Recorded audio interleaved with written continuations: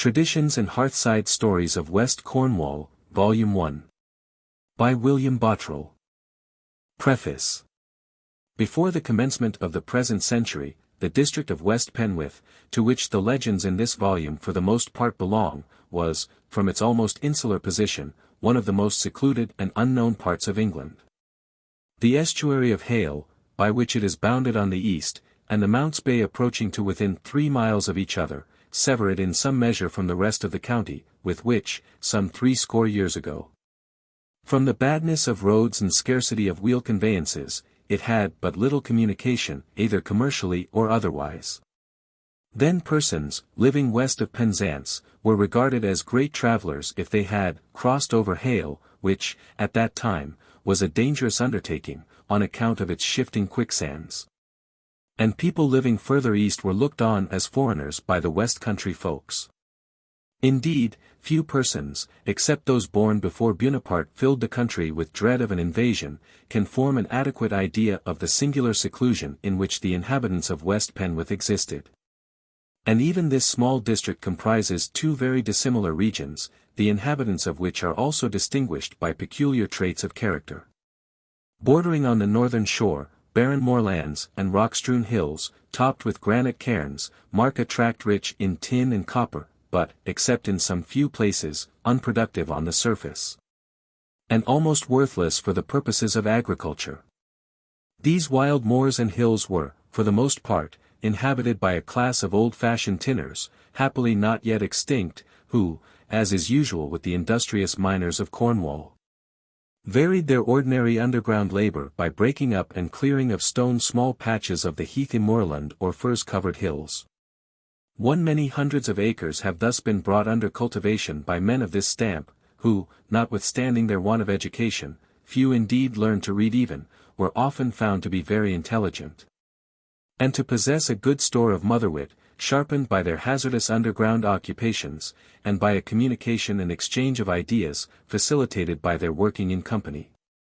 This primitive race of the hills knew next to nothing of any occurrences beyond their immediate neighborhood, and being, like all the Celtic race, of a loquacious turn and sociable disposition, their chief resource for passing the eventide, and other times of rest, was the relation of traditional stories or, as they say, drolling away the time, in public house or chimney corner. Many old legends have thus been handed down and kept alive. No doubt the adventures in these wild tales are often embellished by the droll-teller's fanciful invention. From the dwellers in the lonely hamlets of the northern parishes have been obtained all the giant stories and many weird legends belonging to this wild district, which, for the most part, are very unlike the more cheerful drolls told by folks living on the warm rich land of the southern coast.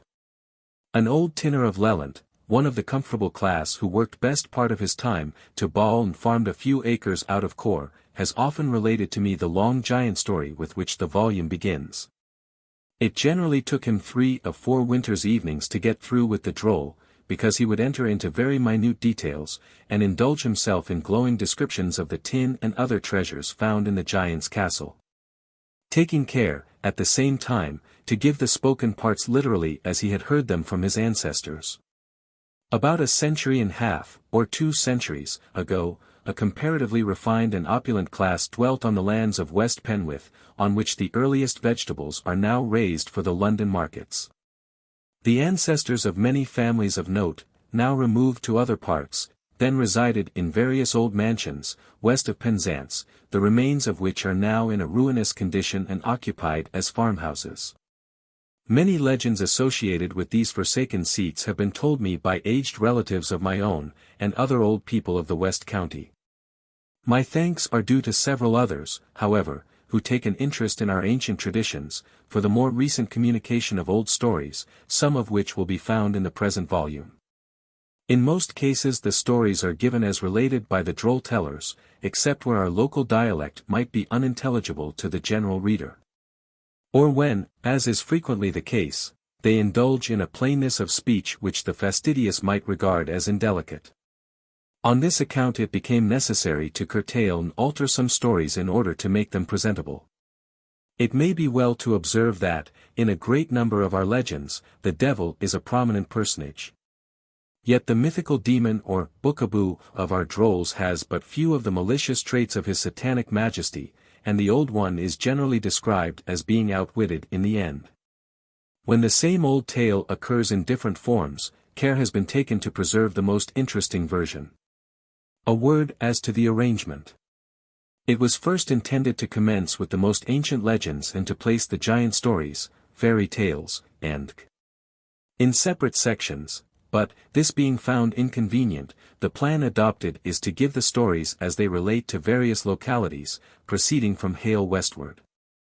Particular stories, however, and other subjects deemed of special interest, may be easily found by a reference to the index. In a very few years these interesting traditions would have been lost, unless they had been preserved in some such form as the present volume is intended to supply. Since modern customs, and the diffusion of the local news of the day, are superseding, in even the most remote districts, the semi-professional droll-tellers who were formerly welcomed at all firesides, fairs, and feasts for their recitals of the old ballads and stories in which they abounded, and of which their audience rarely tired. As some of the stories, related since the prospectus was issued belong to places beyond West Penwith, it was thought proper to alter the title to that of Traditions and Hearthside Stories of West Cornwall.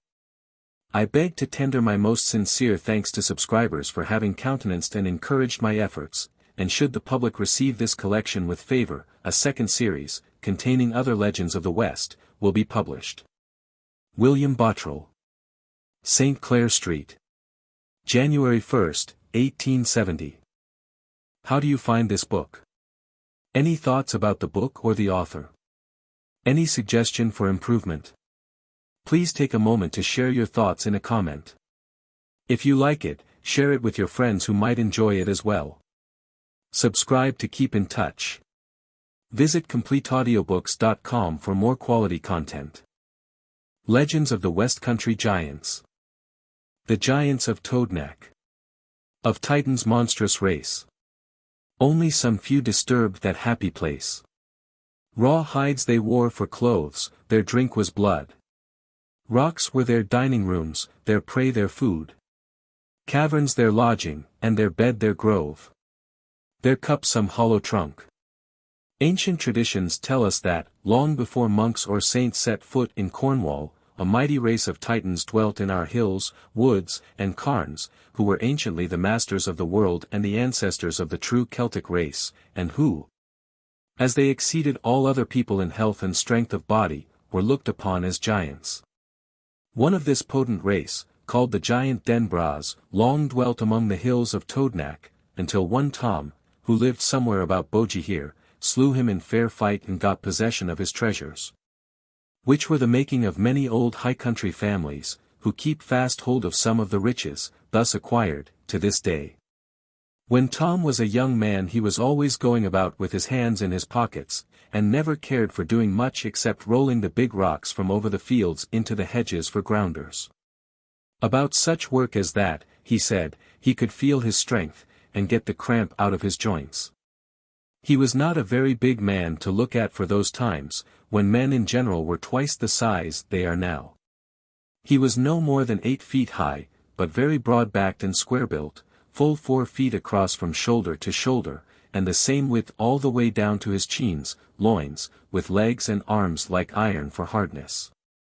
Tom's old mammy was always telling him to go and do something to earn his grub, because he would eat a pasty at every meal big enough to serve any 2 ordinary men. To please her he went over to Market Jew one morning to look for a job. He first called at the old public house near the road to the Mount, kept by one Honne Chingwens, who was a famous tin dealer, brewer, and mayor as well, and there never was a better mayor of Market Jew. Whenever any of the town folks had a dispute he would make them fight it out, or drink it out, and if they did not speedily settle the matter he would belabor them with his stout thorn stick until they were sworn friends. There never was such another notable mayor of Market Jew until the first was elected of the mayors who always sat in their own light. The brewer told Tom that he wanted to send a load of beer over to STYTHIANS, and would be very glad if Tom would drive over the wain load of beer. With all my heart, says Tom, who soon got 3 or 4 yoke of oxen fixed to the wain, and the brewer put on an extra barrel for Tom to drink and to treat folks he might meet on the road. Down by Crolos a dozen men or more were alongside the road, trying, without being able, to load a dray with a tree which they wanted to take away to build a church. "Stand clear," says Tom, as he came along, and, putting a hand on each side of the tree, lifted it into the dray without so much as saying, "Ho," to the oxen. A little farther on the old road from Marketjew to STYTHIANS, wherever that road was, Tom found that a giant who lived thereabouts had built the walls of his castle court right across what used to be the high road. "Well," says Tom to himself, "I don't see what right the old villain of a giant has got to build his hedges across the king's highway, and to enclose the common lands. Any more than I or anybody else have. The road belongs to go straight through here where he has placed his gate. They say he is a monstrous strong fellow, well, so am I, and which is the best man we will soon try. He won't eat me I suppose. My old mammy never told me I should come by my death that way at all. I be cussed if I don't break down his gates and drive right through." Tom ran full tilt against the giant's gates, smashed them open, and entered, calling out to the oxen, "Come along Spark and Beauty, brisk and lively, Wilk and Golden, neat and comely, yo hup, come hither ho." As the wheels rattled over the conch of the castle court out came a little yelping cur of a dog, that with his barking waked up the giant, who came out a minute after, stretching himself, rubbing his eyes, and looking at a distance. Before he saw Tom and the wain near him. Tom wasn't the least bit frightened on seeing old Denbras, the hurler, as most people called the big man, who stood about 15 feet in his boots. His girth was more than proportionate to his height, because he was very big-bellied, the effect of his gormandizing, old age, and idle life. The hair of his head, from exposure to sun, wind, and rain, had gone to look like a withered brake of heath. His teeth were all worn down to his gums, from grinding up the bones of the goats, which he ate raw, with all the skin on. "Hullo!" says the giant, "who are you, you little scrub, to have the impudence to drive in here and disturb my nap? Es the beer for me? I didn't expect any." "You are heartily welcome to a drink," Tom answered, "but I am on my way to STYTHIANS, and will keep upon the old road, and the right road too, in spite of you and a better man than you. Thou saucy young whelp, to break into my castle and spoil my after-dinner nap, begone to the right about, or I will soon pluck a twig and drive thee out." "Not if I know it," says Tom, "don't crow too soon my old cock." The giant now looked as black as the devil, and, going down the hill a few steps, he plucked up a young elm tree about 20 feet high or so. Tom seeing what he was up to, whilst the giant was coming up the hill, breaking off the small branches and trimming the twig to his mind, handed off the barrels, and overturned the wain. Then slipped off the wheel that turned round on one end of the exe, and took the oak axle tree, fast in the other wheel, out of the gudgeons in which it worked round under the wain.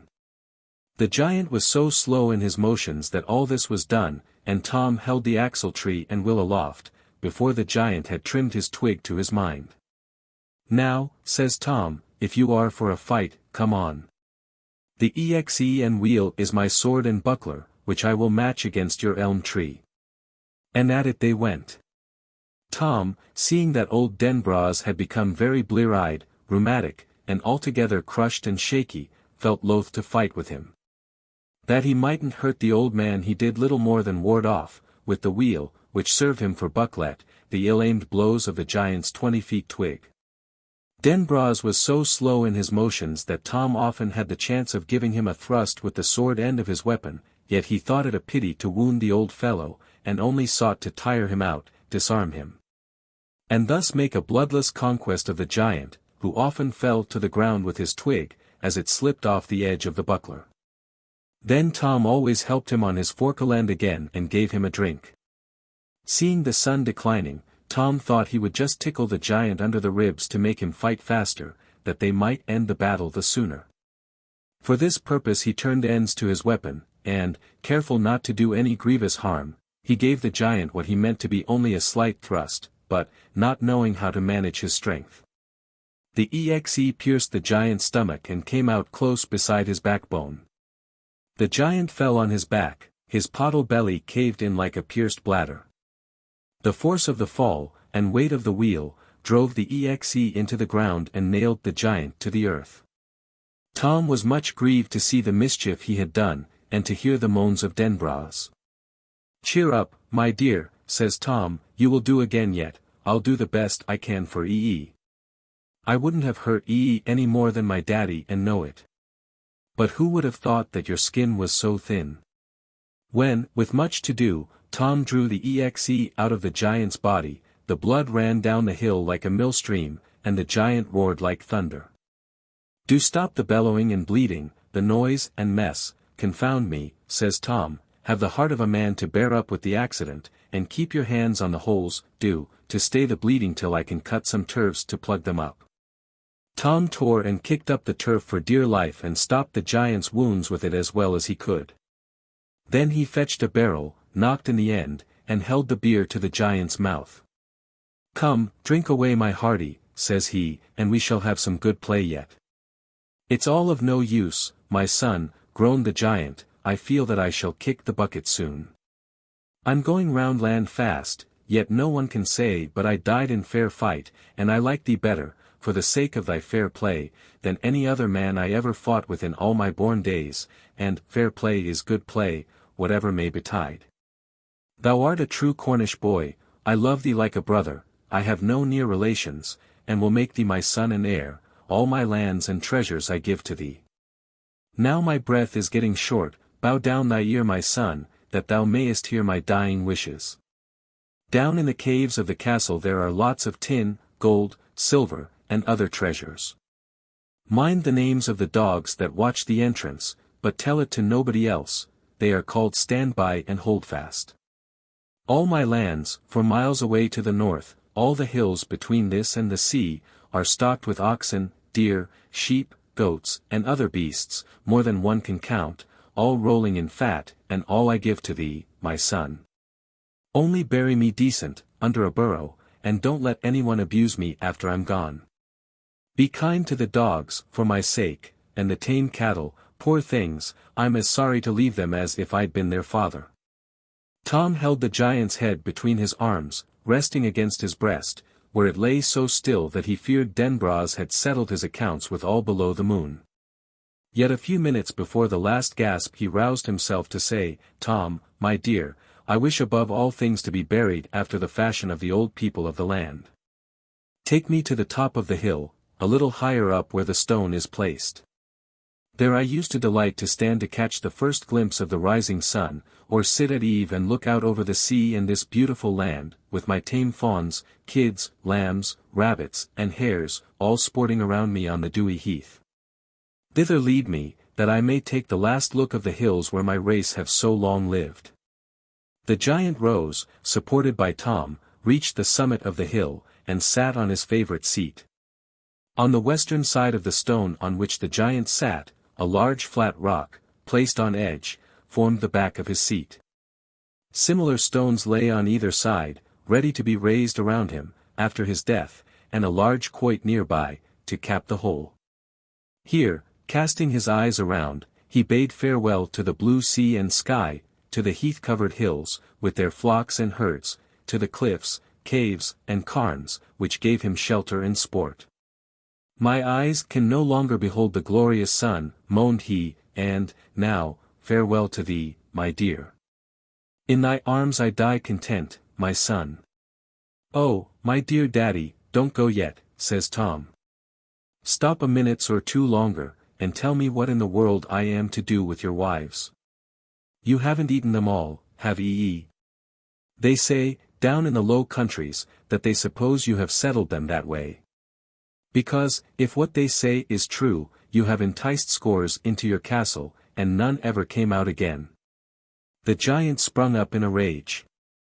"Oh! The wretches, may the devil fetch them, for their slanderous tongues. I hope to die in peace with all the world. Now listen to the truth, my son.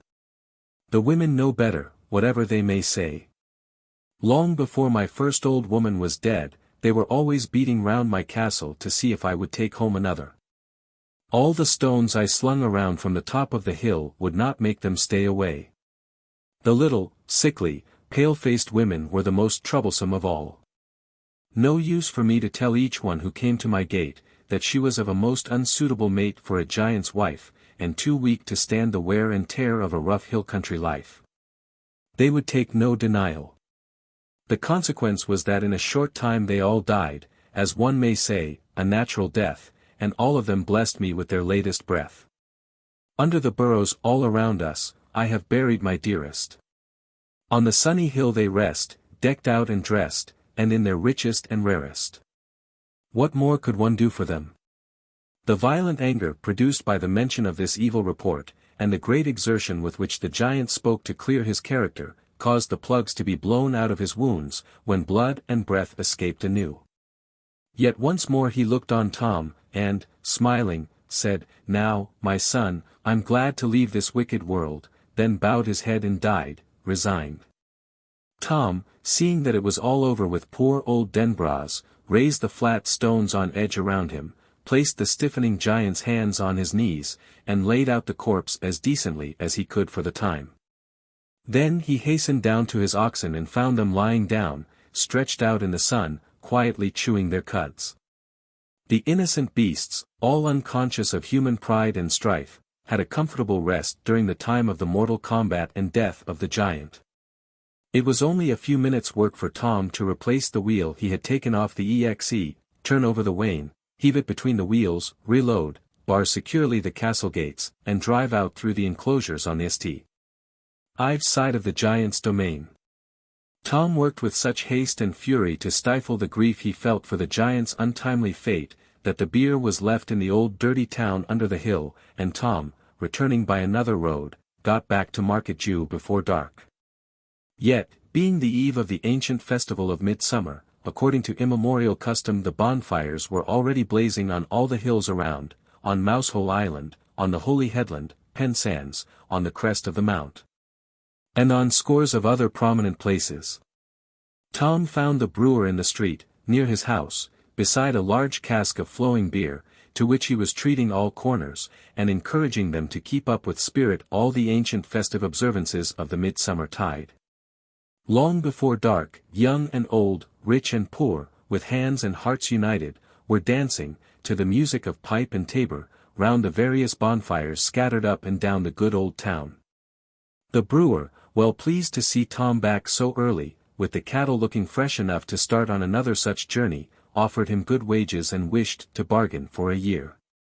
"I should never desire a better place than this," said Tom, "where there is abundance of grub and the best of drink ever flowing, but my great-grandfather, up in the high countries, died this very day, and left me all his land in tin. Luckily, I went up that way today to hear from him. Sorry I am to leave but must be off, before morning, to take possession and bury the old gentleman decent." By midnight Tom departed for the hills, whilst the bonfires were still blazing, with hundreds dancing around them, and one and all wishing health and long life to the jolly old mayor of Market Jew. On his way to the hills, Tom wished his old mammy goodbye, telling her he had met with a good place a long way off. Then he went down to Crowloss for a woman he had been courting a long time, told her of his luck, and that he was come to take her home, but not a word of what had happened did he mention to anyone else. They arrived at the castle by the break of day. When Tom called the dogs by name they let him and his wife Joan enter the castle caves without so much as a growl. Here they found no end of tin and treasures, such as were found in the giants' castles of old. Soon after daybreak Tom and his wife proceeded to bury the giant. In the castle court they found the club and sling with which Denbras slew the game he wanted. These Tom placed on the giant's knees, and Joan laid green oak branches and flowers around him. Then they worked with a will, and before sunrise they collected so much stones as raised the barrow gradually sloping, even with the tops of the flat uprights which enclosed the giant. Then, by the help of poles, or such contrivances as were only known to the old folks, they placed the quoit or capstone over the head of Denbras, which hid him for ever from the light of day. And, before the sun sunk below the hill-tops, they had raised as noble a barrow over the giant as any to be found on Towednack hills, yet they were not without adding, time after time, to the carp of the giant's resting place. The land, as far as the eye could reach, with the cattle on scores of hills, from their castle to the northern sea, was all their own. Here Tom and Joan lived for many years in peace, plenty, and content. No one knew or cared what had become of them, and they cared as little about the rest of the world. As soon as Tom saw himself lord of the castle and lands, he took good care, whenever he had leisure between seed time and harvest, and during the winter, when he had no corn to thresh, to strengthen his hedges. So that no one should again make a king's highway across his ground, he soon saw a large family growing up around him, as rough and ragged, wild and strong, as the colts on the downs. 'Tis said that when Joan weaned her children she put them to suck the cows or goats, which took their sucklings as naturally as if they had been their own calves and kids. This was the principal reason why Tom's children grew so strong. To be sure, some of the boys, nursed by the nanny goats, grew up so shaggy that they looked very much like old bucks, as well as their children after them. On that account some of their posterity, who settled in these regions, acquired the name of ZENNOR goats, which they retain to this day. No matter for their looks, Tom's boys were able to work and help their dad by the time they were a year or two old. Then they were forever extending their hedges over the common lands, and no one to say them nay, or to come near them for fear of the giant, who was still thought to be living there. Some portion of these hedges, made by Tom and his boys, on the outskirts of his lands, may still be seen near Carn and other parts of that neighborhood. Built with such large rocks as no 10 men of these days can lift, they are still known as the Giant's Hedges. His farm included part of St. Ives parish, as well as the parishes of ZENNOR and Towednack. Some say the castle was on the high ground between Nancledria and St. Ives. Others place it near Hewelreath. Wherever it was, they lived there many years unknown to anybody, in a land flowing with milk and honey. There was no end to the cattle, and everything else they wanted, on their own domain. Tom's eldest daughter had become marriageable before his old mammy even was aware that the giant had been dead long ago, and that her great boy stood in his shoes. One morning, Tom was out hedging, as usual, strengthening his fences near the gate on the Market Jew Road, when he heard the noise of someone hammering away on the gate. By the time he called out, "Who is there? You can't come in, if you are ever so good-looking." The bolts and bars were knocked off the gate, and in marched a traveling tinker, as the worker in tin was then called, hammer in hand, and a leathern bag of other tools on his back. "Hullo, my man, where are you bound for?" says Tom. "Bound to keep on the old road to St. Ives, and to see on my way if the mistress of the castle may have any pots or pans to mend, in spite of your gates and hedges. The people complain that the old giant who lives up here, is hedging in all the country. I've never seen the giant that I cared for yet. I suppose you are the giant's eldest son, as you are a fine stout chap. Well, what say you, shall we try each other's mettle with a match of quarterstaff or singlestick?" "With all my heart, I don't desire better fun than to try my strength with one who is a man, in any way of manlike play you like, singlestick or naked fists, wrestling, hurling, slinging, or throwing the quoits, take your choice." "Very well," replied the tinker, who said his name was Jack, "I'll match my blackthorn stick against any timber you can rise." Tom took up the oak bar that Jack had broken off the gate. In a moment he was ready and cried "Gare, play." The tinker, taking his blackthorn stick in the middle, made it spin so fast that it looked like a wheel flying round Tom's head and ears. The oak bar was soon struck out of his hand, the blood streaming from his nose, and one of his eyes shut up. Tom didn't know the play, though the few downright blows he gave came down with the force of a sledge-hammer. They had no effect on the tinker, because he wore a leather coat, the like of which was never seen in the West Country before. This coat, made of a black bull's hide, left almost whole, was without a seam, and dressed with the curly hair on it. On the breast, back, and shoulders it was as hard as iron, and roared like thunder whenever Tom stuck it, which made him think he had to deal with the devil. Yet, thought Tom, if he is the old one he has no cloven foot, and is very civil to give me plenty of time to pick up my stick and never strike when I'm unarmed. They fought a long time, and Tom, much to his surprise, got the worst of it. "There, my dear boy, you had better give in," says Jack, as, with a sweeping blow, he sent Tom's cudgel over the gate. "I might have sent you sprawling more than a score times if I had a mind to, but I see you don't know this play, for which science is of more value than mere strength." The tinker then put his thorn stick into Tom's hands and showed him how to make some of the easiest cuts, guards, passes, and whilst the two men were thus playing, and, from fighting, fast becoming the best of friends, Joan wondered whatever had kept Tom out so long after the dinner time, because he was mostly ready for his midday meal before the sun was at the highest. When she came out to see whatever had kept him so long, she was surprised, and glad in truth, to see a stranger within the castle gates. Although one might think she had everything heart could wish for, yet she was longing to hear what was going on in the rest of the world. She told the men to make haste into dinner, and blamed Tom for not letting her know he had a visitor, that she might have got something better to set before him than the everlasting beef and peas.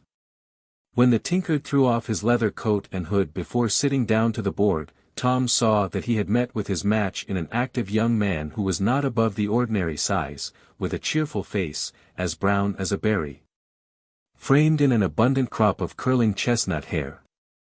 That the guest might have the better welcome, Joan tapped a cask of the strongest beer, intended for the nearest tide, feast, and placed barley bread, cream, and honey before the stranger, with meat to drink at the end of the repast.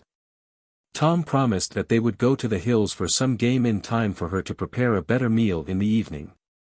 After dinner, Tom, as usual, took his 3 hours' nap. Jack mended the ladies' pots and pans the while. By the time he had finished, Tom awoke, and proposed to put off till the next day the wrestling match they had agreed on before dinner, that they might go at once to the hills.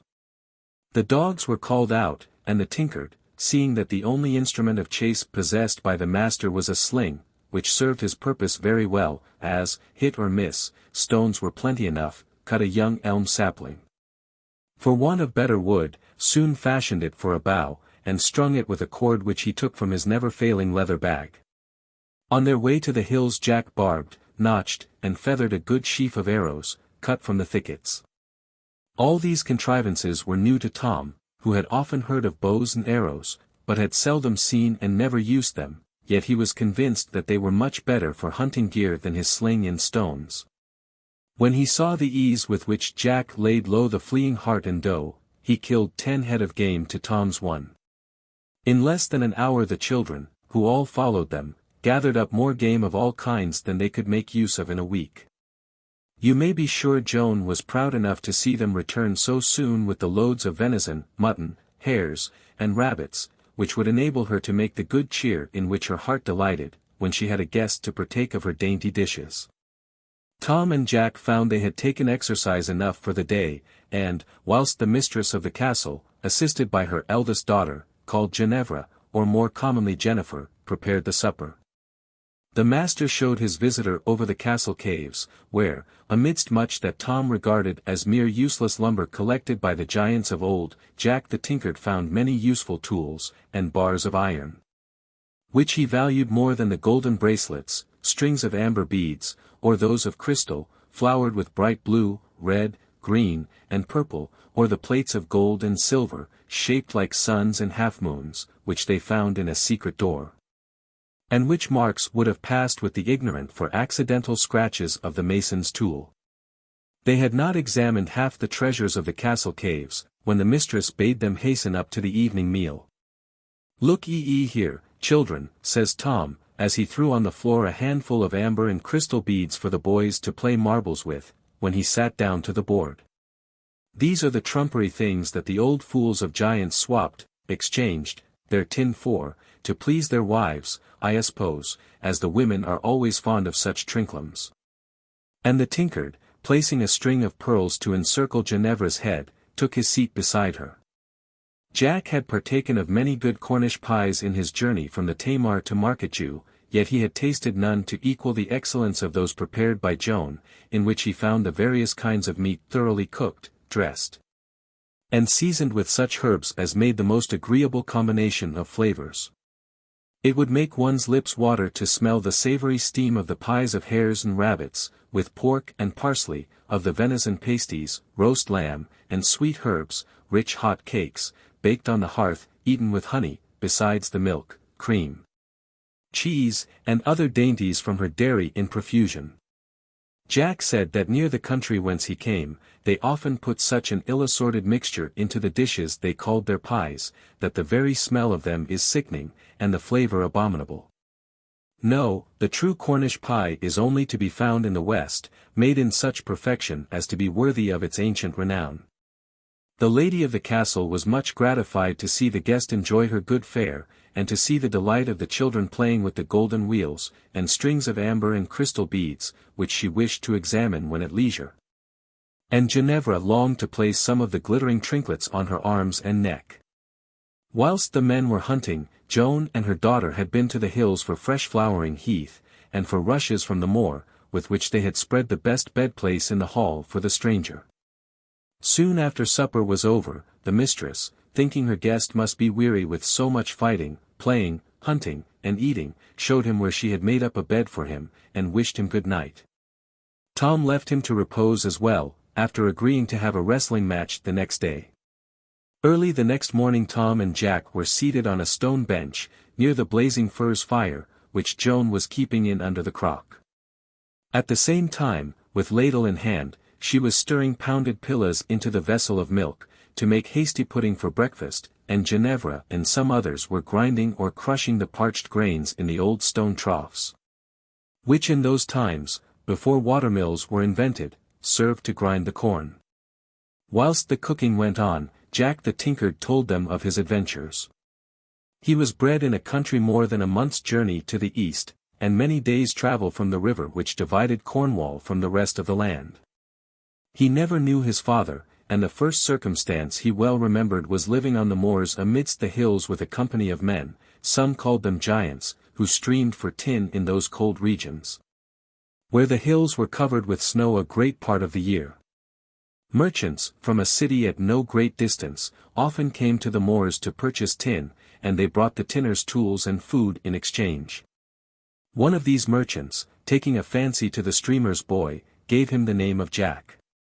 He didn't know that he had any name before he was taken to the city by the merchant and taught the trade of a tin dresser and a worker in various kinds of metals. By the time he grew to man's estate he had contrived to learn much of many other handicrafts. He had also acquired many of the stoneworker's mysteries among the rest. In this distant city he was well off as need be. Yet, from hearing so much of the treasures of the giants' castles, and of the wonders of the rich tin land of the West, he determined to traverse the country. To this intent he furnished his wallet with the most useful tools of his craft and worked his way down to Market Jew, that he might learn for himself what was to be found there. He saw but little to surprise him on the way, although he had heard of many uncommon things, but they were all past and out of date, except what he was told that morning, in Market Jew, how a terrible big giant still lived up in Towednack hills, not far from STYTHIANS. He little thought the giant he sought, who was so much feared in Market Jew and all the country round, would turn out to be his good friend Tom. For his part he never feared to encounter any giants, as he mostly found that the larger the men the more gentle they are. In this portion of the Droll, the old folks of Lelant and Towednack, where the story is best known, relate many uninteresting details with respect to the week of games and feasting which celebrated the arrival of the tinker in their country. It suffices to say that a week was passed in alternate feasting and trials of strength and dexterity between the two men. Tom won the prize in all games in which brute force was more required than science. The tinker was always the victor in such as depended more on dexterity and trained skill than mere strength. Consequently, Tom was the best wrestler, hurler, and bob player, but Jack beat him all hollow at quarterstaff and archery. He was also Tom's match in the use of the sling. We shall only notice the sports of the wrestling day, as that was attended by a circumstance which led to such an intrusion from the outer world as interrupted the peace and pleasure of the giant's castle for a short time. Soon after breakfast the two men commenced their wrestling on the green near the castle. Tom laid the tinker on his back as flat as a pancake every hitch. Yet, Remembering how unwittingly he had killed the giant, he placed Jack on his back as carefully as if he had been a basket of eggs, or a newly born babe. But with all his care the Tinker was soon glad to cry for quarter and declare Tom to be the best man. The more the two men proved each other's strength and dexterity, the better friends they became. Joan and Ginevra, as soon as the pies were put down to bake, took off their trousers, put on their clean aprons, took up their distaffs, which were always at hand. That every minute not otherways employed might be made the most of in adding to the stock of yarn, and came out to see the men's play. Whilst the children, cattle, and dogs had a race round the hill, the elder children riding on anything with 4 legs that they could catch. Tom and Jack were so much taken up with their games that they had forgotten to secure the open gate, unfastened by Jack the day before, and when they were at the height of their sport 2 men from Trecrobben, in going home from ball, spied the giant's gate broken open. "Why look ye here, comrade," said one. "Can old Denbras be dead, and somebody broken into his castle? He must have been as good as dead long ago, by all accounts, as he have never been seen nor heard of for years. I'll go in and see what's going on, you, of the west, thou wilt come, cheer up, you, and let's venture." The 2 tinners, in shaking and quaking, passed through the gate, and, creeping along behind the thickets for a good way, came in sight of a big boy and girl mounted on a young bull. They were riding back to back, the one holding on to the tail, the other grasping the neck, of the beast, another was astride an old buck goat. The whole galloping around the hill like mad, followed by the cows, colts, dogs, and even the pigs, that seemed to enjoy the sport as well as the rest. "I say, you," says the tinner, "assent that what one may call a regular cow's courant. But only to think of the giant having such a young family in his old years." This cow's courant so excited the tinner's curiosity that they went up the hill till they saw the 2 men wrestling, with the women looking on. Then they stooped down in a brake of furze to watch the play without being seen. At last the wrestlers gave over their play, and Joan, coming down the hill to look after the children and cattle, now going, helter-skelter, through the boggy moors, passed near the men of Trecrobben. "Can I believe my own eyes, you?" said one tinner in a whisper. "I never seed Joan of Crolas in my life of that assent she. Sure I ought to know her, for I thought we were sweethearts. Yet she left me in the lurch, and went off no one knew where, as people then supposed, with great Tom of Bogie here, because they were both missed, if thee dost remember, one midsummer's eve, some 10 or a dozen years ago. When Joan repassed then, in going up the hill a few minutes after, they had such a near view as convinced them that it could be no other than herself. The tinners, bursting with surprise, didn't know what to think, and feared to venture any farther. They had seen 2 stout chaps enter the castle, and didn't know how many more of the giant's boys might be inside.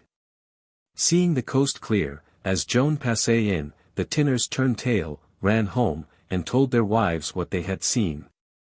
By night there wasn't a woman, and but very few men, in Market Jew and Ives, or in the country between, but had heard that Joan of Crolas was the lady of the giant's castle.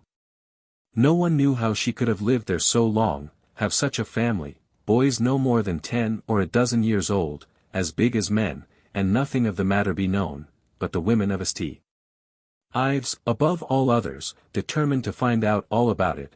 If they lost their lives in the attempt, they would chance the giants. Scores from the Stenick to Charnchy in the Dyje, who had never seen nor heard of Joan before, found out all at once, now that she was the mistress of house and lands, how she was some sort of relation to them. Oh, what a blowout of cream, cake, and junket they would have up at Cousin Joan's. Early the following morning, Jack turned out to dress and string 2 crossbows, which he had made the evening before, for himself and Tom.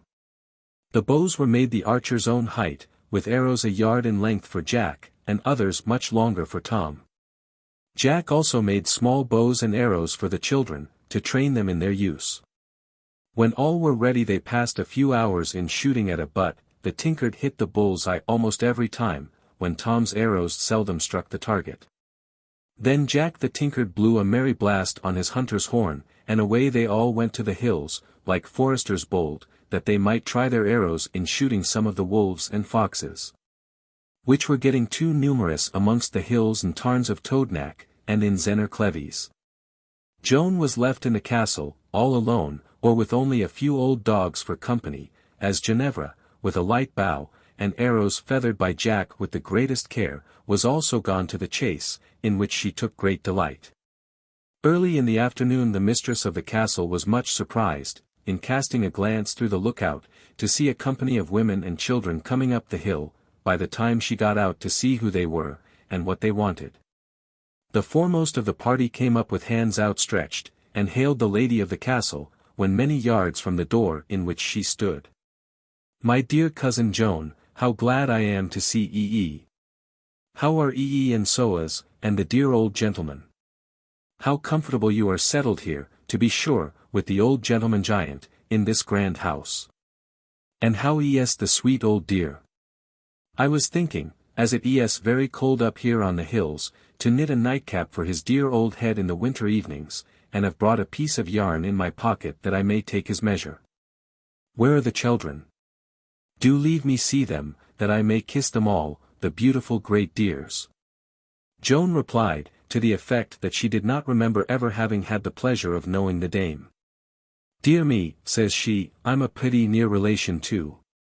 For my husband's sister married a cousing to your own uncle's wife. I always took your part, cousing Joan, when the rest of the women coming behind said that you were gone the country with great long Tom the hedger of Bogie here. As I always said you knowed better than to throw yourself away upon a poor pilljack, better be an old man's darling than a young man's slave. I believe facts." Joan was confounded with the impudence of the women, who were for pushing their way into the castle without being asked. When, happily, an old dog began to growl within, and set others barking, which stopped the intruder's progress until Joan thought of saying, "I might be glad to see another time. But the old giant is sleeping now, he can't abide to be disturbed when having a nap, he often sleeps for weeks together. I know his regular times of waking, and take good care to have a few sheep or goats ready for him as soon as he begins to stir, else he would have devoured me long ago. Now, of the barking of the dogs should hap to weak him you will never see the Digi any more. I am very glad to see such near relations, but you had better take my advice and make haste home whilst you have a whole skin, and you had better wait till we send for before come again." Hearing this, they went off as fast as they could scamper, abusing Joan, the giant, and all the family, as soon as they got out of hearing. Joan succeeded in driving the cousins away just before Tom and Jack came back from the hunt. When the tinker so well secured the gate with a wooden lock that the crowds of unwelcome visitors who continued to arrive at the gate were unable to enter the giant's domain. The old drolls make a long story out of the impertinence and selfishness of the summer's friends, who endeavored to force themselves into the happy abode, which we omit, as it contains but little that is new. The following day, after Jack saw that the gate he had broken open was so well fastened as to keep out all unwelcome visitors, he told Tom, who was putting another row of stones on the hedge against the highroad, that it was time for him to say farewell and continue his journey. "Not yet, me dear," says Tom, "shall be a long spell before I will hear thee say good-bye, of ever I do, and what shouldst thee leave us to wander the world for? If it is to search for tin that thee art wandering the country, take as much as thee hast a mind to from the castle keeves. Only stay here, I don't care for the tin and trash, all it's good for to buy land, and haven't I got more acres, miles, of land already than I can tell what to do with, all stocked with the finest cattle. We shall never want for beef nor mutton, nor need we better clothing than our honest homespun. Take as much as thee hast a mind to of the land too, only stay here, I love thee like a brother, and Joan and the young ones the same." Sooth to say, the tinker, being as loath to leave as Tom and his family to part with him, it was decided that Jack should make his home in the castle. He might ramble over the country, for a change, when he listed, but the gates should be ever open to him. Tom and Joan found that the tinker could teach them and the children many things they had no notion of. Being skillful in working metals, he made iron implements for the better cultivation of the land than the clumsy wooden tools in common use. And, knowing how to dress the skins of beasts, Tom and his family were soon supplied with fine buff coats and other garments of fine leather in the place of the raw hides before worn by them as their common working and winter's dress. The homespun and knitted woolens were then only for grand occasions. These noted leather coats were worn in the West, and retained in the northern parishes long after the homespun became the general wear for all kinds of garments in more modish districts. And no kind of clothing was more suitable for the rough wear and tear of a land covered with a wilderness of thorns, firs, and briars. If anyone going to a new and rough country, such as Cornwall was in the giant's time, will pay attention to the tinker's plan for making the same, or at least as much as is now known of it, he may some day bless the old drolls for preserving some remembrance of the tinker's coat. Jack made the first leather coat for Tom, by carefully slaying a young bull of the size to furnish a hide of the capacity required for the intended wearer. The skin was opened up the belly, breast, and neck, and taken from the head so as to form a hood of that portion. When the skin was flayed from the head, neck, and breast as far as the knife could be worked, the shoulders were unjointed, that the skin of the four legs might be taken off whole, to form the sleeves. The greatest difficulty was to unskin the four legs without cutting holes in the sleeves. The hind quarters were cut off the length desired, and gores let in, if required, to give more spread to the skirt. The hide, turned inside out, was donned by Tom as soon as taken off the bull, and the best part of the tanning, and other dressing, was given to the coat on the wearer's back. The hide, thus treated, shrunk or stretched so as to make an exact fit. Tom's back was well belabored in dressing the coat, that the leather might be made supple, but he didn't mind all the curring of his hide when he saw how nicely the garment came to his shape. The front was fastened together, when desired, with loops and silver skivers, skewers, and the neck or collar closed with a handsome clasp of the same metal. The younger boys had similar garments fashioned out of calf or goat skins, and when they were all rigged out they were as proud as peacocks of their new coats.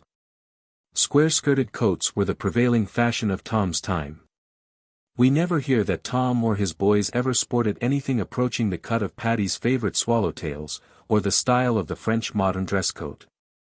If the boys wanted larger sleeves to jackets than the calves or goats required for their coats, the tailor had only to slash the sleeves under the arms, and let in gores to make them more comfortable or fashionable. We are apt to despise old fashions, yet we do not know of more suitable garments than Jack the Tinker's coat for the rough life of the bush. There can be no necessity for all the dressing to be done on the owner's back, we suppose.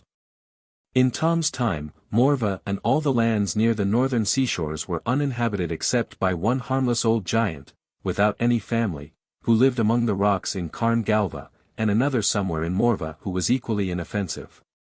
All this part of the country being then overrun with herds of deer, goats, and many other sorts of game and wild animals, and the low ground covered with thickets. Jack the Tinker often went thither to hunt, and Ginevra, who soon became fond of the chase and expert with the bow, often went with Jack and her brothers to the distant hills of Morva. Where the game was the most abundant, here the delight of the chase, and the pleasure of each other's company, would often keep the young man and maiden long after the sun had dipped into the western sea. Ginevra and Jack liked Morva Downs and each other's company so well, that they agreed it would be pleasant enough to live up there by themselves, but Jack thought that as her father was the lord of a castle and land, he might regard a poor traveling tinker as too mean a match for his daughter. However, they decided to ask Tom's consent, for fashion's sake. For they had made up their minds to do without it, should there be any difficulty on that score. Ginevra told her lover, come fair come foul, true love would make her his, to wander the wide world over. The tinker told Tom and Joan that he thought of getting married and wished to have Ginevra for his bride, but if Tom thought he wasn't rich enough to be his son-in-law he would leave the castle at once. "Thee dost know well enough," without asking, Tom replied, "that if I had the pick of the whole world, and market Jew besides, to choose from, I should find no one I liked so well as thyself, and I be bound the old woman is of the same mind." "What dost a say, Joan, doesn't thee love the jolly cuss of a tinker as well as one of thy own sons?" "But what do the maid Jennifer say to the bargain?" "I'll answer for her," Joan said. "If Ginevra swore that she didn't love the tinker I wouldn't believe her. For, What does she place the golden hoops on her arms, hang the pearls in her ears, and the crystal beads on her neck, or pass so much time to dress and braid her long black hair, but to make herself appear more fair in Jack the Tinker's eyes? Call the maid and leave her spake for herself. As in these simple, honest times, none, not even the women, thought of making a mystery of anything. Ginevra, like a dutiful daughter, told her parents that she was willing to be ruled by their pleasure. Very soon after, Tom, Jack, and the boys built a dwelling on the part of Morva Down which Ginevra liked the best. The habitation was called Chigoon, or, for shortness, Chun, which means the Downs house. It was about 30 feet long and 15 feet wide. With a door in the middle of the front and a small window on each side of the door, the large chimney and wood corner took up the whole of one end. And a bed place was screened off in the other. A linny at the back served for spence and dairy. The side walls were raised to the height of 8 feet or so, that a towfat might be made over one end when the family increased. Tom wanted to have a stone bedstead made in the lower end of the house like the one in his castle, where a large flat stone, or quoit, about 12 feet by 8, was raised on other stones about 4 feet from the ground. A good substantial bedstead like that, he said, was far better than any shaky thing Jack could make out of timber. Besides, there were rocks enough to choose from near at hand to make a shapely bedstead, as well as the benches and table, without any cutting or cleaving. But timber to make the things would have to be brought from the Morabs of Ludgvan or Gulval, miles away. 'Twas bad enough to have such a distance to go of the poles to timber the roof and make the door. Whilst the men were building the walls, the women and children pulled the heath and cut reeds and rushes for the thatch, which, when covered over with a layer of turves, was wind-tight and water-tight, and strong enough to stand all the tempests of that high and stormy part of the country. They built a few crows for the calves, pigs, and made the stone troughs which were wanted for various uses. The furze and turf were all cut, carried, rickied, and thatched securely. Little more remained for the men to do about the house. So during the spells of rainy weather they had begun to dig a fugu or vow, cavern, in the side of the hill, to serve as a more secure place of shelter if required. All the building work was drywalling. No one could beat Tom at that kind of work. The most shapely stones were chosen for the dwelling house. The large grounders were first placed in, all round. Many of the long stones, raised on end, made the required height of the walls. Then the spaces between were soon filled in with such stones as would exactly fit the places. For the crows and outbuildings they were not so particular. Great part of the walls for these were already made by the large rocks they found standing handy about. All they had to do was to tumble in others to join them together, so as to form an enclosure. No matter what the shape might be, they could roof them all the same with poles, heath, and turf. All the nice fixing about the place was left to the women. Tom was so delighted in building that he was always adding to the old giant's castle as his family increased. He built a tower at one end to see if he couldn't make as good work of it as a tower-like building at the other end, which contained the woman's chamber. This was raised many feet above the other rooms, which were all on the ground floor, and carefully roofed with strong timber to bear the weight of thatch and turf. The floor was raised by many feet of the bottom of the tower being filled in with small stones covered smoothly with clay. This carefully constructed room must have been the private chamber of the old giant's wives. On the walls of this favorite retreat were hung many old-fashioned musical instruments, such as dulcimers, cymbals, timbrels, or tambourines. And on the floor, harps of different sizes, all unstrung, with Ginevra trying her untaught fingers to sound the ringing wires in unison with her sweet voice, when she sung the old ballads her mother taught her. Joan, in her younger days, had been one of the best dancers in Ludgvan, and none in the country round could excel her in beating the time on the tambourine, or in singing the old ballads to which they danced every midsummer. When the bonfire was blazing, she made Tom join in the old hand-in-hand dance, which he shuffled through like a capering bull. She often wished some wandering harper could be brought into the castle, that Ginevra might be taught to strike the strings aright. Her own quick ear would do the rest. Now Jack had the skill, not only to play well on the harp, but to make the instrument. Yet he despised the whole tribe of harpers, and rhymesters, or bards and minstrels, who, he said, seldom spoke anything in which there was more sense or reason than in the empty sound of their clanging cymbals.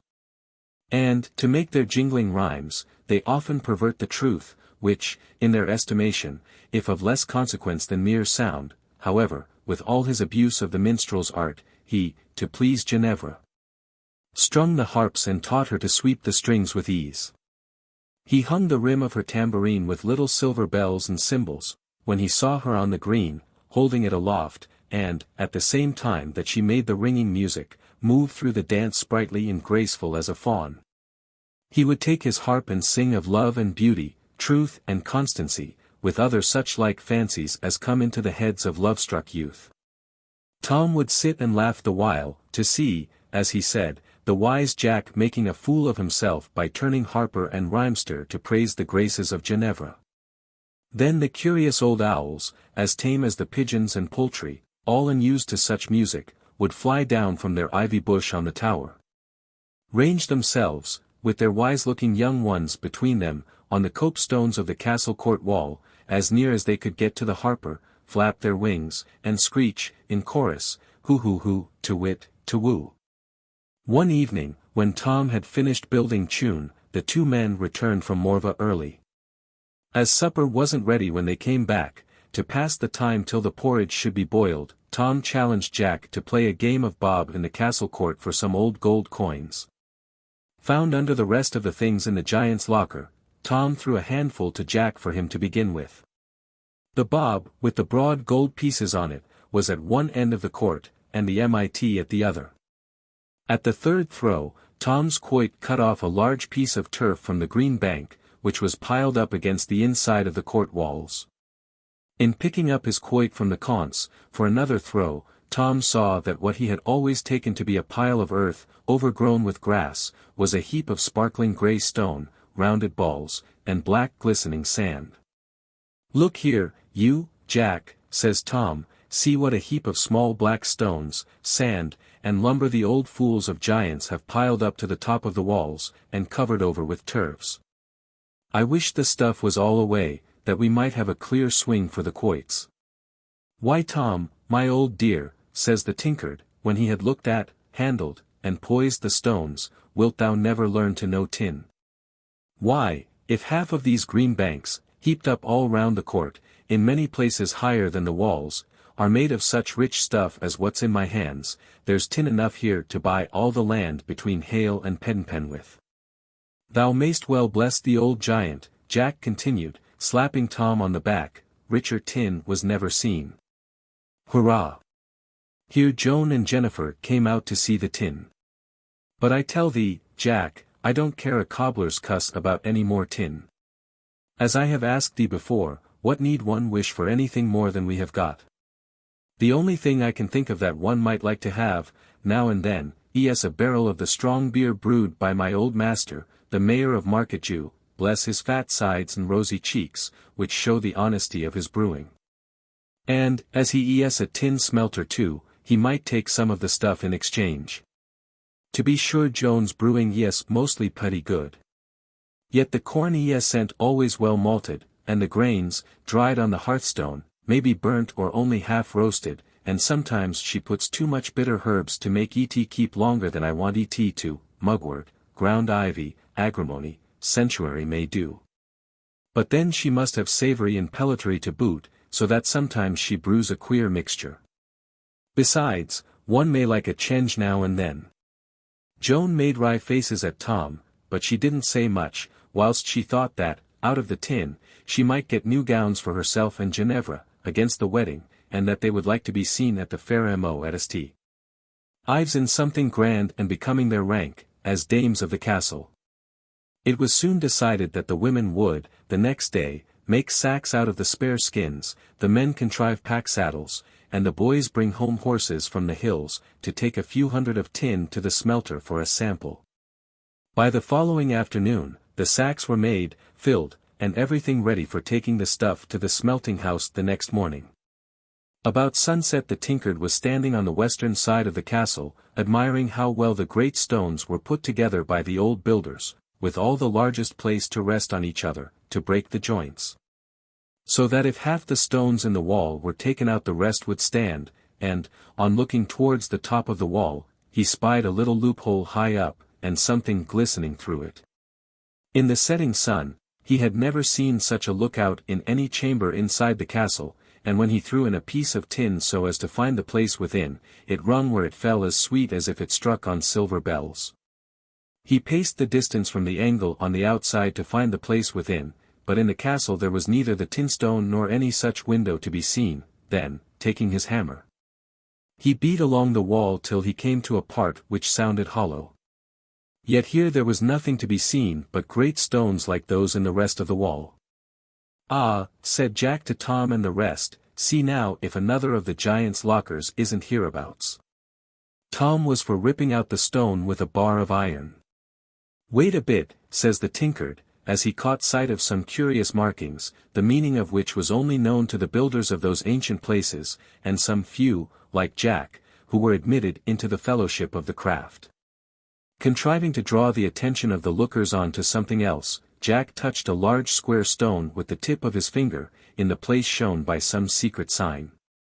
When Tom and the rest looked round again, they saw that the large rock had swung back on a pivot, laying open a closet, in which they saw heaps of silver and gold, in plates, platters, goblets, and flagons. There were golden chains and pieces of gold like flattened rings, large enough to be worn on the arms or ankles. Besides, there were ornaments in the form of silver moons set round with glittering gems, like stars of every color. In, under, and among the whole, were heaps of old gold coin, as rough and cracked round the edges as if a blacksmith had beaten them out with a stone hammer or a stone anvil. "Whatever could the old giants do with such lumber?" says Tom. "I'd rather have one of my cows than all the glistening things in this hole." Whilst Joan took some of the drinking vessels outside the door, to view then in better light, Jack, by a slight touch, made the rock roll back into its place, and when they returned to the giant's locker, seeing nothing but the dead wall, they thought the place enchanted. The next morning, by sunrise, Jack and young Tom, or Tom Veen, as B was mostly called, were passing down the mount side of Trasso Hill. With 4 horses and a dozen sacks of tin, old Tom wouldn't turn out before his time for all the tin in the country. Jack found out that the brewer was now the captain of the Royal Archers of Penwith, still the only tin smelter, and the mayor or king of Market Jew, and so he ought to be, for he always gave a fair price for tin, though the play was all in his own hands. Yet he was rolling in riches, which he spent freely, for the good of town and country. Kings were plenty in Tom's time. They say that Gweek had a king then. If such a poor, out-of-the-way place as that had a king, a town so rich and flourishing with tin and trade as Market Jew ought to have had half a dozen. A richer lot of stuff had never passed through King Honey's furnaces than what Jack brought him. When the tinkard told him that the owner of the rich store of tin was his man Tom, who Carn into his grandfather's land and good luck up in the high countries, one midsummer's eve some dozen years ago, the good man's delight was unbounded. For nothing rejoiced his heart so much, not even a gallon of his best beer, as to hear of the welfare of anyone he liked, and who didn't he like. He was such a good fellow himself that he couldn't believe the devil and his playmates, or anyone else, to be half so bad as the saints make them out to be. When King Hannibal was told that all Tom wanted for the tin was a cask of his beer, he called some of his men to yoke the oxen to the wain, whilst others loaded it with the best in his cellar, from which he sent plenty of other good drink as well as the beer. "But avast there," said Jack, "you mustn't send all the value of the sacks of tin and more too, in drink for Tom. I want a piece of strong stuff of some sort to make a gown for his wife Joan.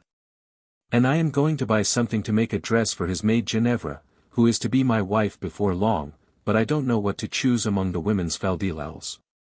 For answer King Hannibal called his wife Penelope, or P as he mostly called her to save his breath, and told her all about Tom's luck, and how Jack wanted something good to make bettermost garments for Tom's wife and daughter. The dame, who was as good-natured as her fat husband, had great store of silks, velvet, cloth of gold, and silver tissue, shawls, and other rich fabrics from the East, which were often taken from the merchant captains in exchange for the tin. And these goods were sold by the dame to rich persons who came to market Jew and the Mount from the most distant parts of the country. She chose out 4 pieces, to make as many dresses for Joan and Ginevra. 2 were of the richest purple silk, flowered with gold, for the lady of the castle, 2 of the clearest blue, sewn with silver sprigs of dainty needlework, for Ginevra. Besides many yards of ordinary cloth for common wear, and some shawls, which looked like a flowery mead, many yards square, yet of so fine a texture that the largest might be drawn through a finger ring. The lady also sent gold and silver lace for garniture, thread, and everything else which was required, besides her last new gown for a pattern. The wainload of drink had been dispatched long before Jack was ready to start for home, after having agreed with King Honne to bring him down, by the time a merchant ship was expected at the Mount. So much tin as would make a larger smelting than he ever had before. The smelting day, according to ancient custom, was to be a grand feast, when Tom and all his family were to come down and meet the other great folks who had plenty of tin in their ground. Jack placed on his horse the bales of rich things the lady sent, with her love, to Joan and Ginevra, and a charge to have them made against the smelting feast, when their best wain should be sent up for Joan and the children. The next job was to find Tom Veen, who had gone off with the brewer's children to see the wonders of the town. The crier was sent round to find them. They heard the crier's horn from the Mount, and came over just in time to save the tide. After kisses all round and promises to see them again soon, Jack and the boy Tom jogged away back to the hills. About halfway's home they met the brewer's wain coming back, with Tom and Ginevra on the road to meet them. Tom was mad to know the news, and what was in the bales which Jack carried with so much care before him. "The devil a word," says Jack, "shall either you or Ginevra get out of me before we get home to Joan and the children, to shew you all together what we have brought for the women, as well as drink for you, my dear old daddy Tom." When the bales of rich cloths, and other things for the children which Jack hadn't seen put in, were opened out before Tom, Joan, and Ginevra, the 2 women fairly cried as if they had their gizzards split. And even great Tom blubbered like a baby for company to the rest. One can't tell how their joy, or surprise, or something, made them act so like fools. Yet, no, not like fools, for all the time they were laughing and crying by turns. They felt ready to burst with joy and love for those who had shown them such kindness. They felt that all outside the castle wasn't to be despised, that intercourse and fellowship with some of the rest of the world would add to their pleasures and content. "Now go to bed, Tom, my son," says Jack, after he had told him more than a score times how the mayor and his wife looked, and what they said. Then he took a large brass Jew's harp from his pocket for Tom, the only instrument he ever played, and several smaller ones and whistles for the children. Whilst the women were still admiring the beautiful fabric spread out before them, the tinker went to the tower for his harp. As he entered the castle hall Tom rose, to act the herald's part, calling, a hall, for the harper. Joan, entering into the spirit of the hour, gaily called to her daughter, "Place the red wine and sweet mead on the board to cheer the minstrel's heart before he sings." A barrel of ale was then broached, wine poured into the silver goblets, and with one accord they all drank to the health of their good friends in Market Jew.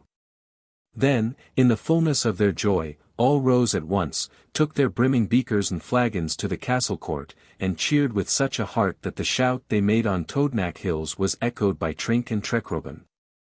And the Mount, taking up the joyous sound, sent it to the fireside and hearths of their good friends in Market Jew, and, when the shades of evening fell on the hills, a bonfire was made on the Garak Zan's, holy rock, before the door, around which they danced hand in hand whilst the tinker harped and sang, "Thou art Lord of the world, bright tin."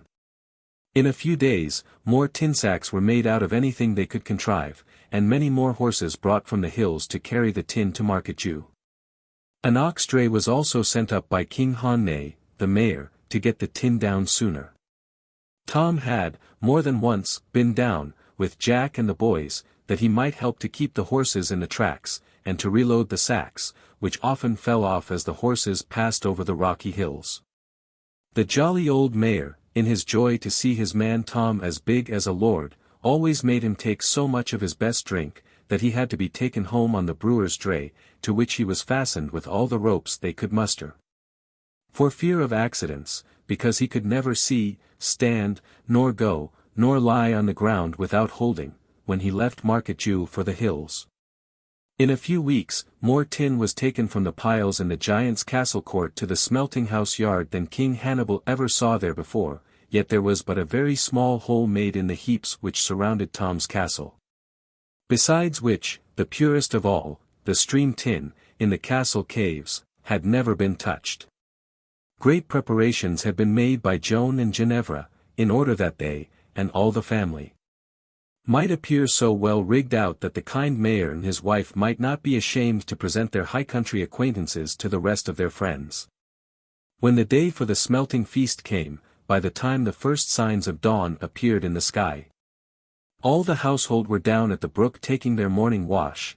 They had all scoured themselves as bright as guard and clear water could make their skins rosy, before the thrushes and blackbirds, in the hawthorn and honeysuckle brakes which overhung the steam, began to sing to the music which the water made in rippling round the rocks. The ladies of the castle didn't think it best to display the richest jewels found in the giant's locker. Joan only placed a few strings of amber and crystal beads around her neck, and a gold chain, to which necklet were fastened a bloodstone and glenadder, to protect her from adders and other harm, and these hung over her robe of purple and gold, which last was seen through the transparent folds of the shawl which she wore as a veil over her head and shoulders.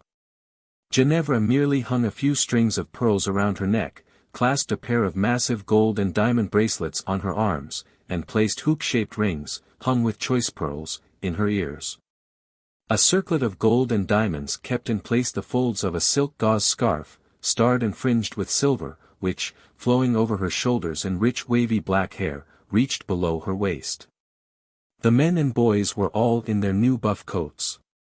And, before sunrise, the brewer's wain, drawn by the finest oxen in the mayor's possession, was at the castle gates. A few bundles of straw, tightly bound, were placed across the wain to make a comfortable seat for the lady and her youngest children. Tom and the tinkard, with Ginevra and the elder boys, were all on horseback. Joan turned the skirts of her rich gown up over her shoulders, and tied up the shawls and other fine things, which she and Ginevra intended to put on when they came to Market Jew Bridge, in a knackan, that they might nie be Faust, rumpled. As the cavalcade passed through the outer gateway, the tame nurse-goats, who considered themselves important members of the family, to show that they had no intention of being left behind, sprung over the hedge, followed by the pet lambs. Cows, pigs, and calves, seeing all, the family going off, wanted to go too. The hobby colts got out, in spite of everything, and off they trotted by the side of their dams, followed by the goats and dogs. The lambs had to be taken on the wain with Joan and the children. Ginevra's doves flew along for many miles over the road, often alighting on her head and shoulders. The old watchdogs howled, the pigs screeched as if their hearts were breaking, and the cows bleated as if they never expected to see the rest of the family any more. Joan had much to do to harden her heart so as to leave the poor sorrowing beasts for a few hours, but pride came to her aid when she thought how, only a few years ago, she and Tom went to the hills, poor and unknown. Yet now, through the almighty power of tin, they were going out in grand state, to make merry cheer, and feast with the highest in the land. It was tedious travelling in olden times, when the few roads were all carried over the hills, as all the low grounds were then a wilderness of thorns, briars, and scrubby trees, which gave shelter to wolves, wild boars, and many other noxious animals.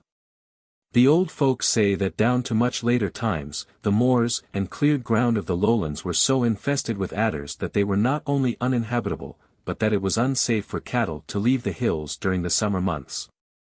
This may be the principal reason why the most ancient habitations are generally found high on the bleak hillsides.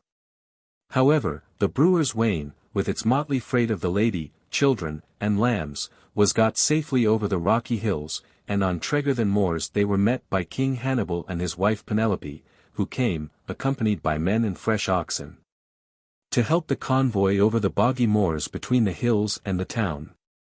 Penelope, after kissing Ginevra, mounted on the wain with Joan, gave her and the children a dram, whilst King Honne and his men made the rest take a drink all round, and yoked the relay of oxen to the wain. Long before arriving at Market Jew Bridge, they were regaled with merry minstrelsy, and saw many dancing to the shrill sound of tinkling harps around the fires where oxen were being roasted whole, their bellies stuffed with all sorts of small game.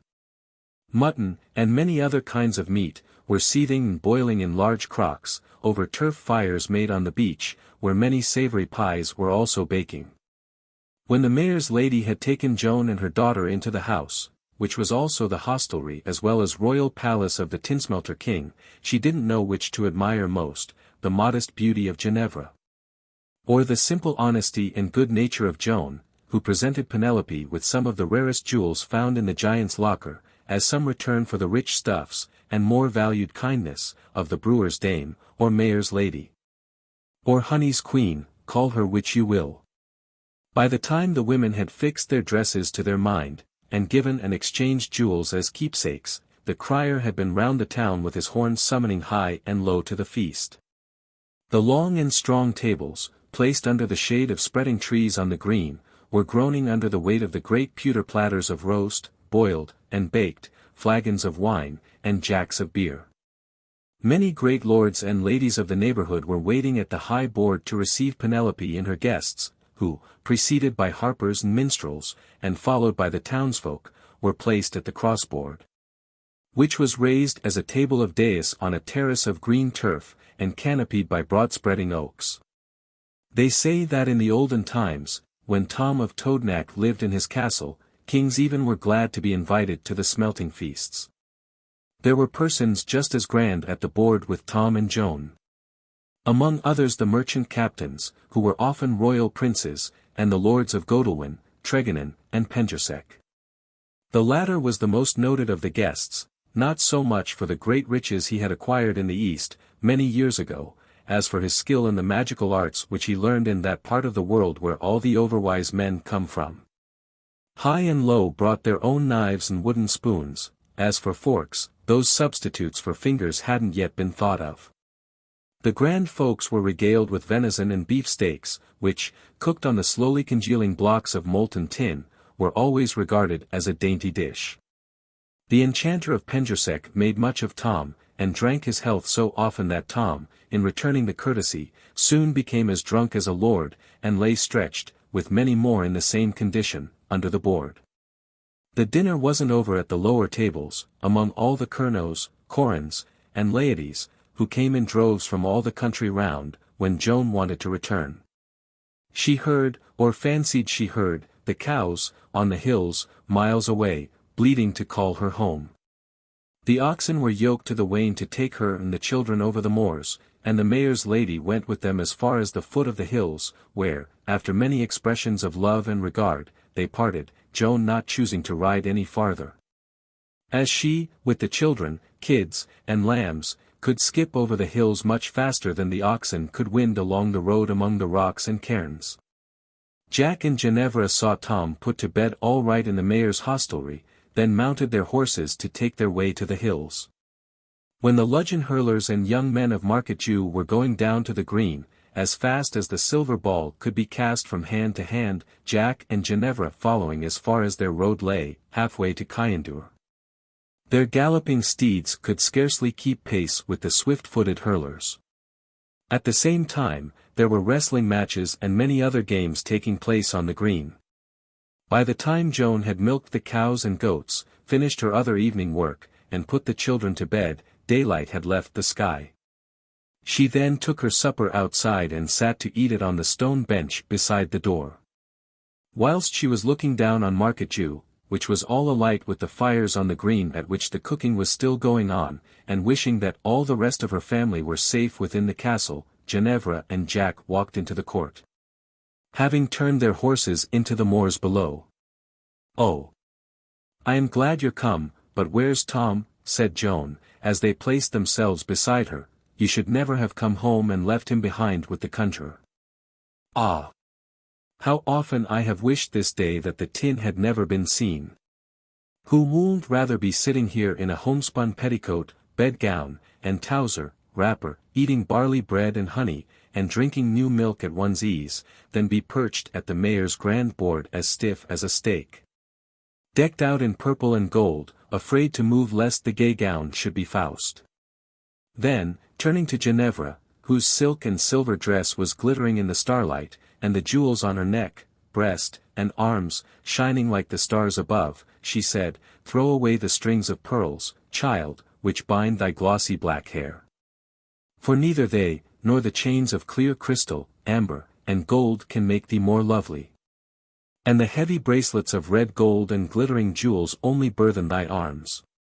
They were all tired, yet they had no inclination to sleep, but sat in silence, Ginevra resting her head on her mother's bosom. Jack leant against the wall, listening to the chatter of the tame birds, nestled in the ivy which hung overhead. Here, beside the old blinking owls were perched a pair of restless noisy magpies, Joan's favourites, that would talk with her by the hour, and carry off everything that struck their fancy to their nests. Where her thimble and thread were mostly to be found. Close by the owls as they could well get, on the other side, were a pair of chuffs, that took great pleasure in being with Tom. Wherever he went, hedging or digging, the birds would be near him, often calling, "Tom, Tom," in a voice so like Joan's that, every now and then, he would be running in at the call of the birds. And now all the birds, talking and croaking together, in the most doleful tone, often repeated the name of Tom. "Ah, me," says Joan, "hear the dogs howling and the birds grieving for Tom. They know, better than we do, the bad luck that's in store for him. I would give 10 times the tin and treasure to have Tom as contented as he was a few weeks agone."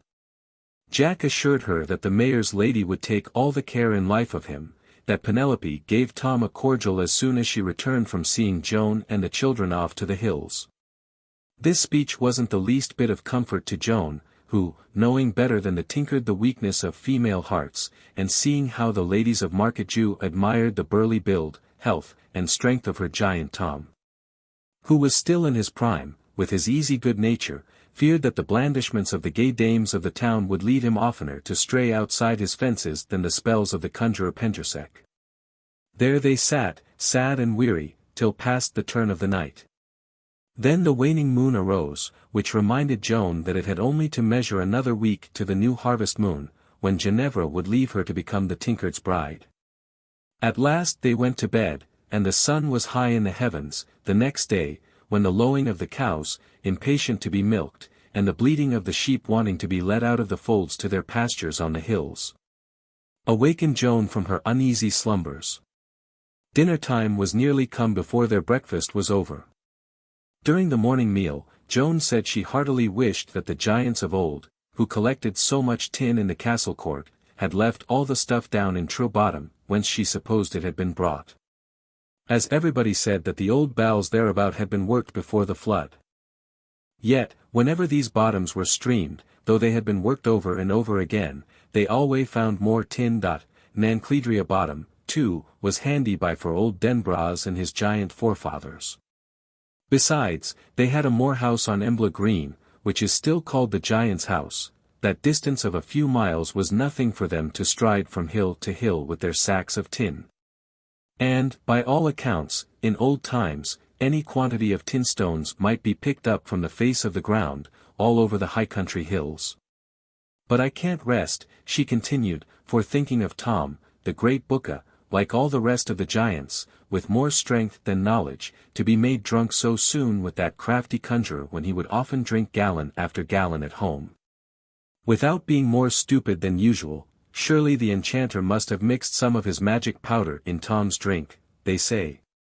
He can by that means send any person's spirit out of their body to wander in such realms of delight as were never seen by mortal eye, and when they return they are never more like their former selves, but discontented ever." Neither I nor Ginevra could look round to see what was going on, without encountering the piercing black eyes of the swarthy sea captains and their tawny crews, who looked as if ready to devour us. I went away from the castle very happy and proud, but during the day often wished myself home in the hills. Penelope, too, whilst they sat at the board, had whispered fearful things of the maidens of Market Jew who had sometimes been wedded by the eastern seamen, of others taken away, and never more heard of. But the sailors always left their wives behind, and all they ever gave their brats, besides their hot blood and swarthy skin, was their own grand outlandish names. In the drive over the moor she had also told Joan how the enchanter of Penjusek could, with equal ease, raise the devil or the dead. And how the old giant of the mount was even afraid to show out of his cavern ever since one night the Penjusek, by his spells, bound him to a rock, where he was lashed by the sea till morning.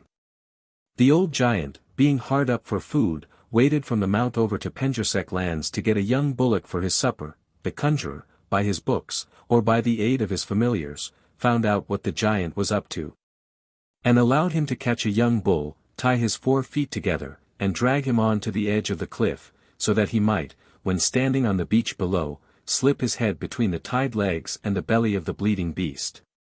When he got the legs over his head he sat down on a rock, surrounded by the rising tide, that he might fix the bull on his shoulders, comfortable like, before he waded off to the mount, but when he tried to rise he found that he could neither stand nor move hand or foot. No more could he get the bellowing bull from his shoulders. There the poor old giant had to remain all night with the foaming waves lashing round his head, into his mouth, and over him. He could scarcely keep his head above water. If the old giant hadn't been hard of hearing, the bleating of the bull and the roaring of the waves would have made him deaf before the morning, when the enchanter, thinking that he had punished him enough, raised the spell and let him go. Bull and all. Yet not before he and his servants had the fun of seeing him on the rock, the water up to his lips, with the bull floating round his neck, and of pelting him well with pebbles they flung from the beach, as he waded off home. Since that time neither the old giant nor any of his brood have ever ventured to the main land.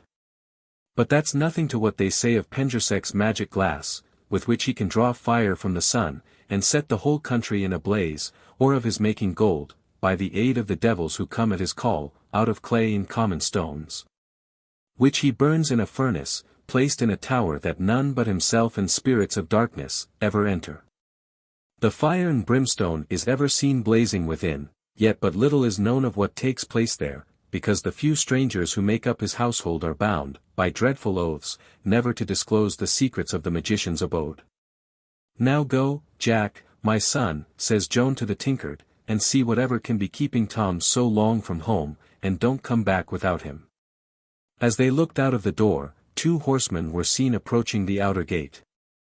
Speak of the devil and see his horns, says the tinkard, behold our great bucca Tom, bringing the enchanter into his castle. No one can mistake the lord of Penjusek, on that fiery steed, which seems to tread the air and spurn the ground. Some say that his horse is no animal of flesh and blood, but a mean devil or under fiend he has broken in, and bound to serve him. Ginevra, child Veen, says Joan, keep to the chamber in the farther tower, and I will prepare the supper alone. The dinner hour is past now, but supper must be got. For if the old one himself came to the castle, one's bound to treat him to the best cheer the place affords, and perhaps, after all, neither the devil nor his mate is so bad as they are made out to be. The ladies of the castle left the tinkard to receive Tom and his guest, and to place bread and wine before them when they enter the hall. Tom took the visitor over his lands to see all his flocks and herds, except the sheep, goats, and young cattle, which his children watched, whilst they pastured on the distant hills. These sheep, goats, and young cattle were all brought home at night, and folded near the castle or shut up securely in a strong-walled bougie, sheepfold and house, among the hills, if at a distance. Because all the northern hills and the forests of Ludgvan were then swarming with wolves. Penjusek's admiration of Tom's hedges and praise of his cattle won his heart, and Jack, in spite of a natural dislike, for which he could give no reason, could not help being charmed, at times, by the agreeable discourse and easy courtesy of the great lord. Joan, assisted by some of the younger children, who were not of the age nor size to be of much note yet, did the milking, prepared the supper, and dressed herself and Ginevra in a way to show respect to their guest. And, for all the devilish black character of the enchanter, they could not help admiring him when he entered the hall and saluted them with the air of a prince. At the first glance they thought him the handsomest man they ever saw. his dark complexion wasn't of the Tinker's healthy bright brown, but of a sallow hue, tinged with black, which made him appear rather grim when he stood in the clear sunshine, yet the lightning glance on his eye, the curling black hair, flowing beard, and stately mien, made him appear such as women admire. Besides, his long flowing mantle gave him the look of a king in his royal robes. Joan rejoiced to see Tom home again, safe and sound, and was charmed with the Lord of Pengersec, when he praised the beauty of her children and the order of her house, just the same as his admiration of Tom's hedges, cattle. And Tin had sent the sleepy giant off to a fool's paradise. Ginevra feared the man, she knew not why. His glance, when directed towards her, held her spellbound like a bird before an adder. He tried the glamour of his fine speeches on the Tinker too, but when their glances met it was like the flashing of forked lightning on an ironstone rock, or diamond-cut diamond. Yet there was music in the tones of the enchanter's voice which charmed the senses in spite of reason. Joan placed before her lordly guest such a repast as would please a king. The healths of all were often drunk and returned, in the richest wines and strongest beer, by all but Jack, and the night quickly passed on in revelry and song. The boys were unable to get the sheep and cattle near the castle until Jack drove the visitor's horse away down the hill. The colts, cows, and other cattle gathered around the Tinker, trembling and moaning, as they will often flock round a person they know during a violent thunderstorm. When Jack came back from folding the sheep, Pengersec's horse was nowhere to be seen. He told their strange guest that his horse was gone out of sight, but it couldn't he get over the hedges. You don't know that. Yet, never mind, the Lord replied, if he were as far away as Trecrobben Hill, 10 miles or more, I've only to whistle, and he would be at the door in 1 minute. Joan and Ginevra sang many old songs which the guest much admired.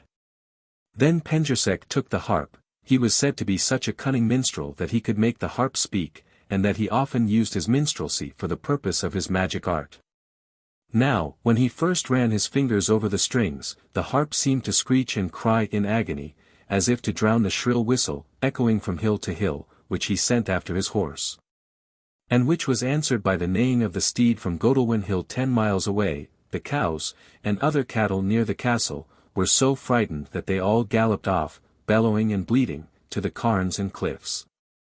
Pengersec stood up, and, running his fingers over the strings, he sang many sweet melodies, learned from the eastern princess he had brought to Pengersec, to be the mistress of his castle.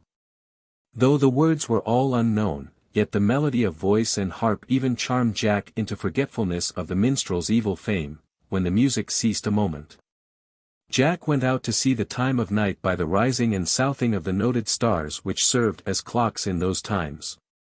The height of certain stars, and the remnant of the waning moon glimmering over the cairns on the hill of Trecrobben, told him that midnight was past. On looking through the courtyard doorway he saw the enchanter's steed standing near the heaving stock, in the shadow of the wall.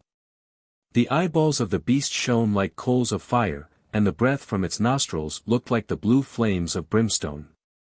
Then Jack entered the hall, and saw Pengersec standing in the midst of clouds of smoke or vapor, which spread throughout the castle with an intoxicating perfume. A metal band, set with 7 precious stones, for the planetary signs, encircled the magician's head. His mantle, spread wide, showed round his waist the broad leather girdle, on which were many strange magical figures. On his breast hung the magic pentagram. In his hand he grasped the conjuring stick which he was waving over Tom, Joan, and the rest, who, all but Ginevra, were laid on the ground as dead as the stones on which they lay. Jack was nearly overcome with the intoxicating fumes of the incense which rose around the enchanter. Everything seemed to shimmer and swim before his dazzled vision when he looked at the conjurer waving his wand in the midst of the curling clouds of smoke. The Tinker was so entranced that, when he saw Ginevra, unable to speak or rise, stretch out her hands towards him, he was powerless to move, and unable to hinder the magician from taking Ginevra into his arms. But when he saw her, like one dead, hanging on Pengersec's shoulder, as he bore her to his horse, the lover's heart moved again and awakened him from the magic trance. The enchanter, bearing the helpless Ginevra, passed out. Jack sprung after them into the castle court, but only to see the enchanter place the maiden on his horse, spring into the saddle, and gallop off, leaving a train of blue fire to mark their track. All down the hillside from the castle court to the lower gate. Now, here the enchanter stopped a moment. Whether the demon steed was unable to rise off the earth with the innocent maiden, or Pendrasek feared to take the leap with his precious burthen. He did not attempt to spring his horse over the iron spikes which the tinker had placed on the top of the gate, but tried in vain when he lifted the latch to push open the gate, because, you remember, the gate was secured by a lock of the tinker's contrivance, which could not be opened by anyone unacquainted with the secret of its construction. At the instant the magician bore off Ginevra, Jack felt the charm stone or amulet, which had been hung on his neck when a child, to protect him from the spirits of darkness, sorcery, and witchcraft, leaping on his breast like a thing alive. As much as to say, try my virtue when everything else has failed. Jack had thought but little, and believed less, of what his mammy had told him about the virtue which abode in the bit of ironstone she hung on his breast. Yet now, quick as thought, he followed her directions, by first touching his forehead and mouth with the stone, then, when he placed it on his breast near his heart, he felt the courage of a lion. His lips were unsealed to speak a word which broke the spell, and his brain told him to use his bow. Jack aimed his arrow at the enchanter's naked left hand, stretched out to pull the bobbin that lifted the latch. "There, catch that, devil skin," says Jack, as the bowstring twanged, and the arrow flew. And Pendrasek did catch it too, for the arrow went right through his open left hand and nailed it to the oaken gate. Just as quickly as the arrow flew, Jack arrived, hammer in hand. With the first blow of his hammer he broke the enchanter's right arm, then he tore Ginevra from his grasp, and laid her on the grass, to all appearance dead. Then he gave a vigorous blow to the diamond star which blazed in the forehead of the steed, and with the ring of the hammer Jack spoke a word which makes the devils quake and tremble. The demon steed shrunk to the ground like a shriveled-up skin, which, in a twinkling, changed into a black adder, that crawled away under the gate and left the rider hanging by his hand. The enchanter, seeing that he was now forsaken by his familiar, and at the mercy of the tinker, begged to be released. "No, not yet," says Jack, "I pay no regard to begging, kissing, or praying, and you don't budge an inch till I've stripped you of all your devil-spun toggery, and Ginevra is restored to life." Some blows of Jack's hammer smashed the frontlet of stones which shone on the magician's head. Then, placing the claws of his weapon between the clasp of Pendrasek's cloak and his neck, he wrenched the collar open, tore the garment from his shoulders, and from his waist the magic girdle, which fell to the ground with the gold chains and diamonds the ungrateful guest had stolen. He then pushed open the gate, and, with a blow of his hammer, knocked off the iron arrowhead which had passed through the timber and held fast the conjurer. Pendrasek, released and stripped of all his magical machinery, seemed changed from a big, dark, handsome man into an old, withered, ugly, filthy wretch that was loathsome to behold. His sunken orbs gleamed in their sockets like the eyes of an adder ready to spring on its prey, as he slunk away, mumbling curses and threats of vengeance. "Begone, wretch," says Jack, "I fear thy curses no more than I heed thy prayers. And don't show thy nose over Towednack hills again, for with my charmed stone, strong bow, and hammer, I defy every conjurer, witch, wizard, and devil west of Carn. As soon as the Lord of Pendrasek slunk away, Jack's first care was to release Ginevra from her enchanted trance by a counterspell. For this he fetched, in the sleeve of his coat, living water from the spring below, which he sprinkled over the enchanted maid in passing 9 times round her, following the course of the sun, and repeating at each turn the charm which thus begins, and which is still used as a cure for epileptic fits, and 3 spirits came from the east, 2 with life and 1 with death, and we omit the rest of this charm, in which sacred words are so mixed up with an ancient superstitious practice, that it is nothing less than blasphemous. Yet such practices are still common amongst us. The 9th time the tinker passed round Ginevra, sprinkling the water and saying the charm, she murmured her lover's name. When he raised her from the ground and supported her on his breast she was still in the regions of enchanted visions. Yet the sound of her lover's voice brought him into her dreams, and she clung to his neck, still murmuring in her troubled sleep, "Oh, My beloved, let us escape from this strange land, where the glaring light, and glitter of crystal, gold, and purple blind one. The ceaseless music tires me to death, but here one can neither die nor sleep, with the everlasting harpings of the unearthly-looking beings, dressed all in white. Oh! Let me hide in thy bosom from the face of the enchanter, whose stern looks freeze my blood. Let us haste to the hills and cairns, where long ago we lived, and loved. There the summer's day was all too short, from early dawn, when the birds greeted the rising sun, to dewy eve, when the gentle moon shone over the sea, and the lambs, kids, and fawns sported around us among the flowers, heath, and ferns. Thither let us return, that we may again hear our mother's voice, the noontide song of the lark, the calling of the cleaves, and the roaring of the sea, where the clouds sometimes hide the sun, that we may have shadow and rest. Jack placed the iron stone on her burning forehead and pressed her to his breast.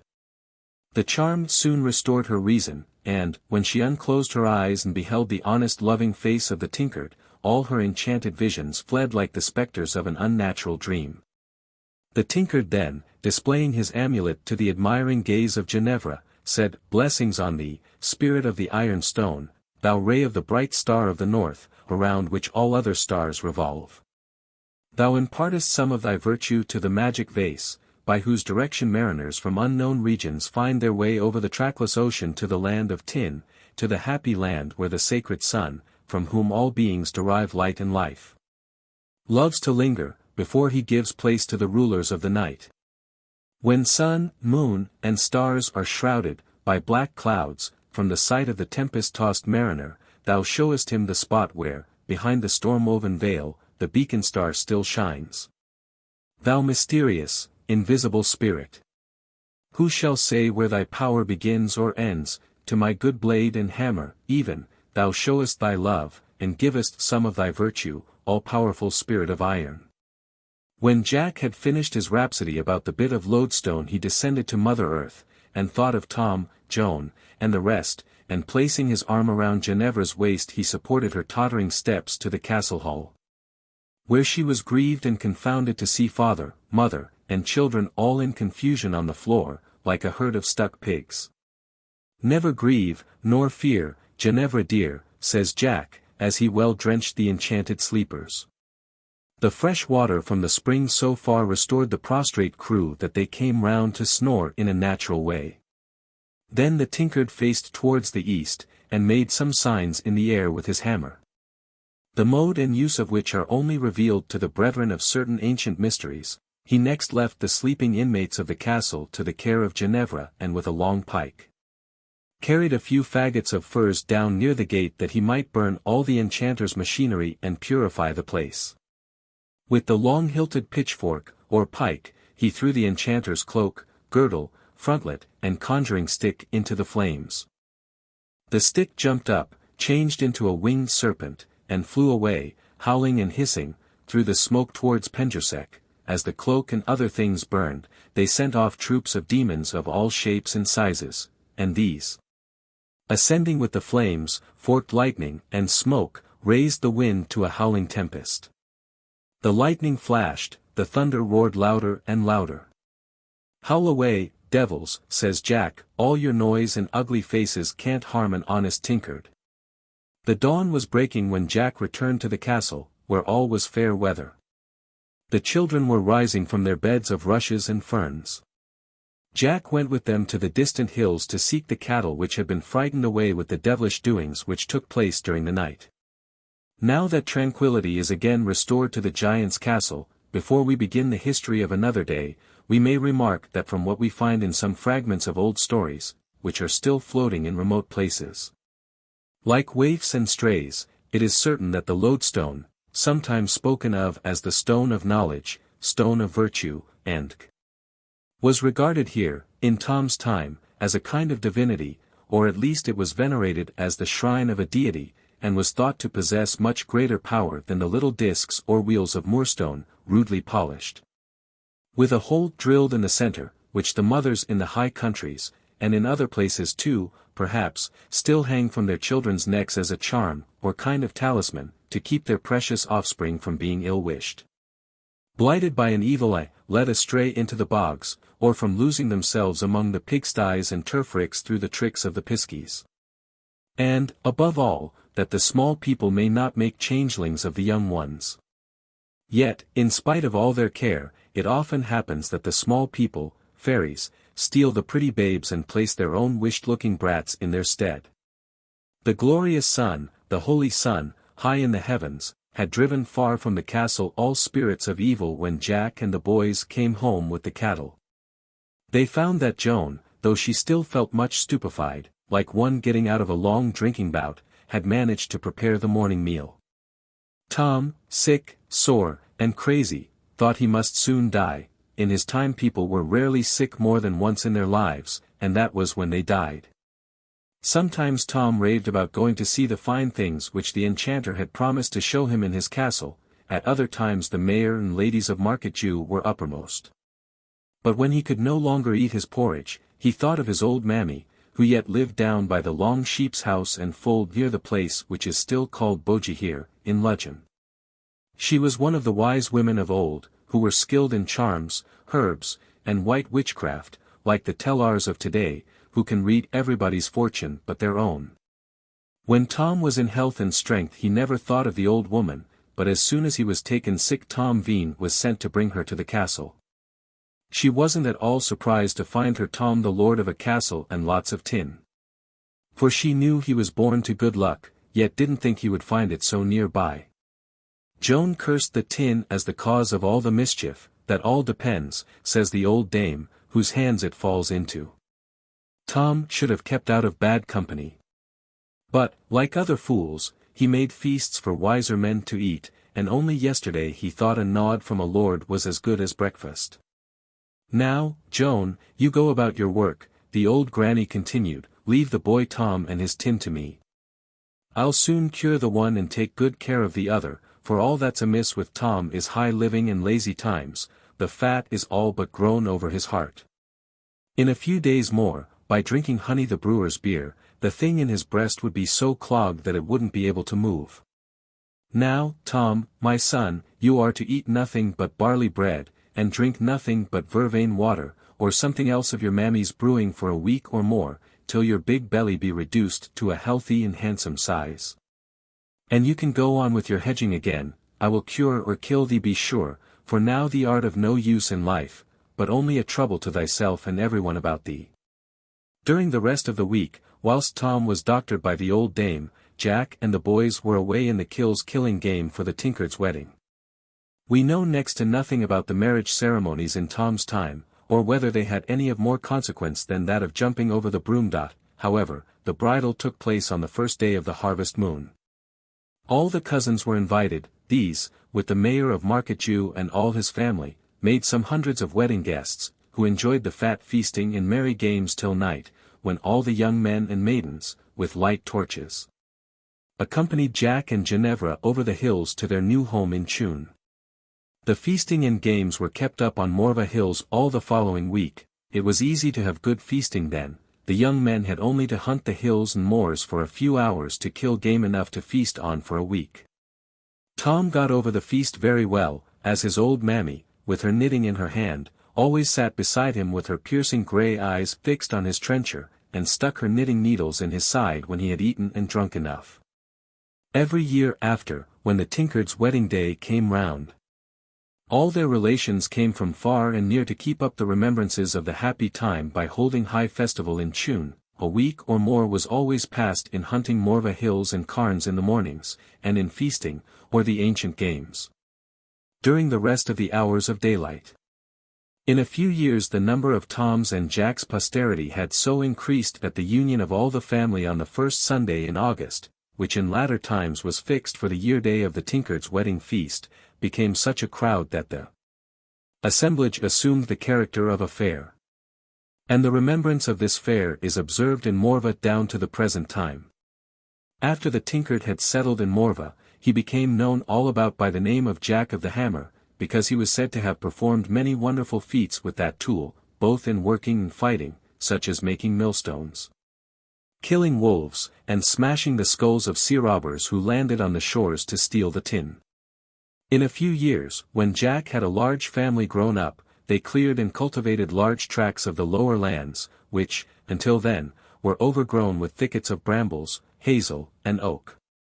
In breaking up the ground they found no end of tin, which they piled up around their dwelling place and covered over with the turf and furze ricks, that it might be stolen.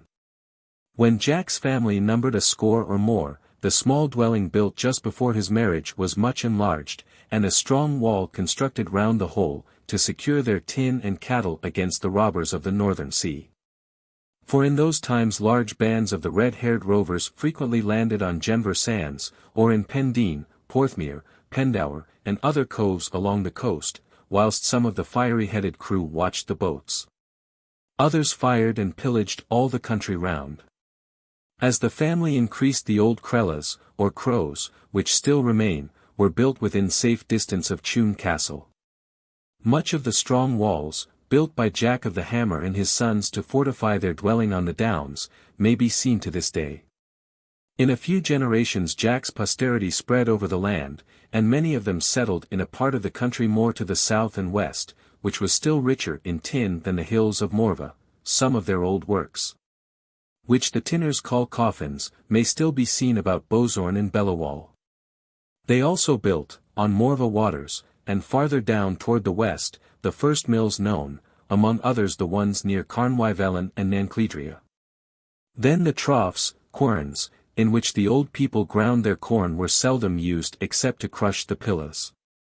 Tom and his family always lived on the best of terms with the hearty, honest, mayor of Marketjew. Best of all, the enchanter hadn't the chance to serve Tom any more dirty tricks. For a short time after the sorcerer was beaten out of the castle by the Tinkard, people say that his time was up, and his master came one night in a thunderstorm, took off Penjusek, and burnt his castle to the ground. This event happened hundreds of years before the pirate ship was stranded on the sands of Penjusek Cove. And the sea robber, with the treasures saved from the wreck of his vessel, built the present castle on or near the ruins of the enchanter's abode. We hear but little more about Tom and Joan, because the old woman kept herself alive a long time by eating little else but pilla's porridge and drinking her decoctions of agrimony, betony, vervain, and other herbs that she knew all about. She took good care to make her son lead a sober respectable sort of life, and pass his time in hedging more lands, and she only let the tin be taken from the castle when there was a chance to get other people's land for it in exchange. In this way she contrived that all Tom's sons should have large estates. From these high country boys all the oldest families in those parts are descended. To be sure, some of them have left the country, died out, or become poor and unknown, when they are much the same as dead to the rest of the world, yet some of the brood are still found in the TREVELLE'S, Trecrobben's, Trenwith's, and others, who took their names from the places where their ancestors lived. The ancient family of the Curnows, too, are said to have come from the Towednack hills. Besides, one of Tom's daughters, called Tibby, or Tiberia, wherever she got the grand name from, was married to a Ludgvan man who had a large run of rushy moors all along the morabs of Ludgvan and Goulval. From the bulrushes and reeds, in the midst of which the descendants of this couple lived, their family acquired the name of Hoskin, and this family still preserves the remembrance of the giant's daughter in the name of Tiberia. As the family is never without an Aunt Tibby. In Jack of the Hammer and Ginevra, or in Jennifer, as she came to be familiarly called, many of the ancient families of Morva and the adjacent parishes had their rise. The celebration of Morva Fair connects the giant's age with the times we well remember, when such crowds came to Morva from all the parishes round, on the August Sunday, to keep up this remarkable holiday. That a 3-acre field would not hold all the horses ridden to Morva Fair, so that each horse might have a mouthful of grass and room to toss up his heels. And one may be sure there were plenty of riders for the number of beasts, from the old saying of, riding 3 on 1 horse, like going to Morva Fair. More than a score often got a lift on the same horse, as we should take turns to ride and run, holding fast by the girths, legs, or tail of the horse, that we might keep all together. When we arrived in Morva, none but the old folks ever thought of going indoors. We young folks seated ourselves on the hillside, hedges, rocks, anywhere, to eat, drink, chat, and enjoy the fun of Morva fair games. In the afternoon many of the youngsters would ride away, helter-skelter, to Carn Galva, to gather hurts, whortleberries, and have a bit of courtship on the way back. Some few got home by morning, but many stayed in Morva all night, and often all the week, when they had no harvest work to call them home. Morva fair was for us the grand day of all the year, when hundreds on hundreds, from east and west, used to meet to see each other in high country cousins, and we hope it will never be forgotten as long as a rock remains on Morva hills. In these happy simple times we have often sat on the hill the best part of the night, to listen to some old Morva crony's story about their old giant who had 20 sons, and how he would have them, and all their descendants. To meet in Morva on August Sunday, for the sake of keeping up his wedding day and the remembrance of their relationship in all time to come. Now, the giant of whom the Morva people used to tell these legends is none other than Jack of the Hammer, or Jack the Tinkard. In after years, when his doughty deeds were only imperfectly remembered by his descendants, they, for more glory, made him out to be a giant, just as they have magnified the deeds and made giants of many other heroes.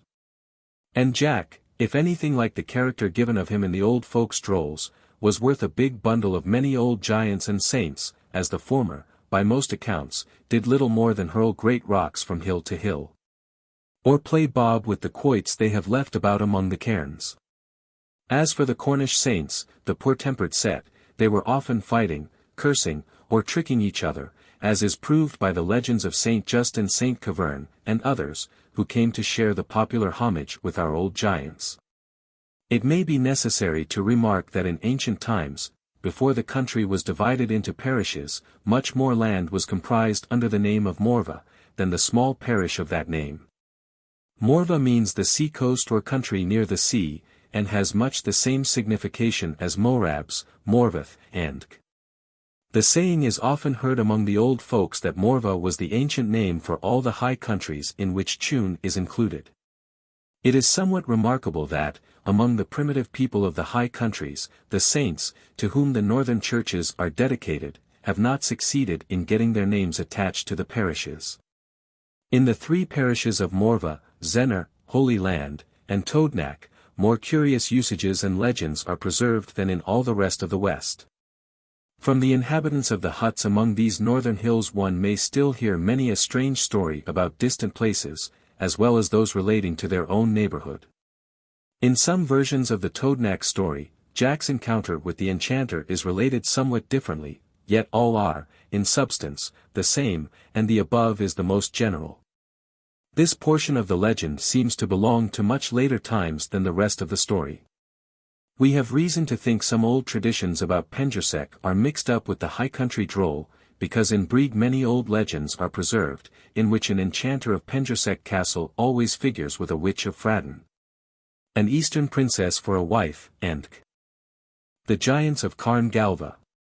Among these rocks and stones, methinks I see more than the heedless impress that belongs to lonely nature's casual work. They bear a semblance strange of power intelligent, and of design not wholly worn away. Excursion. One can't fail to pass a pleasant time, should the weather be fine, among the rocks and glades of Carn Galva. Above all, if we ramble hither through the ferns, heath, and furze, in the whortleberry season, we may pick the rich fruit, roll in the shade, or bask in the sun, on the beautiful green patches of turf, as soft as velvet, to be found everywhere. Or one may ramble in and out, and all around, playing hide and seek, through the krellas between the urns. Whence the good old giant of the Carn often sallied forth to protect his Morva people and their cattle against the incursions of the giants of other Carns and hills. Those of Trink and Trecrobben were the most troublesome, because they lived near, in castles strong and high. Now, they say that when the Trecrobben giant once got the cattle, or tin, into his stronghold, he would defy all the other giants in the country. By the traditions, still preserved in Morva, the giant of Carn Galva was more playful than warlike. Though the old works of the giant now stand desolate, we may still see, or get up and rock ourselves upon, the Logan stone which this dear old giant placed on the most westerly Carn of the range. that he might log himself to sleep when he saw the sun dip into the waves and the sea-birds fly to their homes in the cleaves. Near the giant's rocking seat, one may still see a pile of cubical rocks, which are almost as regular and shapely now as when the giant used to amuse himself in building them up, and kicking them down again, for exercise or play. When alone and he had nothing else to do. The people of the northern hills have always had a loving regard for the memory of this giant, because he appears to have passed all his life at the urn in single blessedness. Merely to protect his beloved people of Morva and ZENNOR from the depredations of the less honest titans who then dwelt on Leyland hills. Carn Galva giant never killed but one of the Morva people in his life, and that happened all through loving play. The giant was very fond of a fine young fellow, of Tune, who used to take a turn over to the urn, every now and then, just to see how the old giant was getting on, to cheer him up a bit, to play a game of bob, or anything else to help him to pass his lonely time away. One afternoon the giant was so well pleased with the good play they had together that, when the young fellow of Tune threw down his quoit to go away home, the giant, in a good-natured way, tapped his playfellow on the head with the tips of his fingers. At the same time he said, "Be sure to come again tomorrow, my son, and we will have a capital game of bob." Before the word bob was well out of the giant's mouth, the young man dropped at his feet. The giant's fingers had gone right through his playmate's skull. When, at last, the giant became sensible of the damage he had done to the brain-pan of the young man, he did his best to put the inside workings of his mate's head to rights and plugged up his finger-holes, but all to no purpose. For the young man was stone dead, long before the giant ceased doctoring his head. When the poor giant found it was all over with his playmate, he took the body in his arms, and sitting down on the large square rock at the foot of the carp, he rocked himself to and fro. Pressing the lifeless body to his bosom, he wailed and moaned over him, bellowing and crying louder than the booming billows breaking on the rocks in Pomoina. "Oh, my son, why didn't they make the shell of thy noddle stronger? As plumb, soft, as a pie crust, dough-baked, and made too thin by the half. How shall I ever pass the time without thee to play bob and mop-and-heed, hide-and-seek?" The giant of Carn Galva never rejoiced any more, but, in 7 years or so, he pined away and died of a broken heart. So the Morva people say. And that one may judge of the size of their giant very well, as he placed his Logan rock at such a height that, when seated on it, to rock himself, he could rest his feet comfortably on the green turf below. Some, also, say that he gathered together the heap of square blocks, near his favorite resting place, that he might have them at hand to defend his Morva people against the giants of Trecrobben and Trink, with whom he fought many a hard battle. Yet when they were all on good terms they would pass weeks on a stretch in playing together, and the quoits which served them to play bob, as well as the rocks they hurled at each other when vexed, may still be seen scattered all over this hilly region. Surely a grateful remembrance of this respectable giant will ever be preserved by the descendants of those he protected in the northern hills. We have often heard the high country folks relate this legend of their giant in a much more circumstantial manner than we can attempt, because we do not, like the good Morva Hulk, give implicit credence to all the traditions of Carn Galva. Yet this romantic region makes us feel that surely there is a hidden power that reigns mid the lone majesty of untamed nature, controlling sober reason. Mason's Caractacus. The giants of Trecrobben and the Mount. Some of the giant race were still to be found in the high countries a few centuries ago, who had 6 fingers on each hand and 6 toes on each foot, but they were much smaller than their forefathers. In old times one of this extra-fingered, double-jointed race lived in his castle on Trecrobben Hill, at the same time that a cousin of his kept house in a cavern of the Mount, about 3 miles from Trecrobben. These 2 giants being on very friendly terms made one cobbling hammer serve for the use of both. This hammer they used to throw forth and back between the Mount and Trecrobben, as either of them happened to want it. One afternoon the giant of the Mount called from the mouth of his cave, "Hullo up there, Trecrobben, throw us down the hammer, West Iss, in a minute, look sharp and catch N," says he. It so happened that the wife of Corrig Cows, as the giant of the Mount was called, having her full share of curiosity, wanted to see Trecrobben, to ask after his old woman, and to know what was going on up amongst the hills. The sun shining bright at the time, dazzled her eyes when she came out of her dark cave, and before she had the time to shade her face with her apron, whilst she was poking in her husband's way, down came the hammer. Whack hit her right between the eyes, and settled her. The noise the giants made in mourning over the death of the giantess was dreadful to hear. The roaring of Tregeagle was nothing to their bellowing, echoed from hill to hill. Trecrobben buried his treasures deep among the cairns of his castle, and grieved himself to death for the misfortune to his old crony's wife. Every now and then, down to the present time, many persons have dug all about the cairns on Trecrobben, of moonshiny nights, in hopes of finding the crocks of gold that the giant buried there. But whenever they dig so deep as to touch the flat stone that covers the mouth of the crock, and hear it ring hollow, out from the crevices of the rocks and cairns come troops of frightful-looking spriggans who raise such dreadful weather that it scares the diggers away. The giant wrath of Portreath. In old times there lived in a cavern on the seashore, about 10 miles to the east of Hale, a giant called Wrath, who had a bad character given him by the people of St. Ives. Folks didn't believe half the evil they said of him, but thought their fears of the giant, when alive, made them take the dastardly revenge of abusing him when dead. Yet whether he liked or disliked them it's hard to say, because if he killed them he ate them, according to their own accounts, a proof that his stomach was as strong as his arm. The place in which Wrath lived is the fissure or gorge near Portreath, known by the name of the Giant's Zon, or more generally by that of Ralph's Cupboard. This latter name, of recent date, was given to the place after it had been inhabited by one Ralph, a famous smuggler who found the place most convenient for his trade.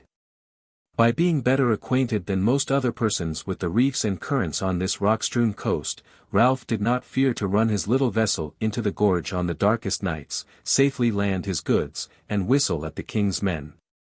In the time of the giant Wrath this remarkable gorge was a deep cavern or zon, into which the sea flowed, as it does still at high tide.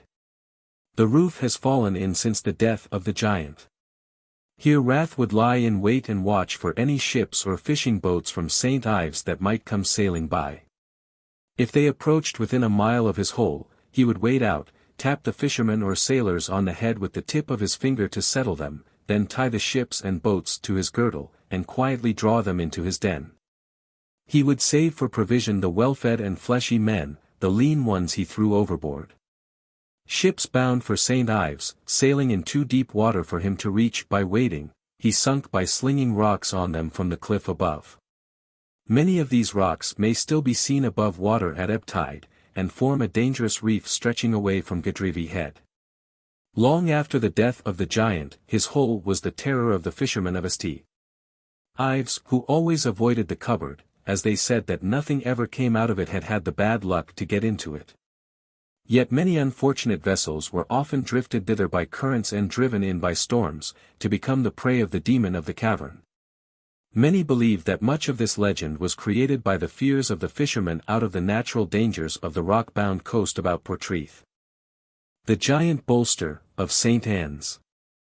Only a few giant steps from Portreath there dwelt in St. Anne's another huge giant called Bolster, who made nothing of striding from the beacon to Carn, a distance of 6 miles or more. The St. Anne's people say that Bolster fell in love with the beautiful St. Agnes, who was a pattern woman of virtue. We think that monkish invention is apparent in this legend, because our real old giants were never the fools to waste their wind in filling the air with such a tempest of groans and sighs as Bolster is said to have blown after the cruel St. Agnes, who served her tall lover, at last, too treacherous a trick, as an honest body might think, for any female saint to invent. After coquetting with the giant, she asked him, as a last proof of his love, to fill the hole in the cliff at Chapel Porth with his blood. The giant, thinking he could spare blood enough to fill many such holes, without hesitation stretched his great arm over the hole, plunged a knife into a vein, and torrents of blood gushed out and flowed into the hole. The love-sick giant, ready to do anything to please the fancy of the fair saint, bled himself to death without discovering that, as fast as the seething gore issued from his arm, it ran into the sea through a hole in the bottom of the pit. The cunning saint, well aware that the hole had an opening at the bottom into the sea, thus got rid of her hill-striding lover. Some may think that Saint Agnes served Bolster no worse than he deserved, because he was a married man all the time that he persecuted the blessed saint with his troublesome love. Besides, he was a most cruel husband.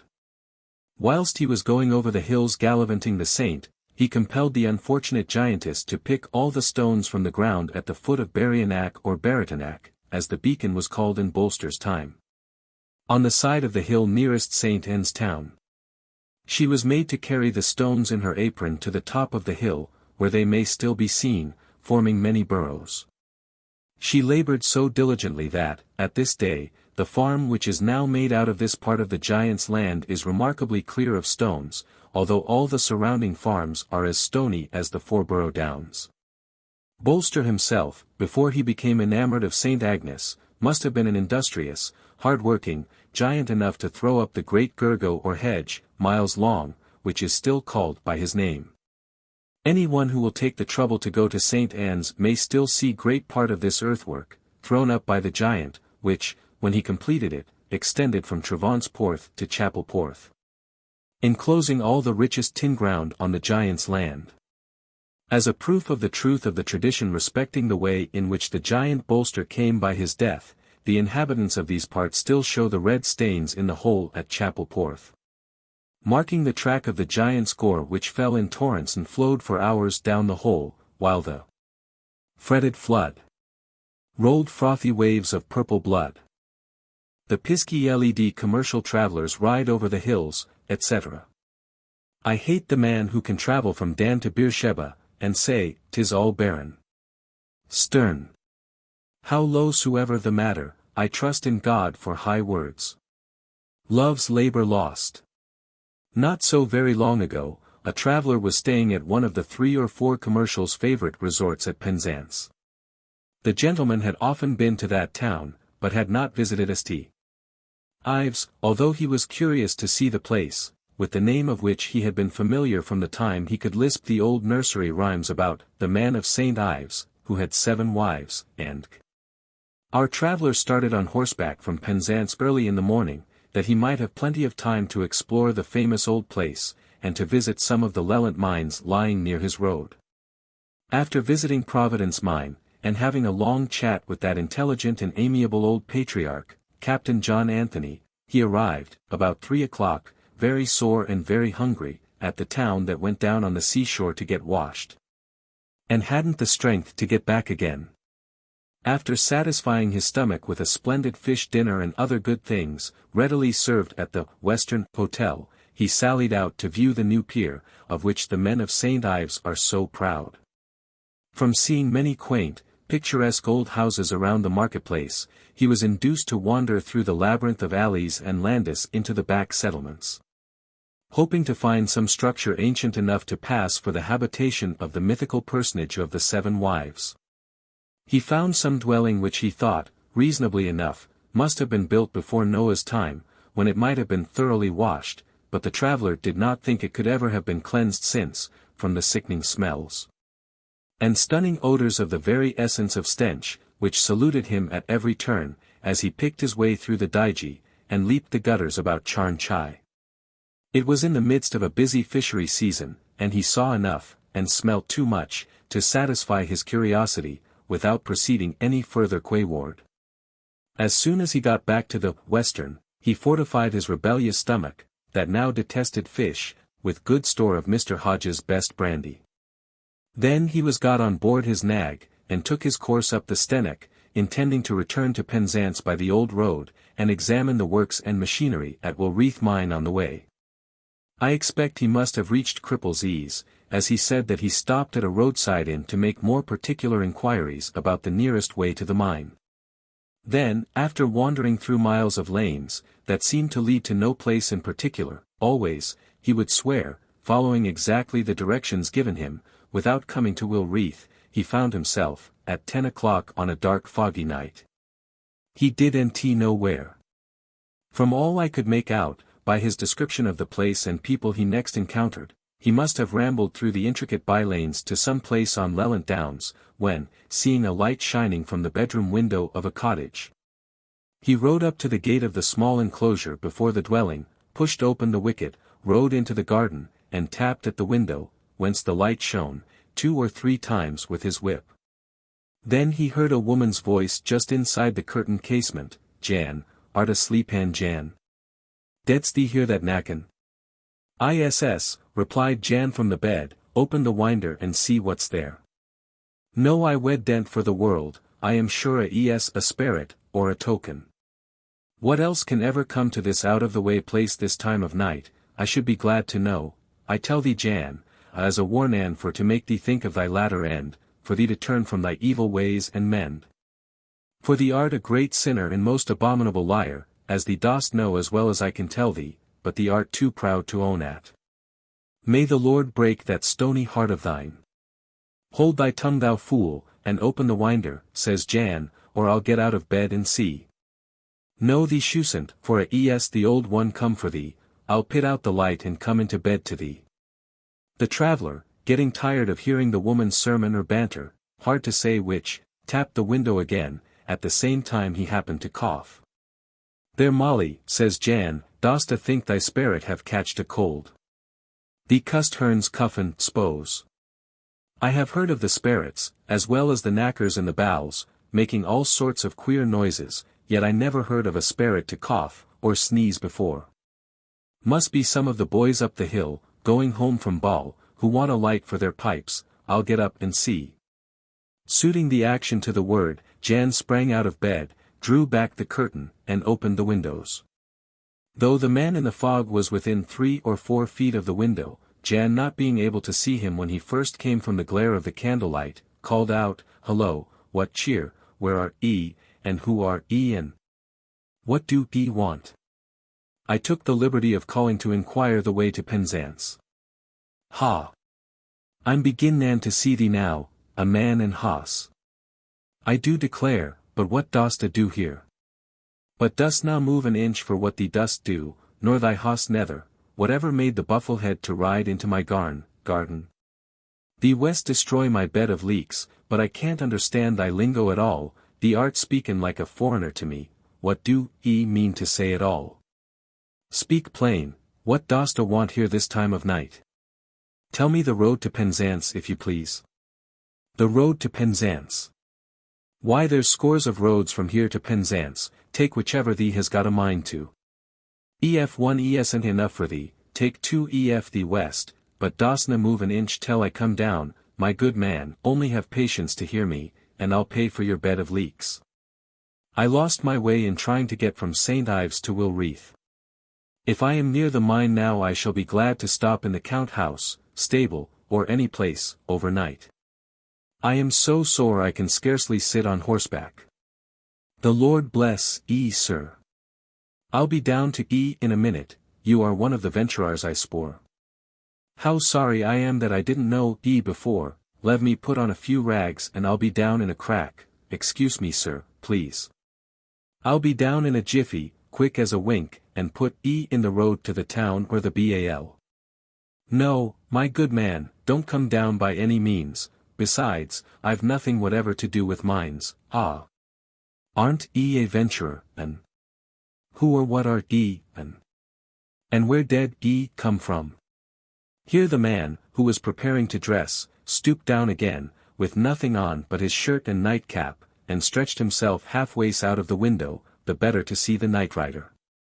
The fog had now become a slag, half mist, half rain, when the traveller replied, "I'm a pin-maker from Birmingham."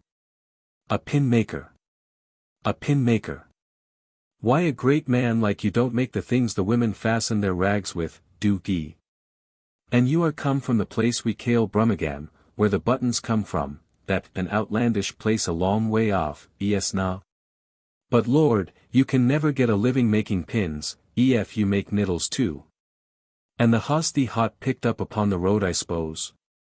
Now, don't ye move an inch. A poor pin-maker. Why, don't ye do anything else but that to get your living, and why no, and get a very good living too. Why, hast a got a wife, and yes, a wife and family. Why, thee doesn't maintain thyself, wife, and family, mockin pins and niddles, dost a. What can they have to eat, an? Molly, dost a hear what the man es tell on of? A will take thee to believe, an, for thee west believe anything that any fool may tell thee. Now the woman came, and poked her head, covered with her petticoats, out of the window, over the man's back, so great was their curiosity to hear his story.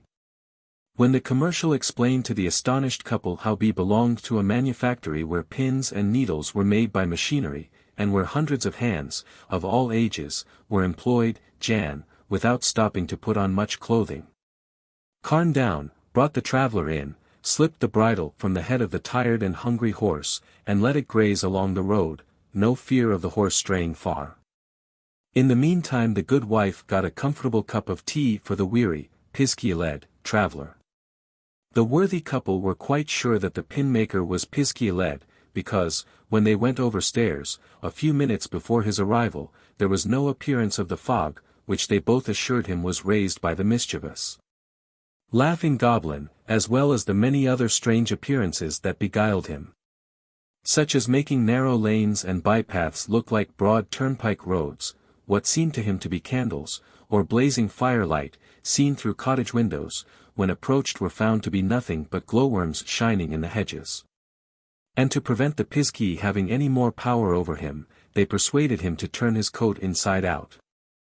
As our good couple kept a cow, the pin-maker was regaled with many dainties from the dairy, besides a treat of blackberry cake, thickly spread with delicious scalded cream. Notwithstanding the simplicity of the couple, whom the traveller at first thought to be a very uncouth pair, he remained with them 3 or 4 hours, well pleased with their frankness and cordiality. The tinner, in his quaint way, gave much curious information about mining affairs and miners' tricks, much that the traveller would never have heard from the officials of the count house or mine brokers, who were not all favourably spoken of.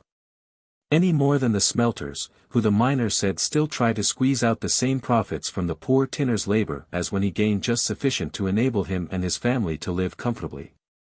And which was more than double as much as they all, children big and small, who ought to be at school, and the mothers who have more than enough to do in the house, can now contrive to scrape together. Much he said in praise of the owners of some mines, who are keeping on the works, merely that the people may have employment, without any hopes of present profit, and great risk of ultimate loss to themselves.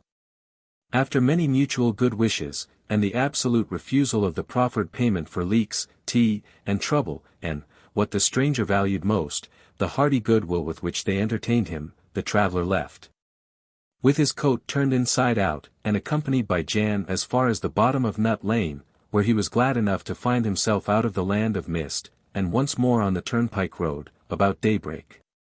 Having to go slowly, very slowly, on account of the soreness he felt from having been so long in the saddle, to which he was not much accustomed, it was after sunrise when he hailed with heartfelt joy the first sight of the mount.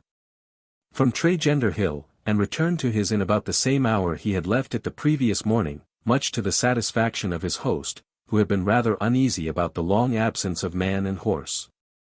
Knowing that the traveller intended to return early in the afternoon of the day he went to visit STYTHIANS.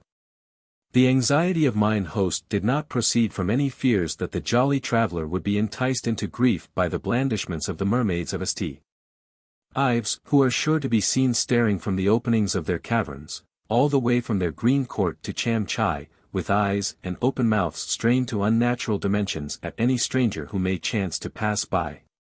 Roaring out to each other, "Who is that, you? Where did he come from, and drag in the chield, you?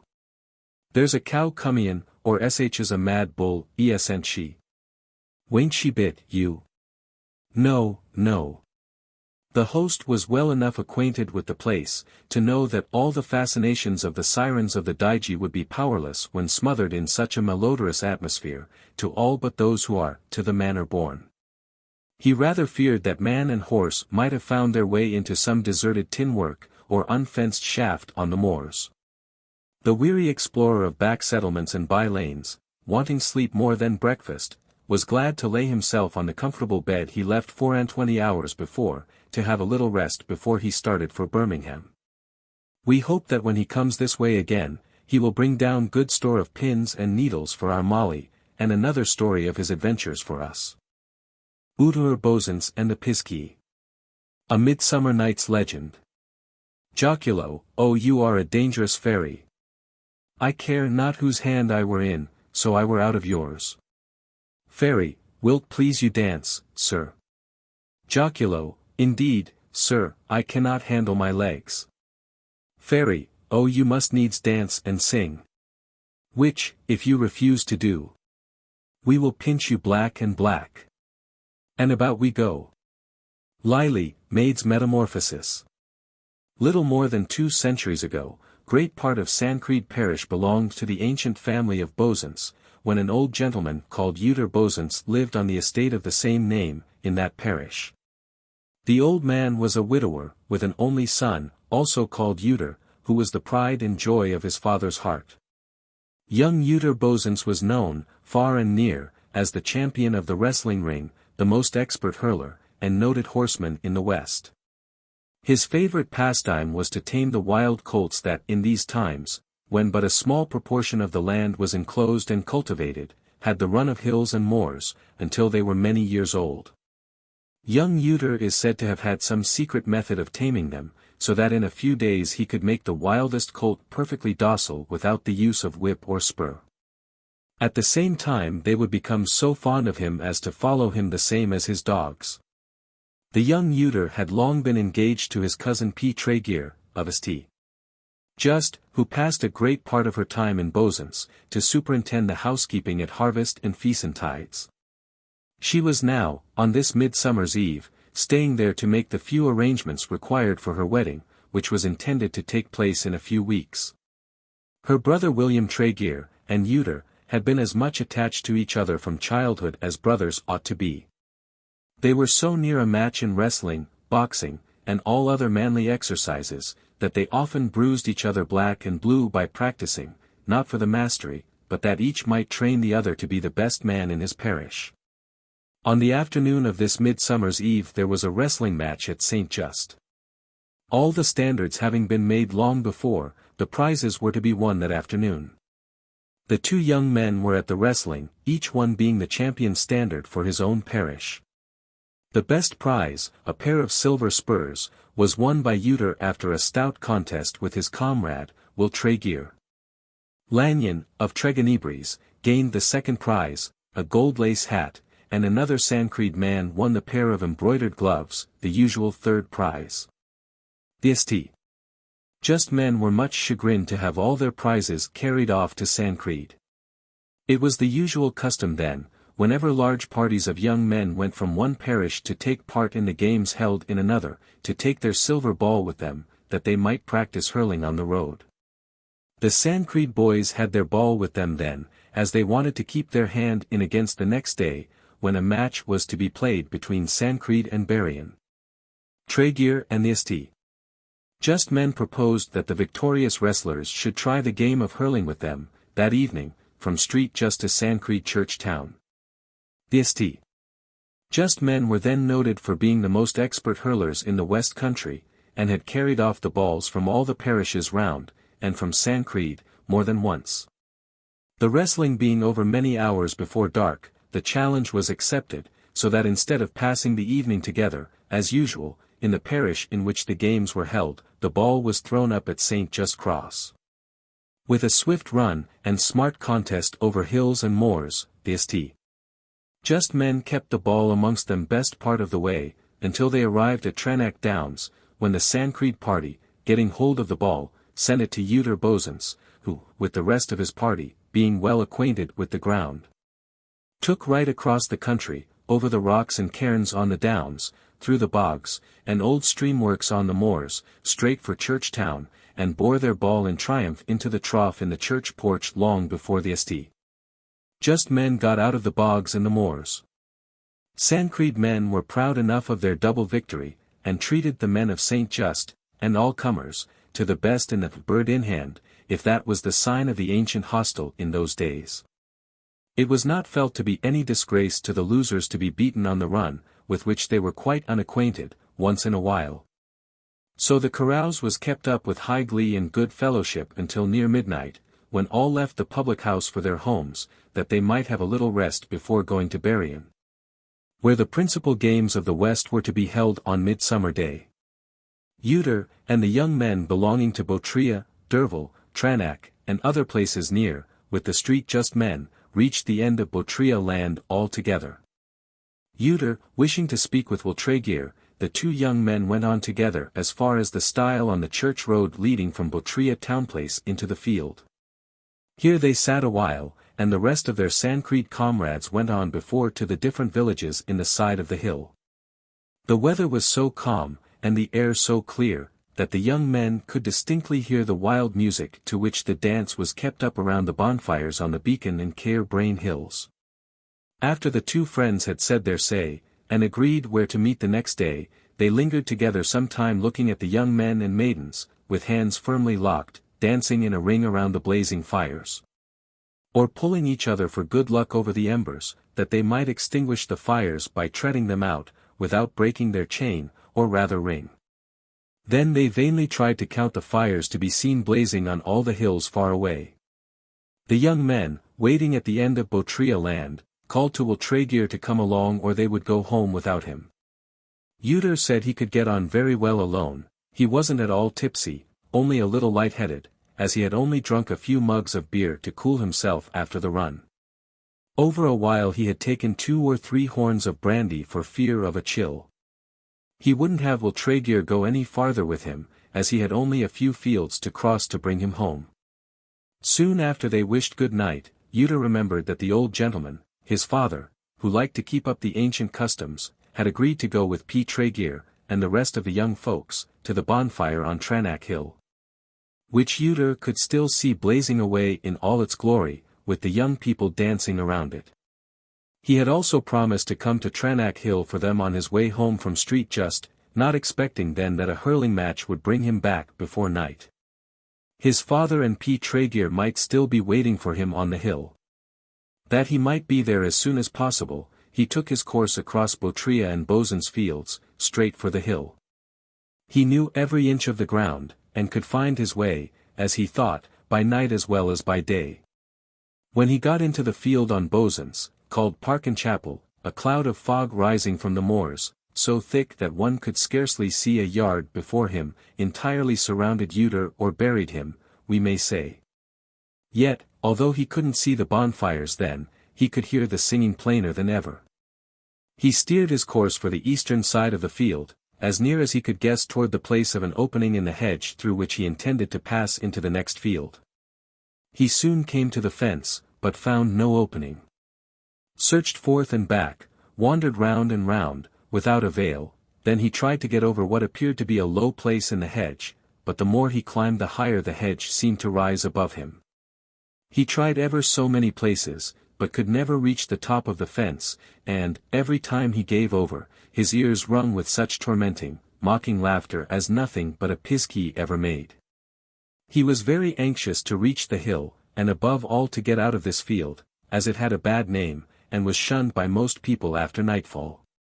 The ugliest of sprites and spriggans, with other strange apparitions, such as unearthly lights, were often seen hovering around the ruins of the old chapel, or oratory, which stood in this field, and departing thence in all directions.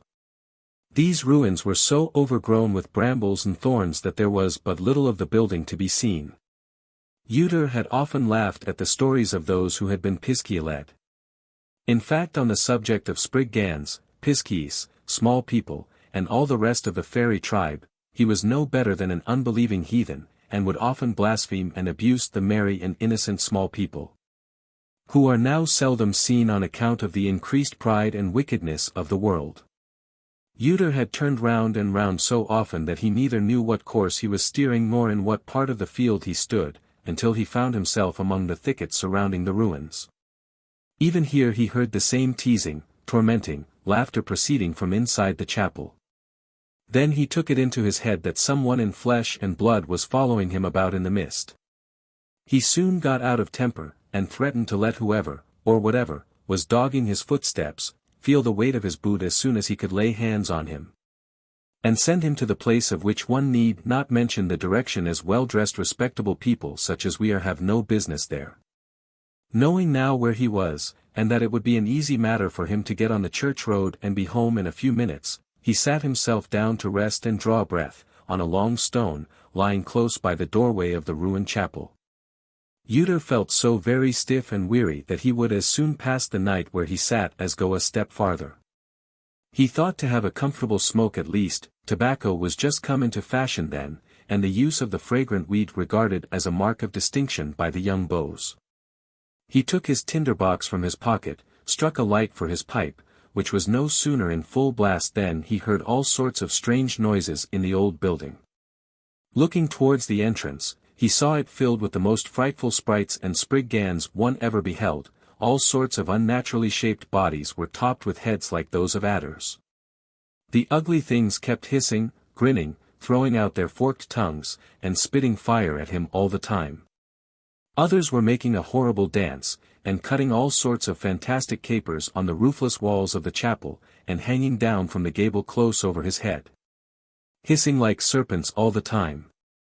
UTER rose to get away from the ugly sight as quickly as he could, and was no sooner on his forkland than he saw, standing close before him, a being, whether beast, sprite, or demon he knew not, much like a black buck-goat. With horns and beard more than a yard in length. But a goat of such a size, with such flaming balls of eyes and such a length of tail behind, was never seen on hills or moors before. The ugly thing, standing on its hind legs, danced round, trying all the time to get a firm grip of UTER with the hairy paws, in the place of hoofs, on its 4 legs. UTER did not like dancing with such a partner, yet he could hardly hinder his feet from keeping time to the music ringing from the surrounding hills. He was rather scared, but not afraid, for he feared nothing in this world, give him fair play and no favor. He tried to keep off the thing, which must have been the PISKEY, by striking its long hairy paws with his black thorn stick.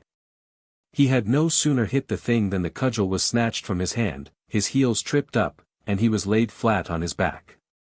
Then he was sent rolling down the hill faster and faster, till he went like a stone bowled over cliff, tossed over the hedge at the bottom of the field like a bundle of rags, then pushed through the brambles and furze on the moor. Or pitched over the bogs and streamworks on the PISKEY's horns. Then whirled away like dust before the wind. When he fell down he was pitched up again, and not allowed a moment's rest from rolling or running until he passed the high road in Bottrell bottom, and was driven by PISKEY or demon smash against a high rock at the foot of the Beacon Hill, where he was found quite insensible the next day. UTER's father and affianced bride remained late on Towednack Hill, as the old gentleman liked to join in the ancient pastimes that united all classes of the people, as well as in those manly exercises for which the men of the West have in former times been famed.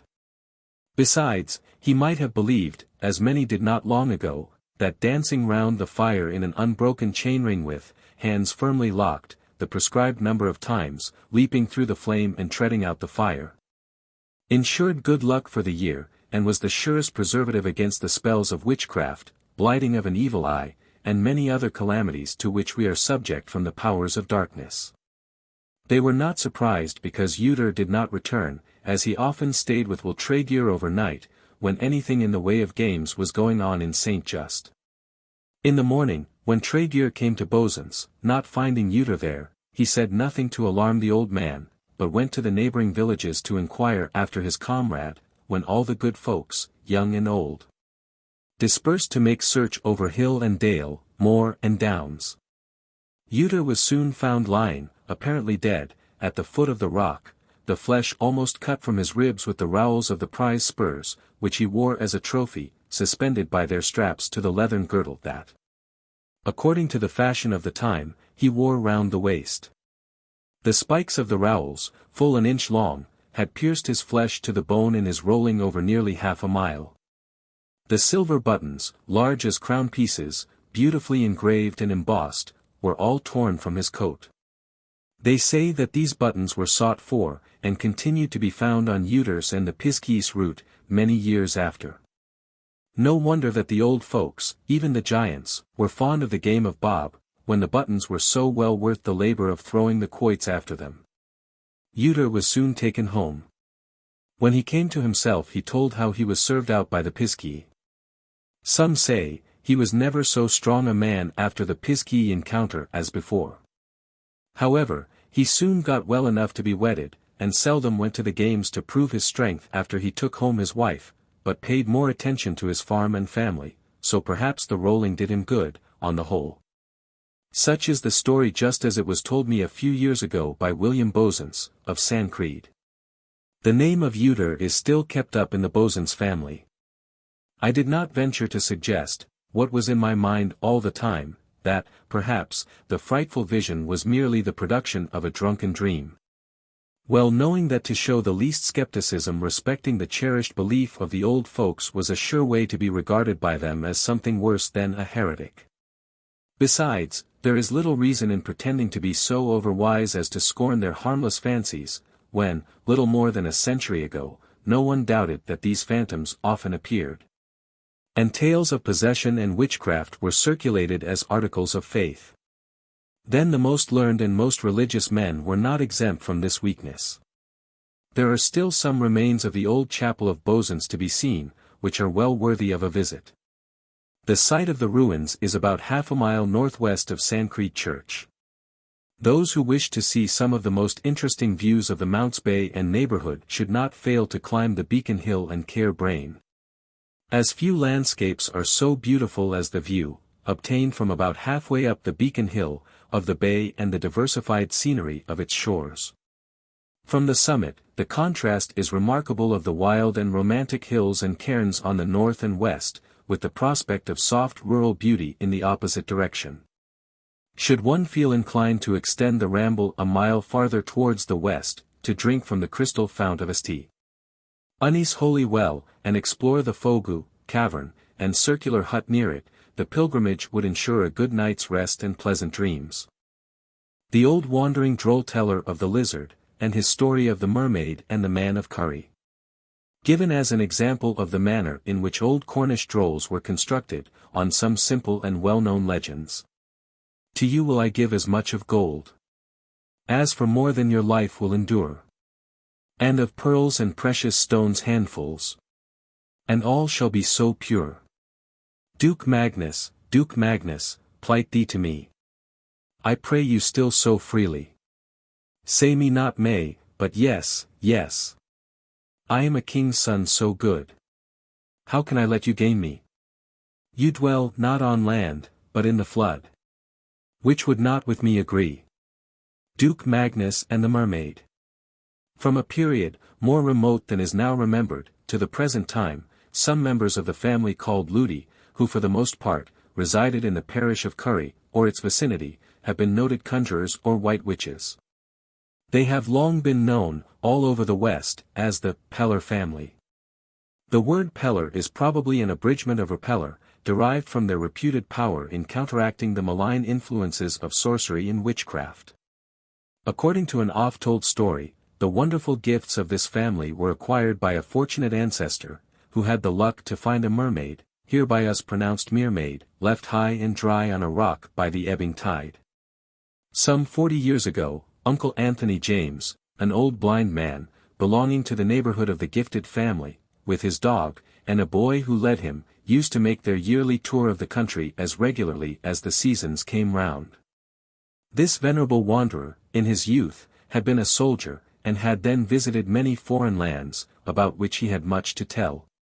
But his descriptions of outlandish people and places were just as much fashioned after his own imagination, as were the embellishments of the legends he related. And the airs he composed for many old ballads which he and his boys sing to the melody of the old droll-teller's crowd, fiddle. However, in all the farm-houses, where this old wanderer rested on his journey, he and his companions received a hearty welcome, for the sake of his music and above all for his stories, the substance of most of which every one knew by heart. Yet they liked to hear these old legends again and again, because he, or some of his audience, had always something new to add, by way of fashioning out the droll, or to display their inventive powers. Uncle Anthony had much to tell about ghosts, witchcraft, and conjuration. Curious traditions connected with some old families formed the substance of many strange tales. He had always something new to relate concerning the extraordinary powers of his neighbors, the white witches of CURY, and of many other things which were equally wonderful and fraught with interest to us simple folks at the land's end. Among all the favorite legends, related by this humble relic of our old bards, none were oftener told, or more varied in the telling, by adding to the story whatever struck his fancy at the moment. Then the following. Droll of the Mermaid. Hundreds of years ago, there lived somewhere near the Lizard Point a man called Ludi or Ludi, who farmed a few acres of ground near the seashore, and followed fishing and smuggling as well, when it suited the time.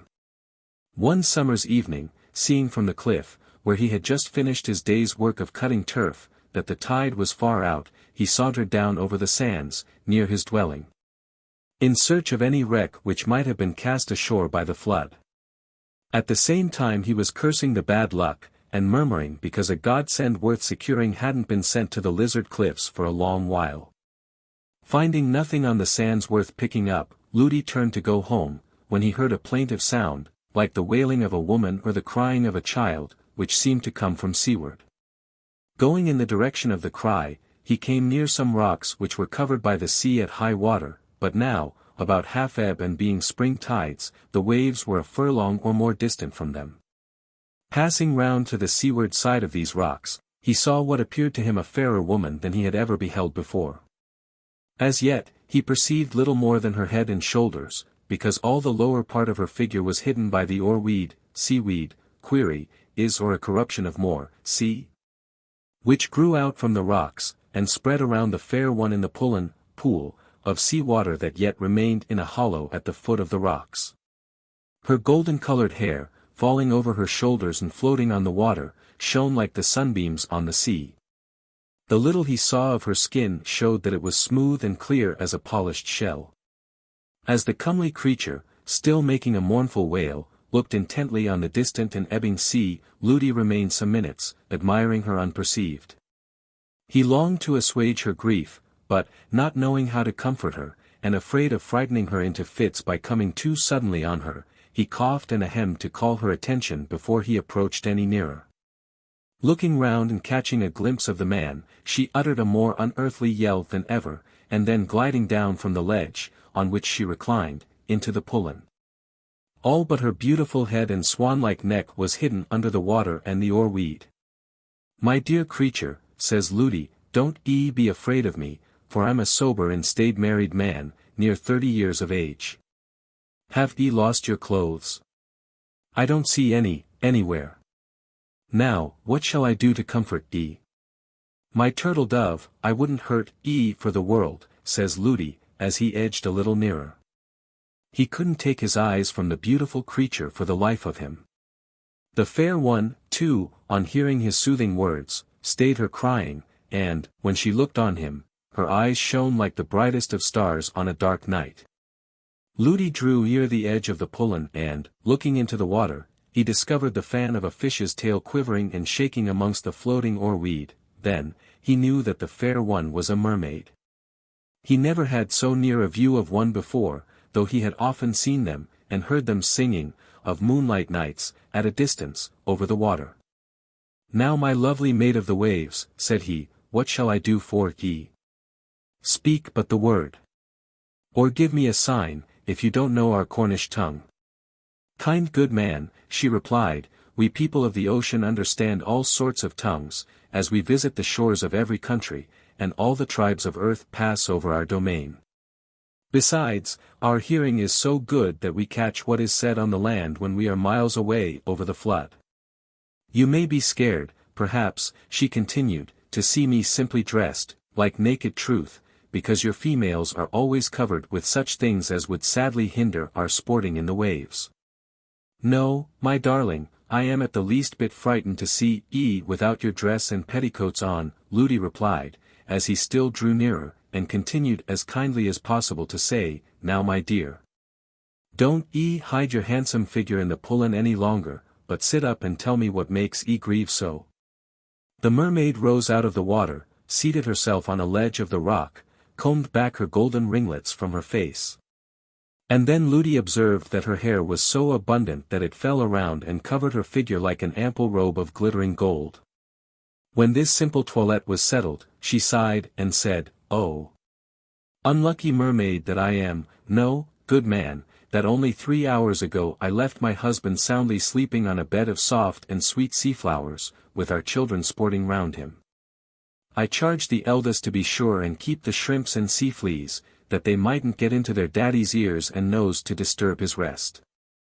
Now take care, I told them, that the crabs don't pinch your dad's tail and wake hint up, whilst I'm away to get ye something nice for supper. And if you be good children I'll bring ye home some pretty young dolphins and sea devils for ye to play with. Yet noble youth of the land, she went on to say, with all my care I very much fear my merman may wake up and want something to eat before I get home. I ought to know when the tide leaves every rock on the coast, yet I was so stupid as to remain here looking at myself in the pullen as I combed the broken oar weed, shrimps, crabs, and sea fleas out of my hair, without observing, till a few minutes since, that the sea had gone out so far as to leave a bar of dry sand between me and the waves. Yet why should ye be in such trouble, my heart's own dear? Ludi asked, can't ye wait here, and I'll bear ye company till the tide comes in, when you may swim away home at your ease? Oh, no, I want to get back before the turn of the tide.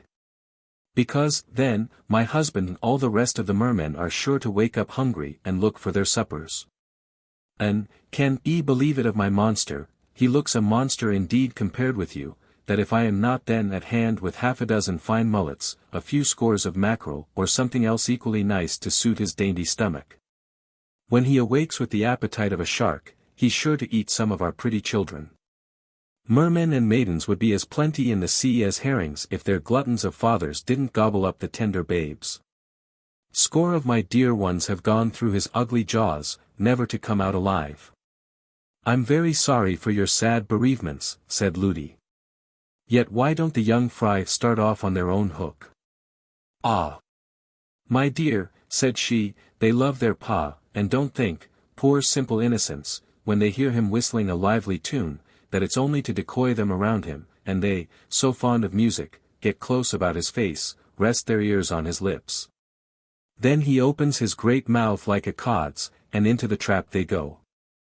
If you have the natural feelings of a tender parent you can understand, she said, after sobbing as if her heart were ready to burst, that, for my dear children's sakes, I'm anxious to get home in an hour or so. By which time it will be near low water. Else, I should be delighted to stay here all night, and have a chat with you, for I have often wished, and wished in vain, that the powers had made for me a husband, with 2 tails, like you, or with a tail split into what you call your legs. They are so handy for passing over dry land. Ah, she sighed, what wouldn't I give to have a pair of tails like unto you, that I might come on the land and examine, at my ease, all the strange and beautiful creatures which we view from the waves. If you will, she continued, but serve me now, for 10 minutes only, by taking me over the sands to the sea, I'll grant to you and yours any 3 wishes you may desire. But there's no time to spare, no, not a minute, said she, in taking from her hair a golden comb in a handle of pearl, which she gave to Ludi, saying, here, my dear, keep this as a token of my faith. I'd give ye my glass, too, had I not left that at home to make my monster think that I didn't intend to swim far away. Now mind, she said, as Ludi put the comb into his pocket, whenever you wish me to direct you, in any difficulty, you have only to pass that comb through the sea 3 times, calling me as often, and I'll come to ye on the next flood tide. My name is Morvina, which, in the language of this part of the world, at the time I was named, meant sea woman. You can't forget it, because you have still many names much like it among ye. Ludi was so charmed with the dulcet melody of the mermaid's voice that he remained listening to her flute-like tones, and, looking into her languishing sea-green eyes till he was like one enchanted, and ready to do everything she desired. So stopping down, he took the mermaid in his arms, that he might carry her out to sea. Ludi being a powerful fellow, he bore the mermaid easily on his left arm, she encircling his neck with her right. They proceeded thus, over the sands, some minutes before he made up his mind what to wish for. He had heard of a man who, meeting with similar luck, wished that all he touched might turn to gold, and knew the fatal result of his thoughtless wish, and of the bad luck which happened to several others whose selfish desires were gratified. As all the wishes he could remember ended badly, he puzzled his head to think of something new, and, long before he came to any conclusion, the mermaid said, "Come, my good man, lose no more time, but tell me for what 3 things do you wish? Will you have long life, strength, and riches?" "No," says he, "I only wish for the power to do good to my neighbors, first that I may be able to break the spells of witchcraft. Secondly that I may have such power over familiar spirits as to compel them to inform me of all I desire to know for the benefit of others. Thirdly, that these good gifts may continue in my family forever." The mermaid promised that he and his should ever possess these rare endowments, and that, for the sake of his unselfish desires, none of his posterity should ever come to want. They had still a long way to go before they reached the sea. As they went slowly along, the mermaid told him of their beautiful dwellings, and of the pleasant life they led beneath the flood. "In our cool caverns we have everything one needs," said she, "and much more. The walls of our abodes are encrusted with coral and amber, entwined with sea flowers of every hue, and their floors are all strewn with pearls. The roof sparkles of diamonds, and other gems of such brightness that their rays make our deep grots in the ocean hillsides, as light as day." Then, embracing Ludi with both her arms round his neck, she continued, "Come with me, love, and see the beauty of the mermaids' dwellings. Yet the ornaments, with which we take the most delight to embellish our halls and chambers, are the noble sons and fair daughters of earth, whom the wind and waves send in foundered ships to our abodes.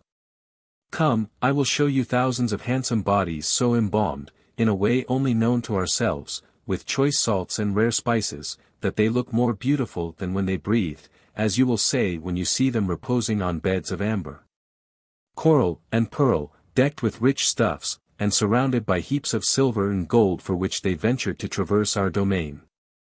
Aye, and when you see their limbs all adorned with glistening gems, move gracefully to and fro with the motion of the waves, you will think they still live." "Perhaps I should think them all very fine," Ludi replied, "yet faith, I'd rather find in your dwellings, a few of the puncheons of rum that must often come down to ye in the holds of sunken ships.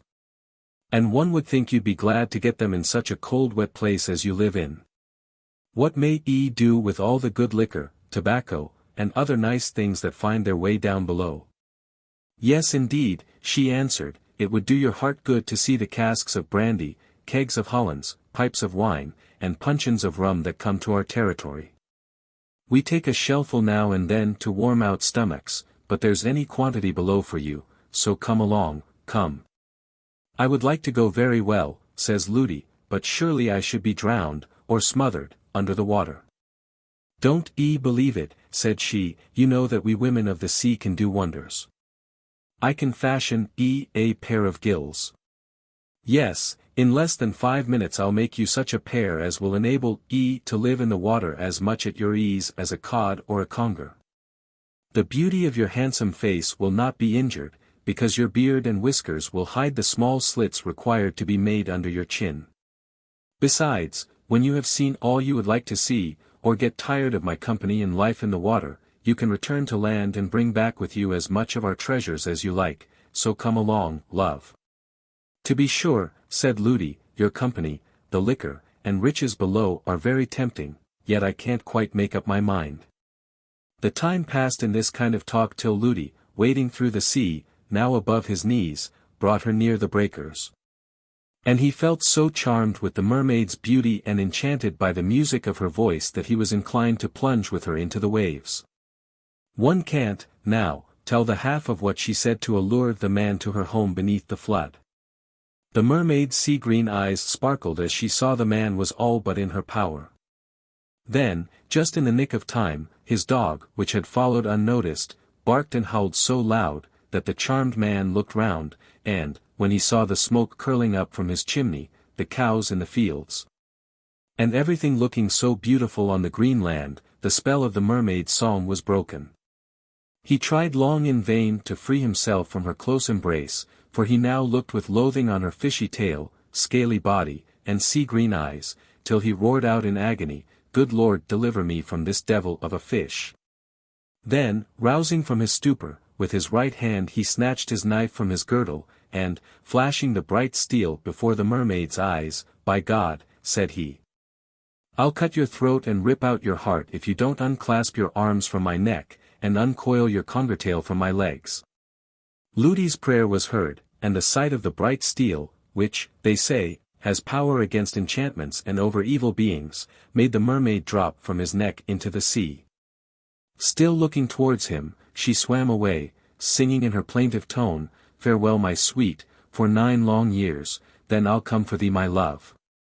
Ludi had barely the strength to wade out of the sea, and reach, before dark, a sown cavern, in the cliff, where he usually kept a few tubs of liquor, buried in the sand, under any lumber of wreck, secured there above high water mark. The weary and bewildered man took a gimlet from his pocket, spiled an anchor of brandy, fixed a quill in the hole, and sucked a little of the liquor to refresh himself, then lay down among some old sails and was soon asleep. In the meantime, Dame Ludi passed rather an anxious time, because her husband hadn't been home to supper, which the good man never missed, though he often remained out all night on the sands to look after wreck, or with smugglers or customers in the zone and on the water.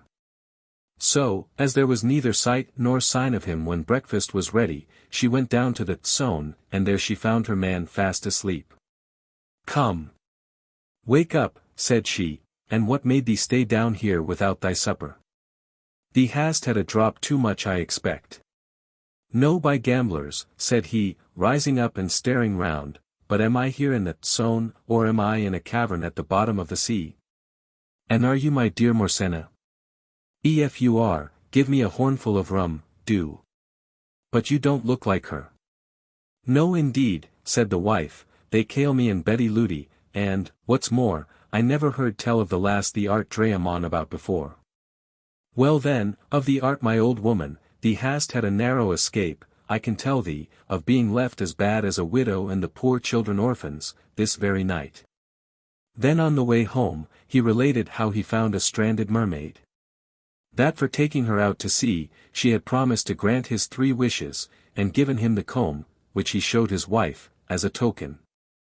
"But," said he, "if it hadn't been for the howling of our dog Venture, to rouse me out of the trance, and make me see how far I was from land, as sure as a gun I should now be with the mermaidens drinkin' rum or huntin' sharks at the bottom of the sea." When Ludi had related all particulars, he charged his wife not to say anything about it to the neighbors, as some of them, perhaps, wouldn't credit his strange adventure. But she, unable to rest with such a burden on her mind, as soon as her husband went away to his work, she trotted round half the parish to tell the story, as a great secret, to all the court-seeing old women she could find, and showed them what Ludi gave her as the mermaid's comb, to make the story good. The wonder, always told by the old gossips as a great secret, was talked of far and near in the course of a few weeks, and very soon folks, who were bewitched or otherwise afflicted, came in crowds to be helped by the new peller or conjurer. Although Ludi had parted from the mermaid in a very ungracious manner, yet he found that she was true to her promise. It was also soon discovered that he was endowed with far more than the ordinary white witch's skill. Yet the peller dearly purchased the sea woman's favors. 9 years after, to the day on which Ludi bore her to the water, he and a comrade were out fishing one clear moonlight night. Though the weather was calm and the water smooth as a glass, about midnight the sea suddenly arose around their boat, and in the foam of the curling waves they saw a mermaid approach them, with all her body, above the waist, out of the water, and her golden hair floating behind and around her. "My hour is come," said Ludi, the moment he saw her, and, rising like one distraught, he plunged into the sea, swam with the mermaid a little way, then they both sunk, and the sea became as smooth as ever. Ludi's body was never found, and, in spite of every precaution, once in 9 years, some of his descendants find a grave in the sea. Here ends the Droll-Teller's story. That the extraordinary powers, said to have been conferred by the mermaid, have continued with this gifted race, down to the present day, there are hundreds alive to testify among those who yearly consult Tammy Blee and J. Thomas. This worthy couple of white witches seem to be equally successful in the exercise of their art, though many say that the former only is of the true old Peller blood. So strong was the faith in this woman's power, a short time since, that many believed she could raise spirits from their graves. We have heard of a person who employed, and well paid her, for that purpose, not 7 years ago. We will relate this adventure when we learn more particulars of the transaction, which terminated in a way Tammy little wished or expected. It is somewhat remarkable that, from a very remote period, the parish of CURY, or its vicinity, has been the headquarters of persons noted for performing extraordinary cures. There have been various opinions with respect to the derivation of the name of CURY, prawn cure. We will suggest another, which may be as probable as some others. It has occurred to us that the name of this place may be derived either from St. or from some other Cornish saint, equally celebrated, in ancient times, for effecting miraculous cures, as we find the following passages of great interest to Cornish antiquaries, in Alfred le Grand, by Guizot. Un jour, tout en chaz sant. Alfred, était arrive dans le Cornwall près de Lisgard, il vit un village et le clocher d'une église. Il entra.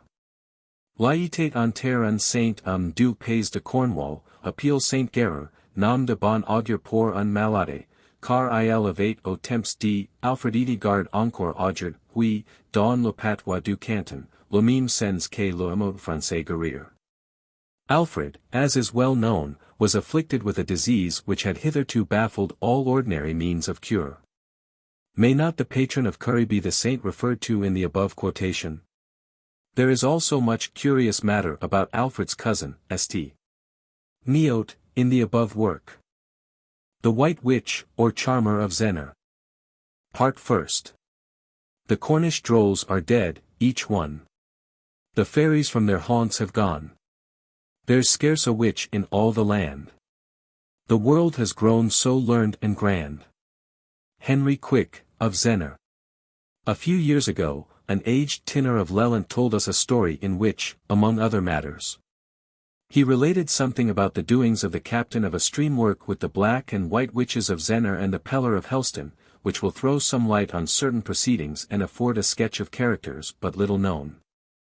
The spoken parts of the story are, for the most part, given in the tinner's words, to serve as an example of the everyday language of the old country folk. When Jack Tregear, who tells the story, was a youngster, he worked for Uncle Matthew Thomas, who employed 10 or a dozen men, off and on, in streaming some of the moors in Trecrobben. These moors, which lie up towards ZENNOR from Nancledria, have been streamed for tin over and over again. They say that there are still to be seen about Tre the remains of old bowls which have been worked before the flood. Uncle Matthew had a cot house and a few little quillets and crofts up in Trean, or some other place near ZENNOR Cliff. But here he was seldom to be found, as he left his few cattle, and the land, to the care of the old woman and the children, to do the best they could. Some of the men were often away from the streamwork, for weeks on a stretch, as they formed good part of a noted crew of Ludgvan smugglers who always made 3 or 4 trips every summer, over to Roscoff, in Brittany, for brandy, silk handkerchiefs, lace, and other things. The goods were mostly run in on the eastern green, landed about Long Rock, and good part of the liquor taken off the horses, kept ready waiting, up to the moors, and secreted among the streamworks. Uncle Matthew and all his men had a venture. Our free traders ran but little risk then, as there was no preventive service of any note. The excisemen were supposed to keep a sharp lookout, but they were often the greatest smugglers of all. If the boat escaped the revenue cutter they didn't care a cuss for anything else. No riding officer would like to venture among the streamlets and bogs in Tre moors, where scores of anchors of brandy were often kept among the burrows till the innkeepers, gentry, and other regular customers wanted them. Now and then there was a bit of a shindy with the streamers, excisemen, and riding officers for mere sham, and the smugglers would leave an anchor or two, now and then, to be taken, in places where they never kept their stock. This served for a decoy, and the government crew knew well now that was their share and they had better not look for any more. The streamers built a much larger moorhouse than was usual for such sized tin works, because many of the men lived down in Ludgvan, and others over in Towednack, miles away from the work, besides, as some always remained on the place by night. When there was much liquor to be disposed of, and as they wanted a good shelter for bad weather, all hands turned to and soon got up a house more than 30 feet long and 12 feet wide, with a broad deep chimney in one end. And a wood corner that would hold a cartload of turves, and furs enough to do the cooking for a week. Between the fireplace and the end wall of the house, there was a place contrived to be entered from the wood corner, large enough for storing away a score of anchors or more, besides other goods which required to be kept dry. When the wood corner was full of fuel, no person could see that the chimney end wall was double. A low doorway, no more than 4 feet high, was made in the middle of one side wall.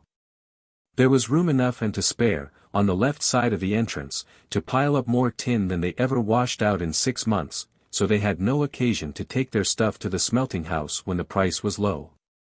On the chimney side of the door some planks, fastened to stakes driven into the floor, kept together, quite tidy-like, a few burns of heath, rushes, ferns, or straw, which served for the men to stretch themselves on when they had to remain there overnight. There were no windows but the portholes all round, which were wanted to have a shot at the wild fowl that came over the moors in large flocks in the winter, and settled down on the fowling pool at the back of the house. Well, says Uncle Jan, that old moorhouse was a comfortable place enough, with the tin piled up in one end, a blazing turf fire in the other, and plenty of good liquor at hand. We lived there like fighting cocks. When we wished to have a few rabbits for a pie, one had only to go out with the dog, and half a dozen nets to set in the gaps round a barley arish, and come back in an hour or two with as many rabbits as were wanted for a week.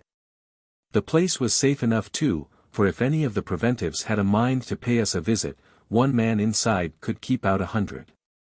The door was made low on purpose that if any persons we didn't want stooped down and poked their heads in, one could crack their skulls as easy as so many eggs into a frying pan. Many of the hardy old gentlemen, from the town and about, who often came over the moors hunting in the winter, would stop and pass a jolly night with the streamers. Captain Matthew seldom went home, from Monday morning till Saturday night, when there were much goods in the Moor house, and, as Jack Tregear's quarters were some miles away, he mostly brought his week's provisions and stayed there for company.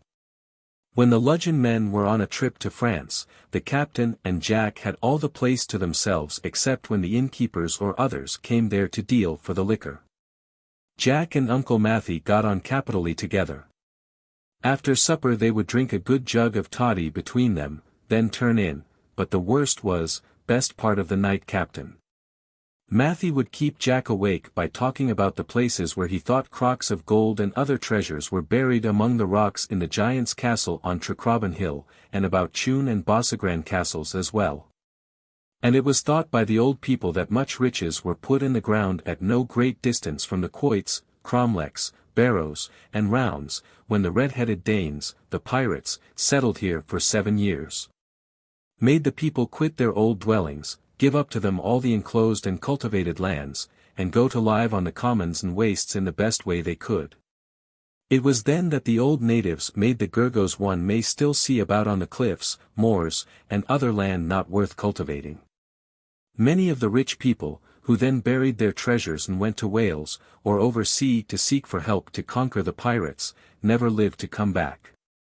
A few years after, when King Arthur drove all the Danes, he didn't kill, over cliffs into the sea, there was nobody living here who knew the meaning of the marks made on some of the rocks found about in out-of-the-way places, to show where to dig. They say that there are records still kept in Wales concerning what took place then, which would explain all about where the gold is to be found if one could but get hold of them. I wish we could but catch a spriggan, a PISKEY-LED, or a knacker, says Captain Matthew. One night, if one can but lay hands on any of the smale people unawares before they vanish, or turn into murrians, ants, they may be made to tell where the Gould is buried. Did ever hear of anybody who ever catched on? Jack asked. Why yes, and knowed his son too, he was my near neighbor, and lived in Trevija, he told me all about it. One day Uncle Billy, his father, was over in the craft, ZENNOR church town side of the hill, cut tan away down in the bottom, where the furze was as high as his head, with bare places here and there. Among the brakes all grown over with 3-leaved grass, white clover, hurt trees, whortleberry plants, and griglins, heath. Uncle Billy was cut tan an oak nan into one of these place, thin can to touch pipe there, eat his fuggen, heavy cake, and have a smoke. As he opened the furs, to come to work his hook handy, he spied the prettiest little creature of a smale body one ever seed, sleepan away on a bank of wild thyme all in blossom. The little creature wasn't bigger than a cat, yet every inch like a man, dressed in a green coat, sky-blue breeches and stockings, with diamond-buckled shoes. His little three-cocked hat was drawn over his face to shade en from the sun while he slept. Uncle Billy stopped and looked at em more than a minute, Lanyon to carry en home some way or other. If I could but keep em, thought he, we should soon be rich enow to ride in a coach. Then he put down the furze hook easy, took of the cuff from his arm, and slipped the little gentleman into the cuff, feet foremost, before he waked up. The little fellow then opened his pretty brown eyes and said, "Mammy. Where are ye, Mammy and Daddy? And where am I? And who are you? You are a fine great bucca sure enough, what are ye called, and," says he to Uncle Billy. "I want my mammy. Can ye find her for me?" "I don't know whereabouts she do put up," says Uncle Billy. "Come, you shall go home with me, if you will, and live with our people till your mother do come for ye." "Very well," says the spriggan, "I dearly love to ride the kids over the rocks, and to have milk and blackberries for supper. Will ye give me some?" "Es, my son, and bread and honey too," says the old man Uncle Billy, as he took the small body up in his arms and carried him home. When the little chap was took out of the cur's cuff and placed upon the hearthstone, he begun to play with the children as if he had lived with them all his lifetime. The old man and woman were delighted. The children crowed for joy to see the pretty little man jumpin' about, and they called em Bobby Griglins. Twice a day a little chain cup of milk, fresh from the cow, was given to Bobby. He was very nice in his diet, and didn't care for anything but a drop of milk, and a few blackberries, hurts, or haws, for a change. In the mornings, when the work was going on, he would perch himself up on the furze and ferns in the top of the wood corner, to be out of the smut and dirt. There he would sing and chirrup away like a robin redbreast. When the hearth was swept, the turfy fire made up, and the old woman fixed on the chimney stool, to knit for the afternoon, Bobby would dance for hours together on the hearthstone, before her. The faster the knitting needles clicked, the quicker Bobby would spin round and round. Uncle Billy and Mary wouldn't leave Bobby go out to play, for fear he might be seen, or run away, before the next good moonlight nights, when he promised to show the old couple the exact spot, on Rosewall Hill, where there was lots of money buried, and another place on the hill where there was a good load of tin. 3 days after Bobby Griglins was catched and carried up to TREVA'S, half a score or more of the neighbors came, with their horses and leaders, to help Uncle Billy to get home his furs from the hill, in trusses. And to help him make the rick for winter, as the custom was before wheelroads were made and wains came into use. The old man didn't like for the spriggan to be seen, so he shut him and the youngest children up in the barn and put a padlock on the door. The smale people had been getting scarcer and scarcer, as so much laming and love of unpoetical facts came into fashion, until they were nearly all frightened away. However, Uncle Billy would keep his out of sight for the time, because you see it was become such a rare thing to see a spriggan or piskey that the folks would be coming about in troops to have a look at Bobby, who didn't like to be gazed at and made to show all his parts to strangers. Now, stay in the barn and play like good children, but ef on of cry, or try to get out, you will get your breeches warmed with a good wallopin', says Uncle Billy. The children sometimes heard laughin' and sometimes cryin'.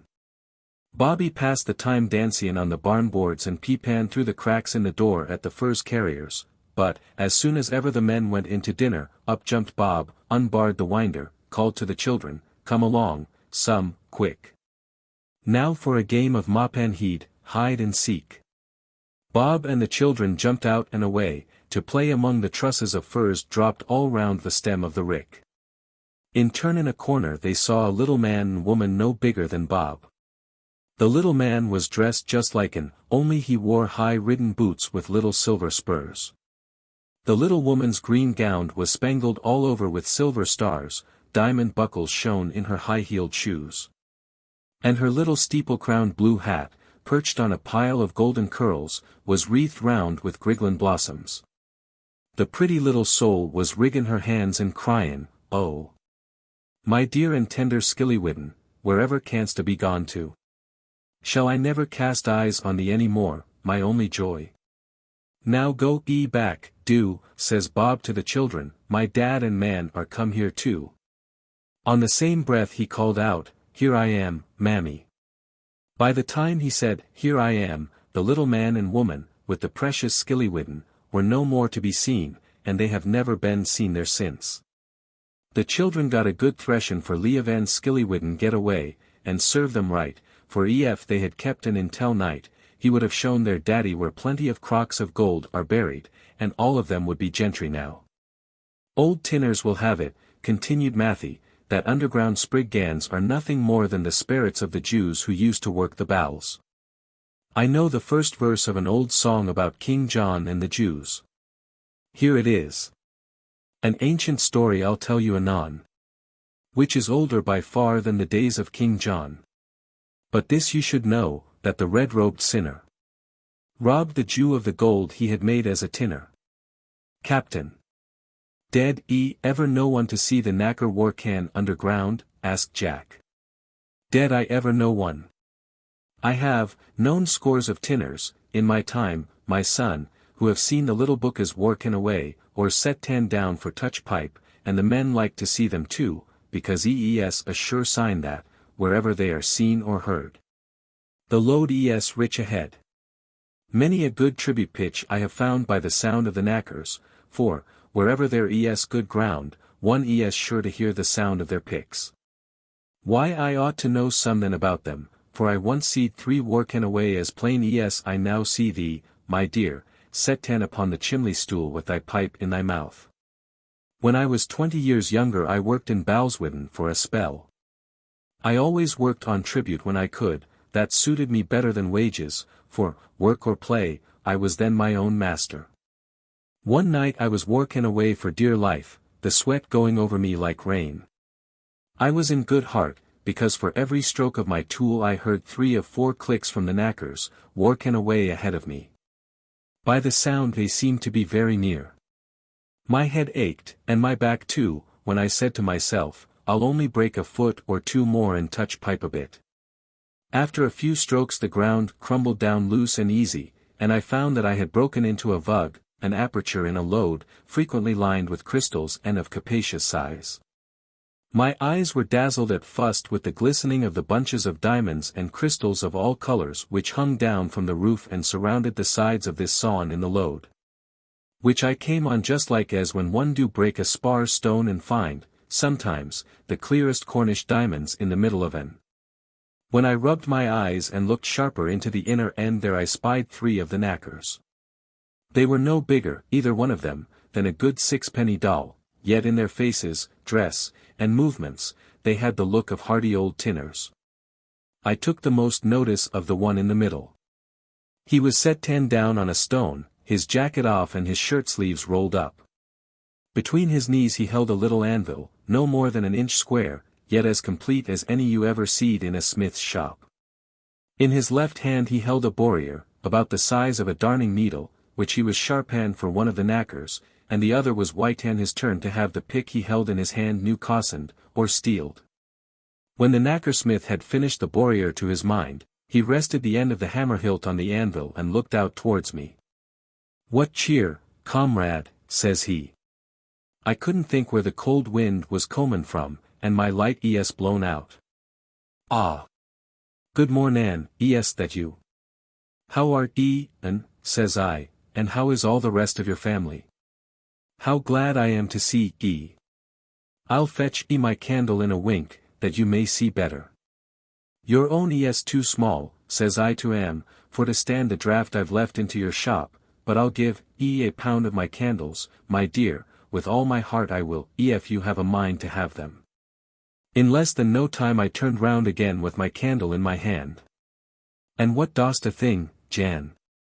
When I looked again into the vug there wasn't one of the knackers to be seen nor their tools neither. Area then. Says I, where are a gone to, and, in such a hurry? One might think you would be glad to shake a paw with an old comrade, who had been working on the same load with ye for months past. I heard them, away somewhere in the load ahead, teeheein', fussed. Then squeakin' like youn rabbits that witnecks, weasels, had got by the throat.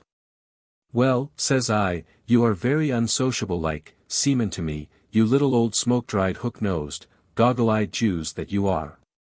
I suppose you are vexed because I've broken into your pretty workshop.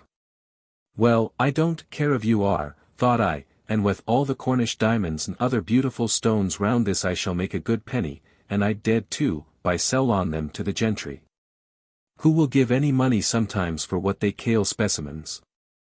But lots of the diamonds that I found then are down in that ball now, covered up with the deads, because I hided away the finest and clearest crystals till there was a good chance to take them away, and the captains know not hon about at.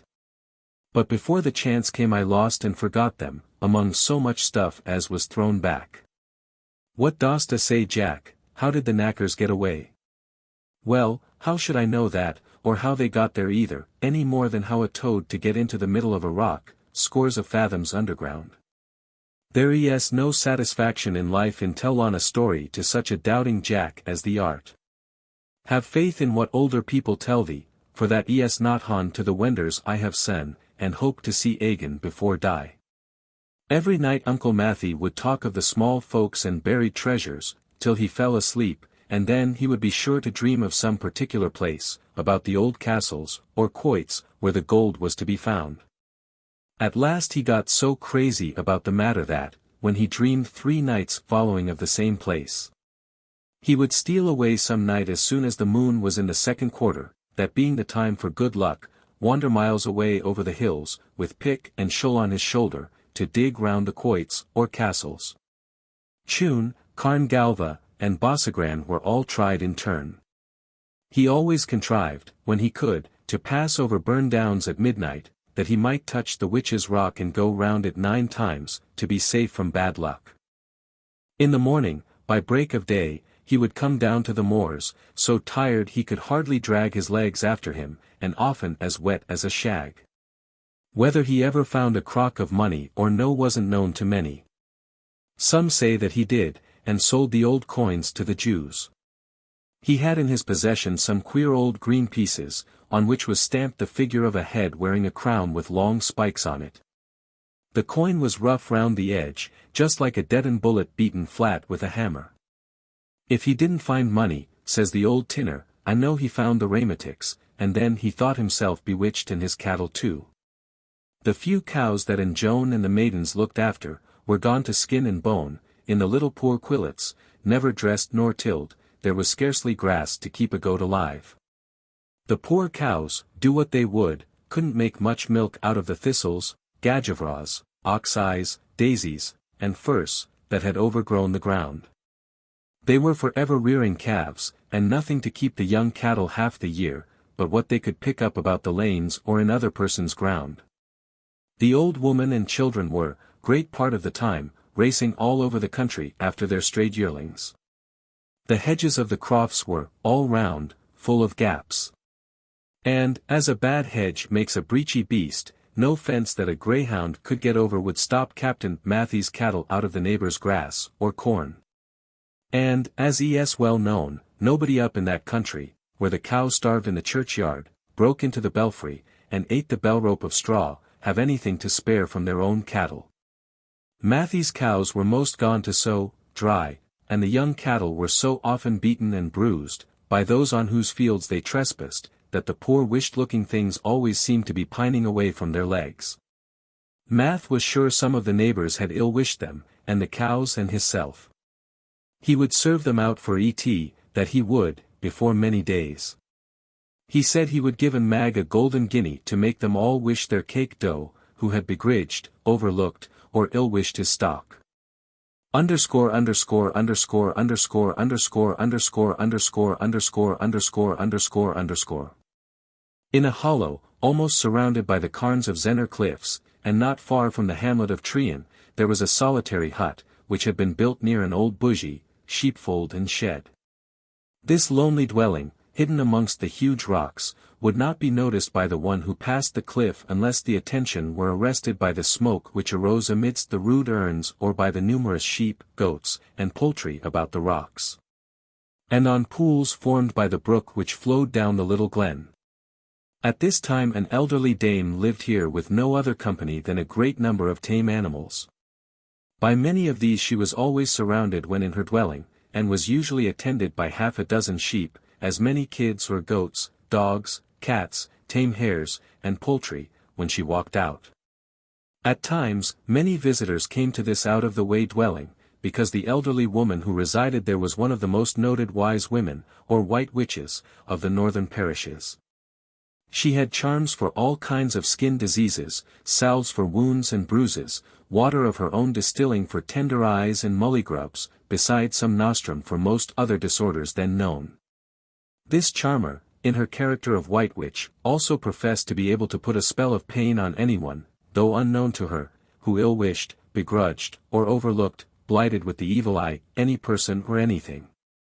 So as to make the ill-wisher confess and lift, that is dispel, the evil from the blighted object, in order to be released from the pain inflicted by the wise woman or those who follow her instructions.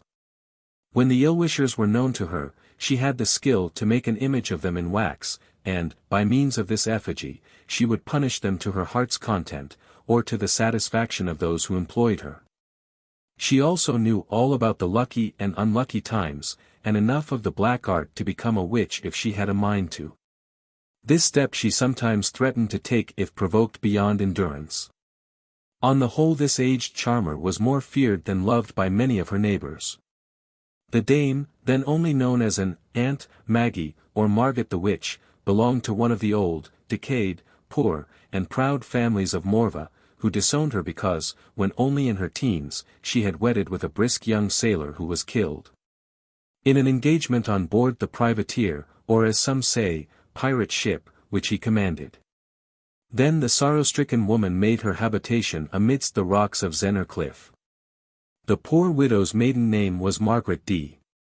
This decayed family was, a century or so ago, connected by marriage with all the ancient blood of the West. On 2 or 3 particular times in every year the old lady might still be seen, dressed out in all the grandeur of her youthful days. On these rare occasions she was visited by many who had been the cherished friends of her youth, and the greatest part of them claimed cousinship to the poor old lady.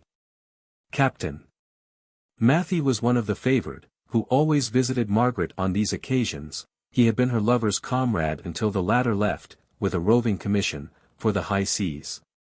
Why she kept these tides no one knew but the few intimate friends who were admitted to see her. Perhaps these days were heart's festivals for the poor lone women, when, for a time, she was cheered by the remembrance of former joys. Anyone who had the rare chance to behold Margaret then, however, would see her attired in a blue silk gown almost thick enough to stand on end. The open front of the trailing, robe-like gown showed a quilted petticoat of white satin, half concealed by an apron of muslin, which was so skillfully embroidered with Margaret's own needle that it looked like the richest old-fashioned lace. The quilting of the petticoat was done with chain-stitch of blue silk. In the middle of each raised square was a sprig of some dainty little blue flower, all worked in silks of the natural colors of the stem, leaves, and blossoms. Each sprig of the same size yet of different kind of flowers and work. A running pattern of wild rose sprays and convolvulus surrounded the bottom. On her arms she wore long netted silk gloves, reaching to the elbows, there met by lace ruffles which hung far below her waist. Her silver-grey hair, raised from her forehead on cushions, was crowned with a lace cap like a fairy web. Then she wore amber beads on her neck, diamond rings, on her fingers, and silver buckles shone in her velvet shoes. On all ordinary occasions she wore the same simple dress as other cottagers round. A lady, who frequently visited poor Margaret, who was also related to her, told of another dress which she often wore. This was of fine white linen, printed with a running pattern of flowers and foliage, the colors of which were all so bright and natural that the fine white holland appeared to be covered with wreaths of convolvulus, pimpernel, roses, pinks, lilies, cowslips, speedwell, and other tiny wild blossoms most artfully entwined. With this summer's dress she wore a round white satin hat, garlanded with rare flowers. This small flat hat was jauntily placed on one side the raised hair, and fastened to it by jewel-headed pins, stuck through the cushion. There were lace ruffles and all the other accessories. The hut in which the dame lived, with her lambs, kids, cats, tame hares, and poultry, besides the robins, wrens, and sparrows, which nested under the thatched roof, was only just large enough to hold her turn, spinning wheel, table, high-backed carved oak chair, a few stools, and opposite the door, her dresser, which was the pride of the old lady's heart. On the few blue-painted shelves were arranged, with the greatest care and an eye to effect, many rare pieces of old china, earthenware of brilliant colors and of graceful or grotesque forms, besides many singularly shaped glasses of all hues. These her roving lover had brought her from abroad. Over the fireplace were a large bright warming pan and hourglass, foreign shells, coral, and many other fancy things, brought her from distant lands, by the young mariner for whose love she had forsaken her home and proud kinsfolks long ago. And Maggie's bed, large carved oak chest, small treadle turn for spinning thread, and a few others things, were placed on a talfat which extended over half the length of the hut. A little window, a few inches wide and a foot or so high, at the head of the old dame's bed, always stood open, that she might hear, she said, the voice of her sailor, in the roar of the billows, the murmur of the waves, and the calling of the clevies. Whatever converse she might have held with the spirit of the departed through the little open window, the robins and wrens made good use of it to pass in and out at their pleasure, to their nests beneath Margaret's roof, and a swarm of bees, from the garden below, had found their way through it and made their habitation in the angle of the punaion under the roof. The honeycombs hanging from rafters and key beams, were within reach from the floor. Everything about the place was as clean could be, and as sweet as the roses, pinks, and thyme in the garden beside the door, notwithstanding her large family of pet animals. The dame made the principal part of her livelihood by spinning and knitting. She made better thread for saddlers and shoemakers than they could get elsewhere. As she had abundance of good bog turf, peat, and furze for fuel, and a great quantity of mint, savory, and other herbs in her garden, she made excellent still waters, and good cordials by distilling fermented wort with aromatic herbs. And her sweet drink, mead, prepared from the purest of honey and richest of spices, was the best of all her cordials. Besides these resources, she had always abundance of poultry, and the folks who came to be charmed, or to be benefited in other ways by her more mysterious arts of white witchcraft. Though they never gave her money, that would spoil the charm, always left on the rock outside the door, good offerings of provisions, wool, flax, corn for her poultry, and other goods, which those who came to consult the wise woman thought she might require. What seemed the strangest of all the dame's freaks was a fondness for using firearms. They say that, when young, she was a capital shot, and in all weathers went out hunting with her brothers, or other sportsmen, none of whom would kill more game than Margaret. When she settled in the lone hut, often of a winter's day, she alike be seen, with a man's coat and hat on, stalking over the cliff, or moors, to get a shot at the wild fowl. At other times she would amuse herself, for hours together, with a brace of old horse pistols, in firing ball at the target she made of her outhouse door. The young tinners, who often came down of a summer's evening to have a shooting match with an Meg, supplied her with plenty of powder and the lead, from which she moulded the bullets and cast the shot, or rather slugs, for herself and the boys. And, as Jan Tregear said, the goats, dogs, and even the hares, seemed to like the sport, for they would crowd round as if they enjoyed the smoke and noise. The vagaries of the dame were not thought so very strange a century or so ago, when the ladies took as much, or more, delight in the sports of the field, and other outdoor exercises, as the men do now. Many thought it likely enough that the old lady might be a little touched in the head, as her grandmother or her great-granny was one of an ancient family, many of whom were remarkable for their flighty ways, which every now and then, from grandfather to grandson in general, culminated in downright madness. This family, notwithstanding their spice of insanity, produced many learned astrologers, who, however, do not seem to have profited much by their science, as they failed to secure Alverton and other of their ancient possessions to their descendants, some of whom still claim to be legal heirs to this property. Though and Maggie was feared by many, and loved by few except by the children of the neighbours round and the old friends of her youth, Captain Matthew and the wise dame were always wonderfully thick. So, when he took it into his head that he and his cattle were bewitched, off he went to consult her. And Marge told him that it was no wonder if his young cattle were ill-wished every hour in the day, because they were as breechy as goats. Half the time they were never spanned and in other people's fields. One could hardly help ill-wishing the things that were forever troubling. And as for himself, she said that he brought the aches and pains in his limbs by hunting for gold when he should have been in his bed, and, as he knew that if anyone had ill-wished his cattle, in the black minute, their curse would not fall to the ground, he might find out the ill-wishers, if he would make use of the bottle of water in the way she had told him, so as to give them such pains as would make them confess and consent to raise the spell. Matthew determined to bury the bottle, as directed by the wise woman. Then he wished Margaret good night, saying he should see her again soon. "I wish ye well till I see ye again, Matthew," said she, "but one can hardly blame the neighbours for ill-wishing ye. I am sorry for the cattle, poor things. But you know very well, Matthew, and everyone else who know ye, that, at times, always when you haven't your own way, you are as cross a devil as ever lived, and I advise ye, like a sister, give up steaming and smuggling, and stay at home to till the land, that the half-starved cattle may have something to eat. I wish ye well. And don't cork the bottle too tight, for fear of what may happen. Captain." Matthew took the bottle of water from the ill-wished cattle down to the moor-house, and buried it under the tin, that it might be close at hand, to be quickly uncorked should anyone be in extremis. And Joni, the captain's wife, found out what had been done by the directions of Margaret. Without delay, she spoke of it to another dame, her next neighbour, and begged her not to say anything about it. Before Joni left the door, the woman to whom she told the secret felt herself ailing in a queer way. And as soon as Joni was out of sight, the gossiping dame went round and told the secret, and how she felt herself ailing, to every other woman in Trean.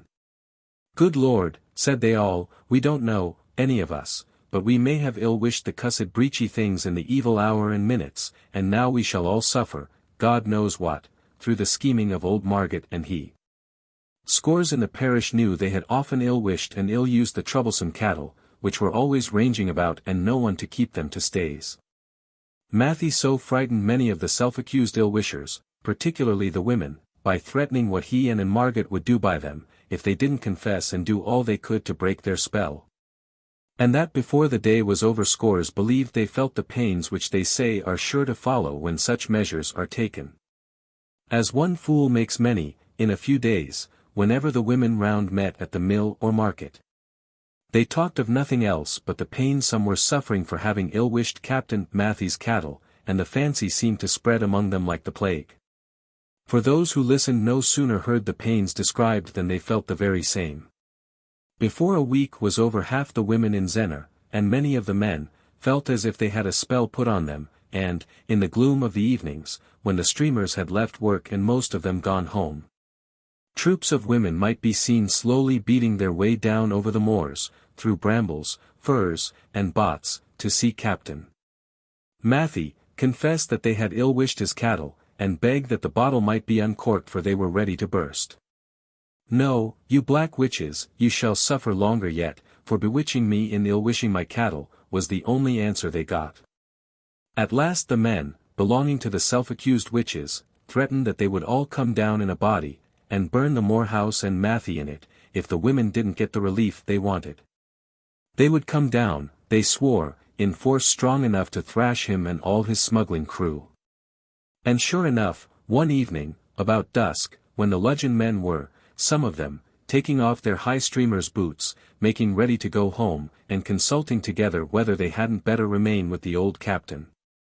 For fear of what the ZENNOR goats might, in their madness, take it into their heads to do, they had a quantity of goods about. Besides all, the streamers left in the moorhouse the long boots they wore when working knee-deep in the water.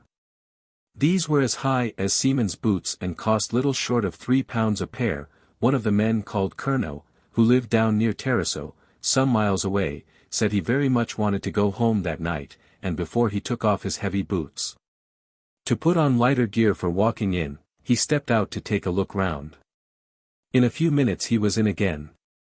"Now no fuss nor noise, my boys," says he, "but be quick and load all the old muskets with a slight charge of powder, small shot, and peas, put a heavier charge, and more lead, in the new fowling pieces. The pistols are all right. We shall have some fun, for I be cussed if there isn't some scores comin' down the moors within gunshot carrion on their backs burns of furs, and some are skulking down by the fowling pool to see who of us is about. Thin can no doubt that all of us, except the captain and Jack, are off home. You leave them to me, captain," says Curnow, "we will set the door open for them, and we won't give them any shot, unless we are forced to, for fear of hurting the women among them. Yet we aren't going to be beaten either. No, it shall never be said the Ludgvan hurlers were thrashed by a set of ZENNOR goats."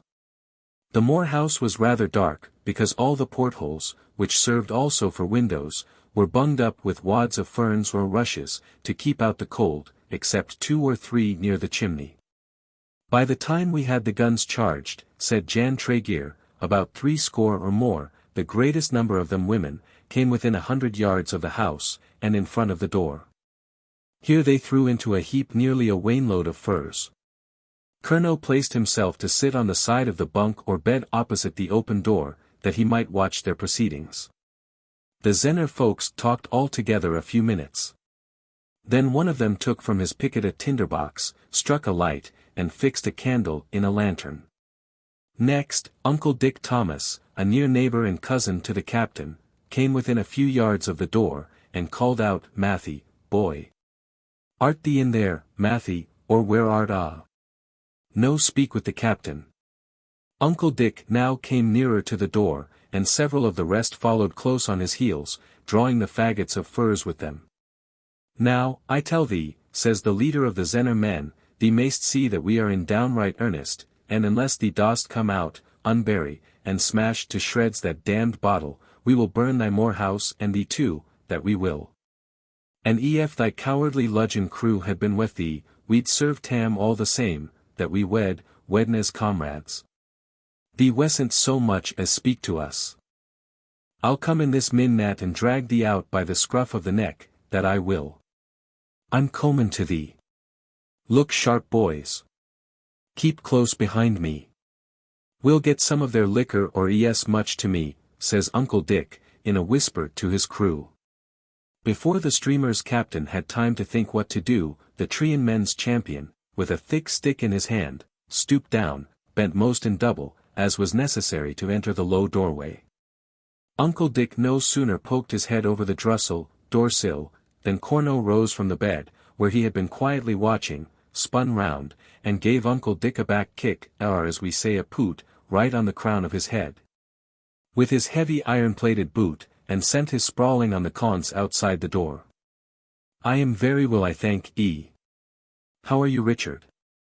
I hope you haven't hurt your horns, have ye, my old buck?" says Curnow. "Dear me, how daren't ye stoop lower, you are too proud, you are. Uncle Dick, do ye happen to have in your pocket a pipeful of the tobacco you brought away from the last burial, you went to, away over in Cornwall or some place where they still make good funerals? And did ye well fill your pockets with bisque, to carry home to the children?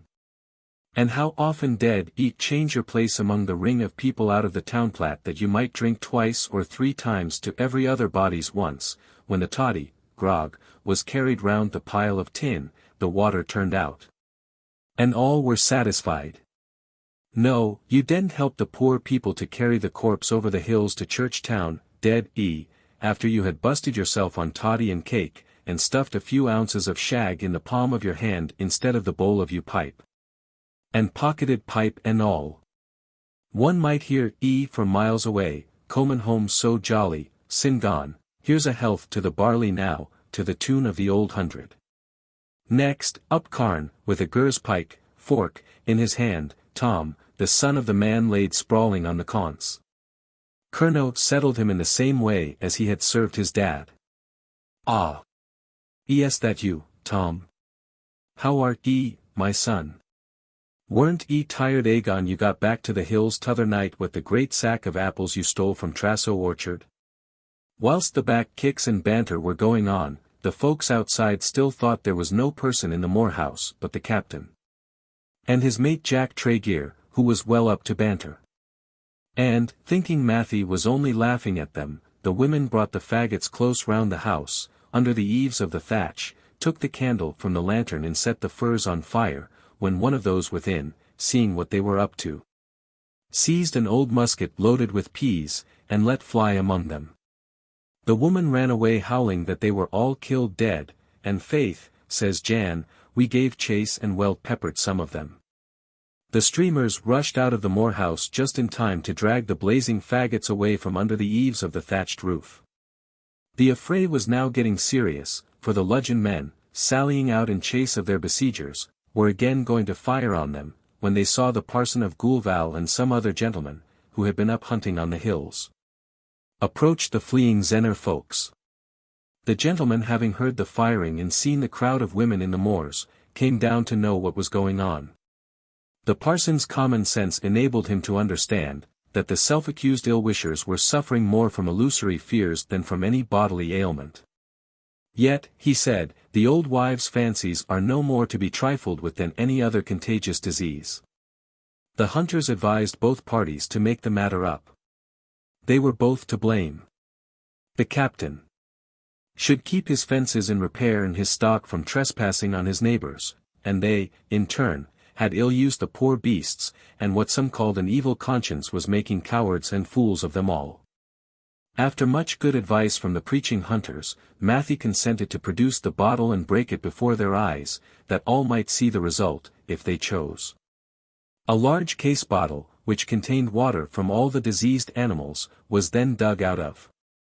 On the evening of the attack on the Moorhouse, several persons, who were neither so weak or wicked-minded as the company of ill-wishers, came down to the stream-work, out of curiosity, to see what would take place, among others a young woman called Mary Poultier, who lingered until after the crowd of distressed ones had departed, that she might tell Captain Matthew how she became aware that some mischief was brewing for Margaret. Because old Katy the Kite, a small farmer's wife of Trean, had been going round the parish telling everyone that Margaret was a rank black witch and nothing better, she could be sworn that her dairy, and everything in the house was bewitched. Since she refused to leave old Mag have a pint of cream from the pan before it came in turn to be unreamed, skimmed. Now it happened in this way, says the mistress of the dairy. One day, a few months ago, old May came up for a pound of butter to pay for some spinning work she had done for me. When the old jade tasted the butter, as good a butter as ever was made, she spat it out again, and said, "Why, this butter, of one can kale et butter forsooth, es sour and stinkin' and too salt by half. The cream, says she, es left twice too long on the milk with this hot weather, but if you like I will take a pint of cream, that haven't been scalded more than 24 hours, instead of the butter." Well, I was vexed when I answered her that neither for the devil, nor for the devil's dame, would I unream a pan of milk before the proper time. "You want, says old Mag, goin' backward and shockan her bony finger at me. "Before another moon you shall wish you had, that you shall." She mumbled much more to herself, that I couldn't make out. I told her I didn't fear her, the black witch, and took the fire shovel of embers, and throwed at her, but there didn't a spark reach her. If you can throw fire over a witch that will break the spell, they say. The old witch turned again, called me a dirty, greedy slut, and said, "Thee shoes through the day that thee hast refused me a cup of cream. Though a pig must have a good stomach to eat and out of thy spence, that do smell as bad of train as a stinkin' fish cellar, with the pots of rusty pilchards and other lumber under the benches. She said much more, mumbling to herself, like all the old witches do, than I could make out. Well, as true as we stand here, from that day to this I have found nothing but bad luck in the house, and haven't been able to make a bit of sweet butter for the summer. One day the milk will turn all to whey and curds, when over scaldin'. The next all gone sour in the pans, and no more cream on them than I can hold in my hand. Cuss the black witch. I don't fear her neither. As for the fermentation, why for more than a week run and the milk will be foamin' over the pans and not a midgon of cream to be seen.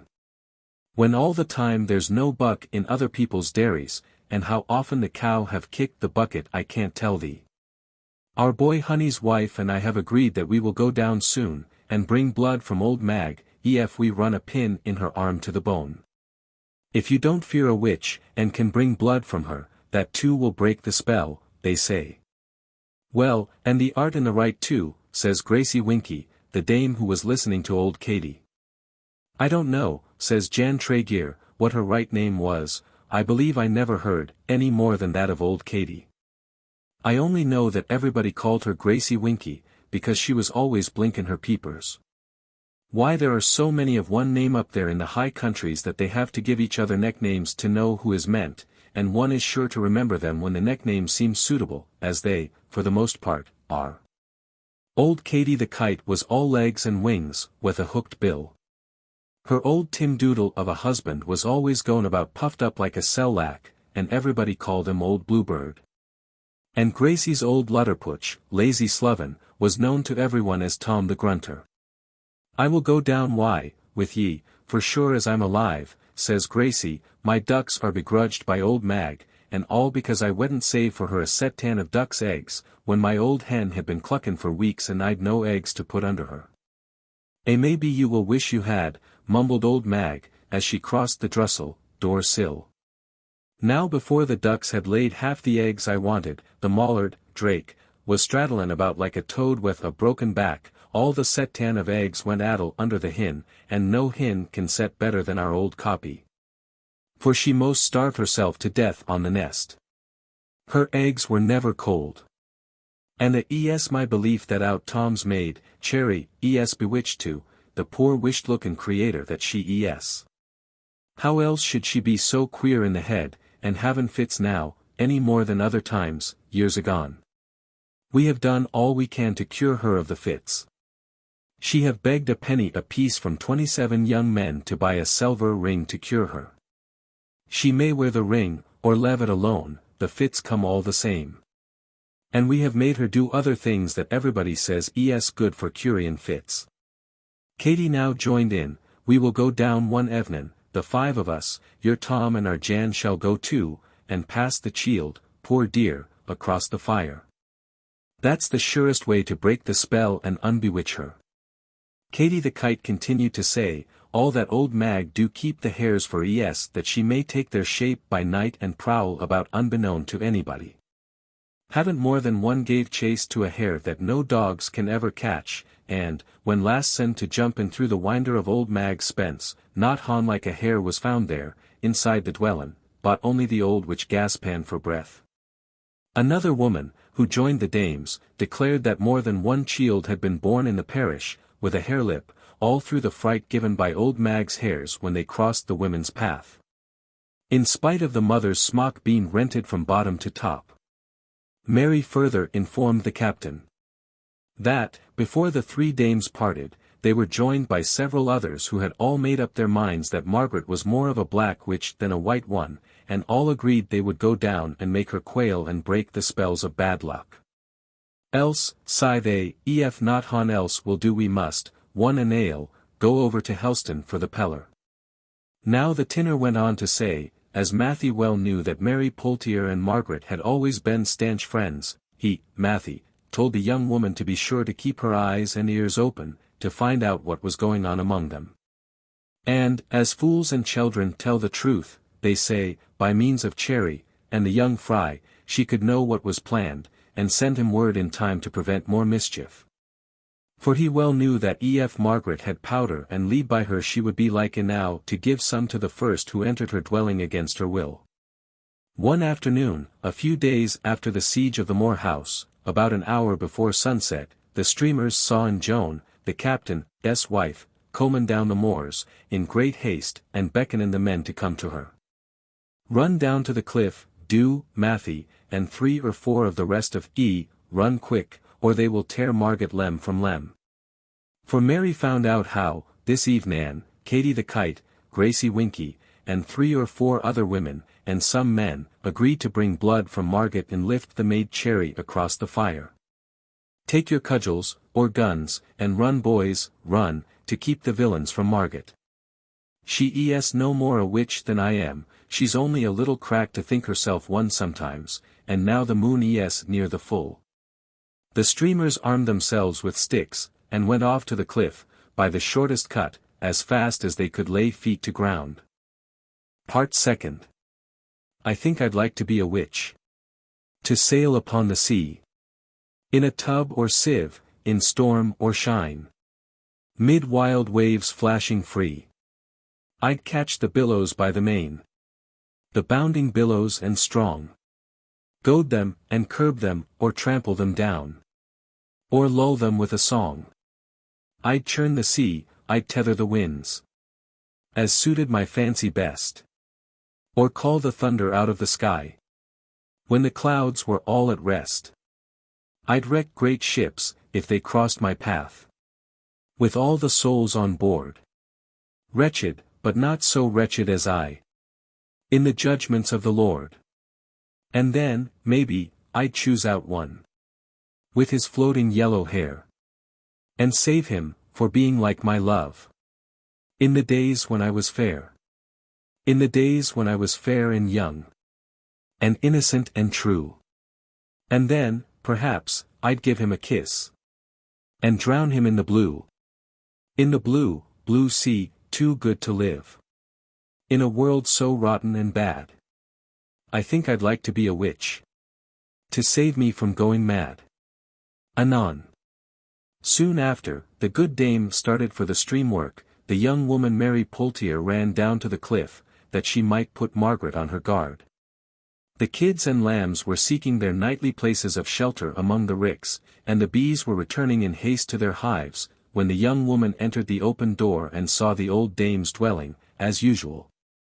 Nicely swept and sanded, her cat beside the pot of sweet marjorie, on the window ledge, backing in the rays of the setting sun. The hares were jumping forth and back over the bars of the high-backed chair, in which Margaret was seated, reading from a conjuring book, with large brass clasps and corners. Her book was full of such queer figures as are put in the almanacs, Moors, every year, to show those who can understand such things, what is to take place for the next 12 months. Margaret was, at the same time, watching the sun go down. When it touched the waves, she placed the hourglass on the board, before she spoke to or noticed Mary. "What made you come here now, Mary?" said the dame, as she turned the hourglass and replaced it on the table.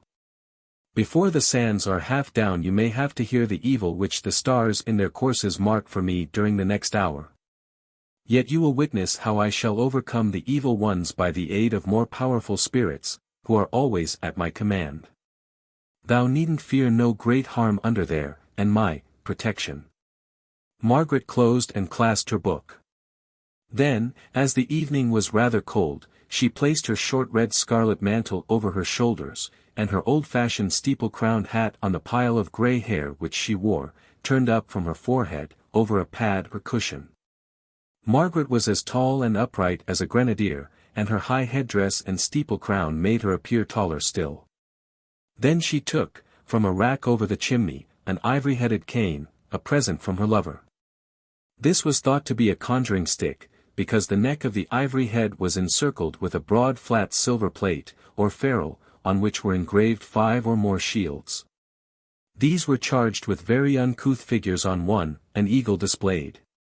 With 2 heads, on another, 3 rampant toads.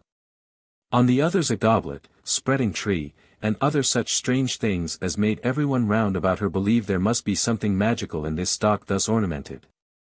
And this enchanter's staff was almost as much feared as the stuffed crocodile, mounted by a stuffed ape, which swung from the rafters overhead, and so contrived, by the cord, which suspended these choice presents from some old sailor friend, being passed over the key beams to the talfat, that she could raise or lower them at pleasure. Next she mounted a step or two of the stair-ladder, and took from the talfat floor a pair of old horse pistols. These, ready loaded, she placed on the book beside the hourglass, and sat down with her cat on her shoulder. It was not to be wondered at that Margaret's strange surroundings, queer doings, and frightful threats and curses, when in her tantrums, made her poor ignorant neighbours fear her as a most powerful witch. Mary begged her not to use the pistols whatever might happen. "Never fear," she replied, "there will be no bones broken, and if there be a trifle of blood shed, it will neither be thine nor mine. Why, the very sight of a pistol or smell of gunpowder is enough to frighten a troop of the cowardly villains who would join to molest a lone inoffensive old woman. Now, let them come, the wretches." The words were scarcely out of her mouth before two men, old Bluebird and Tom the Grunter, came to the open door leading a great gawcum of a girl between them. Cherry squeaked out, "You have given me fits, you have, you'd, old black witch, you." Old Bluebird looked in and said, "We want some fire from thy hearth, Mag, to heave the shield across that thee hast bewitched, and fire we will have too." "So you shall if you come an inch farther," said Margaret, levelling a pistol at old Bluebird's head. The men went back scared, dragging the maid Cherry with them. "You old Timdoodles, you, to be afraid of old Mag," says Katy the Kite, as she advanced to the door with a stone in her hand. "Now, by gambers, old witch, I'll fill thy Sherman brass warmin' pan with fire, and put thee to set upon un, that I will. And here go for thy smart dresser, chain, and beautiful dome, that thee art so proud of," says Katy, as she threw a stone and smashed some of the crockery. But before she had time to pick up another stone, the old woman sent some shot into Katy the Kite, which made her sting. Then Margaret picked up the stone with her left hand, and taking her staff in her right, went out and stood beside the rock before her door. The frightened men, and 10 or a dozen women, fell back for fear of another charge of shot. Margaret was little short of 6 feet, and, as she stood beside the rock, with the old-fashioned steeple crown mounted on the upturned hair, and her short red mantle floating in the evening breeze, she appeared taller and stranger than ever. For a minute's space Margaret looked towards the setting sun, of which only a mere point of fire could be seen above the ocean, sending a stream of golden light over the waters from the verge of the horizon to the foot of the cliff on which these mad proceedings were taking place. The seafowl were nesting together in the cleaves, overhanging the surging waves, lambs and kids had gone to their resting places among the rocks, the murmur of the sea was like a mother's gentle lullaby. The bright stars were beginning to shed their beauty on the evening air. Everything, above and around, betokened peace and rest, except with these human animals who, through their superstitious fears, were ready to tear in pieces a poor half-crazy old woman. Margaret seemed entranced, or lost in thought, till the last glimpse of the sun disappeared beneath the ocean, and drew after it the stream of golden light which bridged the blue waters a minute before. Then, an old black goat, disturbed by the noise, came and stood beside her. The tame hares mounted the rock on the other side of their mistress. And an old tame magpie left its roost in the wood corner, flew out of the door, and perched on the chimney. When the bird began to chatter, Mag seemed to become herself again, or to recover her suspended energy. Holding the stone in her left hand, above her head, and pointing her staff at the confused crew, she began to speak in a slow measured tone. "Now is come the hour of sweet rest, for man and beast, and now the devil, and all things evil, give double power to blast and ban." Advancing a few steps, with his staff pointed at Katy the Kite, she threw the stone on the ground and spoke in a louder key. "My curse descend on the arm that cast that stone. Before 3 moons have come and gone, thy arm, from fingertops to shoulder blade, shall wither and waste to skin and bone." The magpie, flapping its wings and shrieking, seemed to say amen to the dame's curses.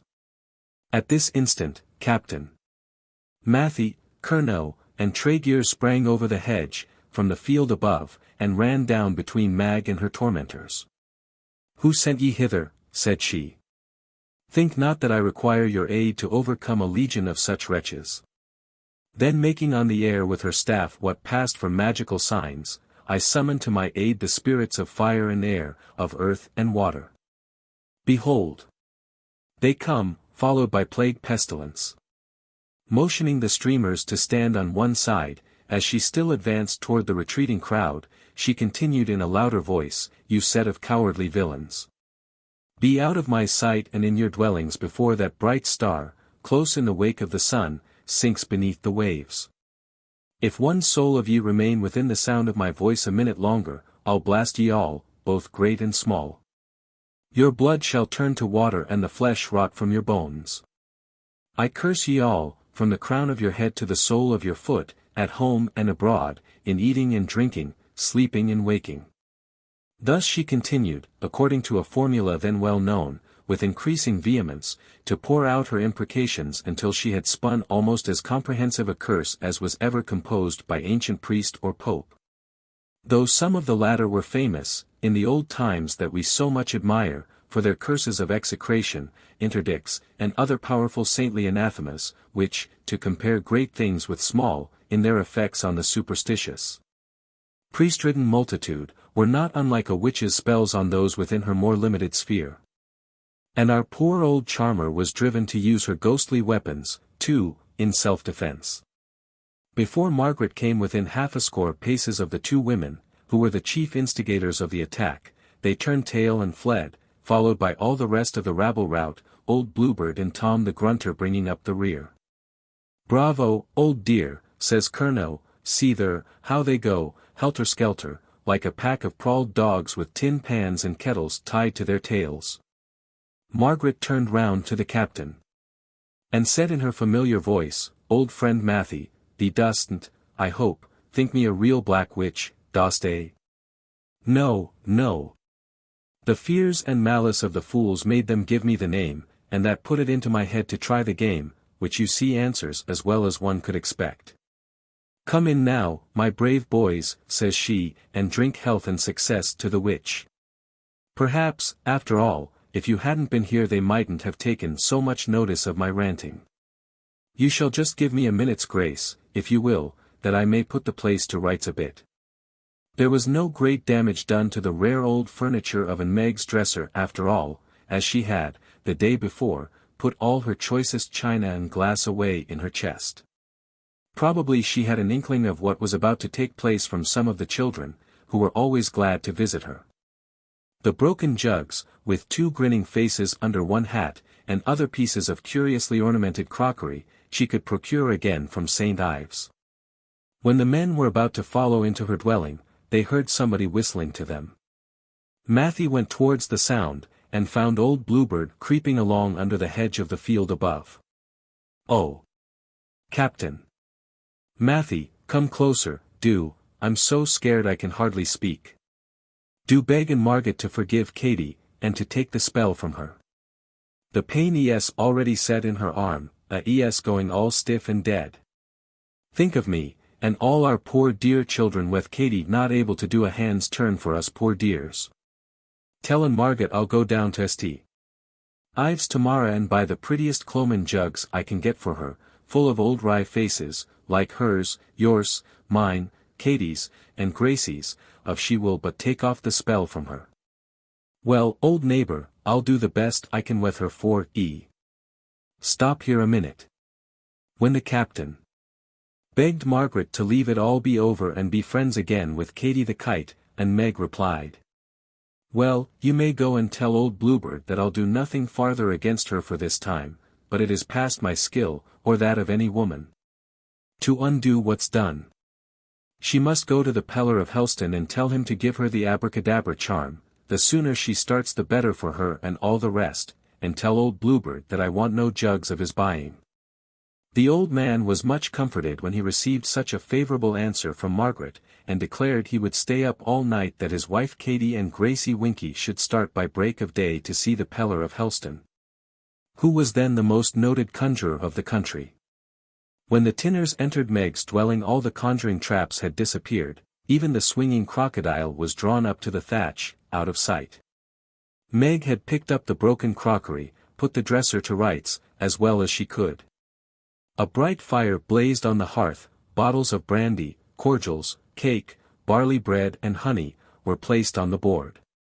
Margaret, steeple crown and mantle thrown aside, bade them welcome with as much cheerfulness, heartiness, and old-fashioned courtesy, as if the diablerie of the last hour had never existed. A jolly night was passed with the old dame, young woman and the Tinners. They sung, "Here's a health to the barley mow," with other old three-men's songs, over and over. They danced hornpipes and three-handed reels. Margaret showed off many of the steps for which she was famous in her younger days. When the men were going to leave, Margaret said, "You know, Matthew, tomorrow is my feastin' day, be sure to come early. And if the rest of you, my brave boys, will come here in the evening, you shall be heartily welcome. Something tells me that I shan't be here another year, so let's keep it up with a houseful." Although Mary Poultier remained with Meg all night, yet she had no invitation to come down in the evening, when the dame expected a visit from her old friends, who were all related to her within the degrees of third cousinship. Then thought pretty near, they were also said to be as whimsical as Meg, with a screw more or less loose in their upper story. Margaret didn't mind the visits of the Tinners, but she had a mortal dislike to any of the gossiping, prying women of the village, to come near her hut at such times. Mary, however, determined not to have her curiosity balked, and made a fool's errand to buy or borrow some yarn, as an excuse for going down to Margaret's dwelling in the afternoon. Before she came in sight of the cot she saw half a dozen, or more, stately old dames walking away, at some distance, over the cliff. When Mary looked in through the open door of Meg's dwelling she saw no one but Captain Matthew, with his back towards her, very busy keeping in the furze fire under two brandises. Trivets, a good-sized crock, with a piece of beef, was boiling on the one, and on the other a small pot of water for the ladies' tea. There was no such thing as a tea-kettle then in the parish, nor for many years afterwards. The table was laid with a tea-set of old India china, the teapot was just the size of a saffron pot, and the cup but little larger than a thimble. There was good store of fruit-cakes, and other nice things, on the bed of the dresser, all ready to be cut and placed on the board. Matthew, hearing the girl's step, as she came over the trestle, turned round and said, "Hullo, Mary. What brought thee here then?" "Ah, I needn't ask, thou daughter of old Mother Eve, nothing more than thy itching curiosity to see the old ladies set out, but come thee waste in. Upon my soul, I verily believe, as much as I believe anything one don't know much about, that a precious lot of you petticoat creatures will go to the hot place below, merely to satisfy your troublesome curiosity as to how the time is passed there. And that you may take the exact measure of the old black gentleman's tales. And your mischief-making tattle will be a greater plague than the brimstone down below. Yet after all," Matthew continued, "I'm not sorry you come here, to stop an hour or so with me, while the old ladies are away for a walk, and I'm left here, as you see, to keep house and look after the cooking. I can't abide to stay in this place by myself, even high by day, for if ever there was a place haunted this is. The queer things, too, all about the old dwelling make one's flesh creep on the bones. There's that old chattering magpie and the hares. See them looking at me, just as if they understood, like human creatures, every word we say. This feastin' tide of Mag's is, to me, the wish-test time of all the year. This was her wedding day, now nearly 30 years ago. And, a week after this time, I saw the last in life of my old comrade, her husband, who was as dear to me as a brother, though many a fair fight we've had together. And don't think me fancy foolish when I tell thee that on this day, 3 years ago, I saw the sailor V, standing there just inside the door, as plain as I see thee. Why, you needn't start, he isn't there now. Some folks talk about spirits as if they were quite familiar with them, but, for my part, I can't abide to see them. I don't think I should much like to have a visit even from an angel or a cherry beam if they are anything like their pictures drawn on the tombstones. I can't see, for my part, how the poor things, all head and wings, can either stand, sit, or fly, without a body to balance them, or a tail to steer by. Now the pots are both boiling, and it's time to put the cake down to bake. Bring it here, from the table in the spence, while I sweep the ashes from the baking iron.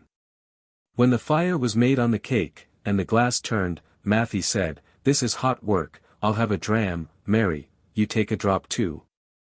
Don't think me faint-hearted, that I should have been frightened with what I saw, but sit down on the form and just listen to me. I'll tell ye first some of the Sailor V.'s history, which I fear me when the end be known, will prove a woeful tragedy. You have never heard anything of it from Margaret, I expect, because what is always in her thoughts she never speaks of to any but her husband's oldest friends. The Sailor's history. He was one of an ancient family that came from Normandy and settled in Senon soon after the conquest. They held their lands, 'tis said, as a gift from the conqueror. The two oldest branches of the family terminated in daughters, who gave themselves, and their lands, to other names. But, at the time, they had not much to bestow, as the first and last inn of England belonged to them for many generations, and they could do no less, they thought, than be the best customers to their own hotel. "What you are tellon es double Dutch to me," says Mary, "I don't know what you mean about Normandy and conquerors, I never had of any such things before. Nor do I know any more about it than thyself, I only repeat what I've heard among them, but leave me go on and don't interrupt one. Thee art all the time ready to take one up short." Like many of the younger brothers before him, he was too proud to remain at home in a condition little better than that of a laborer. Some of the old folks contrived to give him good learning.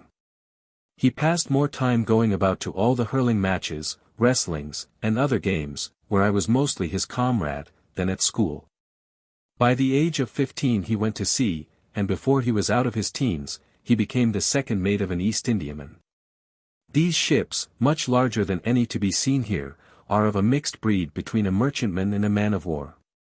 Their crews, too, are for the most part a cross between the real Jack Tar and the Jolly Marine. I sailed in the same ship.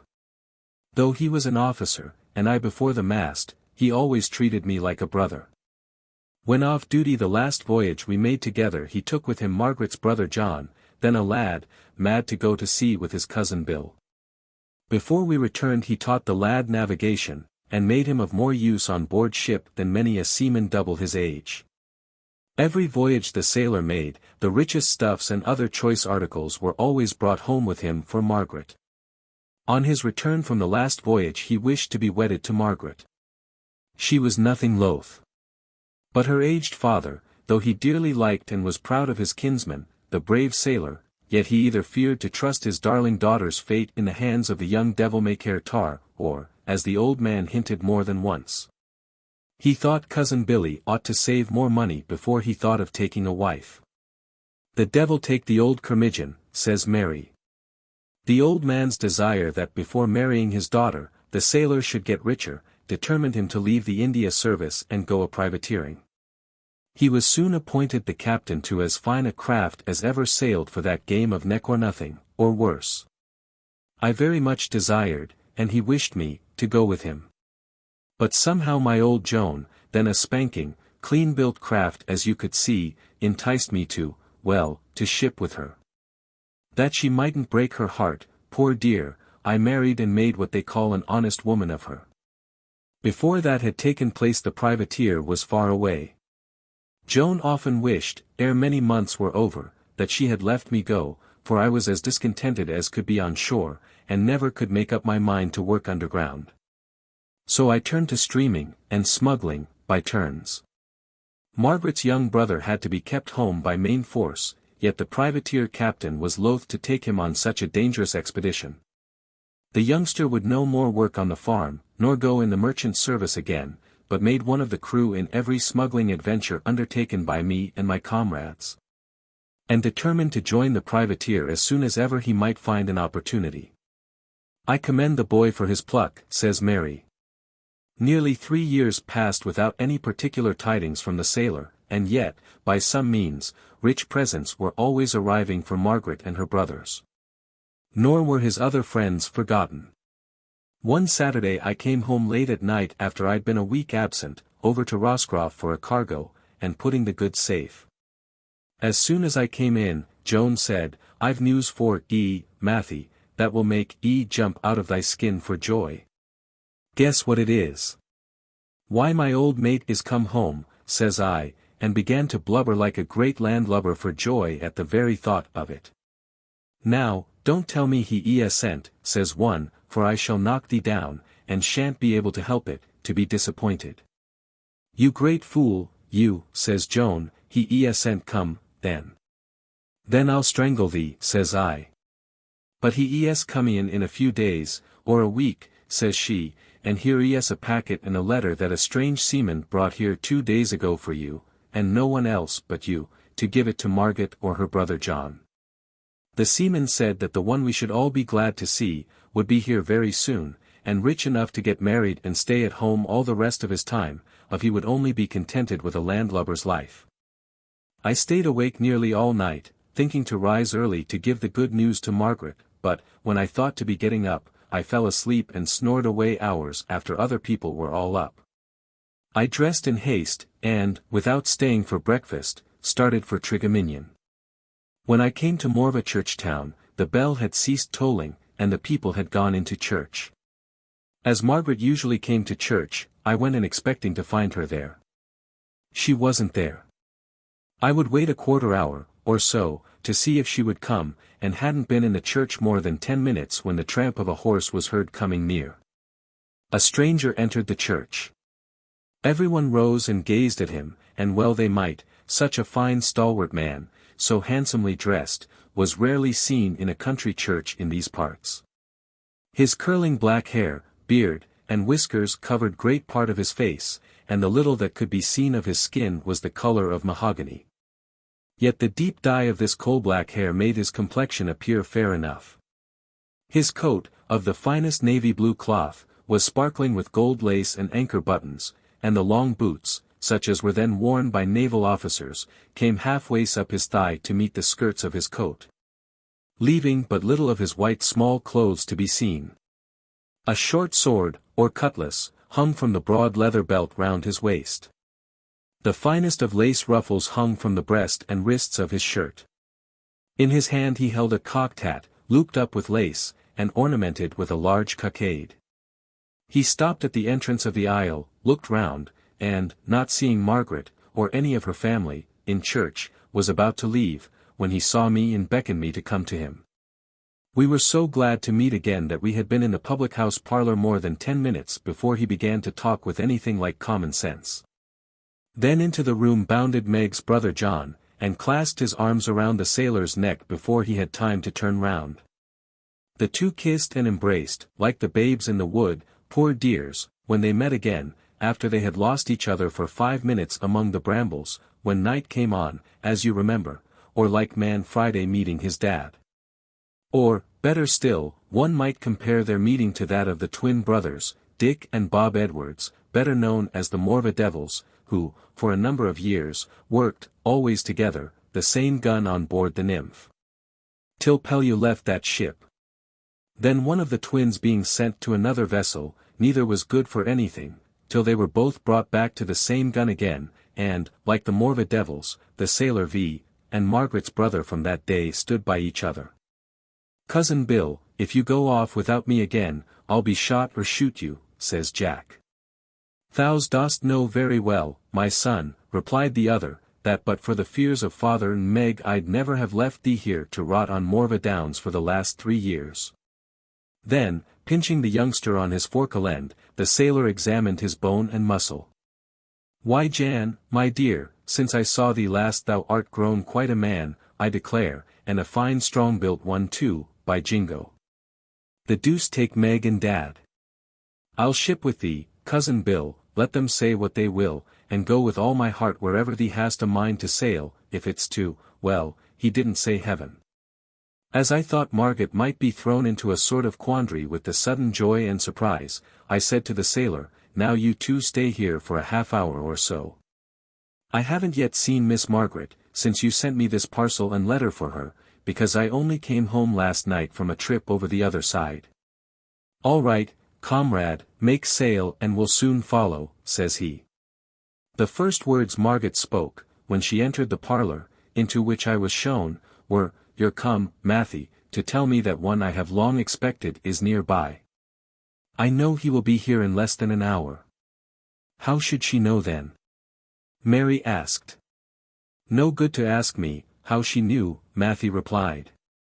People remarked that when she was very young there was often a strange look in her deep hazel eyes.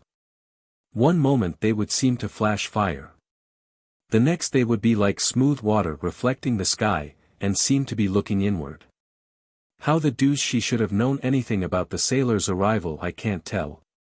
It's sometimes my belief, as well as many other people's, that Meg always knew more than she had any business to, but, like all overwise ones, she could never read her own fortune.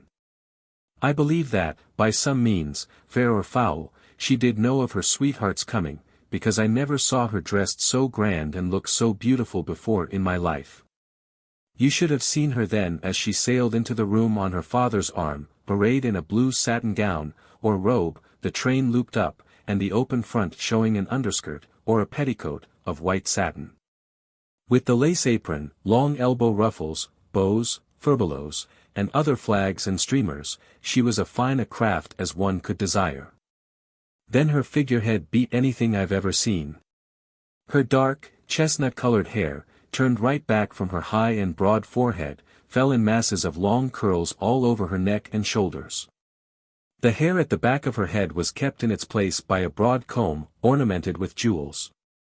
In her ears she wore a pair of large flat hoop-shaped earrings of some foreign fashion. These golden hoops were hung round with pearls, and these were matched by the string of pearls she wore on her neck. You may fancy, from Meg's regular features and remains of beauty now, how well she looked more than 30 years ago. The parcel I brought her contained a store of trinkets and jewels. The letter was to inform her that the sailor had arrived in port and would be home soon. Whether the old gentleman was glad or sorry, was not easy to know. I suppose he could hardly tell.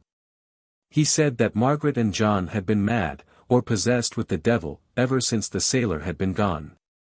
And, not to be wanting in courtesy, he took his hat and gold-headed cane and walked up to the church town to meet and welcome his kinsman home. Margaret and her lover expressed their happiness more by their looks than by their words. Before half the afternoon was over, such a crowd of young and old were come to greet the sailor, who, from a boy, was known and liked by everybody from Hale to the Land's End, that we had to leave the house in Trecrobben and got to Churchtown. Where, before night, it seemed like more of a fair, with the scores come over from St. Just to welcome the sailor and take him away with them. And to St. Just he had to go, in spite of his lady love. For when the warm-hearted San Justers take it into their heads to feast, or make much of strangers, they all but kill them with kindness. Well, I suppose one may venture to speak now, then, says Mary, for you seem to have run yourself out of breath, Captain. Matthew. How long art thee goin' to make the story before they get married? And seemin' to me, for a man, you must have been very particular in notin' the women's dress in your younger days. What a wonderful memory you must have too, that you can mind the colour of the gown and Meg wore 30 years ago. Art ye sure it wasn't a green one? What colour stocking did she wear? That I don't remember. I wish thee west stop thy clack, and listen. If it wasn't a sky-blue gown it ought to have been. I know she had a neat ankle and small foot, very high in the instep. The diamond buckles, in her velvet shoes, made one notice her pretty feet the more. Well, and for my part, says Mary, I wouldn't give a straw for such a constant and cold lover as Margaret Sailor. I'm vexed to think of the fellow, when he hadn't seen his sweetheart for 3 long years, not to stay up courtin with her the first night after he came back. Now crack away, Captain. I hope you will soon come to their weddin', and the spirit that frightened he so. Captain. Matthew went on to say, the sailor told his comrades that his share of the prizes they had taken, during the time he had been privateering, was more than enough to buy the best farm in Morva, or in St. Just either. But he wouldn't quit the sea, no, not he, whilst he had a stump to stand on. His crew had become a very mixed multi-tide from having had to ship strangers to supply the places of those killed in action. He intended to dismiss the whole set, except a few of his old hands, because the rest could never agree, and as many had been killed by their messmates as by the crews of the vessels they boarded. Soon after the intention of the privateer captain, to ship a new crew, became known, more hands volunteered to go with him than would have manned a first-rate man-of-war. As the sailor didn't know how to choose among all the brave boys who wished to ship with him, they agreed to have a wrestling match, to come off the next Saturday on Sennin Green. Then and there he proposed to select his crew from those who threw the greatest number of fair backfalls and showed best play. On Monday the sailor, Meg's brother John, and I, came back to Trecrobben. "Now, mind this, Mary," said Captain Matthew, in a big voice, instead of being vexed for her sweetheart's absence the Sunday night, Margaret let it be seen that she was proud of the notice taken of her lover. "The more fool she," Mary replied. The next day many of the privateer captain's family came over from Sennin to fetch him home with them. It had been decided, by the parties most interested, that in a week or 10 days, with the old man's consent or without, Margaret and the sailor would be married in Falmouth, where he proposed to take a house for his wife and wished her father to give up his farm, remove thither, and live with her. You may be sure that the returned sailor's relations in Sennin and other places were glad enough to see him if only for the scores of gold rings, and rich jewels, pieces of 8 moidores, and doubloons he gave away among them. He had something rare for every cousin of the tribe. On Saturday the sailor put up many handsome prizes, which were contended for on Sennin Green. Margaret and all her family were there. They too went over to Sennin on a visit with the sailor, most of his family being related to them.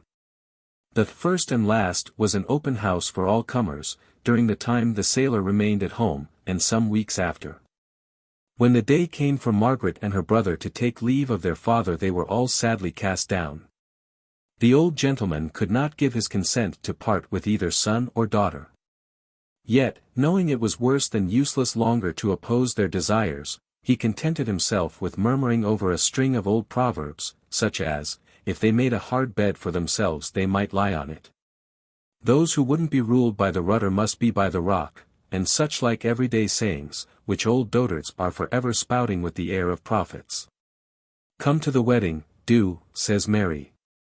Well, 2 of the old dames, now out on the cliff with Margaret, went up with her as her bridesmaids.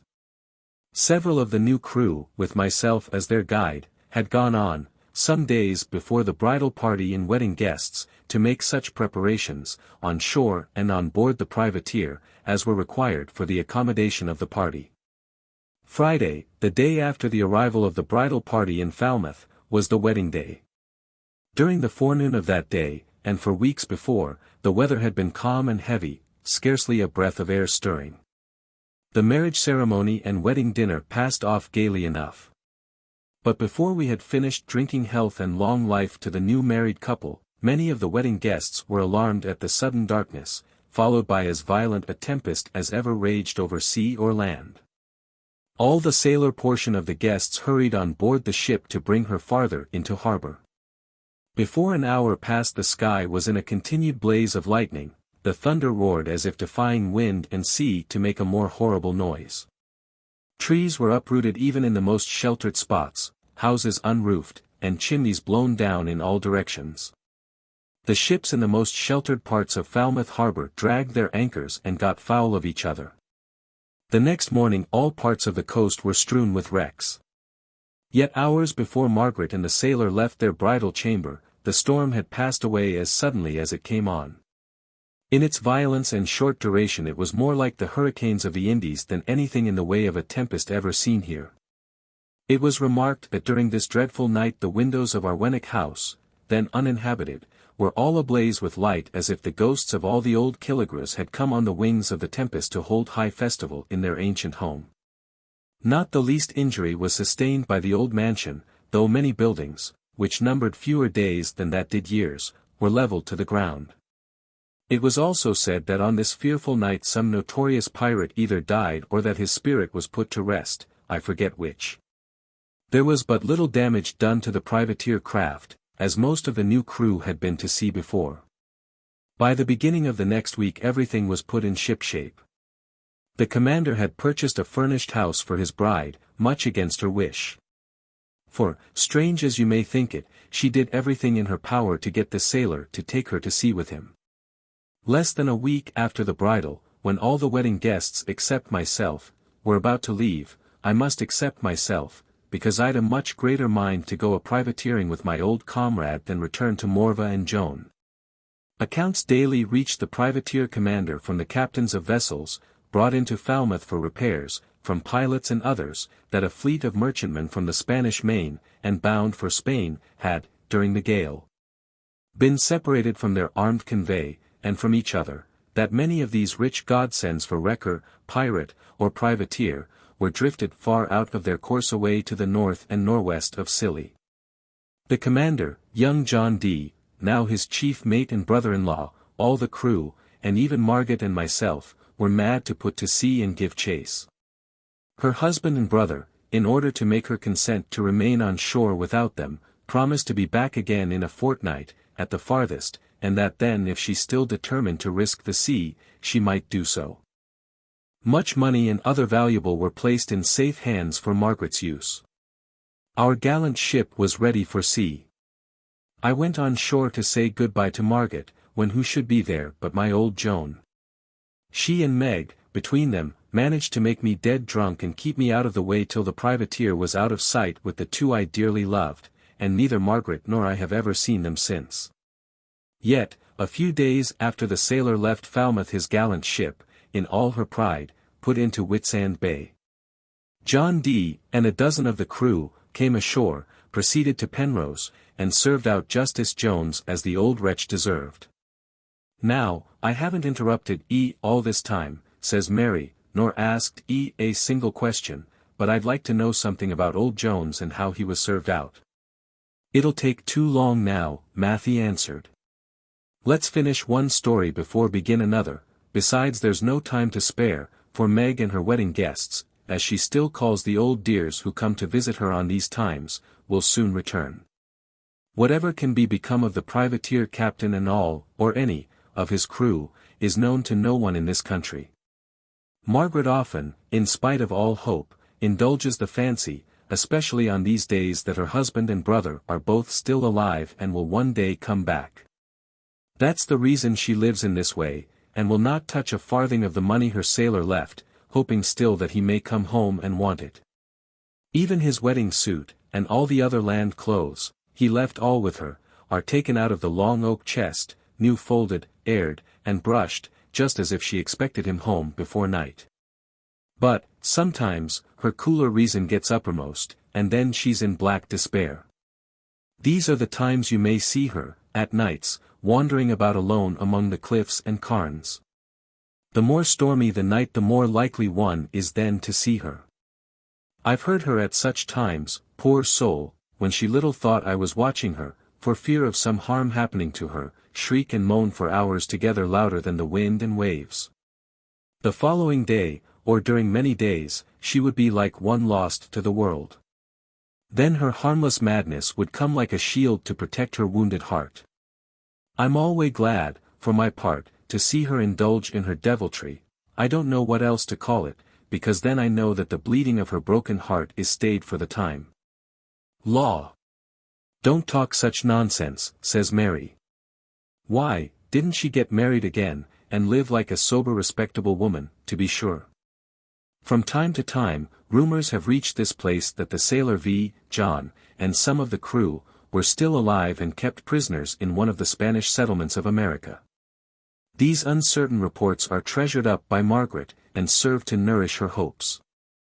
She, poor crushed soul, may fancy what she will, but I know that the sailor is dead, because I saw, at this very hour of the afternoon, 9 years ago, the apparition of Billy standing there, just inside the door.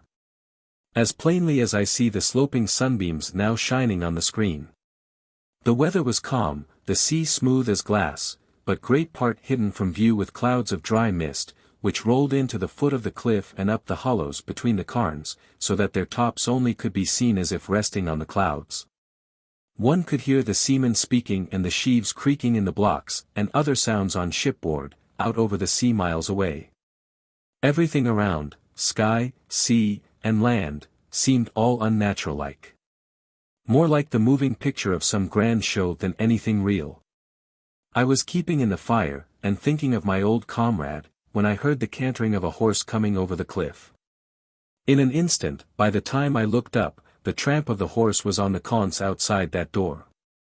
I looked through the open window and saw nothing outside but the fog mixed with sunshine, as one may now and then see it on the cliffs this time of the year.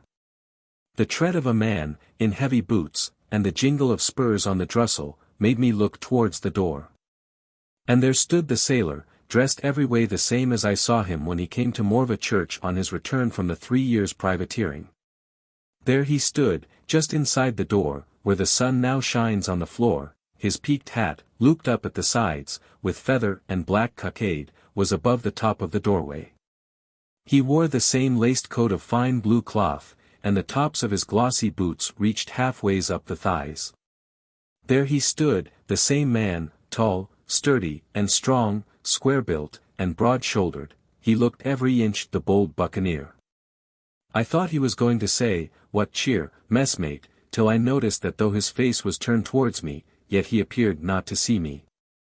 I knew it was my old comrade, yet I had neither the power to speak nor to move. A cold sweat ran over me, and I felt like one turning to stone, yet I didn't think of the years gone by, and that, if alive, he could no longer look so young as he did 30 years ago. In my bewilderment and surprise, I stood gazing at him and forgot to notice the fire, till, by a side glance, I saw the litter of furs on the hearthstone all in a blaze, carrying the fire to the foot of the wood corner. In a moment more the whole place would have been in flames. I turned, an instant only, to sweep back the fire. When I looked towards the door again there was nobody nor nothing there, where he stood, to be seen but a man's coat and hat hanging on the screen, the same garments, once the sailor's, you see there now, and that Meg puts on of stormy nights. When she runs like a wild thing over the cleaves and carns.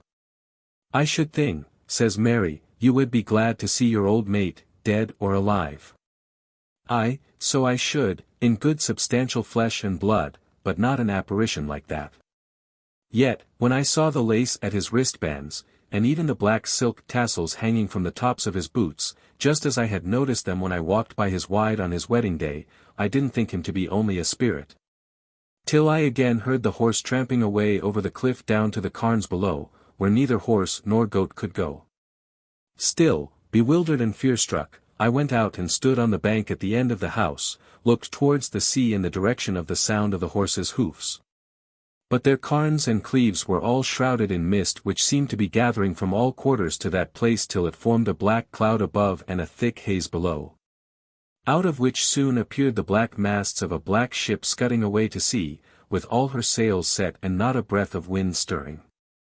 The black cloud in the sky followed the death ship, for the strange craft was nothing else, and every now and then spread a blaze of lightning over the western sky.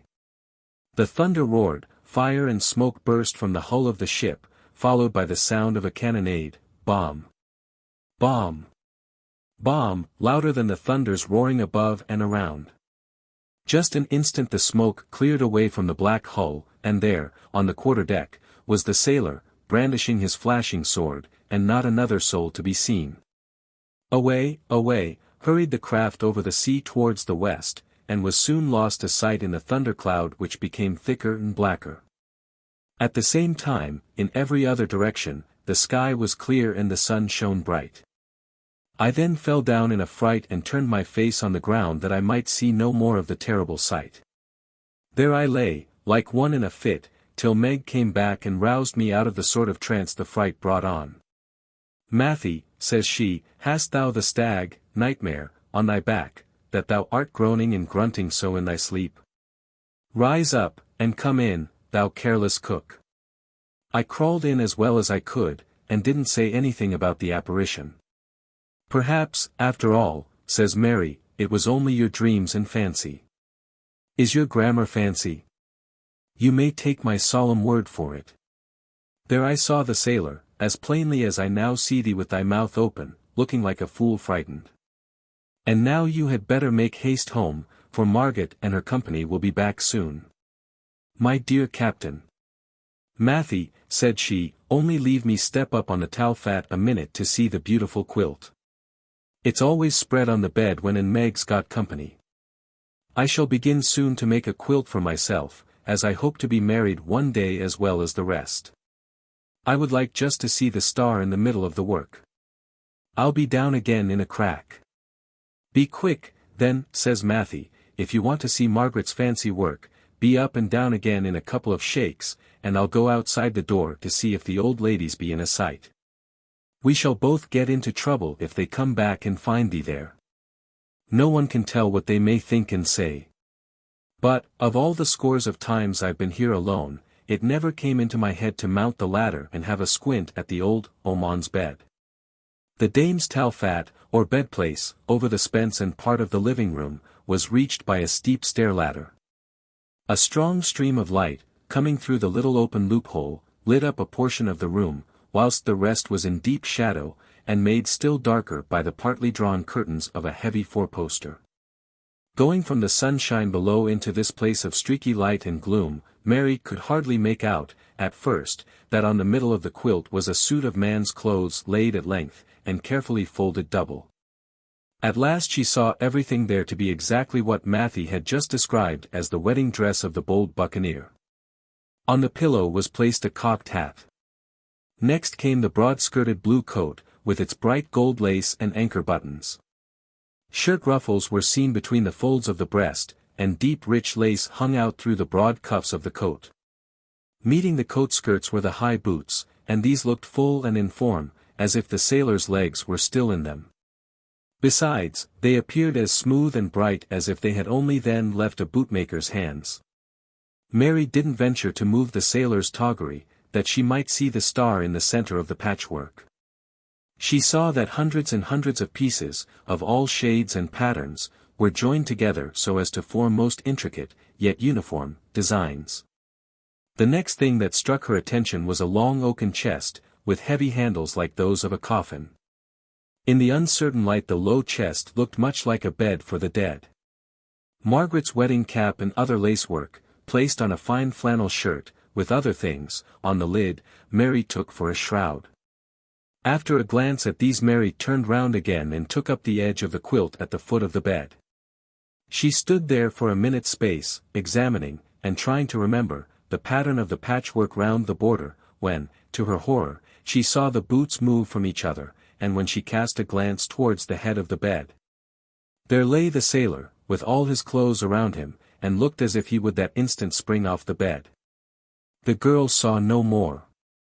With one bound and a shriek, she sprang over stairs and fell on the floor in a fit. Matthew, hearing the noise she made, in coming so quickly downstairs, ran in, drew her out of doors, soused her well with water, poured brandy down her throat, and took other means which brought her to. Mary's first cry, when the captain held her up, was, "Oh! Release me from the sailor or the devil, do, and leave me go." Matthew let her go with all his heart. She ran home, took to her bed from the effects of her fright, and was unable to quit it for many weeks. To her dying day Mary Poultier was ready to swear that she saw the sailor's spirit dressed in his uniform, with cocked hat, boots and all, lying in Margaret's bed high by day. "Sarved her right too," Matthew used to say, "for misbelieving me." Whilst the captain had been relating to Mary Poultier as much as he knew of the sailor's history, the old ladies had enjoyed a pleasant gossip, and left the sunny bank on which they rested, among the urns, below. About the time the curious damsel ran home in a fright at the sight of the apparition. When Margaret and her company arrived at the dwelling they were met by Joan, the captain's wife, who brought down a large bowl of cream and a monster apple cake, steaming hot. Soon after tea was over, the husbands of the two of the dames who lived, the one in Treviga, and the other in Trafalgar, joined the party. Then came the Tinners, Curnow and Tregear. They didn't forget to bring some bottles of the choicest liquors they had lately procured by a run across the channel. The night sped joyfully. Song followed song, and droll was told for droll. No one spoke of parting until the small hours of the morning. Then, as the moon shone bright, and the stars gave their light, the jolly companions went out for a dance on the smooth turf, off the cliff. Any stranger seeing the old dames and tinners cutting their wild capers among the moonlit carns, at that time of night, might well have taken the jovial party for a company of witches holding their Sabbath reel, with dark-complexioned partners from the world below. By daybreak all the loving friends, except one old dame who came from many miles away, took leave of Margaret and her old acquaintance who came to pass a few days with her. Soon after that night, when the wise woman's fearful threats and curses frightened away the folks who came to annoy her, they, and many others who heard their report of what had then taken place, came to regard the aged charmer as a real black witch. Even the children soon feared to go near their former favorite, and their squalling was often stayed by the threat of, "I'll give to old Meg, the witch, I will, of thee doesn't stop thy bleatin', and the bucca that do come to see her every night, will carry thee away with to the black place where a do live, that a will." Others, who had less fear than hatred of the old dame, closed their doors against her, and killed or wounded her pet animals, whenever they had the chance to do it unperceived. Long ago, Margaret's friends in Sennin wished her to come and live near them, where she would be sure of being treated with kindness, and now the ill usage of her neighbors made her desire some other refuge. Yet she could not make up her mind to leave the place where her lambs, kids, and other dumb companions loved to roam, and the roof tree, under which her tame redbreasts had built their nests, and where the bees had stored their sweets. One day, late in the fall, whilst Margaret was still in two minds about going or staying, one of her husband's relatives came to her dwelling, accompanied by an aged seaman who was a native of St. Just, and who had been one of the privateer's crew. The old mariner, without much preface, related to Margaret, how, a few days after her brother and some of the privateer's crew landed at Denver, and had their game with the old Justice of Penrose, they fell in with a heavily laden Spanish merchantman returning from the Indies. The privateers boarded the ship with very little difficulty, but, in their headstrong heedlessness of all command, every one of the undisciplined crew left the privateer, except a man at the helm, and he, too, would have quitted his ship with the rest, when, by some mishap, the privateer got adrift from the merchant ship, and, with this solitary seaman, was driven fast away over sea and out of sight. At first the privateers didn't much regard, nor care about, their ship drifting away. They felt sure of taking the Spanish vessel, but, for once, they were sadly out in their reckoning. On board the merchantman there were a good many passengers, mostly old soldiers returning home after having served their time and feathered their nests in the Spanish-American colonies. These veterans were in no haste to appear on deck and take part in the fray, until they found that their own crew, without their assistance, were likely to get the worst of it. Then they came on, armed to the teeth, and by their united action soon killed all the privateers excepting the sailor young D, and 4 others, one of whom was the old mariner himself, who were all put in irons, and condemned to be hanged at the yardarm, as soon as they arrived in port. This country was not then at war with Spain, and, as the privateers were, in this case, no better than pirates, they were doomed to suffer the penalty usually awarded to these sea robbers. When this sad remnant of the bold privateers, ironed and sent below during the night, were turned up on deck the next morning, there was neither sight nor sign of their ship and her solitary mariner. The Spanish veterans admired the Cornish men for their pluck, treated them like old comrades, and showed all the more kindness to the bold pirate crew because, by the fortune of war, they were to be hanged in a few days. They were within a day's sail of Cadiz, the wind and everything else apparently favorable for a speedy termination of the good ship's voyage, and the lives of the Cornish crew, by the way of the yardarm, where the 6 bold sea robbers were to be hanged all in a row. The men to be strung up, and those who were to perform that office for them, were the best of friends and, joking over the matter, as either party would have done the same to the others under similar circumstances, when there was a sudden alarm of an ugly craft, seen approaching from the coast of Barbary. Before the boarding netting was passed round the ship, the deck cleared to work the guns, and the crew and passenger soldiers all armed, the approaching craft was made out to be one of the most dreaded corsair ships that hailed from Algiers. This was a good-sized, decked vessel, which carried several guns, and ventured much farther to sea than the row galleys which usually came out from the African pirates' nests in fleets, to board the merchantmen when near the land. Like a hawk pouncing on a dove, the pirate came up with the merchantman, and boarded her. Moors and Spaniards fought like lions and tigers, and the Dons were getting the worst of it when the Spanish commander came below and said to his prisoners, "Now, you brave Christian villains, will you do one good deed to save your souls before you die, and help us good Catholics to fight against the pagan Moors? Knock off our irons, give us arms, and waste no more time in palaver," answered the sailor V. The reinforcement of the Cornish men soon turned the scale in favor of the Spaniards. The Saracens were confounded by hearing the wild whoops and screams of the street-just men, in a lingua franca new to Turks and pagans, crying out, "Now comrades, one and all cut into them devils for blood and life." When the night closed in, a great part of the Moors were lying lifeless in their gore, and many of the Spaniards in the same plight. Then the sailor V. passed the word, "Hurrah, comrades! Now for the Barbary ship." Before Spaniards or Moors had time to wink, the Cornish men were on board the Algerian, and this spanking craft cast off the merchantmen. Some of the few Saracens found on board were spared to help to work the ship, and the rest made to walk the plank. "Goodbye, mates," said the sailor to the Spaniards, "we like to ride on this sea-bird better than to swing from your yardarm." The Dons, guessing their late prisoners' intentions, were not sorry to see them save their bacon, and returned their salute with a hearty "Adios, companeros, hasta luego, y buena ventura." The Cornish men found in their new ship a good store of money, provisions, and water, with the flags of all nations, which were either kept as trophies or used as decoys by the African sea-rovers. The sailor's first care was to cruise about in search of his own ship, with her lonely mariner. Over a few weeks, she was seen making her course for Cadiz. When the privateer tried to come up with their wandering ship, their old messmate crowded sail to give a wide berth to the dreaded Algerine. Signals were hoisted, and all done that could be thought of to make the rawest just man understand that he was running away from those he wished to find.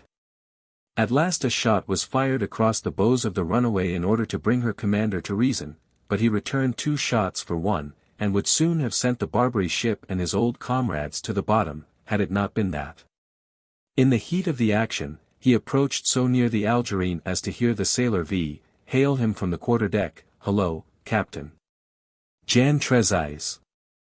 Will 'ee take a few more hands on board?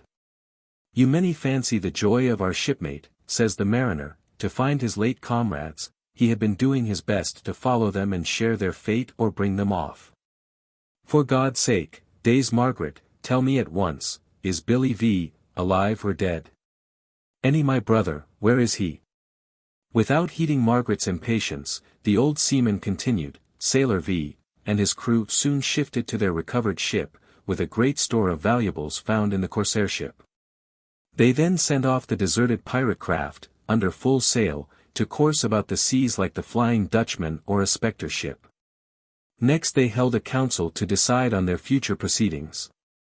As they had so narrowly escaped hanging to the yardarm and lost so many of their shipmates, none felt much inclined to return to England, except the captain, who wished to see his bride and leave with her his share of the riches found in the Algerine, before he proceeded on a long and uncertain expedition. But he was with difficulty persuaded to try, first, a short buccaneering trip to the Spanish Main. Many years were passed among the keys and islands, with alternate fighting and feasting, good luck and bad. During this time, which sped we hardly knew how, the sailor often planned and attempted to get away home with his share of the tax that the buccaneers had levied on all rich argosies which crossed their track. But the greater part of his crew, augmented now by many desperate villains, English, French, and Dutch, picked up here and there, always opposed his endeavors to go away either with them or without them. They would give their captain, his mates, and the rest of the Cornish men, any share or all of the treasures if they would only remain with them, either on sea or land. As they soon became well acquainted with the coasts of the islands and mainland, they sometimes acted as honest pilots and protectors to the vessels trading in these all but unknown seas. Yet this was dull work, of which they soon tired, and all returned to the more exciting sport of plundering the new settlements on the Spanish Main.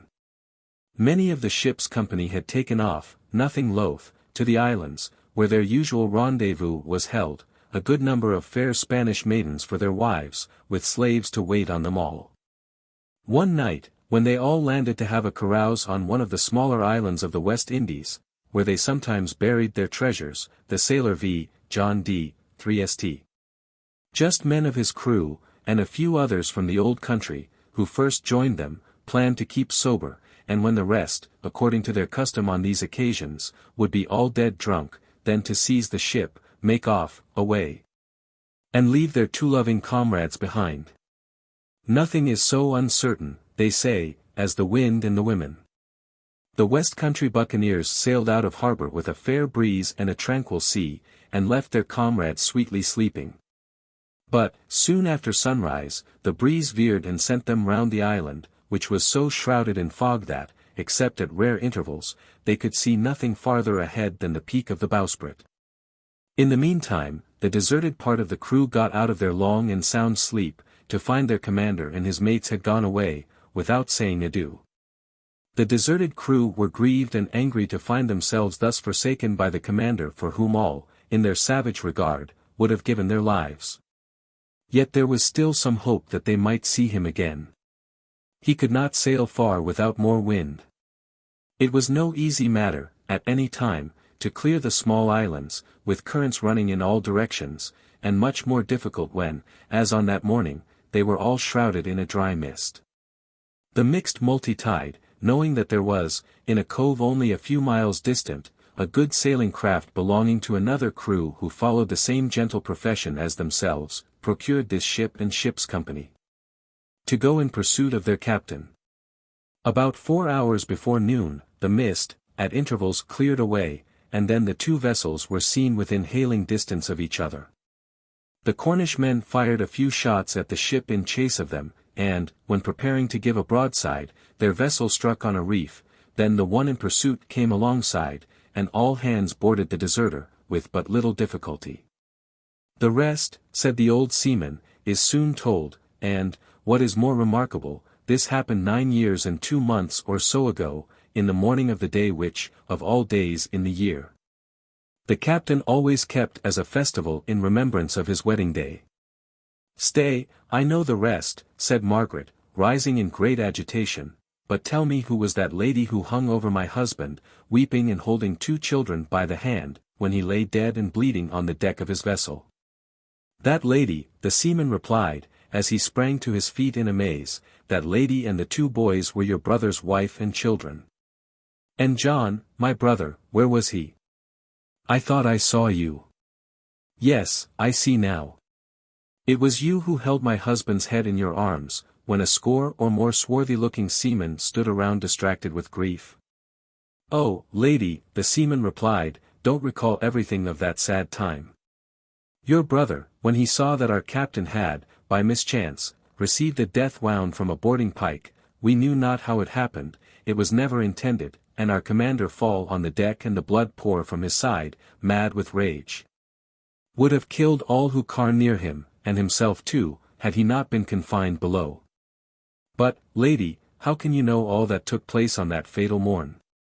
Margaret now addressed Captain Matthew, who had entered her dwelling a few minutes before, and stood near the door, listening in silence. Old friend, said she, you have often heard me called mad, and many say that my visions are only waking dreams. But it was no diseased fancy which made me see all that took place, a little before noon, on the feast day I have always observed.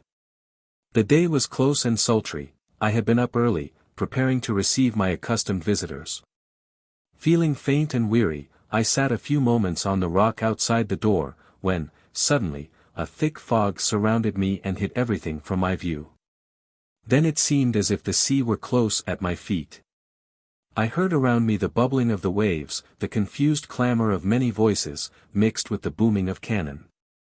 Another moment the sound of my husband's and my brother's well-known voices came to my ears. Then the rock on which I sat seemed to be on the deck of a vessel, floating in sea and mist. Before me, and as near me as I am to you, lay my husband bleeding, a dark-complexioned lady kneeling on the deck beside him, trying to staunch his wound, the mariners all around him weeping, as the seaman had just related. The fearful vision lasted no longer than a minute, when all vanished and left me like one newly awakened from a trance. Though I have never spoken of this apparition if left too deep a pang to be forgotten. Yet now I rejoice to know that my husband's last thought were of me, and that the dark lady was my brother's wife. Matthew might have told how he, too, had seen the spirit of the sailor, only a few hours after the death token came to Margaret, but grief and awe kept him silent. Neither of those who listened to Margaret's account of the death token doubted the reality of the apparition, as everyone here believed that the dying appear to the absent, on whom their thoughts are centered at the moment the spirit leaves the body. Besides, a little more than 9 years before the returned seaman came to Margaret's dwelling, it was said that many persons had heard and seen in Trevelly Cliff the peculiar tokens which, in all time, had marked the coming death of any member of the sailor's family. In a short time Margaret recovered her tranquility, and the old mariner resumed his story.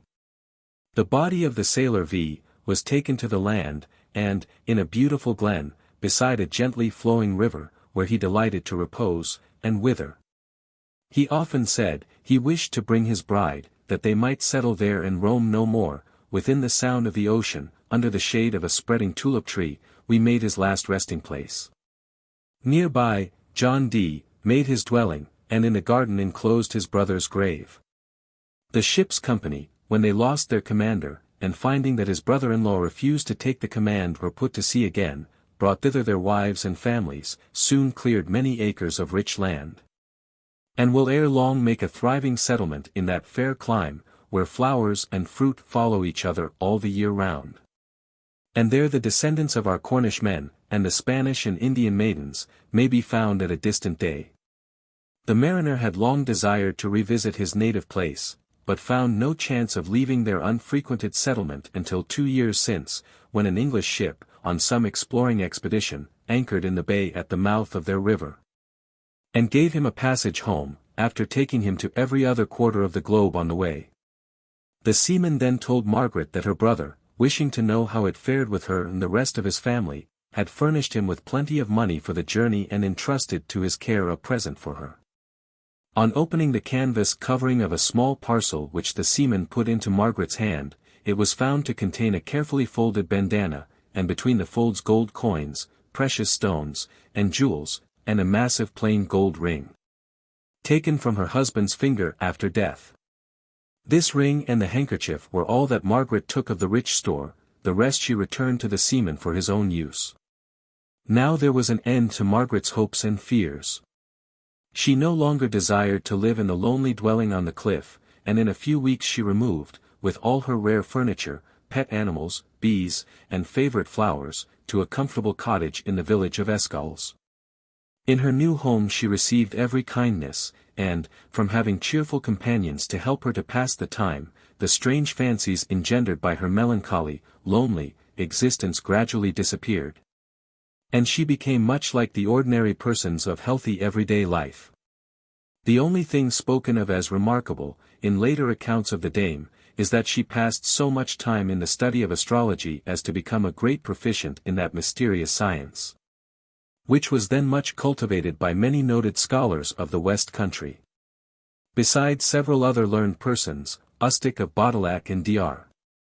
Madern are said to have been frequent visitors to Margaret in Escalles, and that, between them, they drew horoscopes, concocted wonderful drugs, distilled strange compounds and cordials, and predicted many remarkable events, some of which really occurred to the persons for whom their schemes were cast, or to somebody else.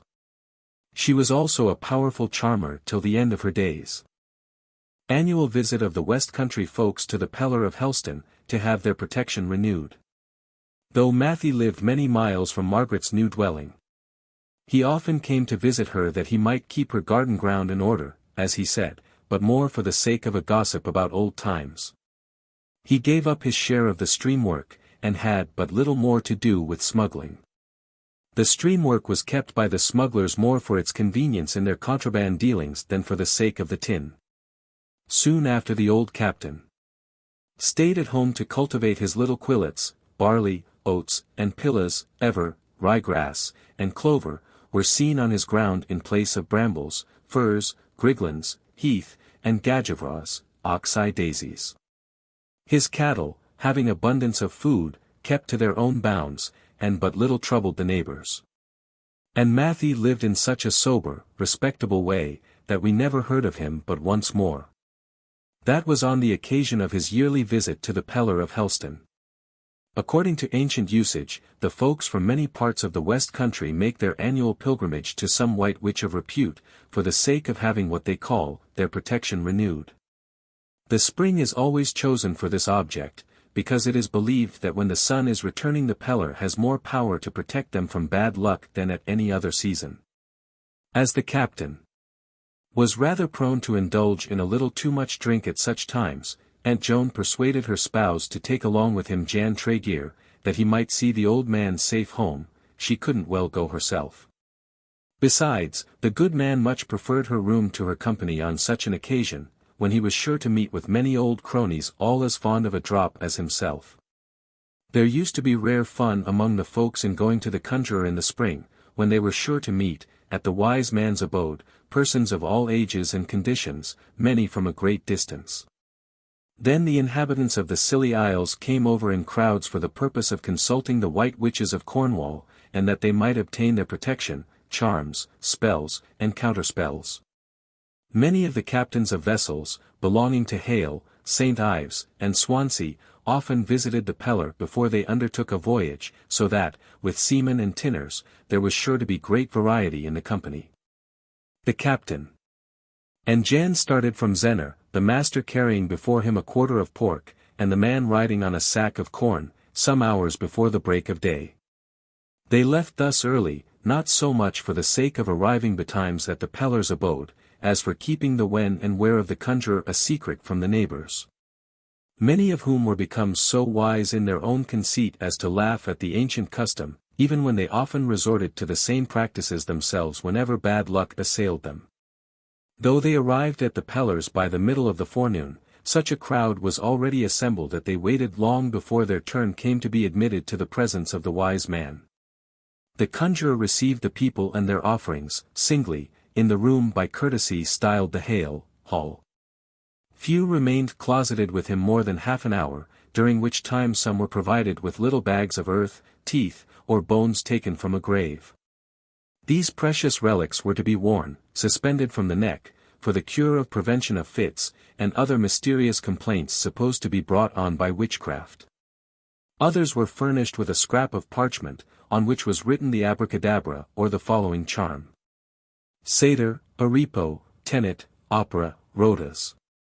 These charms were enclosed in a paper, curiously folded like a valentine, sealed and suspended from the neck of the ill-wished, spellbound, or otherwise ailing person. The last charm is regarded as an instrument of great power, because the magical words read the same backwards as forwards. A gritty substance called witch powders, that looked very much like pounded brick, was also given to those who required it. An aged crone of the PELLAR blood, mother or sister of the white witch in chief, received some of the women upstairs to cure such of the least difficult cases, as simple charming would effect. But the greatest part of them preferred the man, as his charms only were powerful enough to unbewitch them.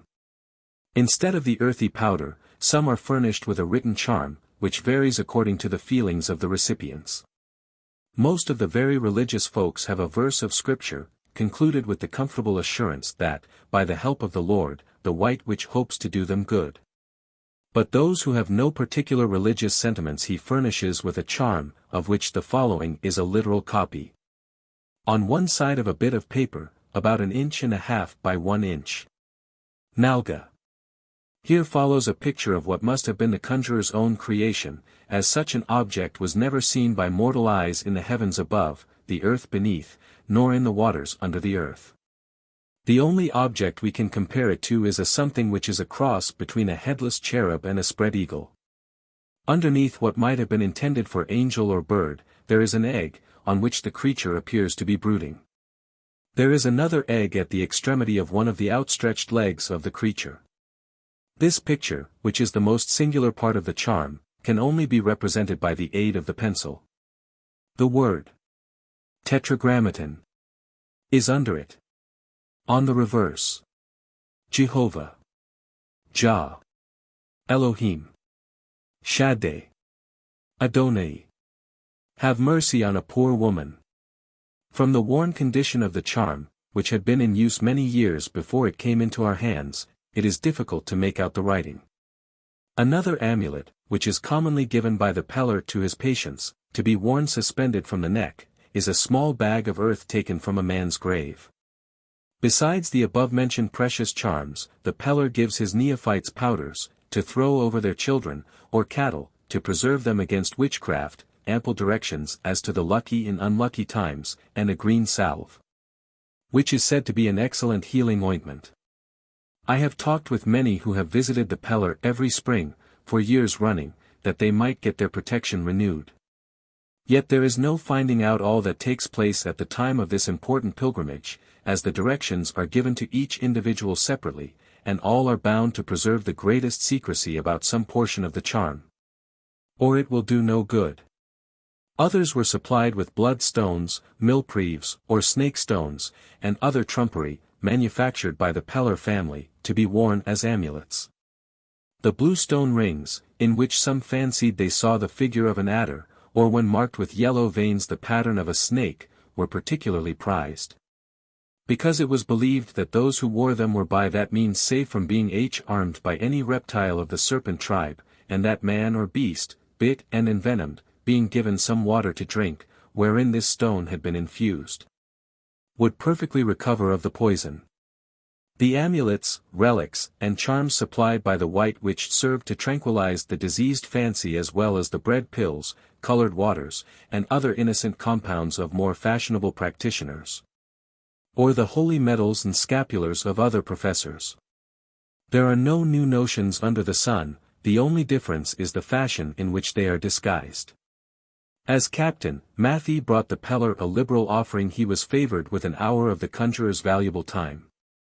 "Come, Jan, boy," said the captain, as he came out of the Pellar's sanctum, well satisfied, "let's be off homeward.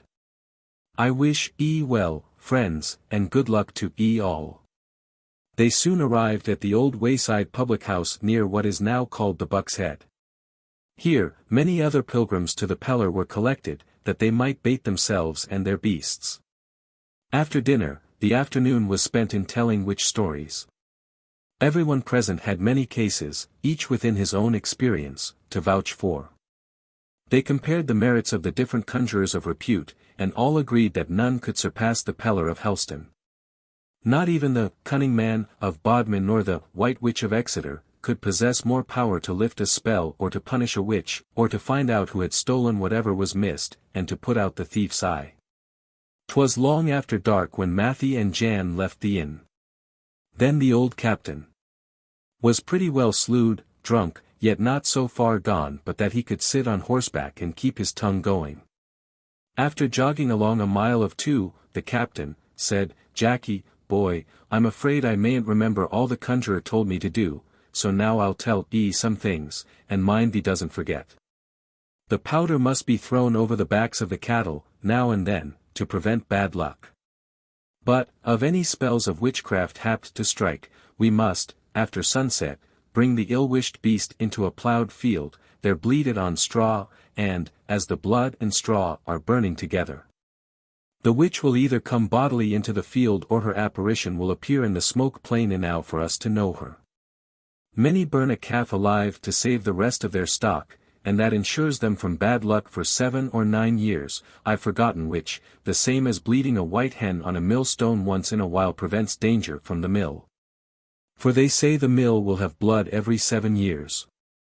Yet, with all the free talk about the cattle and charms, Matthew, drunk as he was, couldn't be got to say a word about the ceremony which is said to be performed by the PELLAR, or priest of the old one, to protect the persons of his patients against bad luck for the next year.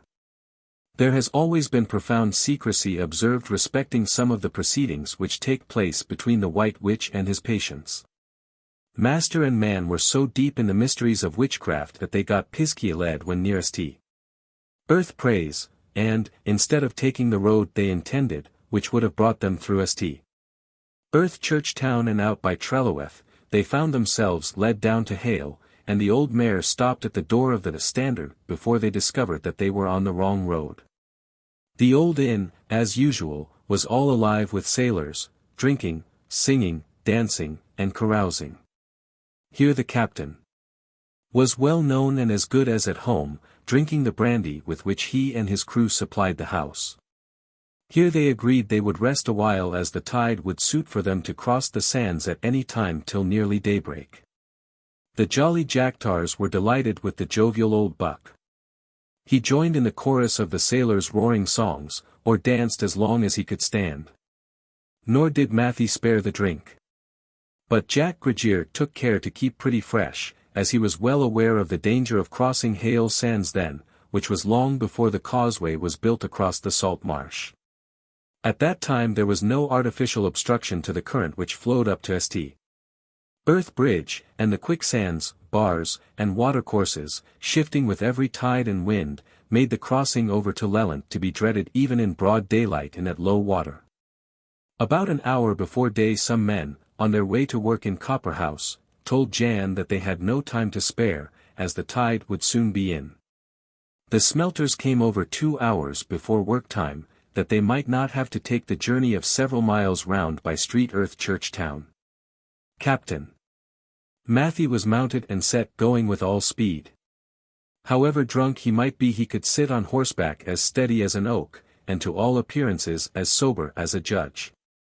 The old grey mare, at such times, took her own way, being well aware that she was, then, the wisest of the two.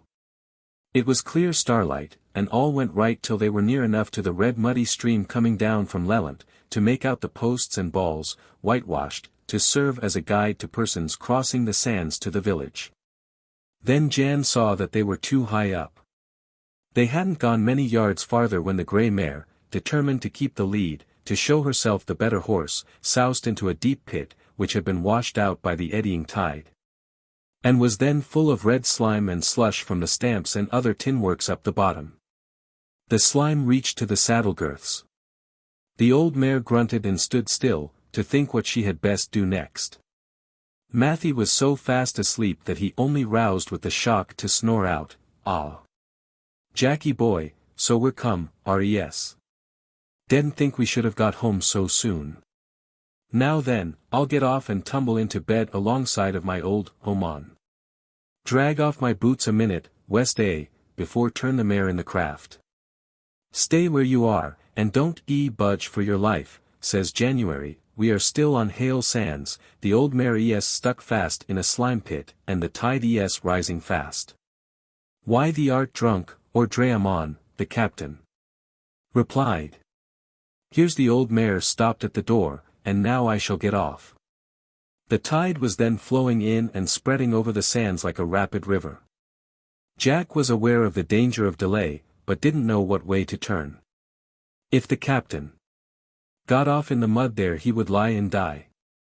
The old mare couldn't get out of the pit with his burthen on her back, and not without help, even when disencumbered. By good luck, Matthew soon fell asleep again. And it was all the same, for all that he cared, whether he was at his own door, or fast in the pit of slime and quicksand, with the tide rising round him. By good luck, Jan Tregear saw 2 men in great haste crossing over the stream, on the stepping stones a few hundred yards farther down. The sands were 2 feet under water when Jan called to them, "What cheer, comrades? Come and help us, do. Here's Captain Matthew Thomas fast asleep and dead drunk on his old mare, stuck fast in a pit of slime and quicksand. Corn and help us, do.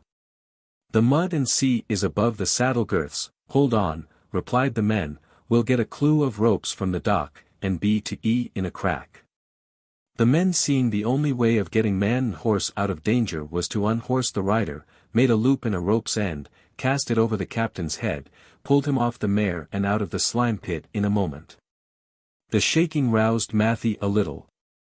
Whilst one of the men, with Jan, got the mare out of the pit, the other held the old captain, in a sitting position to keep his head above water, which was 2 feet deep or more on the level sand. Next, without opening his eyes, he shouted out, "Jackie boy! Jackie boy! Woo! Where art a, woo? Strike a light! Strike a light! And fry some pork and eggs. I'm hungry and cold rather, and how's the bed so wet as muck?" The captain again fell fast asleep by the time he was once more settled on horseback, and beating through the water, now so deep in places as to float the horses with their riders and the 2 Lellant men holding fast by the stirrups. At last they were all safely landed on the St. Earth shore. 'Twas by a mere cat's jump they got off the sands in time to save themselves from drowning. Many would prefer to swim their horses across at high water, as was then often done, rather than to pass over the sands between Lellant and Treliseck, dwelling on the dry land, or Carnso, rocks left dry, in that state of the tide. When once more on dry land they passed round the salt marsh at St. Earth Bridge, and came out into the Penzance and Harrow road at Trelaweth. It was near sunrise when they arrived at Rosengrouse smelting house. They were glad enow to rest at the old inn of the Lamb and Flag. Here the landlady provided them with dry clothes and a good breakfast of pork and eggs, beefsteaks cooked on tin, in the smelting house close at hand, and many good things besides. During the day, several persons came to the smelting house with their tin, which was then mostly carried on horses or pairs of mules. As all the carriers stopped at the public house, to have a drink with their pasties, there was a large number assembled at the Lamb and Flag by noon, and more continued to arrive. Everyone knew the captain and Jan, and all would treat them to drink because they had a narrow escape from the dreaded quicksands of Hale. Captain Matthew made light of the matter. It would, we said, have been all right with him and the mare, she knew well enow what to do, if they had been left alone. For as soon as the tide rose high enough she would swim across, as she had often done before now, with 6 tubs of liquor and he on her back. This he had often done for a wager, or when hard pressed by the riding officer, who seldom ventured to follow Matthew in his mare through the brine. As captain Matthew and his man Jan are now as good as at home, we shall wish them farewell. And what follows is merely an appendage to their story. The Pellar and Tom TREVA'S cows. Few who came to the comfortable old inn of the Lamb and Flag thought of leaving before night. Which stories and drolls became the order of the time. Most of these were of the ordinary class, in which man or beast is said to wither, pine, or die, because some malicious neighbor begrudges the possession of the blighted thing. There were, however, a few other stories told which may be worth repeating, as they show how prone our simple country folks are to think some supernatural agency must be the cause of everything unusual or mysterious, and how, the more particularly in whatever may be regarded as a calamity, the devil and his hags are sure to have the blame attributed to them. The following story, which we select from a number of others told on a like occasion, will serve as an example of this, and that the Pellar sometimes endeavored to serve his clients by more trustworthy means than by his charms, powders, bones, and stones. Perhaps, after all, these fanciful remedies were as good as anything else which is usually prescribed for imaginary ailments. It is well known that the old Pellar of the South Country was as skilful a cow-leech as any then going, and when persons came to him in the belief that because their cattle, by some unaccountable means, didn't thrive, they must be bewitched, he often accompanied them home, and detected the true cause of the disaster. A young couple, the man a tinner, the woman also worked to bow, after many years of hard work and care in scraping everything together, took a small farm, which they were barely able to stock. And their chief dependence for raising the rent was the profit of 3 milk cows. About Christmas, the cows were taken to house and kept there on turnips and straw. A few weeks after the cows were taken in, it was found that they left their food, and an unusual stench in the cattle house was thought to proceed from the diseased kine. One of them soon died, and the others, though all that could be thought of, as likely to entice them to eat, was placed before them, yet refused corn, hay, and everything else untasted in their cribs. Next, the wife took to her bed. She did not know what was the matter with her, but felt as if she had neither the power nor the heart to rise. The neighbors advised the farmer, called Tom Treva, to go, without delay, to the conjurer. Someone, they said, had begrudged the land or the cattle, and had bewitched his wife. The man couldn't be persuaded to do anything of the sort, he had never injured man, woman, or child that he knew of. All the neighbors were on good terms with them, what should he be ill-wished for? And as for begrudging, he didn't fear nor believe in it. Everybody knew it was better to be envied than pitied. But the wife, Molly, would have it that she was ill-wished, and begrudged to her husband, by the mother of a young woman Tom was once courting of and left for her. As the young farmer had no peace, with his wife and the other folks, about the witchcraft, he consented to go and see if the conjurer could do them any good. Early in the morning, last thing before starting, he slipped the ropes from the necks of the beasts, and left open the cattle-house door. If they got out and caught cold he thought they would but die a little sooner. They didn't appear able to rise from the straw, and his wife was in bed, seemingly worse than ever when he left home. The young farmer arrived at the Pellar's abode about noon. The wise man, as usual, asked if he knew of anyone who had a grudge against him. Tom replied, as he had answered his wife and others before, that he was on good terms with everyone, as far as he knew, and couldn't condemn anybody in his mind for ill-wishing him or his wife he believed to be merely fretting over their loss. The conjurer, wishing to do his best for the young farmer, said he would go home with him and try if he could find out what caused the bad speed. Now, about the hour that the farmer arrived at the conjurer's, some men, passing through the town place on their way home from ball, were surprised to see that the 2 cows, left untied in the house in the morning, were then out in the fold eating from the litter thrown out of the stable, the roots, leaves, and rotten refuse of turnips, anything and everything they could find, like half-starved things. The tinners went into the house, called up to the woman, who was fast asleep, Molly, we have good news for the cows, that were all but dead when your good man started for the conjurer, are now out in the fold eating everything they can find. The goody, on hearing that, thought no more about her illness, but jumped out of bed and came down half-dressed to see the cows. Now, said they all, who wouldn't put faith in what the Pellar can do? An hour ago, perhaps, not more, your Tom got there and put him to work to undo the spells, and now see, here are you and the cows as well as ever you were in the world. Why the spell is broke as soon as the word is spoken by the Pellar's mouth. The cows were turned into a field, and a few turnips given them, which they ate and looked for more. Towards night, Tom Treva came home with the Pellar, found the cows eating heartily from the straw that his wife had given them, and she and several of the neighbors gathered together to behold the wonder. The wise man was regarded by all the assembled multitude with awful respect. Everyone present believed that his conjurations had effected the wonderful change in Tom's wife and cows. The conjurer took good care not to undeceive them, and declined to say or do anything before those who hadn't paid for his services. But, as soon as the way was clear and the curious neighbors all gone, he took a lantern and went into the cattle-house, to look round the place, and more particularly to examine the food which the cows rejected. Though the cows were in the fold and the house clean, yet there was all about the place a sickening stench which seemed to proceed from the old hollow wall, close over the cribs where food was placed for the cows. On nearer inspection he observed a green slimy substance oozing from between the stones and trickling down on the food in the cribs. The Pellar, taking a bar of iron, ripped out some of the stones, and there in the hollow of the old wall, from which all the clay filling had long departed, he saw a mass of corruption which accounted for the supposed bewitching. A score or more of dead rats were there, all in a heap, in such a state of rapid putrefaction as is only caused by poison. Some few weeks before the cattle became ill, as the premises were swarming with rats, the young farmer procured some mundicky stuff from a burning house.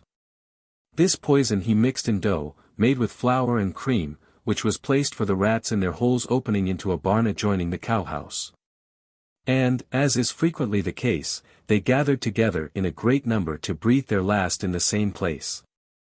The mass of corruption cleared away, the wall rebuilt, with plenty of lime and mortar, and every precaution taken to prevent any farther mischief from the poisonous compound, the cows and wife were soon as well as ever. Yet many attributed the harm to witchcraft rather than to the poisoned rats, and gave the Pellar all the credit of working the cure by his conjurations.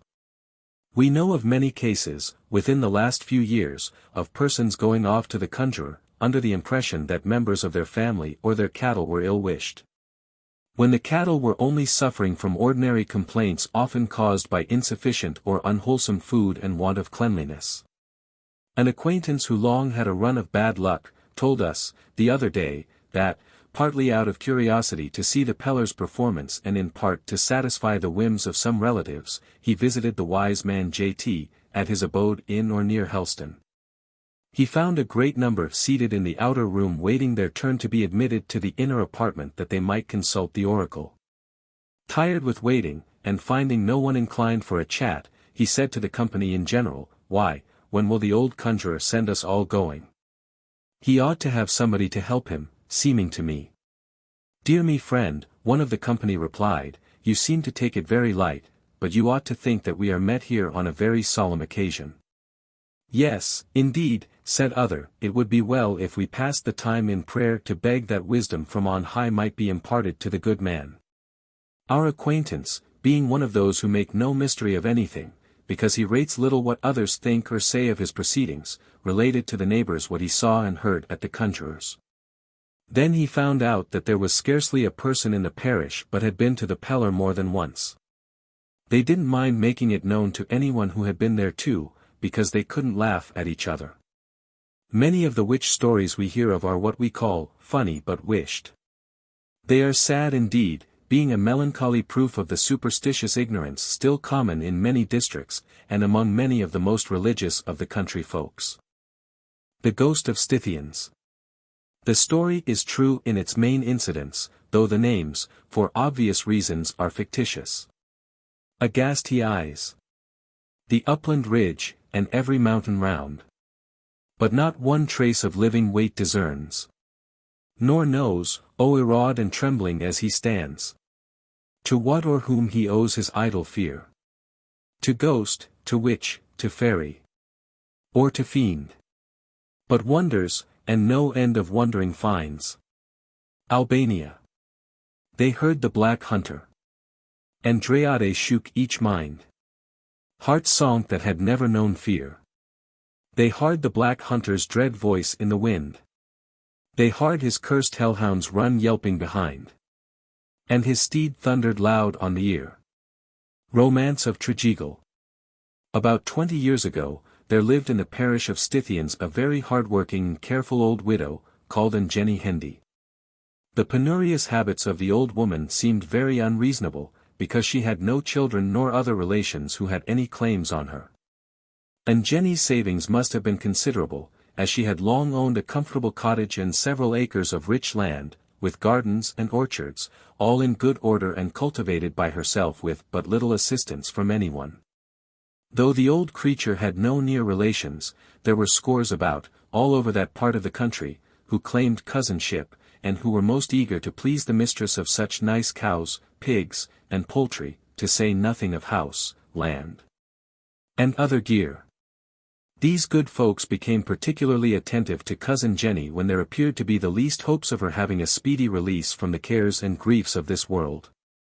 And they showed much more anxiety about preparing the dame for her heavenward journey than she relished, particularly when reminded that she ought, as she had one foot in the grave, to prepare for her latter end by giving to some good cause of which the lecturer was an unworthy member, and so on.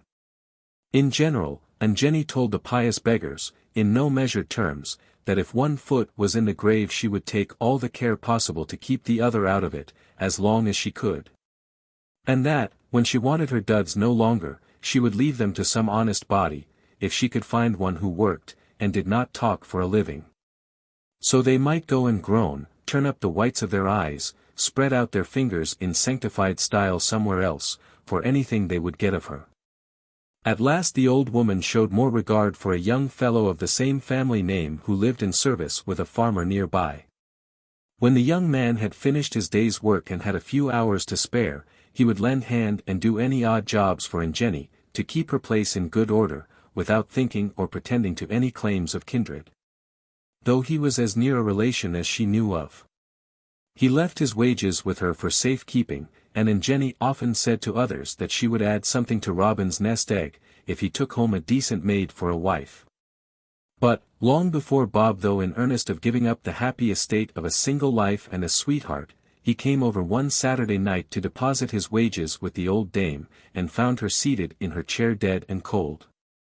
He called in the nearest neighbor, and they discovered, from the cows not having been milked in the morning, and other regular dairy work left undone, that she must have died the preceding night.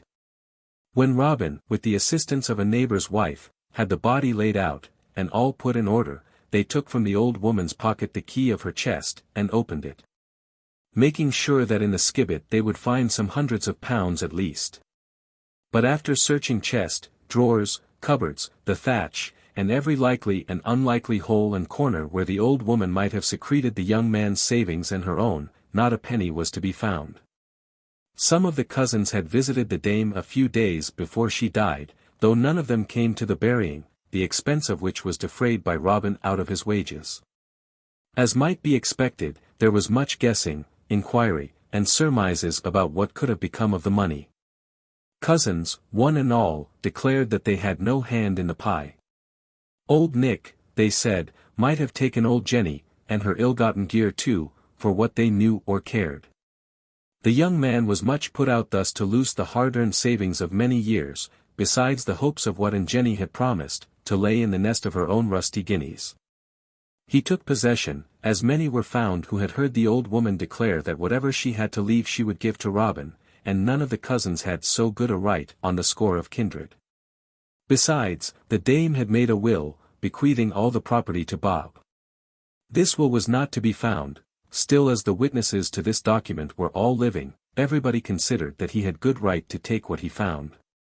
After many more vain searches, all the neighbors agreed that the only way to get any knowledge of what had become of the money was to consult Tammy, the White Witch of HELSTON. Now, as Bob, as well as most others in the West, had heard of, and believed in, the extraordinary powers of this wise woman, he had no doubt of what everybody had told him. That she could raise the spirit of Jenny Hendy and get her to say what was become of the cash. Or rather, as they said, to tell him who of all the cousins had laid hands on it. Bob, having made up his mind to consult the White Witch, went to her abode one Saturday evening, about a month after the old woman's death. Tammy agreed that she could see no other way of clearing up the mystery than to raise the old woman's spirit, and get it to speak to him. But you must know, said the witch, that it is a dreadful thing to undertake, and I shall want some money, £2 at least, that we may get the herbs, drugs, and other things not easily procured. For the sake of securing myself and you against any evil influences of the spirit, and that we may either put her to rest or send her to torment those who have stolen the money. If you can give me £1 now, to get what we want, I'll have all ready to rise the spirit some night next week, if you will. The man, well knowing that this precious White Witch did nothing without forehand pay, gave her a sovereign, and promised to meet her, with a horse, on the road to STYTHIANS churchyard, the next Thursday night, by 11. So that they might be at the old woman's grave before midnight. Thursday night came. Robin procured a quiet horse, stuffed a bag with straw, to serve as a pillion, secured it on behind the pad, and rode away, soon after dark, to meet the witch. As he jogged along the lanes, and reflected on what they were about to do, he didn't half like the job. To be sure, nothing was more reasonable, in such a case, than that the old woman's ghost should be raised without her making any difficulty about it, if she had but common honesty about her, and go to rest quietly again. But then, thought he, she was such a cranky, crabbed, crotchety old body that no one can tell what she may do if she's once brought back. Yet, as they had always been on friendly terms, he concluded that she would behave herself decently. Still, as he had never seen a spirit, and had heard a great deal about the trouble of sometimes putting them to rest, he would have turned back, even then, had he not paid the sovereign. So, when he had fortified his courage with a few good pulls at the bottle of brandy he carried in his pocket, to treat the witch, he didn't fear to face the devil, much less the ghost of Jenny Hendy, and he went off at a trot. Within 2 miles, or so, of the churchyard where the old woman lay, Bob met the witch, who wasn't at all pleased because she had to walk so far. A drink from the bottle, however, improved her temper. For some time after Tammy mounted, they spoke but little. She kept mumbling something to herself in what seemed a strange lingo to the man. When he asked what she was palavering of, the witch replied, "You must keep silence, whilst I am communing with the spirits that attend me. I send them to prepare the one I'm about to raise. It's well they aren't visible to you, because the sight of them is more than ordinary flesh and blood, such as yours, can stand. Now you aren't afraid, are ye?" says she, grasping Bob by the arm. "Well, no, I don't think I shall be afraid," said Robin. When they arrived in Stithian's church town it was near midnight. No lights were to be seen in the houses. After securing the horse in some place, Tammy stalked away towards the churchyard, all the time mumbling something to herself, and only paused when they came to the churchyard stile. Then, turning round to Bob, she said, "Oh, I'm nearly out of breath, with ordering the obstinate spirits about, and there's one now in this churchyard, more troublesome than all the rest, that I must subdue, or it may overcome me some night, when the least expected. I must have a pull at the bottle before begin what is harder and more dangerous work still." After taking a good drink of the brandy, she said, "Don't you be frightened even if you happen to see old Nick. Perhaps it would be well to tie a knackin handkerchief over your eyes, because often, in spite of all my charms, mystifications, conjurations, toxifications, incantations, fumigations, tarnations, develations, and damnations. Besides all the other ations ever known to the most learned passon or conjurer, the devil will often be here trying to catch the spirits, and the sight of his saucer eyes of fire, ugly horns, and cloven hoof, is enough to frighten one into fits. And oh, the smell of brimstone he brings along with him is enough to poison one. You aren't afraid, are ye, that you're trembling so?" "No," groaned the man, "I don't mind brimstone, nor the old gentleman either, much. Perhaps, after all, he isn't half so bad as he's made out to be." "Well," said the witch, when they came close to the churchyard gate, "you know the old one can't pass the stile and put his hoof on consecrated ground. That's the way he and his hounds are mostly keepin' watch at the gates, or beaten round some place near. Now that's the reason why the poor spirits can't venture to go over the churchyard wall, where I have often seen them perched as close together as they could stick, grinning at old Nick, and his hounds without heads. For if they lean over the least bit they are picked off on his horns and away they go, you know where, don't ye? But don't you be frightened, Bob. The churchyard is crowded with thousands of spirits," she continued, "think of all who have been buried here for hundreds of years. If you would like to see them I'll touch your eyes with a bit of the salve from the corners of mine, then you will behold them as I do now. There," said she, pointing with her staff towards the old weather-beaten church, "all the roof is covered with them, watching for the bit of glimmering moon now glistening on the tower, and there. See them pushing each other over the top and fighting for a perch on the pinnacles that they may get a view of the place they once inhabited." "Hush, do, and Tammy, don't ye go on so," said Bob. "Why you needn't fear them," she replied, "these old ghosts are mere worn-out shadows, whose bodies, many of them, were buried here long before this church was built. I like to look at them. Perhaps you can see a gleam of light showing through the windows on the eastern side of the porch. That's from the spirits inside, acting over again their christens, weddings, and funerals. Many of them prefer such grim shows as the last, and pass most of their time burying each other over and over for the 1000th time, in all the various modes that quick or dead can devise. I wish you could see those perched over on the eastern end, where the moonlight is just beginning to glimmer. They are the grand ones whose dust was laid inside the church.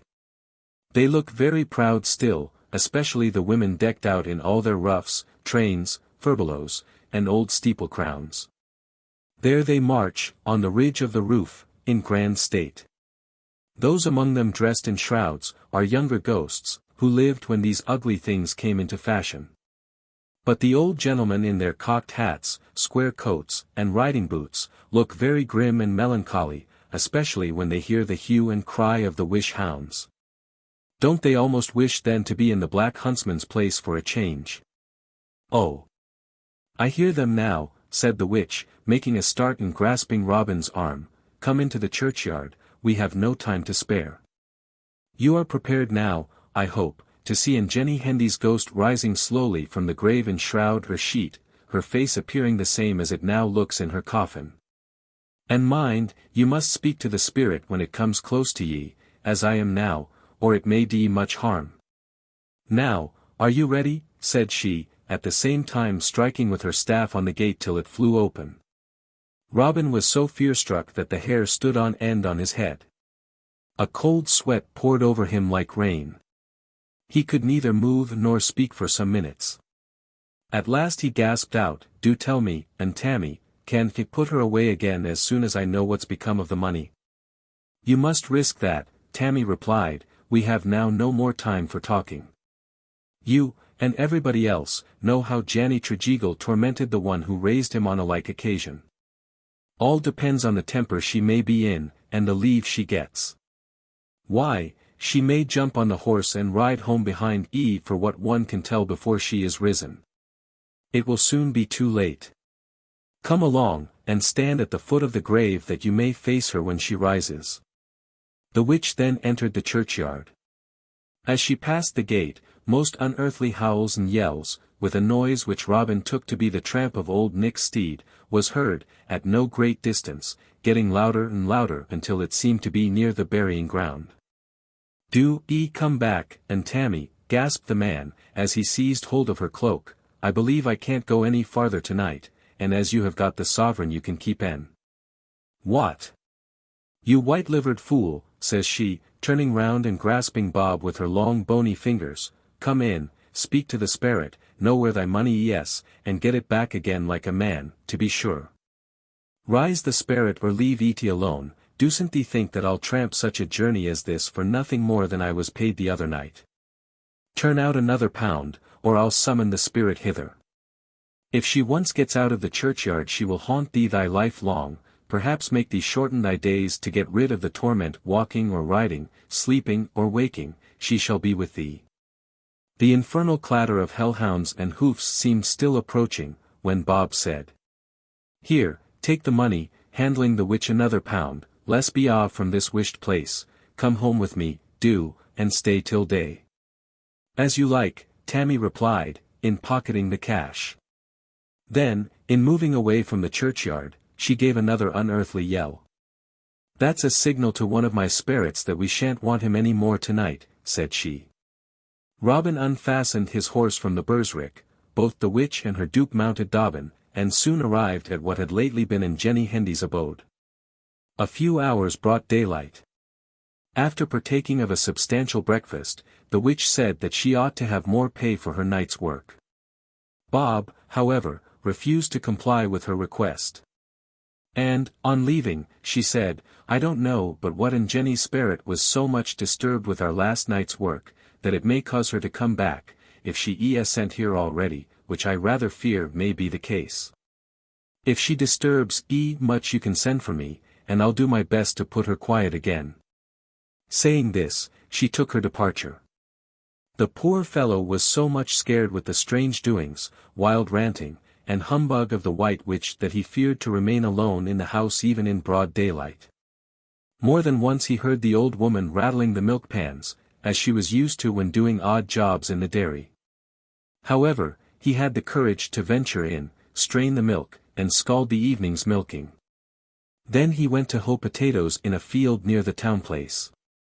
It was past noon, and Bob was getting hungry, yet he would rather go without his dinner than go in to cook it. At last, when he came to the Homer end of the row, he looked towards the house, and there, on a rock which served for a heaving stock, stood Jenny, with a broom in her hand, beckoning to him to come in, as was her wont when dinner was ready. And the house swept and sanded. There stood the old woman, within 100 yards or so, as gaunt and grim as ever, with an old flat-crowned man's hat, which she had often worn, perched on one side of her head, her swing-tailed gown, her petticoats tucked up as short as usual. But he noticed that her skirts were shorter than ever, they didn't even reach to her knees. He stood some time gazing on her in fear and amazement, when to his horror the apparition came down from its perch, the heaving stock, passed over to the field gate, and called out, "What cheer, cousin Bob? Am I altered so much since I've been away that thee doesn't know me, then? Why art thee staring at me so, like a fool frightened? Come here, and shake a paw with thy old comrade. I left my ship in Falmouth harbour early this morning to pass a few weeks ashore, inquired the news about old friends as I came along, and found out that thee wert here in the old woman's shoes, and how dost to get on, mate? Oh! The devil take my stupid head, and the old oman too," says Bob, when he saw that what he had taken for Jenny's apparition was no other than an old comrade, who had been away to sea some years. "West thee believe it, cousin Jack, that, with all the time thin ken about the old woman, or somehow, when I looked up and saw thee on the heaving stock, waving thy hand with that blue bundle in it, I took thee for her spirit.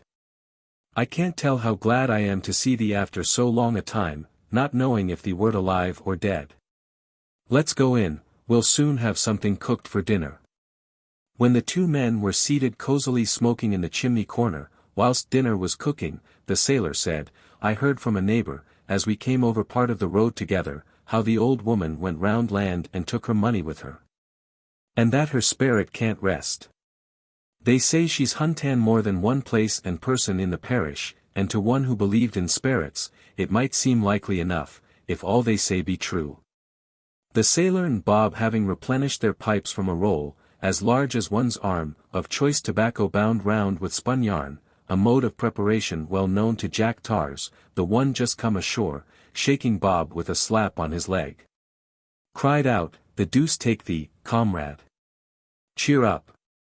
Here, take a drink and drain this bottle dry," says he, taking one from his pocket.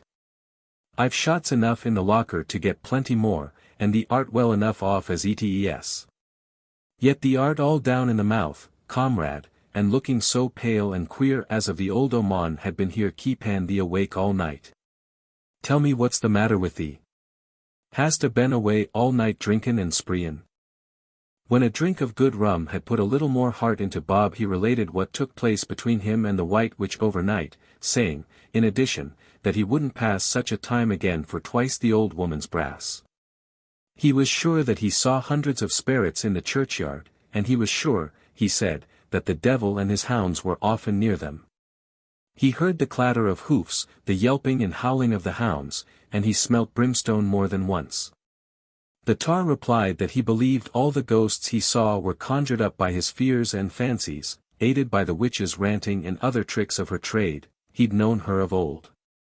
When they had finished dinner, the sailor, after hearing more about the dreadful apparitions, said, "Mate, if I hadn't known thee from the cradle, I should say thee wert as a coward and fool as es to be found between the Land's End and London Church Town.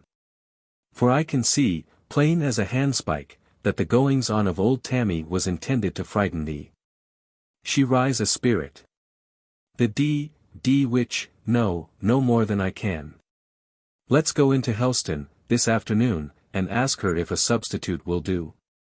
I'm a fourth or fifth cousin, as well as you, to the old dear that's dead, Lord rest her, so I might ask her very well what she may have done with her shiners." "With all my heart," says Bob, "though I can't see the good of it, but we must do the milking and other evening work before start, because such is the fear of Jenny that no woman will stop here for love nor money." "For plenty of cash in my pocket," said the sailor, "a blowout will do thee good, after the frights and fears of last night. Besides, I've a mind to see the witch and her spirits. So come along." The evening's work being done, they started for Helston. The young men arrived in Helston about nightfall. They went immediately to a doctor, and Robin was bled, from a very common notion that bloodletting is useful to counteract the bad effects of a fright. Then, after partaking of a good supper and plenty of grog, Robin entered Tammy's dwelling, and his companion remained outside. Bob said he believed he should try again to raise the spirit and inquired if a comrade might go with them another night. "That can't be done," the witch replied, "because spirits are very particular not to tell what they wish to disclose to more than one person at a time." "Well, may another person go as a substitute?" "No, the spirit would have nothing to say to a stranger. It would be a most difficult and dangerous thing to raise her for anyone but yourself. Besides, if I attempted any such work I must consult my books and see the person before I give them any answer." Bob then informed her that the person who would go in his stead was also a relation to Jenny, and if they could discover what was become of the money, they would pay her well. Finally, the sailor was called in. He pretended to believe all the witch told them, appeared to her as green as grass and as innocent as a newborn babe. He gave her a sovereign, promised her more if the job was ended to their satisfaction, and agreed to meet her on the road with a horse the following night. Next evening, the tar met Tammy. After treating her to a good dram, they jogged along several miles, talking about the wonders she had performed in her time. Jack asked how she didn't raise the spirit on the other night. "Why," she replied, "that weak-headed and faint-hearted cousin of yours was all hammer and tongs on first setting out, but he hadn't the courage to strike when the iron was hot. He got into a funk, bad luck to him, when the work on my part was all but finished. You have more courage, I trust, than to show the white feather. And now," she continued, "we are within a few minutes' ride of the churchyard, and it's full time that I begin my work of incantation and conjuration, and, whatever you may see or hear, don't for your life interrupt me. You aren't the boy to be frightened, I hope." The sailor assured her that he would stand all the ghosts of her rising, if she could, and old Nick besides if he happened to appear. She then went on, during the rest of their ride, acting over the same part as she practiced on the preceding night, now and then pausing and telling the man not to be afraid. He kept silent, and observed all her maneuvers, till they came to the churchyard gate. Then, pretending to be rather scared by the yelling, howling, tramping, and clatter of hoofs, which seemed to be near them, he said, "And Tammy, yes, that terrible noise we hear made by the old gentleman and his hounds sure enough." "Of that you may be certain," she replied, "yet I do hope that you will be able to stand all you will see, and not get any harm from the sight, as there's no doctor at hand to bleed e. You ought to have been provided with a quart or two of cold water, because, in case of a fright, drinking that is the next best thing to bleeding to keep your hair from turning grey. Now cease thy palaver, says the tar, I'm come here to see and speak with the old oman's ghost and don't care a d if thee dost. Raise all the spirits in the churchyard, I'll face them, never fear. So set about it as soon as thee west, thou wilt. Well, said she, a wilful man must have his way, yet it's my duty to tell that when the spirit is raised, neither you nor I, nor all the parsons in the country, may be able to lay it again. Think of the torment it will be to besides, she may cite thee to come with her, or to her, at a short notice. Such things we often hear of. It was now evident to Jack that the witch calculated, by this working on his fears, to make him decline any farther acquaintance with ghosts or demons. However, without farther parley, the witch led the way into the churchyard. Then the infernal noise ceased. All became still as the dead. They turned off the path leading to the church door, passed between tombstones and over graves, until they came to a clear space near a large, high headstone.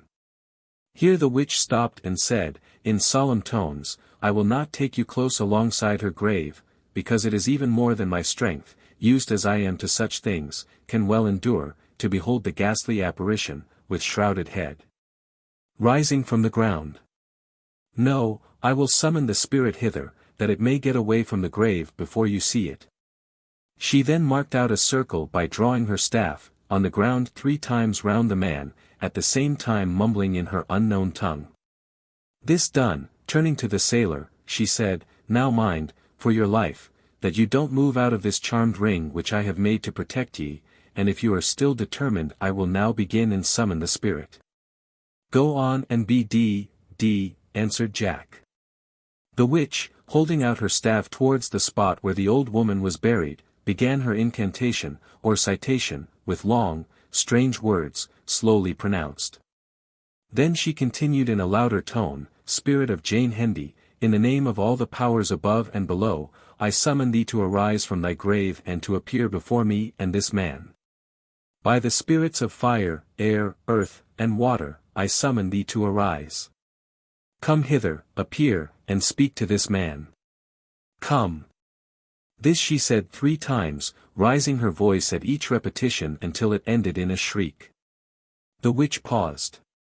All was silent for a moment, and then were heard, most fearful, because unusual, sounds, which more than any other earthly noise resembled the crashing or rending of wood and stones, mingled with painful moans, groans, and shrieks, which seemed to come from the old woman's grave. The witch, stretching out her arms, her red cloak and grey hair streaming back on the wind, pointed with her staff towards the place whence these frightful sounds proceeded, and said, Behold, it cometh, be thou prepared. And then the sailors saw by the glimmering light of a waning moon, a tall ghastly figure rising from amidst the tombstones, 100 feet or so from where he stood. This hideous form, in winding sheet and shroud, stalked towards them with measured step and slow, so near that the sailor saw its grisly locks and glaring eyes. A moment more and he sees its ashy pale face within a yard of him. The man's hair bristled up on his head, and, in spite of his disbelief in ghosts, he shrunk back out of the circle, towards the witch, who cowered and fell down seemingly terror-stricken, behind a large headstone, within arm's length of the sailor. When, in terror, he had scarcely the power to exclaim, In the name of God who or what art thou? The ghost, in a hollow voice, replied, Wherefore dost thou disturb my rest in the grave? The wise woman should have given thee other counsel. What art thou to me? For this deed of darkness I will mark both thee and her, this night, and haunt thee all the days of thy miserable life, the devil take me if I don't. Saying this the ghost stretched forth its arms from under the shroud, and, with a strong hand, grasped the sailor, who gave it a blow with his fist and laid it sprawling on the sod. Indeed he no longer feared this apparition, when he heard the familiar termination of its long speech. Besides, instead of bringing with it the infernal sulphurous air, proper to a ghost, the breath of this one smelt strongly of tobacco and gin, and it hiccuped and sneezed in a way very unbecoming a spirit. The sailor had no sooner settled the ghost than he was all but knocked down by a stunning blow from the witch, who, a moment before, apparently terror-stricken, shrunk cowering in his rear, and fell down behind a tombstone. Recovering himself, he wrenched the stick from her hands. Then, turning to the apparition, he saw it on its legs again, but, divested of shroud and sheet, in the form of Jemmy T, old Tammy's good man, who was well known to the sailor and to everybody else in that part of the country. Now, you villain, said Jack, whilst he continued to beat him, I will thrash you within an inch of your life for the way you have frightened Bob, and for swindling him out of his cash. The sailor was so indignant at the attempted deception that he continued to thrash the ci-devant ghost most unmercifully, saying, Unless you hand back the 3 sovereigns paid by me and Bob for rising the spirit, I'll break every bone in your D carcass, and you shall have no occasion to leave the churchyard any more. In a short time Jimmy begged for quarter and promised to hand over the money. Tammy came forward with the cash in her hand, and said, Doesn't kill the poor ghost. Jack gave over the well-merited beating, pocketed the sovereigns, sat down on the tomb, and said, To give the devil his due, thee art a far better white witch than thy man is a ghost. Turning to Jimmy, who was now on his forkle-end, he asked, What contrivance hast to make such an infernal noise? Why, nothing more, Jimmy replied, than my own voice, an old tin pan, and a stick to beat on the tombstones or rattle on the church door, as best suited the purpose. What Robin took for the tramp of old Nick's steed, and the cry of his pack, was only the music of my making. The witch then coming forward and addressing the sailor, said, Now listen to me. I have been thinking of a plan, and ef thy wit, Jack, is equal to thy courage, this spirit risen may be turned to some account for Bob after all. The story is gone round far and near that Robin was going to employ me, and that Jenny was to be called up, but few doubt my power to do it. So let's give out now that she has appeared, and declared to us who have taken the money, and, farther, that unless the stolen money and other things that belong to her, are brought to her late abode, within a month, her spirit will haunt them. And the white witch shall mark them so that all the world may know them by one blind eye. And anything more may be said, that can be thought of as likely to frighten the cousins into doing what we wish. Jack replied, there is something in that plan. Bob and I will think over it. Then, leaving the witch and her maid in the churchyard, to gather up their ghostly trappings and infernal machinery, he went to rejoin his comrade whom he expected to find in the public house. But Robin, fearing some harm might happen to the sailor, so far overcame his dread of ghosts, and the old gentleman with his headless hounds, as to venture out and on the road, within a stone's throw of the churchyard. Here he stood, quaking with fear, when the sailor came up and said, cheer up comrade, for I've seen and spoken with the ghost, we shall soon know what's become of the money, and get Edie back again or it's much to me. Without relieving his companion's wonder and awe, he continued, I no longer think it is so very strange, after what I've seen this night.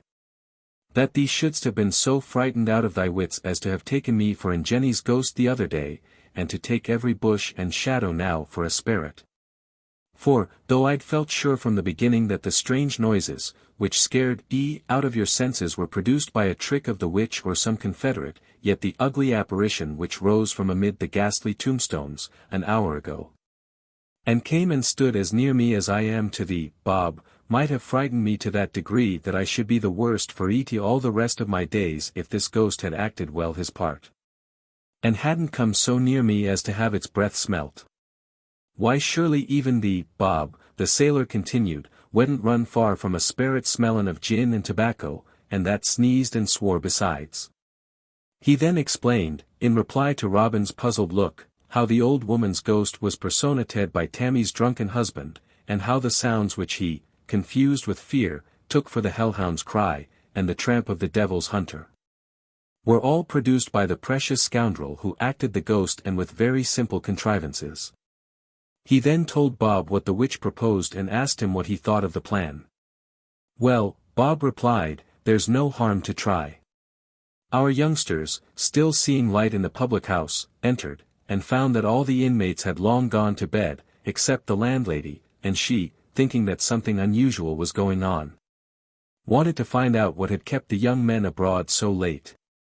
After tantalizing the fat dame with a show of reluctance on their part to say anything about Jenny or her money, the sailor told her that the spirit had been raised, spoke of the ghostly communication, and hinted that it might be well for those who took the old woman's money, or who owed her anything if they would make all right with his mate. Otherwise, they would be marked and haunted. Good Lord! Wonders will never cease, exclaimed the dame of the inn, and I'm glad that you have told me, because there was a trifle between Jenny and me for some eggs. It had slipped my memory before, and I've forgotten what it was exactly, but you can settle it with the liquor and take a few pints more to make sure that all is right. Bob thought this a good beginning, and agreed to settle the old woman's account with the landlady for a few mugs of eggy hot, with which they well plied the dame.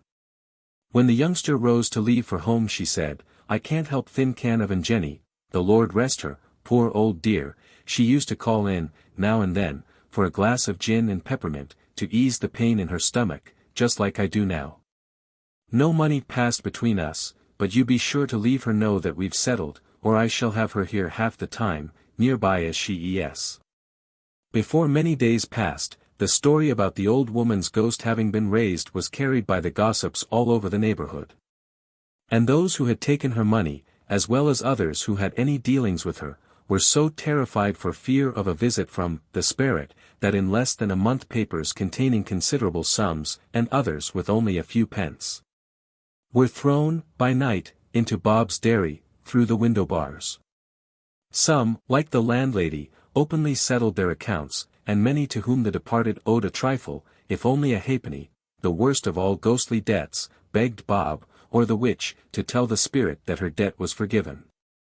We often hear of ghosts coming back to beg that a halfpenny, or other trifling debt, may be forgiven, but we never knew one that made any apology for leaving large sums unpaid. And Jenny's ghost, dressed in her red cloak and little old black bonnet, was often seen in by-lanes, on lonely moors and downs, both by night and at noonday. No one could tell why she wandered in such out-of-the-way places, and vanished as suddenly as she appeared. Yet the main purpose was served, because, when it became known that she was in a walking state, those who owed her anything hastened to settle their accounts with her ere, from fear of a spiritual visit. On the pathway, leading from Jenny's late dwelling to Church Town, there is a stile, on the side of which she would sit for hours of an evening, and was known to be there when she wa'n't visible. For many persons when they came near this stile, found themselves lifted from the ground and carried over like feathers in the wind, they didn't know how. One night a violent gale stripped the thatch from a great part of Bob's dwelling, laying bare the punai on end. And there, pushed far into a hole which had been covered by the thatch, Bob found the old woman's pocket, and in this a roll of papers, among which were notes of some value and the old dame's will. During the 2 or 3 months that Jack remained ashore he mostly lived with Robin, or at least stopped with him overnight. Then, they neither saw nor heard anything to scare them. But the tar was no sooner gone to sea, than Bob heard the spirit going about in the house, putting things to rights, all night long. As he could get little sleep, from one disturbance and another, and disliking to live without some companion in flesh and blood in the haunted place, he soon brought home a wife. Then Jenny Hendy's ghost took her departure, and Robin enjoyed sound rest at last. The Ghost Layer. We don't know if Jenny Hendy's ghost went to rest of its own free will, or whether any divine assisted in binding the troubled spirit to the grave. There need, however, be no difficulty about getting a ghost laid. We have just heard of a local preacher, living in the district between Cambourne and Helston, who, according to his own account, has put many troublesome spirits to rest, generally by settling for them their mundane affairs, about which they were troubled, by reasoning with and advising them to stay below, bear their punishment with a good heart, make the best of a bad matter, and hope for better times. He allowed that sometimes he was merely deluding the ghosts, yet, no matter, the end sought was attained, anything to get rid of them. As he had a rather uncommon adventure in laying one ghost, we give his account, somewhat abridged, of this enterprise. From some trifling cause the spirit got back again, to its late abode, before the mourners had quitted the public house, in Church Town, where, as is customary, they stopped a while to treat and take leave of their friends, who had come to the funeral from a distance. The ghost became, at once, so annoying, that none could rest in the house with it, and, a few nights after the burial, the family of the deceased, not knowing what to do to obtain any quiet, fetched the preacher, who was believed to possess extraordinary knowledge of spiritual matters and power over the ghostly world and its inhabitants. He entered the haunted house alone. After many hours passed in prayer and expostulation with the obstinate spirit, it at last consented to return to its grave and stay there, if the exorcist and preacher would accompany it to the churchyard, to see it safely landed there. And now happened the most remarkable part of this affair. About midnight the ghost layer bound the spirit with a piece of new rope, and fastened the other end of it round his own waist, that the spirit mightn't give him the slip. The spirit, gentle as a lamb, was then led out of the house. But it had no sooner crossed the doorsill than the dwelling was surrounded by a pack of yelping hounds, of which the town place was full, and the old one riding up the lane in a blaze of fire. The spirit, to save itself from being caught by hounds and huntsmen, mounted high up in the air, taking the man, hanging by the middle, with it. Away they went, over trees, hills, and water. In less than a minute they passed over some miles, and alighted in the churchyard, close by the spirit's grave, which the man saw open and blew sulphurous flames issuing therefrom, and he heard, coming from below, most horrid shrieks and moans. The ghost, knowing it was no use contending with the man of faith, only stopped to say farewell, and then descended into its grave, which immediately closed. The man, overcome, by being borne, with lightning speed, through the air, or by the infernal fumes rising from the open grave, fell down in a fit, from which he didn't recover till daybreak, and then he was scarcely able to leave the churchyard. When near the town place, which he had left with the spirit, in the branch of a tree he found his hat, that must have fallen from his head on first mounting through the air. The most probable solution of this story, told in good faith and firmly believed, is that the ghost layer, after taking too much spirit in the public house, rambled into the churchyard, there fell asleep, and dreamed the rest. Betty Toddy and her gown. AST. Just droll. Though motley images you weave, yet mingle with them something clear. Mid much that's false, and may deceive, let some small sparks of truth appear. Goethe's Faust, Fillmore's translation. One almost every day hears the saying, as gay as Betty Toddy's gown, yet few know anything more of Betty or her gown, although both were rather remarkable in their way and day.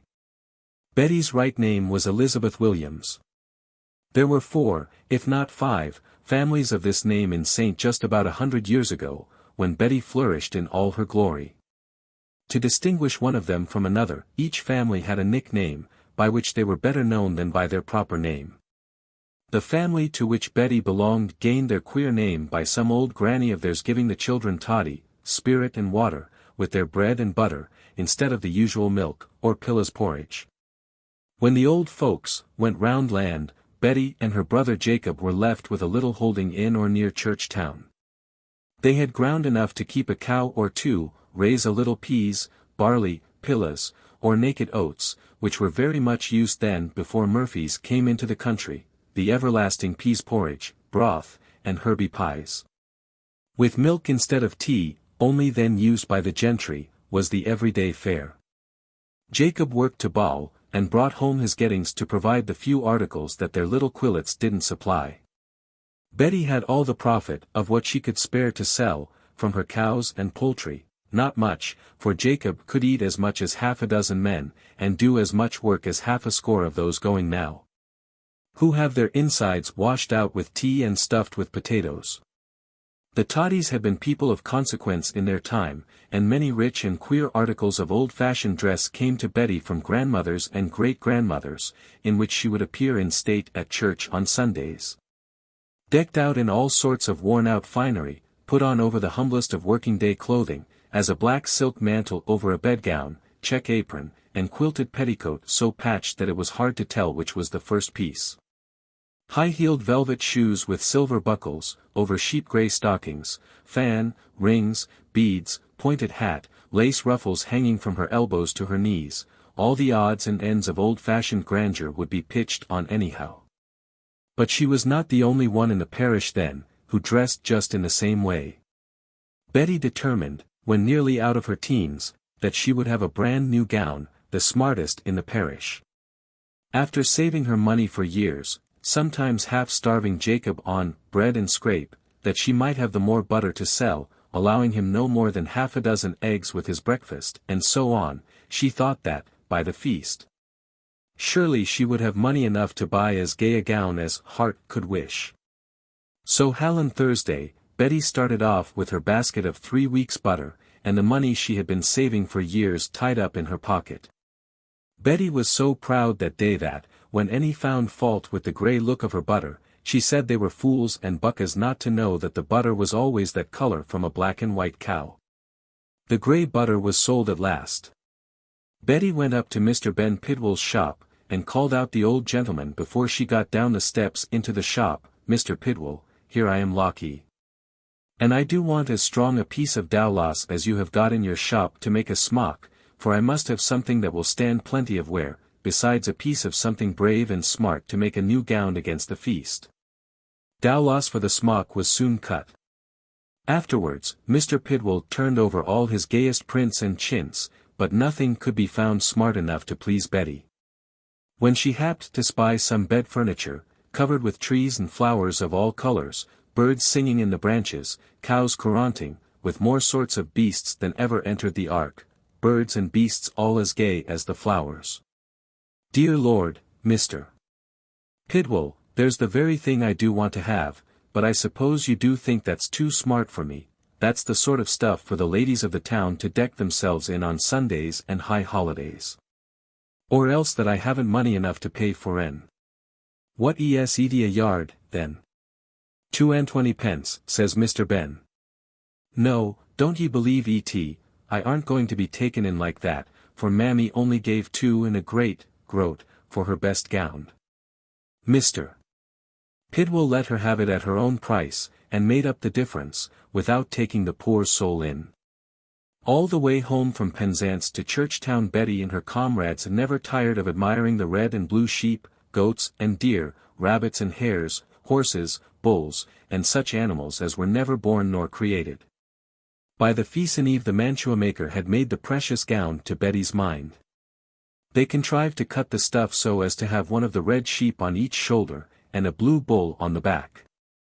In those good old times everybody kept up the feast as they ought. Jacob had killed the pig for winter's use that week, and a fine fat calf, none of your staggering bob, 3 weeks old, but something worth calling veal, more than 2 months in this world, a noble piece of beef, to cut and come again.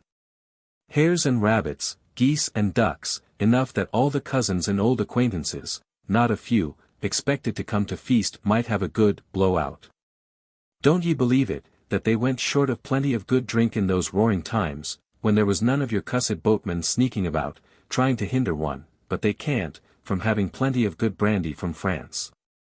The feastin' day, Betty was up in the morning early. The morning work was soon done. The great crock put on with the beef, calf's head, and dumplings, not more water than just enough to cover them, as Betty said, she wouldn't make dishwash for feason broth, no, not she.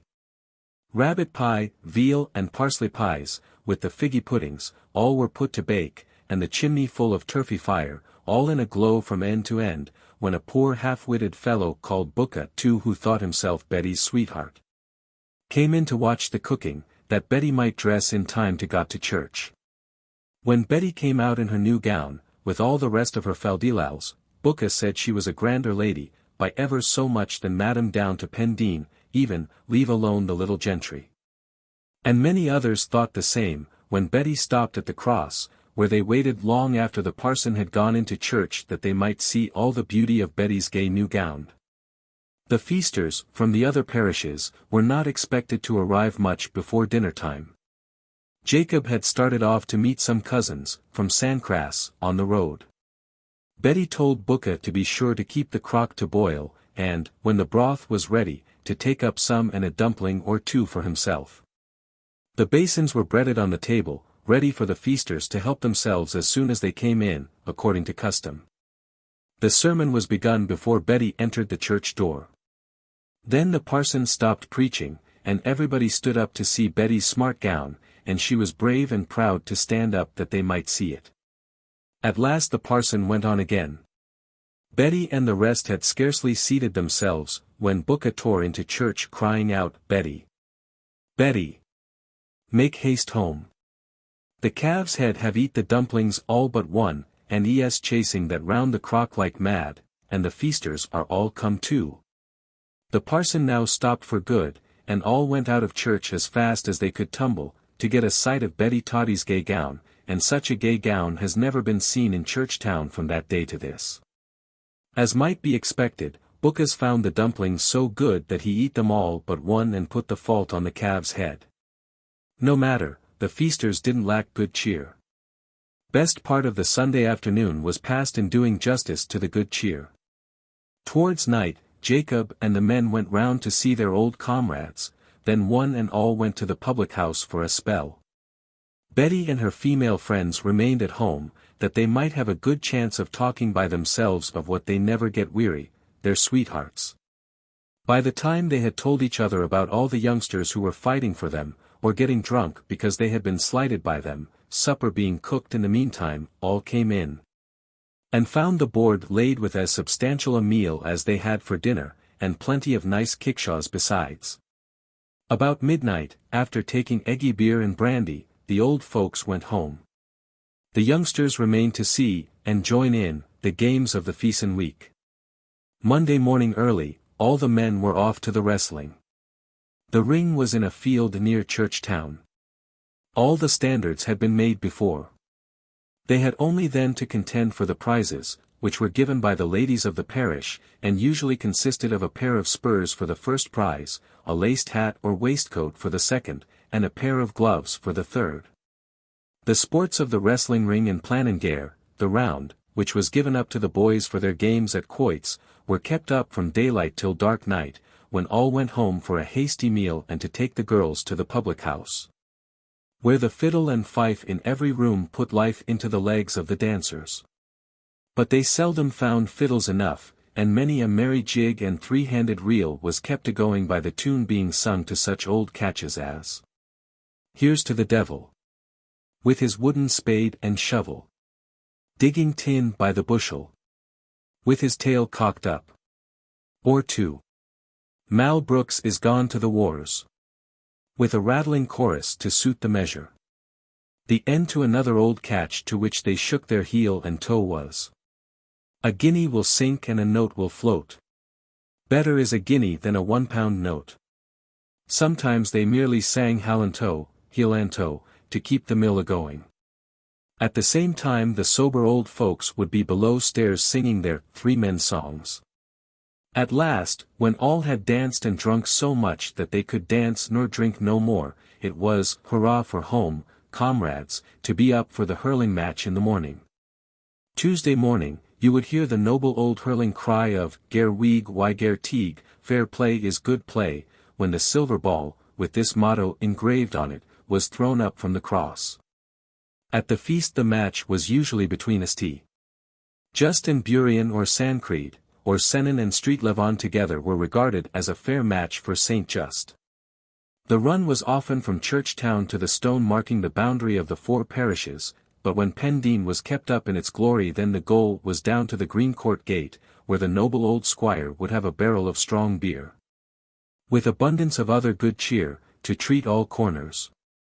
Pendeen didn't look wished and dreary then, with the place crowded with ladies, decked in all that was rich and rare, to see the hurling ball brought in.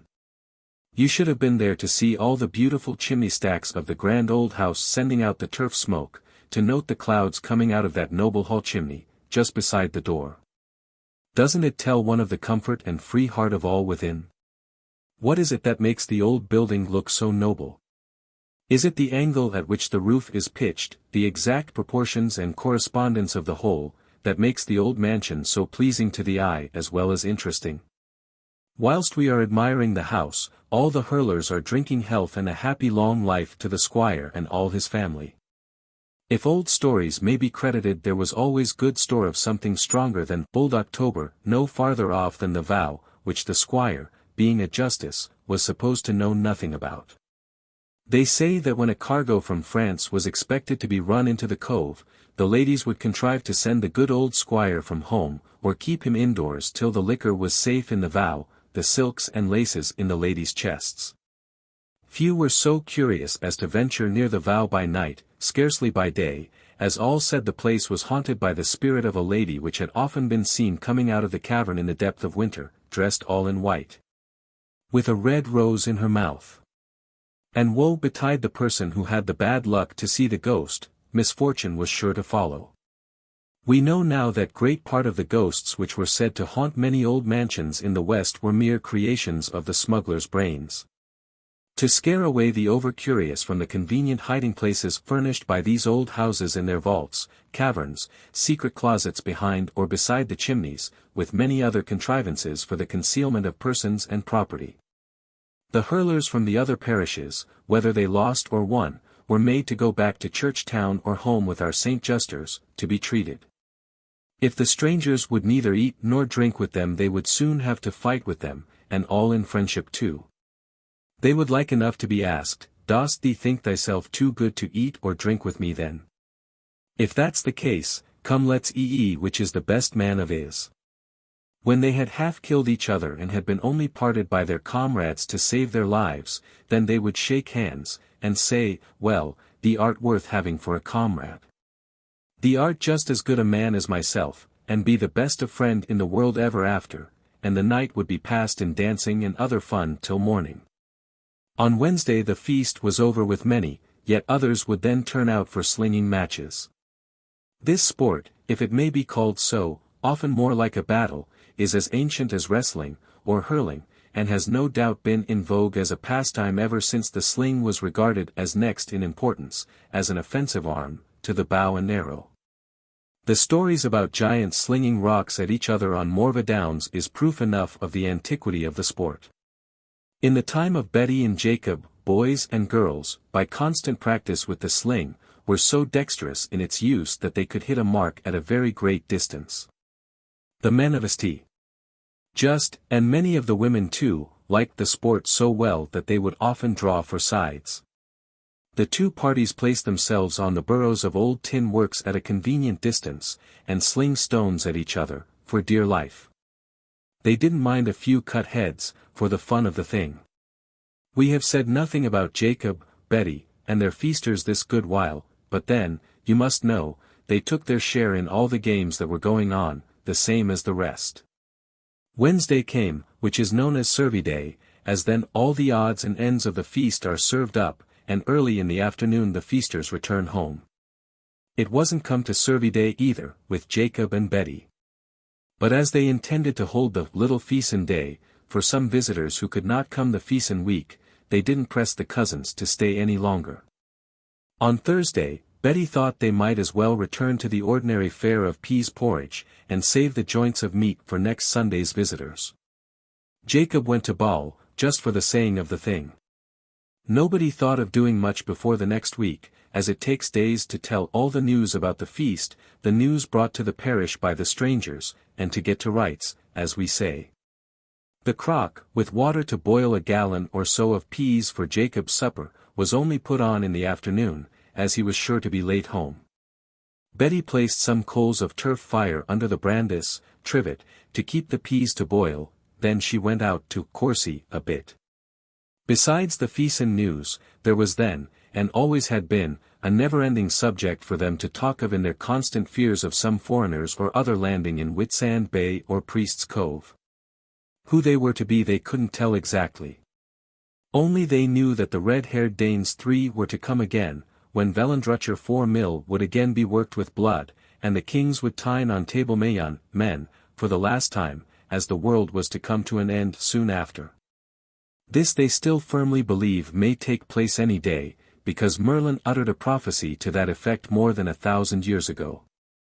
As the time of Betty Toddy's glory was about the commencement of the American War of Independence, when the French took sides with cousins over the water, the greatest fear then was that the French would land some night and carry off the tin. They didn't fear much for what the French would do in the way of fighting. Betty and the rest passed the evening, or night rather, in going round Church Town to hear the news and drinking confusion to the French in almost every house. Long before Betty came in, Jacob came home pretty well stewed, tipsy, and very hungry, but the peas were just as hard as when put in the crock, for, soon after Betty went out, the fire went out too. However, Jacob ate about a gallon of the peas, ready or raw, and, that he mightn't have the mulgrubs, took an extra glass of brandy, and was in bed snoring, grunting, groaning, and tossing like a porpoise, when Betty came in. We know that ill-boiled peas are very indigestible, so one may guess how they troubled Jacob, among the beer and brandy, half raw as they were. Betty could hear all Jacob's uneasiness, as there was only a screen of thin boards between their chambers, but she little heeded Jacob's groaning, having enough to do, as she wasn't very steady in the head, to get into bed, to sleep herself sober. Towards the morning part of the night Betty awoke in a terrible fright. She had lost all recollection of Jacob's groans, as she went to bed, and, when she was fairly sensible now, his roars were frightful. Her first thought was of the French. Without staying to dress, she tore out of the house, and roused all the neighbors from their beds, by crying out at everybody's door as she went tearing half-naked, round Church Town, "Get up! Get up! You'll be murdered alive! The French landed, I heard the great guns, gun for gun, in our house." In a few minutes, half the women in Church Town were racing round the place, crying, "Fire, and murder! Blood and thunder! You'll all be killed in your beds and be buried alive, the French landed, get up! Get up!" The bells were set ringing in the tower. Will Tregear fired the firs on the beacon, the Beacon Hills were soon all ablaze from St. just to Plymouth, where the nearest troops were stationed then. Whilst the bells were still ringing, and women screeching in Church Town, trumpet and drum sounded reveille in Plymouth garrison. The troops, in red-hot haste, got under arms and were marching westward ho. Jan Trezise was sent off, fast as horse could go, to meet the troops and guide them to St. Just. There were relays of horses kept in all the principal towns on the road to Plymouth, ready saddled as soon as the beacon fires gave notice of the enemy landing in the west. They say that Jan didn't ride very fast after he passed Penzance, for the pack saddle he took in his hurry to ride on so galled him that he could hardly sit on the horse's back when he arrived at Crolas, sitting sidelong for more ease. The landlady took pity on him, gave him the best pillow she had in the house to make a softer seat for him, and a good dram, of course. Then on he went as best he could for Redruth, cussing the French all the way. When Betty had alarmed all the town, she came in and waked up her brother, but Jacob only cussed the P's, the French, and Betty too, then snored away again. Betty, knowing that the smugglers brought the silks, laves, and other smart things from France, and that the French greatly admired dress and fashion, donned her gay gown, with all her trinkets and trappings. Placed bread, cream, and honey on the board, that the French officers, whom she expected to see every minute, might take her for a grand lady of the land and treat her with great respect. So she seated herself on the chimney-stool ready to rise and make her curtsy, and thinking what she would say if the French captain came in. There leave her. At last, when daylight came to dispel the fears of the people of Church Town, they traced all the alarms spread by Betty to the indigestible peas eaten by Jacob for supper. Yet they seem never to have thought of the consequences of the false alarm, and of having the troops quartered on them for nothing, till the parson, hearing of it in Penzance, where he lived, came out the Saturday to see what was the matter. To make sure that no Frenchmen were lurking about, all the creeks and coves were searched, and the hills and carns inspected. When satisfied that all the fuss was for nothing, they had the sense to send off countermanding orders by the parson's man. The troops left Plymouth and came on west in uncertainty as to where the enemy had landed. Jan Trezise, having lost his road, got down to Guique, where he was found a month after in clover, for Guique people treated him like a gentleman for bringing them the news. There was no fear of the French finding them. Yet they liked to know what was going on in the rest of the world. The parson's courier found the troops wandering about in a fog on the Fourboroughs Downs, not knowing what way to steer. When told of the false alarm, they were glad enough to turn tail and cut off home again.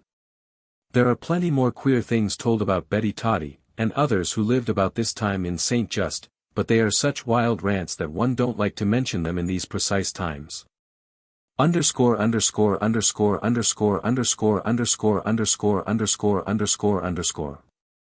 This story may be somewhat embellished or exaggerated through the volant fancies of the drolls, yet, from all that we have heard about the matter, there is good reason for believing that a false alarm of the French having landed in St. Just occurred, as stated above, on the Feason week, when they were so muddle-headed that they didn't think of, nor care about, the consequences of signaling to Plymouth for troops. They might all come to feast if they would, and welcome. In some versions of the story the troops are said to have arrived in Market Jew, without knowing where they were wanted. The alarm had spread, from seeing the beacons blazing, that the French had landed in various parts of the county. Sketches in Penzance. The old market house, and its surroundings. Dim, dreamlike forms. Your shadowy train around me gathers once again. The same as in life's morning hour. Before my troubled gaze you passed. Oh! This time shall I have the poor? Shall I essay to hold you fast? Forms known in happy days you bring, and much loved shades amid you spring. Like a tradition, half expired, worn out with many a passing year. First love comes forth, so oft desired, with half-forgotten friendship near. And, voiced with sorrow's tone, they bid the pangs of parted years renew. All that life's mazy path has hid. Again they call me to pursue those dear ones' names I hear repeated, as shades of sorrow round me rise, when fortune of fair hours has cheated. All early vanished from mine eyes. The present hour, each present thing, All that I now around me see, into the distance seem to wing. But all the past and vanished, spring back into clear reality. Goethe's Faust, Herschel's translation. The old market house, and its surroundings. The completion of the Penzance public buildings forms an epoch in the history of the place. And an elderly person cannot help contrasting the present appearance of the town with what it was 80 years, or a century ago. As we know it to have been from well-remembered vestiges of the old time, and from the accounts of our grandparents, who, if they revisited our town at the present time, would be much surprised, and not over well pleased. At all the changes which have taken place during the last 100 years, many of which are alterations without improvement, nay, often wanton destruction of what can never be restored, however regretted. Who that remembers the picturesque and interesting old market house, with the corresponding buildings surrounding or near it, such as the house in which Sir Humphrey Davy was born, the cosy nook under the balcony of the Star Inn, where often of an evening he held his youthful comrades spellbound by the wonderful stories that his poetical imagination inspired, can help regretting their removal and loss? I can't understand, nor can many others, what was the inducement to remove the old balcony from this inn, and other houses throughout the town. They were no obstruction to the footpath, and the very aspect of these appropriate, cozy-looking entrances to the old inns infused a feeling of comfort and seclusion that one misses very much in the glaring, lantern-like modern hotels. Besides, as an interesting memorial of our most illustrious townsman, it is 10,000 pities it should have been destroyed. The picturesque scene is gone, never to be restored, which was formed by the projecting balcony, with its rustic pillars and casement lights, combined with the high gables, mullioned and lab-lead windows, with the penthouse-like projections of the old market house. It is much to be regretted that, when the old building was taken down, its site should have been occupied by any structure more massive than an elegant monument to Sir Humphrey Davy, suppose it had been a fountain, of an antique Gothic pattern, surmounted by a statue of Sir Humphrey, with niches in the basement for memorials of other celebrities connected with the town, or its vicinity, as Pellew, Davies Gilbert, and The first mistake was to build on the site at all, the second, to adopt the Italian style for a building to be erected in such a confined space.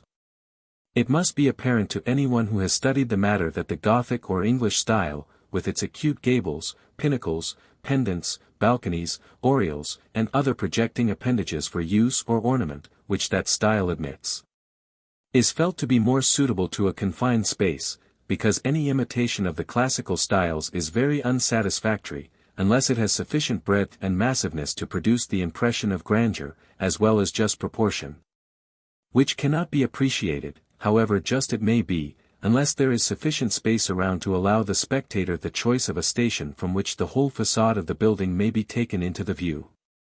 In the Old English, on the contrary, one does not look for breadth, massiveness, and correspondence in the various portions of the structure, but rather to that lightness and variety which is even more interesting when seen only in such broken portions, and from such points of sight as would spoil the effect of the regular styles. Besides, perhaps from being accustomed to meet with the picturesque old style in ancient walled towns, where the streets are always narrow, it never seems out of place in a confined space.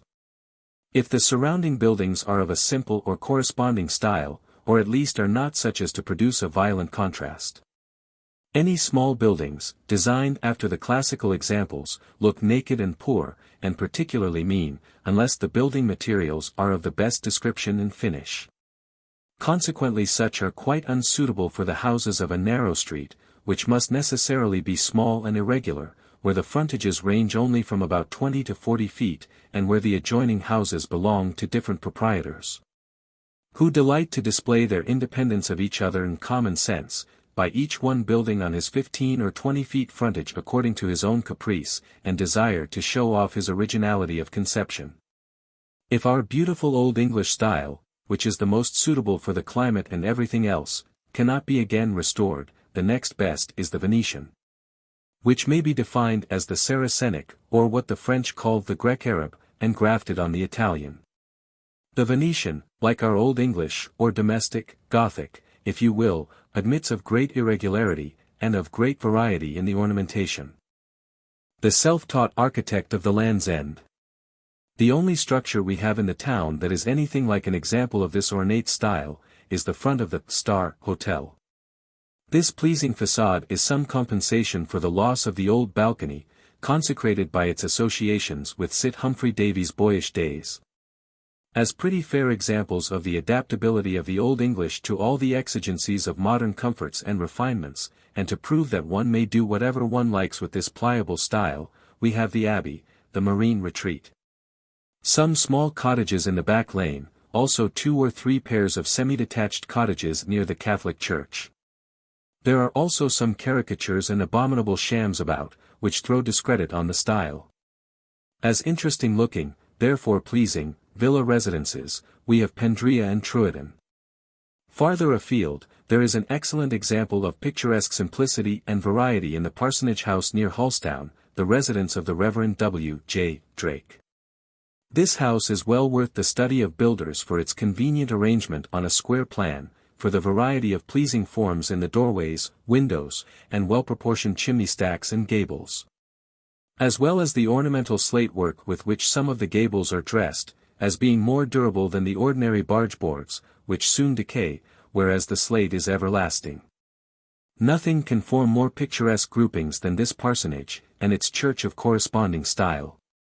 As another example, to show how our Old English seems at home and at its ease everywhere, observe how well the addition made to the first and last becomes its site. This portion of the ancient inn, at Sennin, and the cottages in the back lane, Penzance, were designed by a self-taught architect, born and bred in Sennin, Mr. Charles Hutchins, who resided many years at Torpoint, constructed a great number of buildings in Devonport, in the 3 towns generally, and in other parts of the county, of which any architect might be proud. The nephew of this gentleman, Mr. Thomas Hutchins, of Sennin, is now Mr. Gilbert Scott's right-hand man, and, like his master, his whole heart and soul is devoted to Gothic architecture. In the opinion of many persons of taste, the quaint old market house, low, irregular, and devoid of all pretensions to ornament, when surrounded by the houses of as simple a mode, was a more pleasing object than the present insipid, silly-looking structure, which, when first seen from Marketja Street, looks like a heavy wall to support a portico and dome to which there is no body of building, a grand entrance, to which one cannot see the means of access, and which apparently leads to nothing. This end is the most faulty, because the most pretentious. The old French chateau style, with its steep-pitched roofs, turrets, galleries, balconies, and of which we have a fair example in the Queen's Hotel, is far better adapted for a private residence in our wet and windy climate than the naked, cold-looking Italian, with its flat, low-pitched roof, ashamed to be seen, and such other appurtenances as are only suitable for a grand temple, or other large public building, in a sunny climate. The bustle of a market day. We cannot think of the old market house without remembering the animated scene around it of a market day. On the higher side, at the Corn Market steps, opposite the Golden Lion, the jolly farmers and their buxom wives would be seen arriving, seated each on 2 or more sacks of grain, with a basket of butter and eggs on the arm of the dame, and probably a basket of poultry on that of her lord. The crowing, squalling, laughing, and scolding showed a sound heart and lungs, and that the old folks were neither ashamed nor afraid to be seen to do their own work. And the appetizing steam which ascended through the open kitchen window of the cozy hostel, at the foot of the stairs, told them, as well as the screeching, lard-laboring roasting Jack, as plainly as Jack could speak, that plenty of good substantial fare would soon be ready for their equally substantial appetites. There is no mistake about it, there was less nonsense about the people then than now. At that time the ladies of the squires, merchants, and farmers, did their own marketing, aye, and often such dames as Mesdames Noy, Trezilian, Ustick, and Fender, in the West Country, and others of equal rank in town, would ride to the mill on the sacks of corn and bolt the meal themselves. The sturdy butchers, to be seen in the meat market then, were mostly occupiers of the land near the town, and often cultivated many of the farms of Madron. The crooks with which the transverse bars, between the stalls and overhead in all parts of the house, were armed, sometimes caught in the ladies' towering headdresses.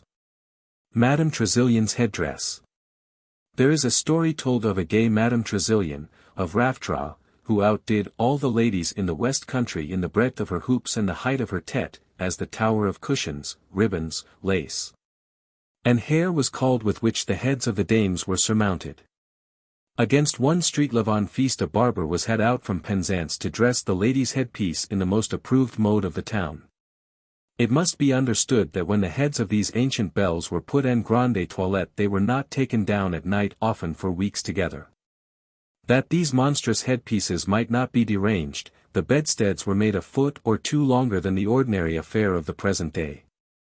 During the Feason week, having company to entertain all the time, Madame's tête of course was not disturbed, nor for a week or two after, when she was engaged in visiting, until she felt such a headache that she was obliged to send for Dr. Madron, from street just, that he might see what ailed her noddle. Still the precious mass of wool, pomatum, and remained undisturbed on the outside, when the doctor arrived, and insisted on having it taken down and opened. Then, they say, he found a nest of mice had been littered in the greasy pads which raised the lady's hair, besides any quantity of fly-blows in different stages of growth. No doubt, the old mother mouse came every night to nurse her interesting tender brood of young ones. Madame's head was in such a state that she was obliged to have it shaved. The hair was carefully saved and made up into a false headdress, one could hardly call it a wig, against Madron tied, when she came to pass the feast with Squire Daniel at Alverton. The Feason eve, in walking through the market-house with Madame Daniel, the bows of her towering tête caught on the crooks. Still, on she walked the whole length of the market before she discovered her loss by the uproar of laughter with which the lady's bald pate and her suspended headdress were greeted by the butchers and their boys. And by their wives as well we guess. The ancient fishwomen of Penzance. One can't take leave of the old market without some notice of the handsome fisherwomen, in their picturesque old costume of short scarlet cloaks and broad felt hats, which well became their coal-black eyes and hair, and heightened the oriental cast of some of their Spanish-looking countenances. Then their tongues, loud and musical, hailing everyone who passed the street, "Won't ye buy some nice fresh fish today, my dear? Child veen, why you shall have en for nothing, do come here." As well as their chaffing and slack jaw, at each other and all the world besides. Above all, the shoemakers, who kept their stalls near by, came in for a good share of their jibes. People had a heart to laugh then, and were all the better friends even for a little rough talk, before so much organized hypocrisy, whining cant, and morbid feeling, became the fashion, which seems, if possible, to be increasing in intensity and stupidity in Penzance. The buildings surrounding the marketplace, Green Market, and many other parts of the town, were mongrelized about the time of the erection of the new structure by taking the mullions out of the windows of many of the old houses, lowering the pitch of the roofs, erecting useless unmeaning parapets, covering walls of dressed granite and ornamental slate work with other shams, until the surrounding buildings are changed into worse-looking objects if possible than the centerpiece. A specimen of the true appreciation of just proportion which seems to have been intuitive with the old masons may yet be seen in the dressed chimney stacks with embattled mouldings, belonging to the old house, said to have been as country seat at one time, now occupied by Mr. Field, and at the northeast corner of the marketplace.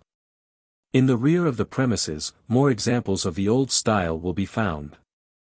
After the destruction of old English houses, it is gratifying to find that a gentleman has erected a palatial residence at the west end of the town in which much of the beauty of the ancient domestic architecture is shown.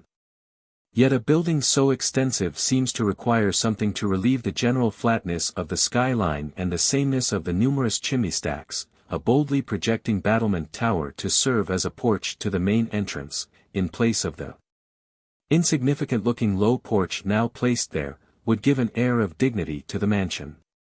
The south front is too narrow for good proportion, and a proper tower-like porch would give an additional breadth of 12 feet at least.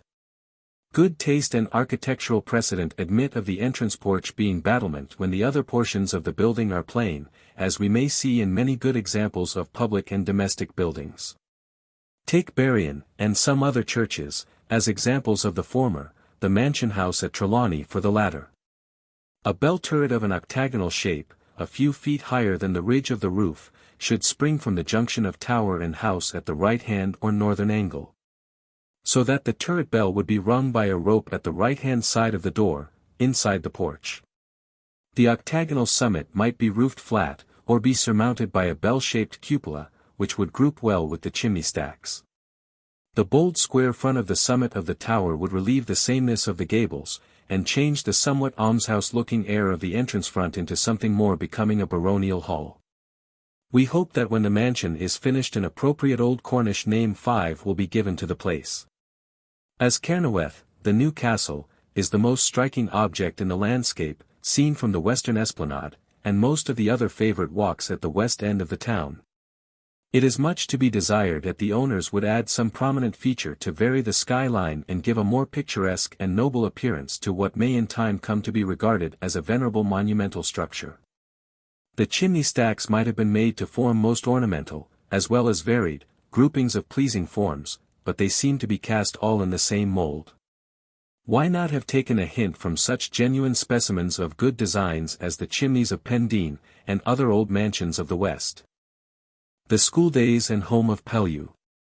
From the entrance gate to the mansion alluded to, we have a view of an old cottage which ought to be regarded with much interest, as it was the home of Pellew, Admiral Lord Exmouth, during his boyish days. Here he lived with his aged grandmother Madam Woodhouse, until he left to commence his career of usefulness and glory that added much to the renown of the British nation. I have heard many anecdotes of the hero's boyish days from an old lady of the West Country, the daughter of a gentleman farmer of Sennin, who, when a girl in her teens, was sent to Penzance to reside with her uncle and aunt, that she might attend a better school than was to be found in the country. At this time boys and girls often went to the same school until they were much older than it would be considered decorous for them to remain together in these thin-skinned, fastidious times. Young Pellew went to the same school as the girl from the Land's End, who, being 2 or 3 years older than the boy, called for him at his grandmother's house, the old thatched cottage near the Alverton entrance to Fox's Gardens. But the country girl always had a hard task to get him to school, and often, in spite of all she could do, and the threats of the old lady's cane, young Pellew would take off to the quay, whither the girl had to follow, as if she was known to have let him escape, she would get a sound thrashing from her own aunt, who was a great friend of the boy's grandmother and paid the same attention to Edward Pellew as to her own children. As soon as they reached the pier he would spring into the first boat he found afloat, cast off the painter, and away to sea, without staying to notice if there were oars in the boat or not.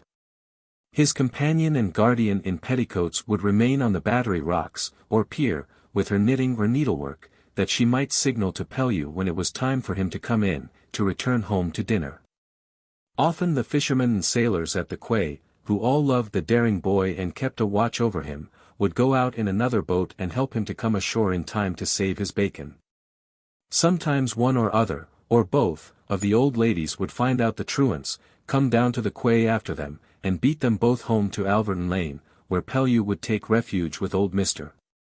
Bowes, who always took the boy's part, as well as that of his niece, the West Country girl, in spite of all the old ladies and the schoolmaster might say. To make amends for the beatings the Sennin girl got for letting Edward Pellew escape from school, which she liked to do very well herself now and then, and for doing his sums for him, whilst he occupied himself in making boats and ships gearing under the desk, he would often drive her uncle's cows from the Weaths, the ground that is now Mr.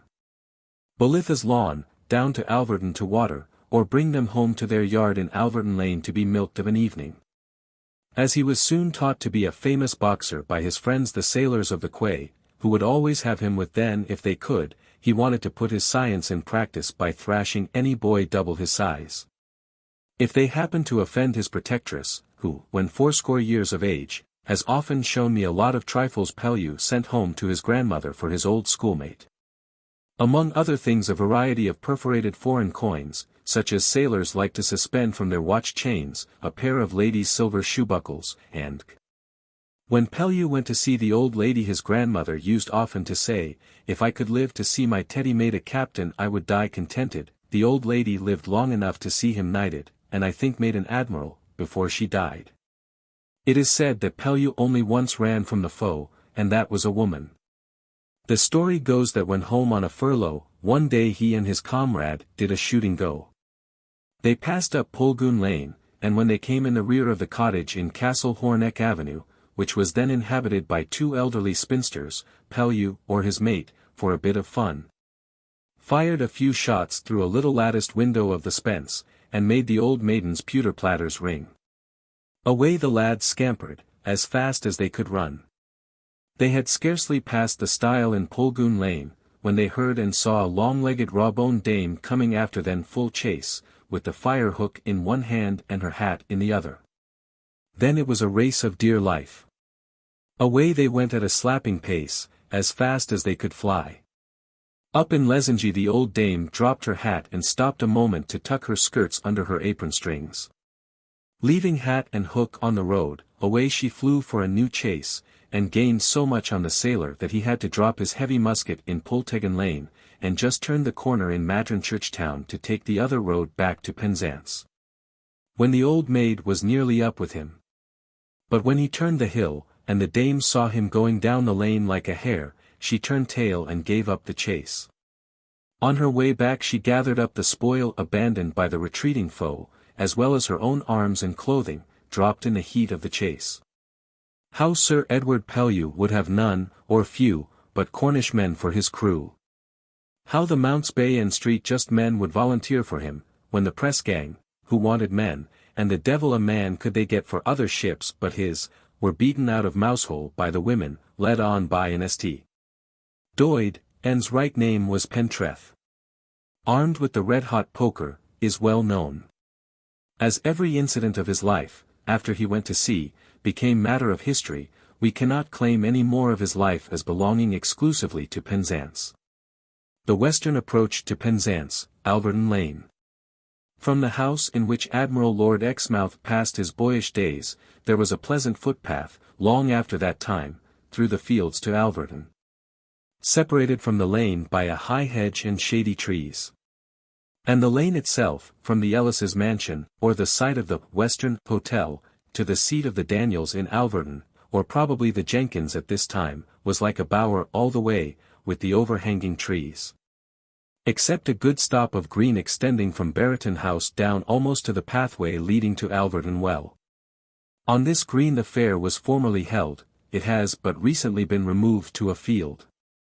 All the high roads at this time were pleasant green lanes. There was no such thing as a cart west of Penzance, here and there an ox but might be found. We will return to the green lanes, and those who jogged along them on bow pad or pillion, when we come to take a retrospective view of the country. Parson Spry, the curate of Sennen and St. Levon, half a century ago, and his wooden horse, and dog, Sport. Before leaving this part of the town, let us cast a glance at the 3 or 4 little cottage-like dwellings just opposite the lane leading to the well fields. On the higher side of the entrance to the Hollies. These cottages were regarded as very genteel residences, half a century ago, before the North Parade, and some score of other terraces, which now form the most pleasant portions of the town, were ever thought of. Then, the cottage nearest to the Hollies gate was the residence of the Reverend William Spry, many years curate of Sennen in Street Levon. The reverend gentleman was one of those eccentric, or independent, characters who pay no regard either to conventional modes or to the opinion of those who have no need to trouble themselves about their harmless whims. His dapper little figure, dressed up in the most anti-clerical not to say ridiculous, of costumes, must still be well remembered by man in town and country. Notwithstanding his eccentric vagaries, he was always a welcome guest, for the sake of his never-failing good humor, quick repartee, and the droll stories of which he was generally the hero. His most extravagant freaks were mostly harmless, and always amusing, at least to the spectators, yet with all the care taken to qualify his characteristics, we may have to make some exception when the parson mounts his wooden horse. When in the reading-room, public library, or any other place of resort for gentlemen of the town, Parson Spry was always the center of attraction and fun.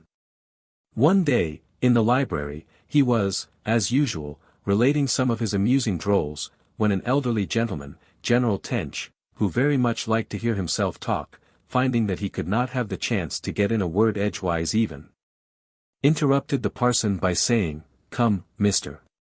Spry, as you appear to know a great deal about everything, be pleased to explain to me the difference between a major and a minor canon." "Foh! Foh!" replied Mr. Spry, in his lisping accent, "what a general! Not to know the difference between a major cannon and a minor cannon. Why, a major cannon is a great gun, and a minor cannon is a son, of a gun, to be sure." The general wheeled on his heels, and went away without firing any more of his guns at the parson for that day. The Rev. Gentleman, finding the hire of a horse to take him to the scene of his clerical duties, more than he could well afford out of his slender income, took it into his head to have a velocipede, hoping, with the assistance of that machine, to be able to ride out to the Land's End at his ease, hills excepted, when he would have to drag his horse. He exercised his wooden steed, by way of breaking of it in, on the descent from St. Just Lane's End to Alverton. He was very proud of his steed, when he found it would run down the hill with so much speed. The next market day, early in the morning, the parson stationed himself, mounted on his velocipede, on the top of Tultuff Hill, to challenge anybody coming from, or going to, the market to try a race, always down the hill, be it understood. Plenty of the farmers desired no better fun than to try a race with the parson on his wooden horse. But their own nags, not knowing what to make of the parson's queer beast, going on 3 legs like the wind, in their fears and doubts about the nature of the thing, threw their riders into the ditch, and spring over the hedges, that they might not be overtaken by what they must have thought a most unnatural-looking affair. So the parson won the wager, and boasted long and loud that his horse was the best in the West. But, in the last race that Thursday morn, the 3-legged Bucephalus attained such velocity in descending the hill near Alverton that it became quite unmanageable and fairly ran away with its gallant rider as fast as its wheels could spin. When it came to Alverton water, there was no bridge over the water which then worked the old factory. Several market women were on their nags, in the midst of the pooled-up water, to let their horses drink and breathe a while. Their heavy baskets of butter and eggs rested carelessly in their knees, to ease their weary arms whilst having a chat, and before they had time to seize their bridle reins in dashed the parson, on his horse, in the very midst of them. He tumbled over in the water, with the machine between his legs. The women were thrown off their horses, which galloped away, some home, some like mad into the town to their accustomed yards and stables, others ran they didn't know where. But fancy what a wreck was there, with the broken eggs, barm jars, butter, and baskets on the road, or floating down the stream. The women were so exasperated that they half killed the parson between them. In the heat of their passion they pelted him with butter and eggs, then rolled him in the mud, until luckily some gentleman came to the rescue of the parson and his steed. The next Sunday, the reverend gentleman being unable to attend to his duties at the Land's End, his parishioners, as well as most of the people of the West who had congregated at St. Church and along the roads, hoping to see the parson racing his horse, were much disappointed. The fame of his Thursday's adventure had spread far and near, so that such a gathering was never seen before in the church except at the feast tide. Against the following Sunday the parson had sufficiently recovered of his broken skin and his courage to be off early in the morning, for fear of disappointing his congregation again. The people waited long about the cliff and Rospletha Hill, looking out in vain. At last, fearing some accident had happened, from seeing neither sight nor sign of their pastor, a good number of them proceeded along the road towards Penzance, 2 miles or more, when they saw the parson's well-known dog, Sport, coming towards them. Sport testified his joy at seeing some of his friends, and ran back, yelping and barking, and looking behind him to beg the people to follow him fast. In a few minutes, on turning the corner of Cottney Willie, they found the parson and his horse in a deep pool of mud at the bottom of the hill, or rather the runaway steed was deep in the muddy hole. The rider had contrived to scramble out and shake himself just as they arrived. Mr. Ellis, of Tredrennen, being among the people who came to the relief of their forlorn pastor, he was helped along to that gentleman's house, which the parson usually made his resting place. Mr. Spry never trusted his wooden horse to make such long journeys any more, and the people of the two western parishes, who liked their parson much, because he was very sociable, never wearied them with tiresome platitudes. Nor bothered them with what some call deep, that is, inexplicable, dogmas and notions, were very indulgent, and never complained whether he came early or late, or stayed away for weeks together on account of bad weather. The doings of the parson's handsome black dog Sport added much to the interest of the Sunday's performances. Sport seemed to think that some dogs belonging to his master's parishes had not so much right to enjoy church privileges as himself. To others, larger dogs than himself, he was more indulgent, and even condescended to wag his tail at them, but woe to any audacious dog of a smaller size, that presumed to venture into the more respectable, or parson's portion of the church east of the Rud Locks, Rood Loft. Sport would then show the rustic dogs the colour of his teeth and drive them into the belfry, where the other country dogs would follow to see fair play, or perhaps to give the town-bred puppy a bite by the sly, if they saw their own comrade likely to get the worst of the game. One Sunday, a dog belonging to a farmer who sat near the chancel, seemed inclined to come nearer the parson's ground than his dog liked. Both dogs then said as plainly as looks could express, "Come then, to decide which shall look the biggest, let's try our right, down in the belfry, by a quiet bit of a fight." Off walked the two dogs, began and continued their fight without making much noise, until the parson was in the midst of reading the second lesson. Then Sport gave some dreadful yells, which so much alarmed his master that he stopped reading, bundled up his surplice under his arm, ran in all haste down to the belfry, drove out the country dog, and shut in his own by way of penance among the shovels, brooms, pickaxes, bell ropes, planks, and other lumber. When the parson returned to the reading desk, leaning over towards the old clerk, he asked, "Where was I, Josie?" meaning the verse of the lesson at which he left off. Uncle Josie, the clerk, being rather deaf, like most deaf people spoke rather loud, loud enough to be heard all over the church, when he intended only to whisper, "Where war ye?" "What do ye mean, master?" "Why down in the belfry parting the dogs, to be sure." Sport took it in high dudgeon, to be imprisoned like a felon. When he found barking and howling of no use towards procuring his release from durance vile, he contrived to entangle himself in the bell rope, left dangling up and down, by getting his head into the running noose, made by the sexton for his foot. To assist in tolling the great bell, which Sport set a-ringing and soon rung himself out.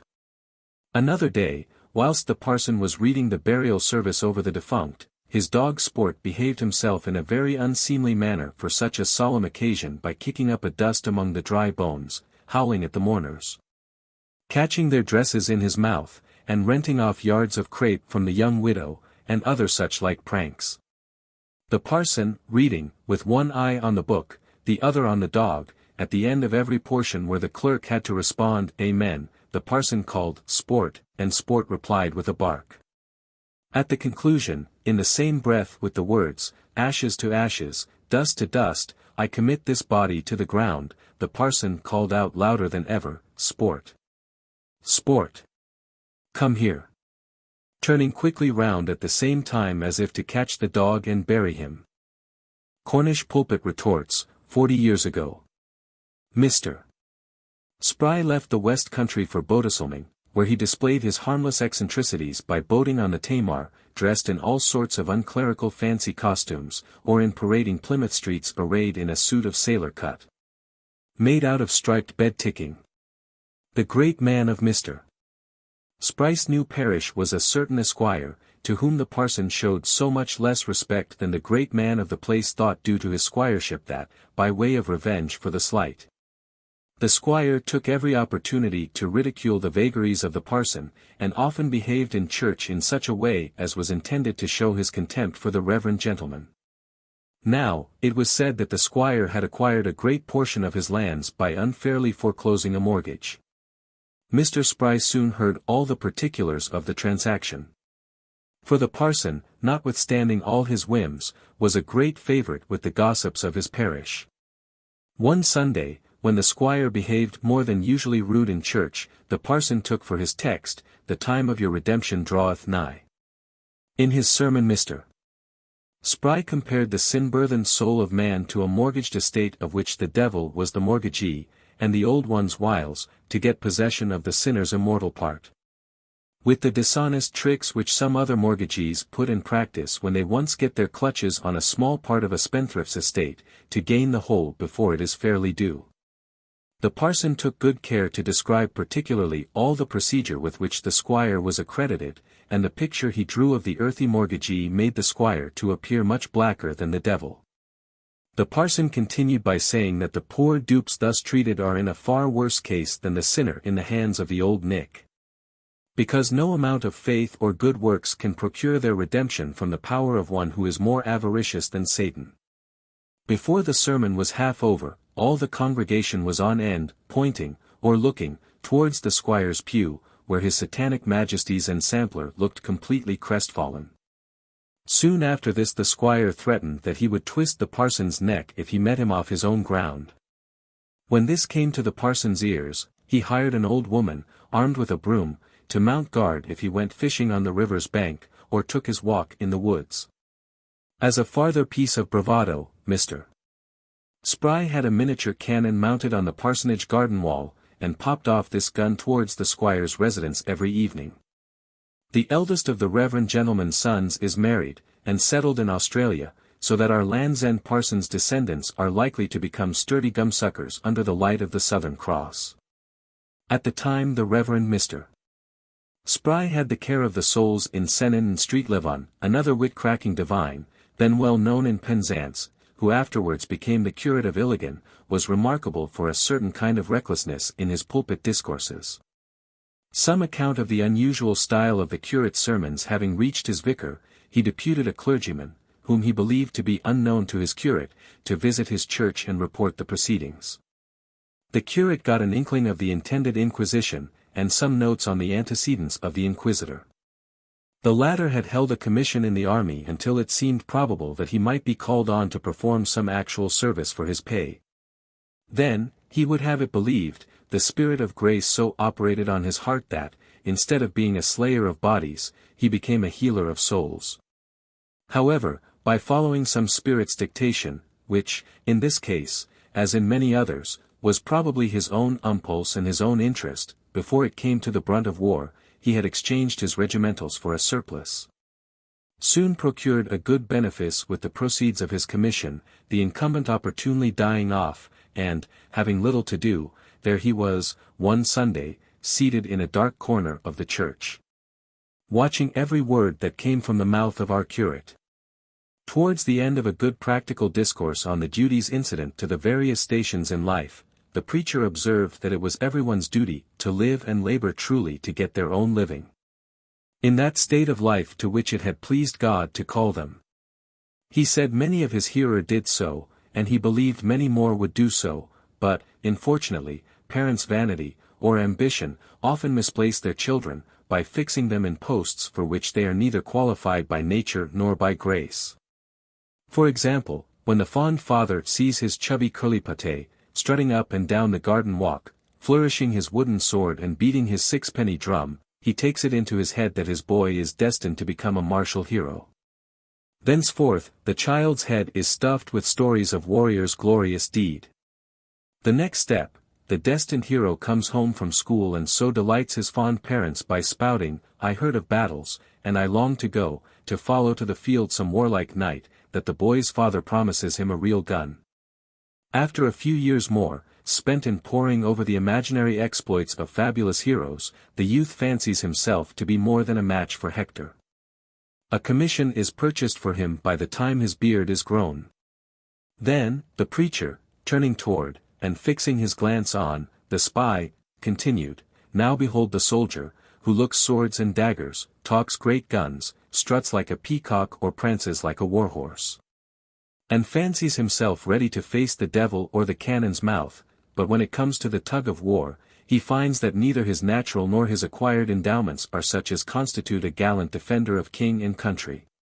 Or, to speak plainer, he finds out, just in time to escape in a whole skin, that he is too big a coward to stand the smell of gunpowder. What could he do better, then, than endeavor to find the true state to which God had called, or for which nature had qualified, such a person? Dearly beloved, this is no easy matter. For, suppose he sells out of the army and purchases a living in the church, he will soon find that this is no place for a coward, because it requires courage to declare the truth without fear or favor. There is some courage required to rebuke sin boldly, and not to wink at the special vices of rich or poor. A man has no right to the church's pay without doing the church's work. The honest minister will not hesitate to call a spade instead of the eternal shuffling and dealing out of stale platitudes about the will of God, which is somehow or other always interpreted to be in favor of the peculiar crotchets of his hearers and of the temporal interest of the soft-swattering preacher, who soothes his dull and respectable congregation with the gentle talk about laying up a treasure in heaven, by giving to the church on earth, of saving grace, of the highest blessedness, of the inner life, of the Spirit's promptings. And much more of the same vague cant, to which they would be unable to give any rational meaning, to save their souls. The parrot-like phrases come out of the wind-bag like so many tickets blown up by chance. In good sooth I can think of no post, he continued, to which God calls a man, in which a coward can live and labor truly. There are certain avocations, of the devil's invention, for which the chief, almost the only, qualifications, are selfishness, cowardice, and cunning. A coward may become an infamous spy, a cursed inquisitor, or a double-dyed traitor and informer, who turns king's evidence. His Majesty ought to be ashamed of such. Now, it is enough to make a parson swear, even to think of the varieties of villainous creatures of the same class. One of the worst is the eavesdropper and talebearer, who makes a mountain out of a molehill, and always ends every piece of mischief-making gossip by saying to the filthy receiver of scandal, "Don't tell who told ye." Such an one is in general found to the old one's masterpiece, that incarnate lie in mystery, the canting hypocrite, who for a time seems to cheat God, man, and the devil with the sour-visaged affection of extraordinary purity and strictness of demeanor. These devil's chicken find nothing but villainy in this world, because they only seek for evil. Dearly beloved, we must leave these slimy snakes in the grass for Satan to deal with, in hopes that they will all be roasted as they deserve. And may the Lord help all brave men and true to some place in which they can honestly earn their daily bread. Have faith, dear friends, that the Lord will help all, who are able and willing, to some post in which they may honestly earn their bread, and those who are not able to labor, must live, the best way, any way, they can. Amen. The ci-devant soldier came no more to hold inquisition, and the erratic curate continued to serve the parish of Illigan until he got a better living. Some mistakes may be made in repeating the extraordinary sermons, yet, if the exact expressions are not given, the substance is preserved. The Ghosts of Chapel Street and St. Mary's Chapel Yard.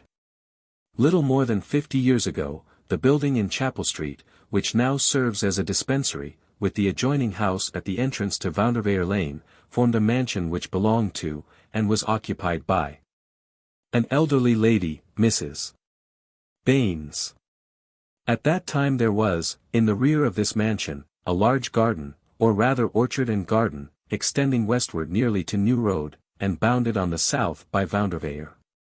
The south side of the lane was an open field, and at its west end there were no dwellings. Where the School of Art, the Methodist vestries, and other houses stand, was all known as Mrs. Baines's orchard. This pleasant spot, in which the lady took great delight, was stocked with the choicest apple, pear, plum, and other fruit trees then known. The town boys soon found out the fine flavor of Mrs. Baines's fruit, which was to them all the sweeter for being stolen. When the apples were ripe and most tempting, the mistress and her serving man watched the garden by turns, the man during the first part of the night, and madam would descend in her nightdress every now and then, to see that all was right. In the small hours of morning, One night Mrs. Baines, suspecting that man John was rather careless in keeping guard, sallied forth to see if he was attending to his duty. And, not finding him anywhere about the garden, she went to a tree of highly prized apples and shook down a good quantity, intending to take them away, and thus prove to John that, through his remissness, the fruit was stolen. But her man Jan, armed with an old blunderbuss, charged with peas and small shot, was at no great distance dozing under a hedge. The rustling of shaken branches, and noise of falling apples, awoke him, and, seeing somebody, as he thought, stealing apples from their favorite tree, he up with his gun and let fly at his mistress, exclaiming at the same time, "Now you thief! I've paid ye off for keeping me out of bed to watch ye. I know ye I do, and will bring ye before his worship the mayor tomorrow." "Lord help me, I'm killed," cried the lady, as she fell on the ground. Jan stayed to see no more, but, frightened out of his wits, ran away and couldn't be found for several days. At last he was discovered up in Castlendina's, half-starved. By good luck the old lady's back was towards her man when he fired, and the greatest portion of the charge took effect below her waist. Dr. Giddy was fetched, and, after some delicate surgical operations, which the lady bore with exemplary patience, pronounced her fright to be more than the hurt. However, a short time after the old lady got shot, she died. And then she kept such ward and watch over her orchard that few were so bold as to enter, after daydown, into the haunted ground, where the ghost of Mrs. Baines was often seen under the tree where she was shot, or walking the rounds of her garden. Everybody knew the old lady by her upturned and powdered grey hair under a lace cap of antique pattern, by the long lace ruffles hanging from her elbows, her short silk mantle, gold-headed cane, and other trappings of old-fashioned pomp. There are many still living in Penzance who remember the time when they wouldn't venture on any account to pass through Vanderveer Lane after nightfall, for fear of Mrs. Baines' ghost. Sometimes she would flutter up from the garden or yard, just like an old hen flying before the wind, and perch herself on the wall. Then, for an instant, one might get a glance of her spindle legs and high-heeled shoes before she vanished. Her walking in the garden might have been put up with, but she soon haunted all parts of the premises, and was often seen where least expected both by night and at noonday. The ghost became too troublesome at last, that no person could be found to occupy the house, where she was all night long tramping about from room to room, slamming the doors, rattling the furniture, and often making a fearful crash amongst glass and crockery. Even when there was no living occupant in the house, persons standing in Chapel Street, often saw through the windows a shadowy form and lights glimmering in the parlors and bedrooms. The proprietors, driven to their wits' end, unwilling that such valuable property should become worse than useless, all through the freaks of this vexatious ghost, at last sent for a parson who was much famed in this neighborhood as an exorcist. We think the name of this reverend ghost-layer was Singleton, that he might remove and lay the unresting spirit. And he succeeded, by what means our informant knoweth not, in getting her away down to the sand banks on the western green, which were then spread over many acres of land where the waves now roll. Here, this powerful parson, single-handed, bound her, to spin from the banks, ropes of sand, for the term of 1,000 years, unless she, before that time, spun a sufficiently long and strong one to reach from St. Michael's Mount to St. Clement's Isle. The encroaching sea having swept away the sand banks, Mrs. Baines' ghost is probably gone with them, as she hasn't been heard of for some years, and, if she returns, the present occupiers of the old abode wouldn't mind her. Long after Parson Singleton laid the old lady's ghost, many persons were deterred from taking the house because there was a story current that the spirit was confined to a closet in some out-of-the-way part of the house, and that the door of this ghost's place was walled up and plastered over, yet the sound of her spinning wheel was frequently heard in the upper regions of the old house. About the time that Mrs. Baines' ghost carried on its freaks in the above mansion, an open pathway passed through St. Mary's chapel yard, which was then often crossed, as it shortened the distance to the quay. But, for a long time, few persons liked to pass through the burial ground by night, because a ghostly apparition, arrayed in white, was often seen wandering amongst the tombs, from which doleful sounds were frequently heard. Sometimes the fearful figure was also met on the path or seen in the chapel porch. One dark and rainy night, however, a sailor, who neither knew nor cared anything about the ghost of St. Mary's, in taking the short cut through the chapel yard, came as far as the chapel porch, when the ghost issued forth on the path and there stood, bobbing its head and waving its shroudings before him. "Halloa! Whoa, or what are you?" said the sailor. "I am one of the dead," the ghost answered. "If you are one of the dead, what the deuce do you do here above ground? Go along down below," said the sailor, as he lifted his fist and dealt the ghost a stunning blow over its head, which laid it sprawling on the stones, where it remained some time, unable to rise or descend, until a person passing by assisted it to get on its legs.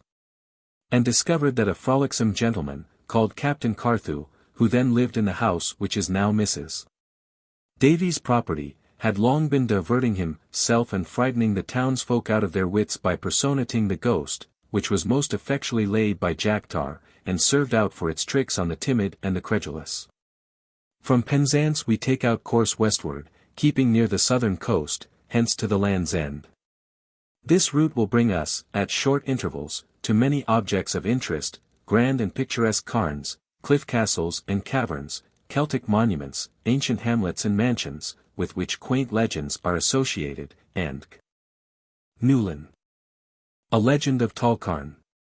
The farm of Tallcarn, near Newlyn, derives its name from a remarkable group of trap rock, a little above and in the rear of St. Peter's Church. On the surface of this rock, near the top, may be seen a hollow, which bears some resemblance to a gigantic footprint, and, near this, a portion of the rock is marked with reticulated veins of a harder substance, much less weather-worn than the general surface. This stone, network, and the footprint, are accounted for by the following legend, which was given us by an old fisherman of Newlyn. In the year 1592, at the time the fishermen of Mousehole and Newlyn were barking their nets for the same fishery, the devil had a mind himself to go a-fishing. So he carried off as many nets, on his head, as were in the barking house. He intended going by the road that leads to Tredevo, but his theft was discovered, and he was hotly pursued by Shepherd Pentreath, Jacky Kellenack, Benny Downing, Dick Keegwin, and other members of the choir of Paul Church, who chanted the Apostles' Creed, Lord's Prayer, and other parts of the church service, so persistently and vociferously, that the devil tried to escape from the infuriated exorcists, and jumped with one stride, across the valley, from the road behind the top of Captain Bry Tonkin's orchard. And his foot sunk into the blue elven rock, with his huge weight, so deeply, that he tripped and fell forward, dropping the nets on the cairn. The fishermen still religiously chanted the Apostles' Creed and Lord's Prayer from the opposite hill across the valley where St. Peter's Church now stands. The devil, finding that he could not escape with his plunder, whilst thus exorcised, raised his huge body to a towering height, and, flapping his wings, turned about and looked from the cairn to the choir, on the opposite side. Then, emitting sulphureous smoke and fire from his mouth, her fiercely uttered, 3 times, "Bucca! Bucca! Bucca!" This was supposed to mean, "You are doomed to be destroyed by a foreign power." Accordingly, on the July 23rd of the year 1595, about 200 men landed from a squadron of Spanish galleys on Merlin's Rock, at Mousehole, set fire to the Church of Paul and to Mousehole. Thence they proceeded to Newlyn, and burnt that village also. On the next day, Penzance men fought the Spaniards and compelled them to draw off and put to sea. The mark of the devil's foot, and the petrified nets, remain on Tallcarn to this day. Newlyn, our Jan's Brath, and the particular lodger. Who shall tell len a tale after a man? He mote rehearse as nigh as ever he can. Or else he mote tell len his tale untrue. Or feign things, or find words new. Chaucer. Crossing the stream we enter Paul parish and the village of Newlyn by a detached portion called Streeton Nowen. The Cornish termination of this name is said to be an abridgment of Nowathan, the New. Newlyn does not sound like a Cornish name. And there is a tradition that, long ago, some fishermen from Lynn, in Norfolk, settled here and named the hamlet they helped to colonize after their native place. We have, hitherto, failed to obtain any legendary tale connected with Newlyn worth repeating. In our hunt for curious stories about the olden times we were recommended to visit an elderly dame who was said to know more about such matters than any other in the village. We called on the old lady, who soon discovered that she was some sort of a cousin, and found her in good talking humor.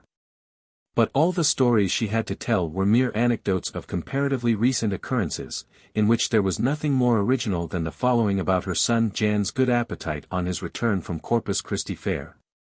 And her very squeamish lodger, which we give, as near as we can remember, in Aunt Betty Chinoweth's own words, as a sample of the usual dialect of our elderly folks. I haven't heard of a worse job for the fair than what happened to me.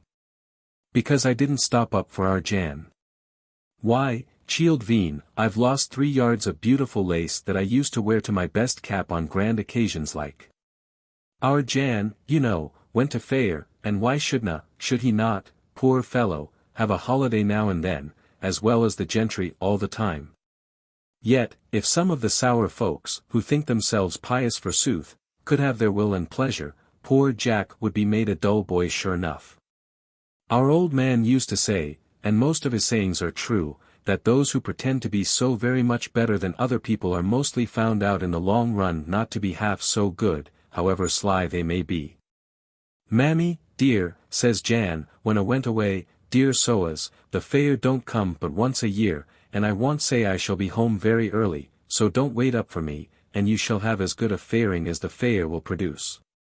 Away I went, looking as smart as any young fellow in all Newlyn town. Well, I didn't expect our Jan home very early, no more I didn't. So I got the kettle boiling by 12 o'clock, plenty of bread and butter cut, and baked a pasty for him besides, that he might have something savory, as he was sure to come home hungry enough after drinking. As I had the kettle boiling, thinks I to myself, I may as just well starch the border of my cap to pass the time away, will be so much done against next day. I thought I would make the starch pure and clear. But I suppose, my dear cousin, that I can't see so well by candlelight now as I cut 50 years ago. I am now turned of 70, for the starch was rather dumplingy, so I thought it would be better to leave the job for daylight. For fear I shouldn't do it fitty, properly.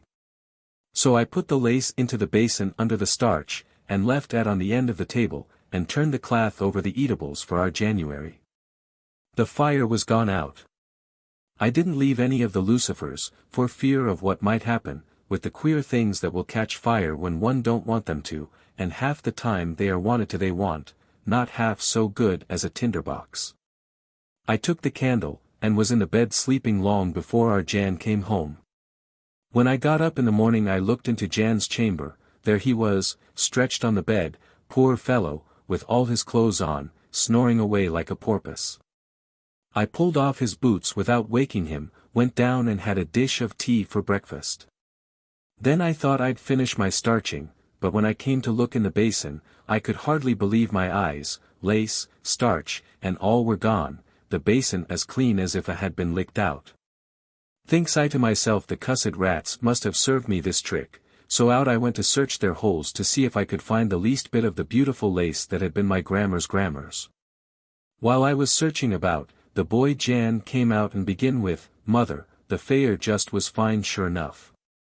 There were big boys and a little lady like a shilling doll, and living anatomies that they might try to fatten up a bit, and the best Punch and Judy I ever did see, with the dearest little dog Toby that could do everything but speak. And looked as if he could speak too if he had a mind to. And oh, cricky! I mustn't forget the dancers. Didn't they throw their legs about as if they didn't belong to them, with their wheel about and turn about and do just so? Here the Kaba took me round the waist, and would make me dance like the show people to the tune he whistled up. Faith, I did dance too, and why shouldn't I, 70 as I am?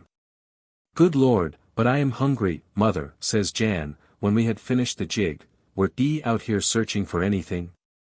You were kind, dear old soul that you are, to leave that basin of nice thick broth on the table for me. It was nice and thick and sweet, the cabbage was capital too, I thought as was rather tough at fust, yet down a went, honey sweet and rich as butter. Have ye got a basinful more for me this morning, old dear? Well, you may believe me, my dear cousin, I couldn't tell whether to laugh or swear to hear the great Boosehead tell me how he had eaten the basin of starch for broth and clunked my precious old lace for cabbage. But, laws me, nobody can be vexed long with our Jan, he is such a good-hearted soul. You should see the great bag of fairings he brought home, I have some in still. You shall have some. But don't tell anybody about our Jan's supper, for the rest of the youngsters will nickname him Starchy Jan, or Manny's Cap, or something. When I told our lodger, the exciseman, about Jan's supper, he laughed sure enough, and said he was a broth of a boy. I wish he, our lodger I mean, wasn't more particular than our Jan, for what do he think of the trouble I've got to please him? Last Sunday, when he was about to start for church, he said, "And Betty, I would like to have the piece of beef boiled for dinner, and I should like to have it done green." Away he went. Done green, thought I, whatever can a mean? But not like he, and to show my ignorance, I didn't ask any more questions. As soon as I was gone out of sight, I went into the next door neighbor's. "And Jenny," says I, "you're a good cook. Our lodger es just gone to church, and a told me to boil his beef green, whatever can a mean? It best to gather some dock leaves and other greens, so as to boil them down with the beef. Cabbage leaf we have none to spare from the few young plants in the garden, and it will be such a pity, too, that the good broth one might get out of such a nice piece of meat should be spoiled. But dear Soas, I must do all I can to please his whimsies, such a lodger can't be picked up any day, never mind the broth." So we put out heads together, and Jenny and I. The beef was boiled, surrounded with plenty of dock leaves and other greens, till it was green as a leek, and very tender. Our lodger came home from church, and whiles he was talking off some of his toggery I dished up the beef. When he was settled to his dinner, I went into the best room, curtsied, and said, "I hope, sir, your beef es done to your mind, you'll find en brave and, very, green, and, from the time e'd have been boilin', as tender as a chick." "I should think. Green enow, by God," said he, "and boiled to rags, but what the devil," said he, holding the piece on his fork to his nose, "can the meat be smellin' of? Now, I always tell and Betty, you may take the broth you are so fond of, but I won't have all the gravy boiled out of the meat to make your broth good, and have all sorts of nasty trash, cooked with it. And I can't guess whatever you've put in the pot today. Area. Then don't believe it, I answered him smart, that I or anyone belongin' to me do want your broth, but you hadn't the sense to make use of the liquor your meat is cooked in, and it's a sin and a shame to give such good broth to the pigs. Besides, you might very well eat all the yarbs boiled in the crock to green your beef, they wedn't hurt Round robins and beets are good pot herbs, and the old people used to say that young butterdocks are both meat and medicine, if one only knew how to cook them aright. At last it came out that what he meant by cookin' meat green, was to half-boil it. What queer ways of sayin' things foreigners take up. As he didn't much like the beef, I brought him a nice rice pudding, cooked for our own dinner, and he was very well satisfied. When the explanation took place the lodger was rather surprised, but did not much admire his landlady's novel receipt for cooking meat green. On leaving home the next day he requested Aunt Betty to roast his meat for dinner, and wished her better success with her cooking. He had not gone far from the door when the old dame ran after her lodger. It was long before she overtook him. As soon as she could speak, with wheezing and panting, she asked the gentleman if he would like to have his meat browned on both sides. This was a puzzler for her lodger, as he could not conceive how the meat could be turned round before the fire without browning it on all sides. Our fashion of roasting in an oven he would rather call baking. The old lady, however, did her best, and at last succeeded in pleasing her lodger. Mousehole. Part 1. Hail. Favorite mousehole, once the pride of Paul. Ere haughty dawns did meditate its fall. Iberia's sons, a vile and glorious host, intent on pillage, landed on our coast. These foreign vermin, an offensive train, Thinned our forefathers' flocks that grazed the plain. Houses they rifled, and the farmers' spoil. Of goats and oxen did reward their toil. Pillaged the cellars, and despoiled the crops. Unfenced plantations, and destroyed the crops. The dread invaders, with destructive ire. The country sacked, and set the town on fire. Art TREVA'S. Half an hour's pleasant walk, beside the seashore, takes us hence to Mousehole. Near the middle of this interesting old town we pass over the bubbling brook which gave to this place its ancient and proper name of Moshale, Young Woman's Brook, which has been Saxonized or corrupted into the unmeaning nickname of Mousehole. The old Cornish name suggests a history.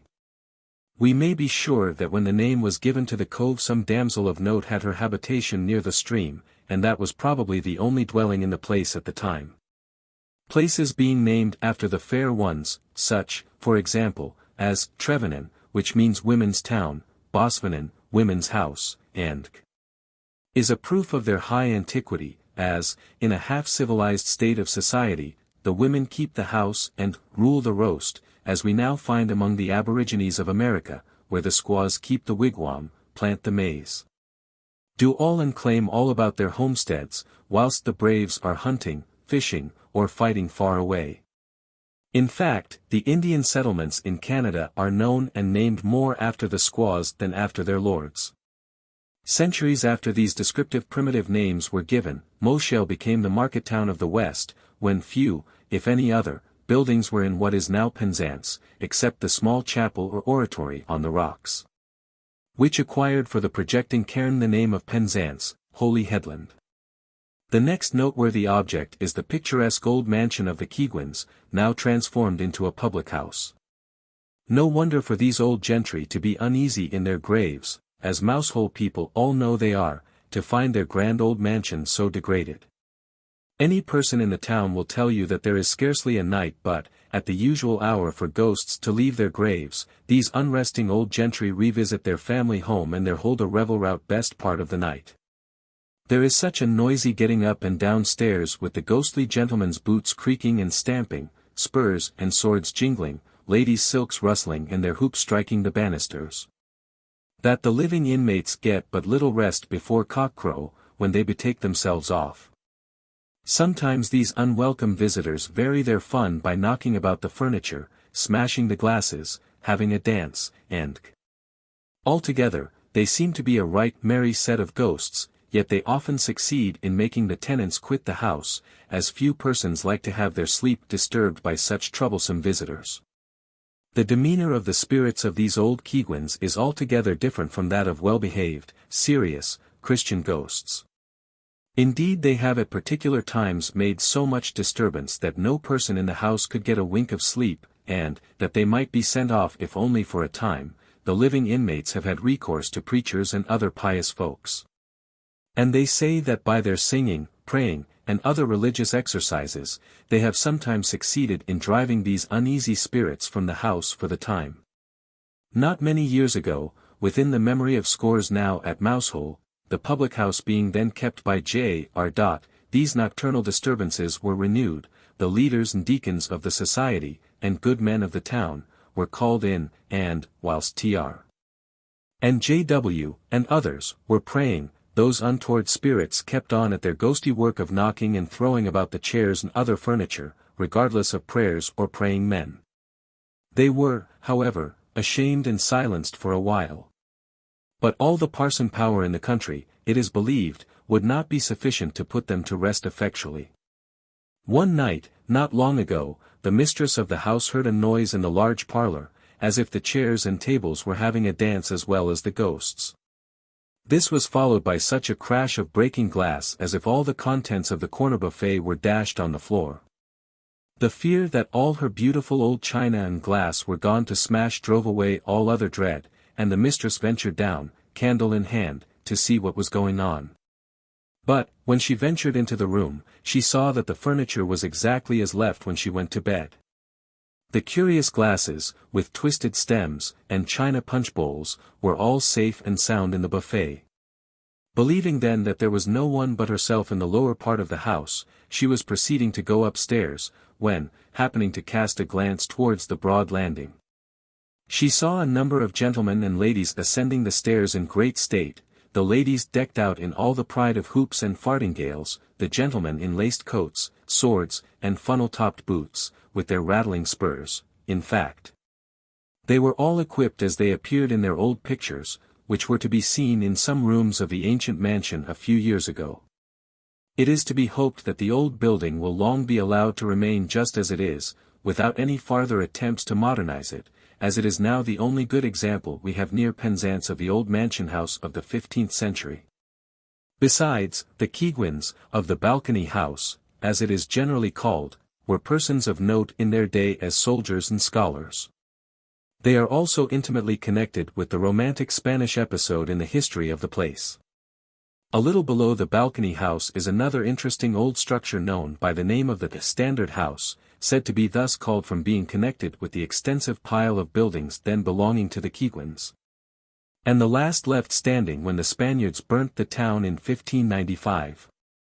But, from the mullions having been taken out of the windows, the old lead lights replaced by ugly sashes, and other barbarities committed, the venerable building is now such a motley-looking affair as might make an antiquary weep or swear. The Standard has been within the last few years divided into small tenements, and, unfortunately, the ponderous iron-studded oaken door, and the grand old stone stairs, at one time objects of so much interest, removed and destroyed by these modern Goths and Vandals of Mousehole. But the style of the buildings, and the extensive remains of outhouses, afford sufficient indications that the original possessors must have exercised a leading influence in the West. The ball, however, about 30 pounds weight, said to have been fired at Paul Tower by the Spaniards in 1595, and found in a field adjacent, is still preserved at Mousehole, and shown to tourists who may wish to see it at the present day. Jenkin Keigwin, a member of the celebrated family, distinguished himself at that time as a patriot. When defending the town, he levelled at, and with his musket brought down, 2 of the Spaniards, but shortly after fell a victim to their overpowering force. The good people of Mousehole have a firm belief in the wandering spirits who are supposed to inhabit a mid-region, of which the names are now ignored, but the idea remains, and who are often permitted to occupy themselves with the same objects and pursuits as formerly constituted their business or their pleasure. The faith of the people respecting these visitors from the world of shadows is often confirmed by their favorite teachers from the pulpit. A very intelligent woman of the place informed us that she heard a preacher, in the midst of his sermon on the invisible world, relate how one Sunday night after the service at a country chapel, he went to visit a solitary cottage situated on a lonely moor. The footpath across the moor was scarcely visible in the darkening twilight, consequently, he confined his regard to the ground near him, best part of the way, so that he might keep on the path. A little before he reached the dwelling, looking towards it he saw 3 persons who appeared to be females, dressed in white, a few yards before him, and proceeding towards the house. The preacher quickened his pace, as he wished to overtake them. Yet, whether he walked fast or slow, the white figures always kept the same distance ahead. He noticed that they entered the small court before the cottage, but, without the door being opened they disappeared, although there was no other outlet from the courtlage except the gate, which he was sure they did not repass. This surprised him, and it was then impressed on his mind that the apparition was that of visitors from the other world. When he entered the cottage, which he did by lifting the latch without knocking, he saw an aged woman seated on the chimney stool in the large fireplace, such as we find in the country, where the fuel is furze and turf. After saluting the old woman, he inquired if any other persons had entered the cottage just before him. The old person replied that they were the only living persons in the house, but that the daughter was lying dead on the bed in the next room. When the preacher related to her what he saw, the old lady said that she understood very well what the vision was which he beheld, it was that of the spirits of the rest of the family, who had last died, come down to take the soul of her daughter away with them. The reverend gentleman told his congregation that he felt that the aged mother was right, in fact, he had not the least doubt about the correctness of what she felt sure of, from having known many similar instances of the kind himself. Whether this story by the preacher to his congregation was that of a real apparition, or mere fancy, the pleasing faith of the old lady was not the less consoling. Nay, if the profane will say it's all imagination, or whims, or apply the word superstition, yet it contains one of those amiable and instinctive feelings dear to the heart of the bereaved. As a sample of the demonology taught from the pulpit, we will give a portion of another sermon, as delivered by a local preacher a few years ago. The discourse was on the power and other attributes of the evil spirit. When treating of demoniacal possession, he illustrated his doctrine by the following case of his own experience of a combat with the old serpent. You must have the preacher's own expressive language the better to realize the scene. Dear sisters and brethren, leave me tell ye now of something you may be sure is true, because it happened to myself. There was an old woman up our way. Everybody said that she was possessed with the devil, for if the devil wasn't in her nobody could tell what the devil was the matter with her, as we say. For she would never rest herself nor leave the neighbors have a moment's peace and quietness with her abuse and mischief-making lies. There was always the devil to pay and a hell of a row among them. Well, some of the pious neighbors belonging to the people said to me, Brother J, and Jenny is surely possessed with the devil, and you know that, in old time, the apostles and saints had the power to cast out the evil one. And they say that one here and there among the parsons is, by chance, found religious and learned enough to have the power to drive the devil, and put spirits to rest, and why not you? You are powerful in prayer, we all know. You can but try.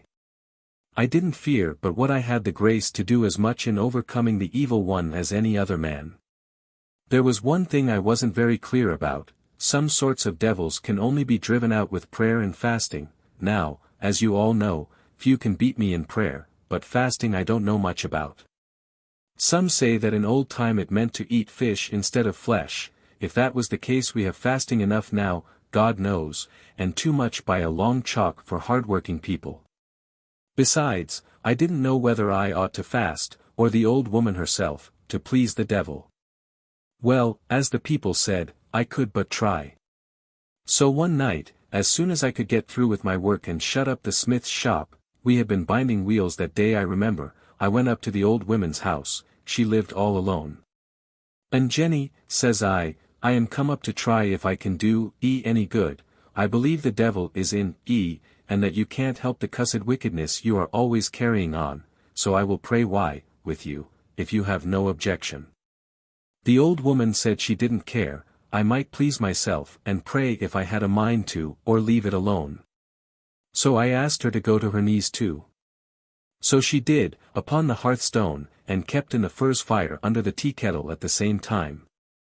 I kneeled back from the fire, at the end of the table, and prayed that all damned spirits might be sent to hell. I prayed with might and main that all damned spirits might be sent to hell. I prayed with all my power, but little short of an hour, with all my strength and might, that all damned spirits might be sent to hell that very night. When I turned round to the chimney the old woman was gone out of sight, and I haven't seen nor heard tell of her from that day to this. I had never seen her before, nor haven't seen her since. Some of the congregation inferred from the Reverend Smith's discourse that the old woman was taken off bodily to Tartarus, but he did not intend them to come to any such conclusion. Whilst delivering his discourse the pulpit was beaten with his brawny fist with as much force as if he had been working the sledge-hammer in welding iron on his anvil, and the responsive amens were almost as loud. Talk of being priest-ridden. Who can blame the priests? This honest blacksmith was a priest for his simple neighbors, who would force him to assume such spiritual functions as would soon enable a bold enthusiast to domineer over the minds of the credulous and unthinking people. Such as 9/10 of our agricultural population are. The refined inhabitants of town, accustomed to hear highly educated ministers, disciplined in soberness and sense, and who are for the most part strangers of a colder-blooded and less imaginative race than ourselves, may think the specimen of a rustic preacher's discourse rather wild and extravagant. Not so, however. Our unsophisticated country folks, like all other people of the Celtic race, Irish, Welsh, Breton, and never stick at trifles, and much prefer a strongly drawn, rough and ready sketch to a highly finished picture. Part 2. Hale Mousehole. Birthplace of old Doll Portreath. The last who jabbered Cornish, so says Danes. Peter Pinder's Ode, 22. In a note to the above lines, Peter says, a very old woman of Mousehole, supposed, falsely, however, to have been the last who spoke the Cornish language. The Honourable Antiquarian, Daines Barrington, Esq. Journeyed, some years since, from London to the Land's End, to converse with this wrinkled yet delicious morceau. He entered Mousehole in a kind of triumph. And, peeping into her hut, exclaimed, with all the fire of an enraptured lover, in the language of the famous Greek philosopher, Eureka! The couple kissed, Doll soon after gabbled, Daines listened with admiration. Committed her speeches to paper, not venturing to trust his memory with so much treasure. The transaction was announced to the society, the journals were enriched with their dialogues. The old lady's picture was ordered to be taken by the most eminent artist, and the honourable member to be publicly thanked for the discovery. Thus saith Peter Pinder. If the hut is still in existence in which the Honourable Daines and Dolly kissed and jabbered, as recorded by Peter Pinder, it may become one of the most noted objects in the ancient town, as Dolly's posthumous fame seems to be augmenting. Mr. Halliwell has lately collected and published all he could glean from books about her. As Dolly lived until within the last 90 years, the date of her death being 1777, many interesting traditions of the dame might still be collected from the old folks of Paul, who must often have heard of her from their grandparents. Which is the usual source from which children derive all they remember of old-world stories. Dolly was married to a person called Geoffrey, but as she belonged to one of the most ancient and respectable families in the parish of Paul, she always retained her maiden name. This practice is still very general when the wife's family are or were persons of note. Dolly lived in Duck Street, and there the dame was visited by many other great scholars as well as the Honourable Daines Barrington, who laboured hard to convince themselves, and the learned world, that the old lady's lingo had a close affinity to Hebrew, Greek, Latin, Coptic, and other languages of the ancient world. Yet, notwithstanding Dolly's intimate connection with the savants of her time, she did not even learn her ABC in Greek from them, a question if she knew her letters in English. One morning, as Dolly was proceeding down the street on her return journey home, after having disposed of her fish in town, when near Penzance Grammar School, she was overtaken by 4 boys, who, happening to have for their morning's lesson the beginning part of the Greek alphabet to learn by heart, were alternately repeating aloud, Alpha, Beta, Gamma, Delta. Dolly no sooner heard their words than she dropped her cowl, took to her heels, and the boys close behind her, to see what in the world the old woman could be running after. Dolly ran into school as well as all the boys. When Dolly recovered her wind, she told the schoolmaster that 4 of his blackguards of boys had chased her down the street, the one calling out, at her, another, beat her, the third, damn her, and the other said, pelt her. If she hadn't beaten them in running she believed they would have killed her. The boys, when taken to task, declared that they said nothing to the old woman, they were only repeating aloud the letters they had to learn. The master, seeing Dolly's mistake, explained to her that what she mistook for threatening language was only the ABC in Greek. If that was a sample of the outlandish tongue, Dolly thought it the wickedest she ever heard. Dolly, from her skill in fortune-telling, charming for the cure of various diseases, giving directions to the young folks as to the best way of trying for sweethearts, and other practices of divination, came to be regarded as one of those who have acquired so much forbidden knowledge that they have the power to blast and ban, to lay a spell on man or beast, so that the old dame was little loved. But, what is the next best thing, much feared as one of those overwise ones about whom we now often hear the whisper, accompanied by the ominous shake of the head, which expresses whatever you please, like the bells chiming to your thoughts. That she knows the hour and the minute, on that account it is much better not to offend the one who holds the dreaded secret. This mysterious intimation alludes to the general belief that there is an hour in every day, and a minute, only known to the demon taught, in that particular hour, which varies from day to day. In which, as we say, curses will not fall to the ground. This notion seems to be some vestige of the dogmas belonging to judicial astrology, perhaps the shadow of some idea about the culmination of the malignant planet. However that may be, the belief exists to the present hour.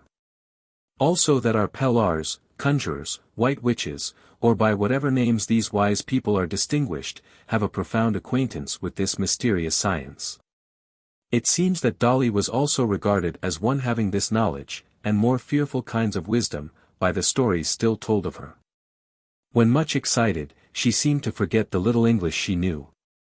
And her voluble Cornish speech, then imperfectly understood by the younger and educated folks, impressed the people with far greater terrors than if she cursed or scolded in a language of which they knew the import.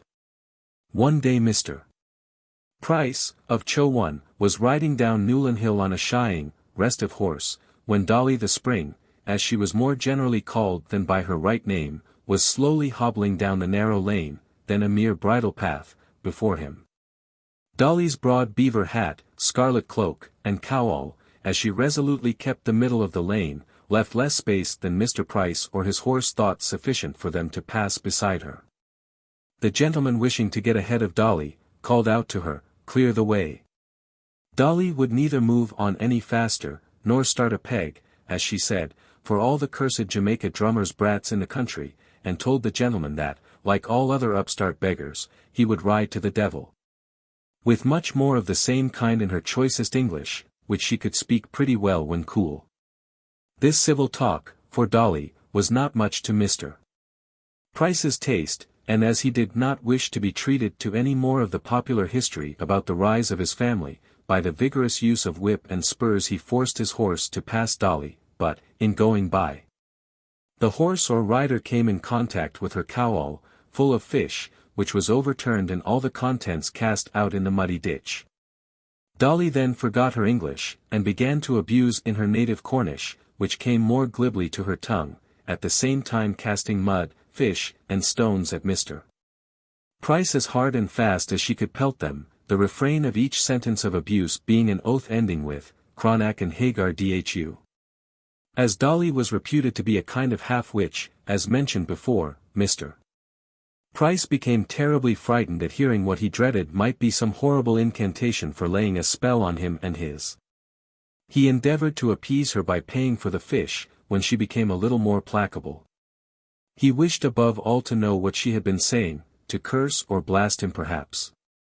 Dolly called him a fool for thinking anything of the kind, and assured him that she was no more a witch than himself. Still, Mr. Price was not satisfied, and before he arrived at the bottom of the hill returned again to Dolly. He must know the meaning of what she repeated like a spell, after every oath, which he did not mind, as he could swear as hard and fast as she could in honest and plain English. At last he offered Dolly half a crown to be told the meaning of Cronack and Hagar dhu. "Give me the money first, then," says Dolly, "and I must call ye a fool for your pains, as all I said was to call ye the ugly black toad that thee art." Mr. Price, on hearing this, threatened to horsewhip her. Dolly then dared him to lift but a finger against her, and if he did she would put such a spell on him as should make his arm rot from his shoulder, and began again to jabber Cornish, which so frightened Mr. Price, or his horse, that they went off with all haste and left Dolly to gather up her fish in peace. The above anecdotes were told me by an old lady of Sennin, who knew Dolly well. She often said there was no one in the West Country who knew so much of what had taken place in the neighborhood for hundreds of years past as this notable old dame of Mousehole. And that all the Portreaths were remarkable for possessing more than the ordinary quantity of mental endowments. Dolly's ghost must be very much gratified by the sight of the handsome monument recently erected to her memory by Prince Lucien Bonaparte. In speaking of this memorial J.O. Halliwell says, "It is right to add that my supposition of the new monument to Dolly's memory having been placed near the traditional site of her grave is erroneous. The general belief in Paul is that she was buried in the older cemetery of that church town. The date of her death, as inscribed on that memorial, is also incorrect, so that, on the whole, the epitaph appropriately commences, Here Leith, and It may not be generally known that the ludicrous epitaph said to be inscribed on her tomb is a fabrication, which has imposed on many from its having been so frequently printed. Hundreds have hunted in vain throughout the churchyard in hope of finding her tomb with the Cornish of this absurd elegy inscribed on it. There is little doubt that the hoax was perpetrated by the Mr. Tonkin, of Newlyn, who composed many of the curious Cornish dialogues, and by him gravely recited as the veritable epitaph which was inscribed on her tomb soon after her decease.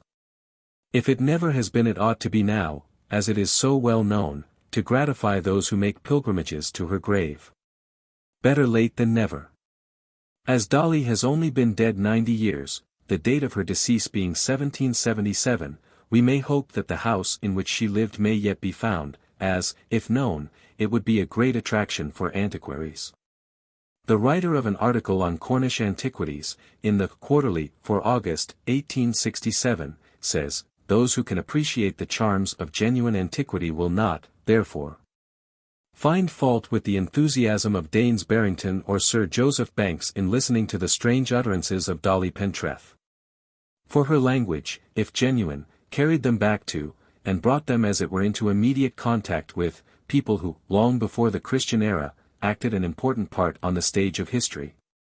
Supplying the world with two of the most precious metals, more precious than gold or silver, with copper and tin, the very materials, it may be, of the finest works of art in Greece, of the armor wrought for the heroes of the Trojan War. As described so minutely by the poets of the Iliad. There is a continuity in language which nothing equals, and there is an historical genuineness in ancient words, if but rightly interpreted, which cannot be rivaled by manuscripts, or coins, or monumental inscriptions." Mr. J.O. Halliwell also remarked, when he visited the West, 6 years ago, 1861, that, the provincial language of the Cornish of the present day is hardly a dialect, but rather, for the country, a singularly pure English. Spoken in a kind of recitative twang that it would not be easy to describe. None of the recently published specimens of the so-called Cornish dialect convey this peculiarity intelligibly, nor do they present it in a form that would be easily recognized. A few sentences may suffice. Aunt Betty, coming from a Christmas party, had a ben too for they in teeming out her liquor, and p'raps were a little boozy, and she were found upon the seashore, laid down as if she were to bed. And water were comed up to her face and flopping eggen et, and she were a saying quite genteelly like, "Not a drop more, thank ye." The people of the Land's End district do not talk in this style. Theirs is a really good English, intermingled only with a few provincial words. The few sentences given by Mr. Halliwell are taken from Uncle Jan Trenoodle. At the time Dolly the Spring flourished in Mousehole, and Mr. Price in Chowan, the Prades of Trevetho lived in such style and state as well become the head of the squirearchy and the hospitable customs of old Cornwall, which found their last resting place in the ancient seat of this family. Where many of the delights of merry old England lingered long after they had said adieu to other places in the West. Now, in these pinching times, it is rather tantalizing to hear the old folks of Lelant talk of the fat oxen, sheep, and deer, game and poultry without number, that were then weekly butchered in Trevetho for the use of the squire's establishment. Much out of this abundance was distributed with liberal heart and hand to all the poor of the neighborhood. At the same time the choice spirits of town and country always found a hearty welcome at the squire's hospitable board. Among scores of others, Dr. Walcott, Peter Pinder, was a frequent and favorite guest. Mr. Price, the same who had the encounter with Dolly, also frequently enjoyed the good cheer at Trevetho, and served as a butt for the satirical poet's shafts. The heavy Mr. Price appears to have been very much of a gourmand, as one day at table, when the host and Peter were interested in discussing some literary production, Peter, in one of his happiest moods, replying to Mr. Praed's remarks by some impromptu squib, but the heavy gentleman of Paul being formed on nature's very homely plan, had his heart and soul engrossed by the flavor or more substantial fare than that of Peter Pinder's spicy repartees. Above all he admired the degree of perfection to which the host's turkeys were fattened and cooked, wished to know from the host what method was pursued in the fattening process of the poultry, the ingredients of the blancmange. And of the other delicacies he found the most pleasing to his palate.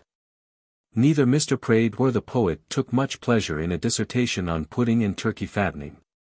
To put a check on the annoying interruptions of Mr. Price about such vulgar subjects, Mr.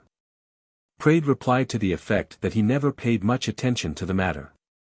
Yet that he had often noticed broken charcoal and chopped cabbage stumps placed with the water in the feeding troughs of the turkeys. And thought it highly probable that the success in fattening depended on their having an abundant supply of carbon and greens, with little else but what they found for themselves, and that was a secret he should not tell everybody. Mr. Price made a note, and congratulating himself on his shrewdness in having extracted the wonderful secret, returned home early, that his turkeys might be put without delay to fatten on cabbage stumps and charcoal.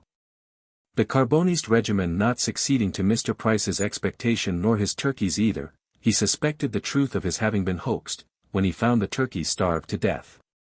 This was followed by a quarrel between the squires, which did not last long, as Mr. Price feared losing the delicacies always to be found on the table of the Squire of Trevethoe. The whole affair was satirized by Peter Pinder in a few verses, well known to the old gentlemen of the neighborhood, which were published in some of the early editions of the poet's works. We have but little more time to spare in the ancient town, although there are many more noteworthy objects in the place, particularly suitable for the sketch-book, as the old mill, some cottages farther up the glen, and on the cliff, and _______________________ We take the pleasant pathway across the fields from Mousehole to Lamarna. If the tide be out, we pass down over the cliff at the foot of Regennis Hill, to see the cavern known as the Mousehole. This cavern is about 50 feet high at the entrance, and is said to extend to a great distance under the cliff, but, from being so low and narrow, it is not easily explored. The almost perfect arch of the cavern is adorned with a luxuriant growth of Asplinum marinum and other delicate and graceful ferns. On the cliff, near the Saône, are masses of creeping wild flowers. Among others, trailing close to the water's edge, is a variety of the great bindweed, remarkable for having beautiful pink-striped flowers. Ascending Regennis Hill, we pass over a stile on the left, and are on the path which winds along near the shore, and which affords a splendid sea view with a foreground, in many places, of towering cairns and picturesque crags. On the way we come to the farmhouse of Lower Kimyell, and its surrounding cottages. This place is remarkable as the scene of an incident in one of the most romantic of the many wild legends of the West. We will give the story, as it is generally narrated by the old folks of Berrien, to which parish it belongs, rather than to that of Paul. This legend will give us many glimpses of the inner life and feelings of the ancient people, and enable us to understand how the wildly poetical stories of the Cornish drolls may still tincture the Celtic race, just as tales of terror, related by an ignorant and superstitious nurse, make an impression in the infant mind never to be entirely obliterated. And the ghost, demon, or bucca, with which the child is frightened, remains as a dim and unpleasant spectre to shake the nerves of the man in his prime. And, as second childhood advances, these fantastic pictures are renewed in all their pristine vividness. We are still too much under the influence of the fearful fancies and images of horror, which those who pretend to teach us are fond of displaying, in order to gratify the lovers of the marvelous, and the fantastical imaginations of the weak. When children, we have often, of a winter's night, been more terrified than amused, as we listened, pitying all the while, to the old folks' tale. Nancy Trenoweth, the fair daughter of the miller of Alcia. Part 1. The story hath travelled far and wide, but with outline broken, and tarnished hue. Not in such case should it journey with you. Let me the picture's tints renew. A workman's child. She had won the love of a youth stepped down from a rank above. Think not to hear the hackneyed tale of the prince, disguised, in the shepherd's veil, wooing the maid with the milking pail. The lad was only a farmer's son, who grew the grain that her father ground, mean and unlettered, as the swains around, with guineas twain to the miller's one. Of all the lunacies earth can boast, the one that must please the devils the most is pride, reduced to the whimsical terms of causing the slugs to despise the worms. Robert Beat Broth, slightly altered. About 2 centuries ago, an old farmer of the name of Hugh Lanyon, with his wife and only son, resided on the lonely farm of Bosien, which is situated on the brow of the hill overlooking the Vale of Penberth. Although the Lanyons of Berrien were reduced to comparative poverty, they yet had the pride to regard themselves as of some kin to the old jaunty Bretons, who quitted the ancient Armorica soon after the conquest, to seek their fortunes in England. Old Hugh Lanyon, according to the family tradition, was descended from one of the 2 brothers who came to this part of the world, from the town of Lanyon in Bretagne, about the time of Edward II. The Lanyons, ere the time of our story, were connected by marriage with the families of Noy, Penrose, Truern, and, in the west, and with Milly Tun, of Penjersic. The farmer of Bosien belonged to the branch of the family which had long been established at Lanyon, in Madron. Frank, the farmer's only son, was said to have been as handsome, free-hearted, and noble a young man as any to be found in the West Country, at the time that his parents took Nancy Trenoweth to live with them. Nancy was also remarkable for her good looks. Her father was a well-to-do miller, and owner of a small tenement in Lower Alsia. His mill, surrounded with orchards, was as pleasant a spot as any in Berrien. Indeed, the miller of Alsia might have been almost as well off as the farmer of Bosien. Whilst there was water to work the wheel, the miller's family had their fill of bread, when the farmers often had little more than pillas or pease porridge. Nancy's mother being a distant relation to Madame Lanyon, the girl was treated by her master and mistress more like a daughter than a servant. From the freedom and cordiality in the intercourse of masters and domestics, common in these good old times, the 2 young folks, in the lone house, were almost constantly together, and in consequence of the poverty and pride of the elder Lanyons, they saw but little of the rest of the world. Frank seldom went farther from home than to join in the games and manly exercises common to the time and place, where his strength and agility were admired by many of the high-born damsels of the parish, who did not then think it any shame to witness the sports that took place in the honest light of day. But the young Lanyon cared only for his fair cousin, Nancy Trenoweth, who scarcely ever left the lonely house of Bosien and its secluded inmates, except to visit her parents at Alsia Mill, where there was always plenty of life and gaiety. When high and low, who brought their grist to the mill, would always have a dance on the mill bed to the music of the miller's crowd, or the lively measure of some old ballad. On her return home, Nancy was often accompanied by her young master. Little either thought that what seemed to be merely such regard as a brother and sister might have for each other would, ere long, gain such an ascendancy over all prudential motives, that they would readily brave death and disgrace, rather than forego their thoughtless attachment. As Frank Lanyon's parents were now getting old, they were anxious to see their only son married, and by that means become more closely connected with some of the old gentry of the parish.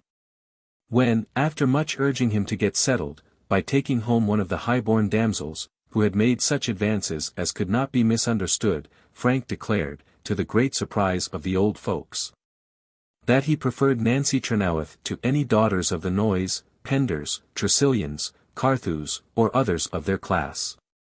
The elder Lanyon, notwithstanding his reduced circumstances, regarded himself as the equal in rank to the proudest gentry in the neighborhood, and declared that he would rather follow his only son to his grave than see him wedded to the low-born Nancy.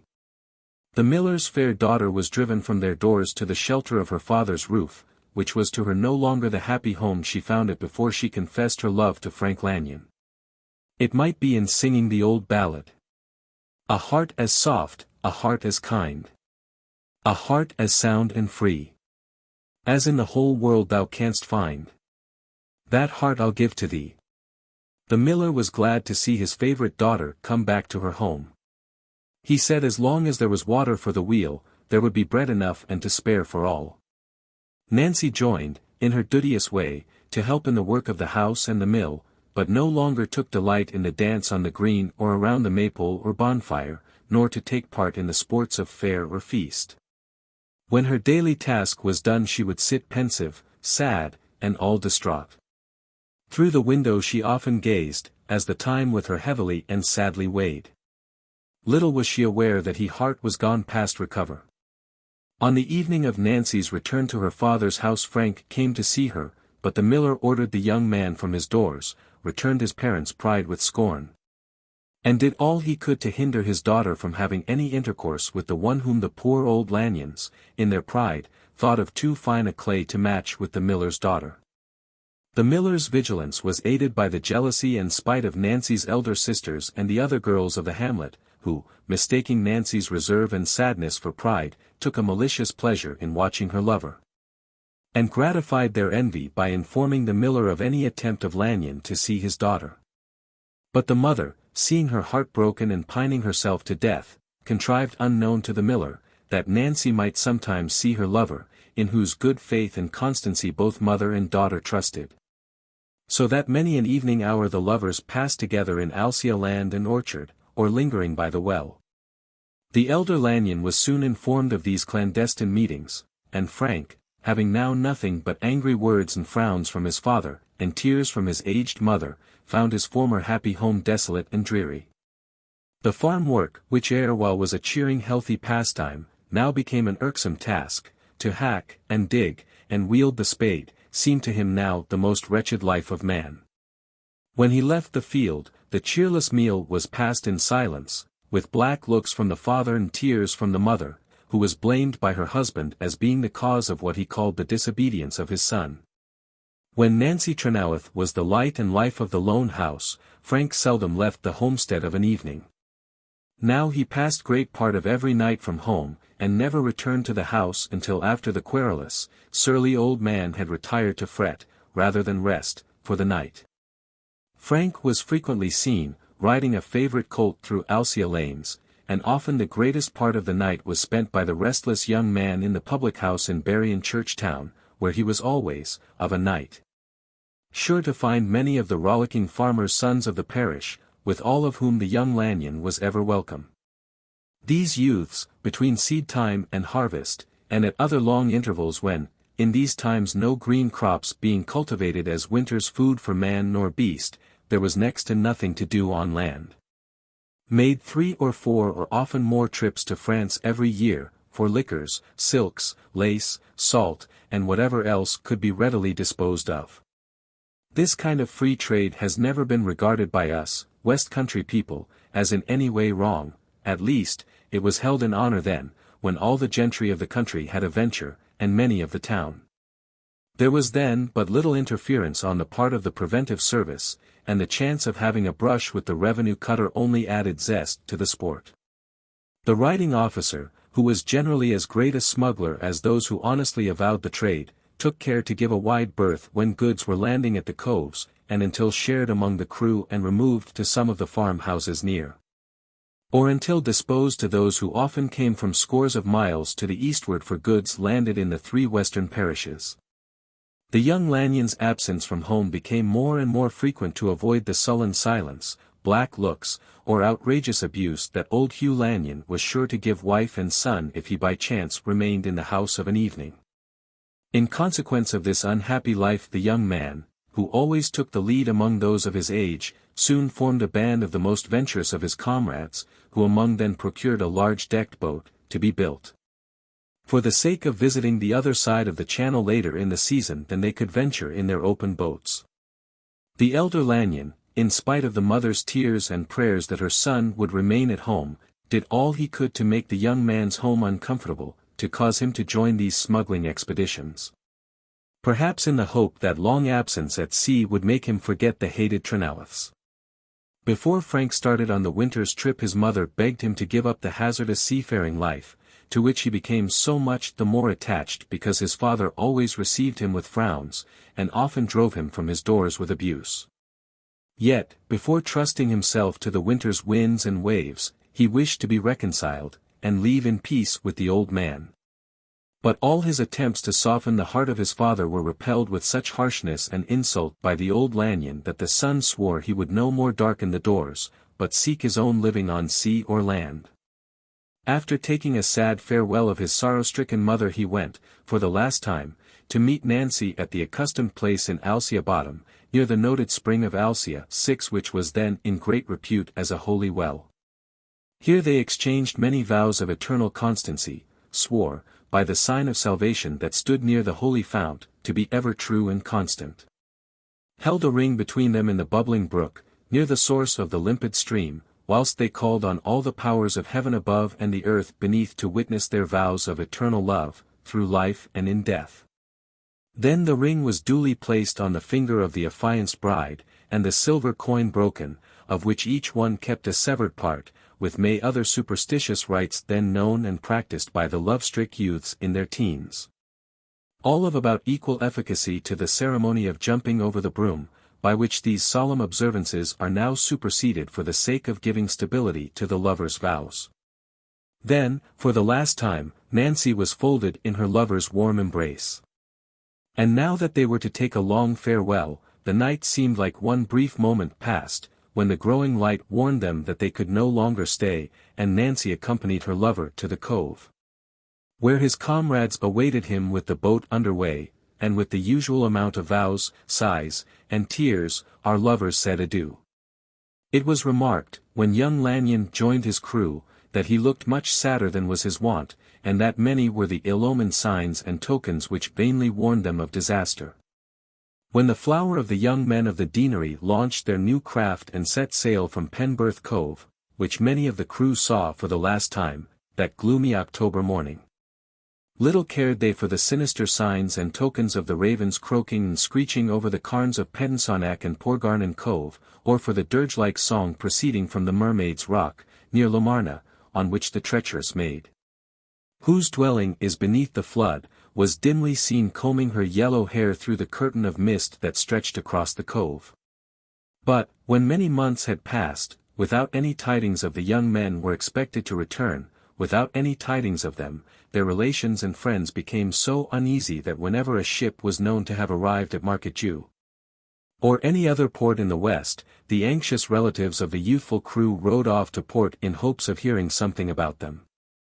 At last a rumour spread that a vessel which had just put into Falmouth, brought the news that a Moorish pirate ship, which was the terror of the seamen who traded to the Mediterranean, and of the people who lived near the shores of Spain and Portugal, had fallen in with a boat and crew in great distress, being without provisions and driven far off to sea, out of their course. The grief of old Lanyon for the loss of his only son far exceeded his former anger. Bitterly he cursed the pride that drove his only child to wander on the deep, and, tales of the cruelty practiced by the Moors on their Christian slaves being then frequently related and much exaggerated, drove the old man to the verge of madness. As if in some way to atone for the ill treatment of his son, he humbled himself so far as to beg of the Trecrobben that Nancy might again come to live with them, but the miller, from a feeling of revenge, or pride, refused his request. Wretched indeed was the state of the sorrowing lonely old couple in the wished and dreary house of Bosien. Everything about the place, whether living or dead, appeared ill-wished and blasted. The forbidding visage of old Hugh, which expressed a union of selfishness, vanity, and moroseness, deterred all but the most hardy or the curious from having any intercourse with the old picture of ill luck. And if any neighbor, by chance, out of sympathy for the bereaved, heart-broken mother, ventured into the gloomy abode that seemed to be cursed by God and forsaken by man, the constrained ungenial reception made it to be felt that what was intended for an act of friendship the inmates of the sad retreat regarded as an unwelcome intrusion, which was sure never to be repeated. Old Lanyon now seldom left his desolate domain, not even to attend the church, where he was formerly to be seen as duly as the Sabbath came round. Perhaps the vanity of the old man, which, like all other ruling passions of foibles, increases with age, made him think that everyone would regard the threadbare condition of his homespun garment, ornamented as they were with the large silver buttons, buckles, and even tarnished lace that had passed as heirlooms through many generations, as giving too plain indications of the poverty he wished to hide. The quarrel between the farmer and the miller became for a time the cause of a war of classes, within the very restricted field of action comprising the parish, which was all the world to the actors. The miller and his adherents compared those of the gentil class who starved themselves to make an appearance, to cows suffering from a certain disease, when they are said to have much grain but little fat. The grainy folks were not slow in returning the sturdy miller's jibes with jeers about his tolling twice or thrice, and other common miller's tricks. Soon, the wordy war came to blows, and the whole parish took sides with the one or the other of the two parties. There was so much heartburn and contention between those who were neither kith nor kin to farmer or miller that they seldom met at church or games, at fair or market. But quarrels ensued which were the cause of bloodshed and of ill will that endured long after the pair, whose love was the cause of all the strife, rested beneath the sod. Another cause to increase the ire of the miller soon became but too apparent. The ancient dames of the hamlet easily divined, from the cherished remembrance of the experience of their own youthful days, what would be the result of the nightly meetings of the impulsive and thoughtless young lovers. Before the winter passed, the wise dame's forebodings proved but too true. The miller tenderly loved his young and unfortunate daughter, and that her appearance in his house might not remind him of his grief, and that she might suffer less from the irksome life she led with her sisters. Who most bitterly would rail when speaking of poor Nancy's shame, she went to live with her grandmother, who was known as the wise woman of Alcia. The old dame's maiden name is said to have been Johanna Pendray or Pender. Though now only spoken of as Old Joan of Alcia, she was related to many of the ancient families in the parish, and was noted as one of the wise women deeply skilled in the healing art. Her salves, ointments, and lotions, prepared from the herbs culled from the wilds and moors, were in great repute. The good folks came to be benefited by her charms, to be relieved from the spells of witchcraft and the blasting of the evil eye. Many unlucky mothers came to learn how they were to get rid of the changelings and cause the small people, fairies, to restore the stolen children, concealed in their fairy homes. By her divining powers Joan told the fortunes of the young and numbered the days of the aged. Besides all these professional avocations, no other in the neighborhood was so skilled in making sweet drink, metheglin, and in distilling strong waters from the herbs of her garden, which contained every plant of repute for its medicinal virtues. Every sweet flower then known in the country gardens to afford a honeyed store for the hives of bees that crowded every sunny nook and corner about the old dame's pleasant garden and cottage, which stood a little above the mill. Here poor Nancy found refuge, and here, with the sweetest flowers of early summer, an innocent babe was born into a sinful world. The old desolate parents of Frank Lanyon again entreated Nancy to come with her child and live with them. Still she refused all overtures of peace and friendship from the parents of the man she had loved too well. Yet, not willing longer to be a burthen on her aged grandmother, or perhaps being desirous of removing farther away from the too familiar acquaintances who often, when pretending to pity all the while, bestow the hardest words that tongue can frame. Yet few added to her sorrows with a word of blame. When her child, a boy, was about 6 months old, and the delight of its grandparents, she left it to their care, again sought service, and found a home in Kimyel with a kind-hearted old couple who sympathized with her sorrows, soothed the pangs of her yearning heart, and calmed her anguish and distress, so that ere long she became tranquil and apparently composed, but never cheerful, whilst she was ever thinking of the wanderer whom she loved more than life. Scarce a day passed that, after a hard day's work, she did not walk all the way to Alcia to see his child and seemed as one dead to all other joys.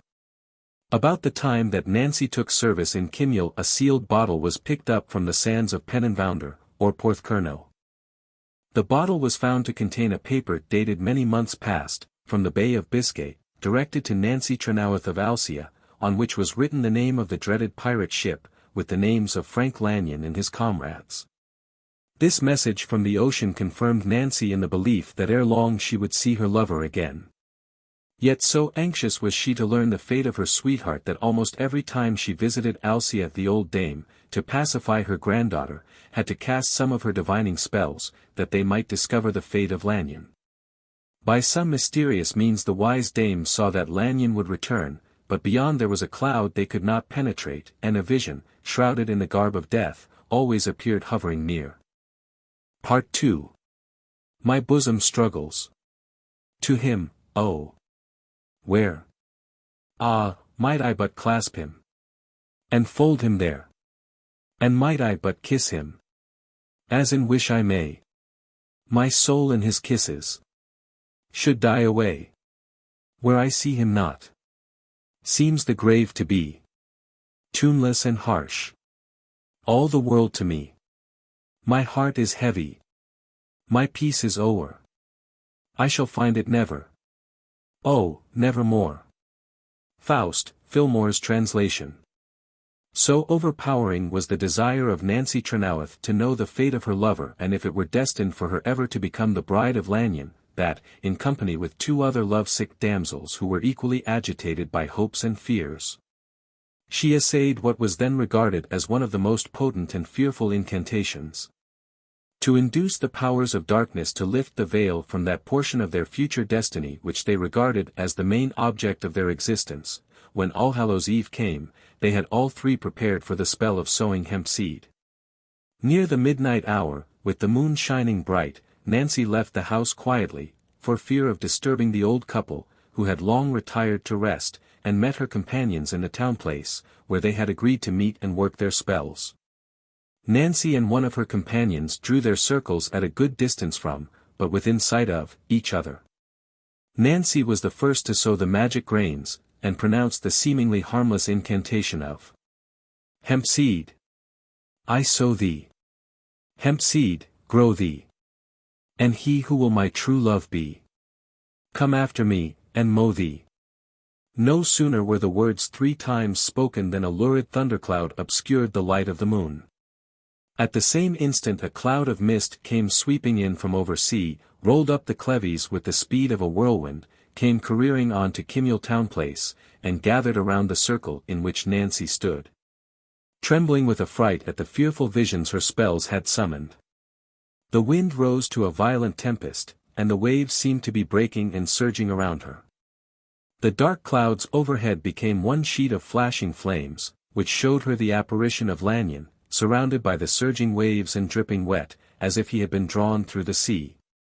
He stood before her, dressed in outlandish garb, with a long and flowing coal-black beard, and glared on Nancy with such a look of terrible anger that she gave a fearful shriek, and the vision instantly disappeared.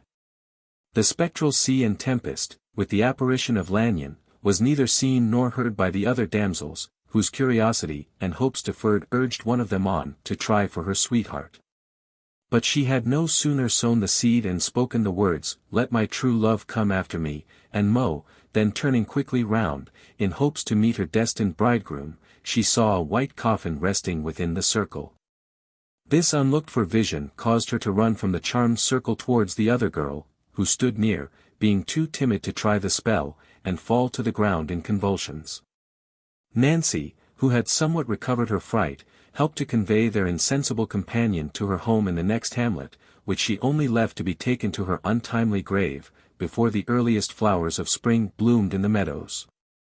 Nancy returned to Kimyule alone, to pass a sleepless night and wish for daylight, and that her daily task might dispel the terror caused by the fearful apparitions they had raised by their unholy spells, which left a dread of some impending evil harder to bear than the uncertainty about the fate of Frank Lanyon. Madame Lanyon would also frequently visit the old woman of Alcia and weep over the remembrance of her son while seeing his beautiful boy. Above all, as she had firm faith in all the superstitious practices of the olden times, and venerated the wise woman of Alcia as a priestess of these ancient rites, she felt some gleams of hope when Johanna assured her that she was certain that Frank would return and claim Nancy for his bride, but all beyond was hidden from her view. Many a dreary winter's night, during the most violent tempests, the parents of Lanyon and his more than affianced bride would wander among the clevies in the darkest nights, unable to rest, from their soul's ardent desire to behold, dead or alive, the one so dear to them. March came, with its storms. And, one rainy and tempestuous night, the old couple, with many others, as if by some presentiment of impending fate, were drawn together in Baranhule Cliff. And they sought shelter from the blast and driving rain amidst the towering Carns of Towednack. Towards the middle of the night, sounds were heard as of sailors calling for help. The wailing voices, which were but indistinctly heard amid the booming of the breakers and the roaring of the gale, seemed to proceed from Porthgarnon Cove. The moon shone out for an instant, and the people on the cliff, running towards the place from which the voices appeared to rise, saw a large ship in the offing. And that a boat was driven on to a reef of shelving rocks and boulders in or near Portreath. Many of the crew were struggling in the surf, or clinging to the narrow ledges of the rocks under the overhanging cliff, whence they had no chance of escape from the rising tide without the assistance of those on shore. To take them with ropes from the slippery shelves, to which they clung with the desperation of drowning men who felt the waves fast rising around and dashing over them.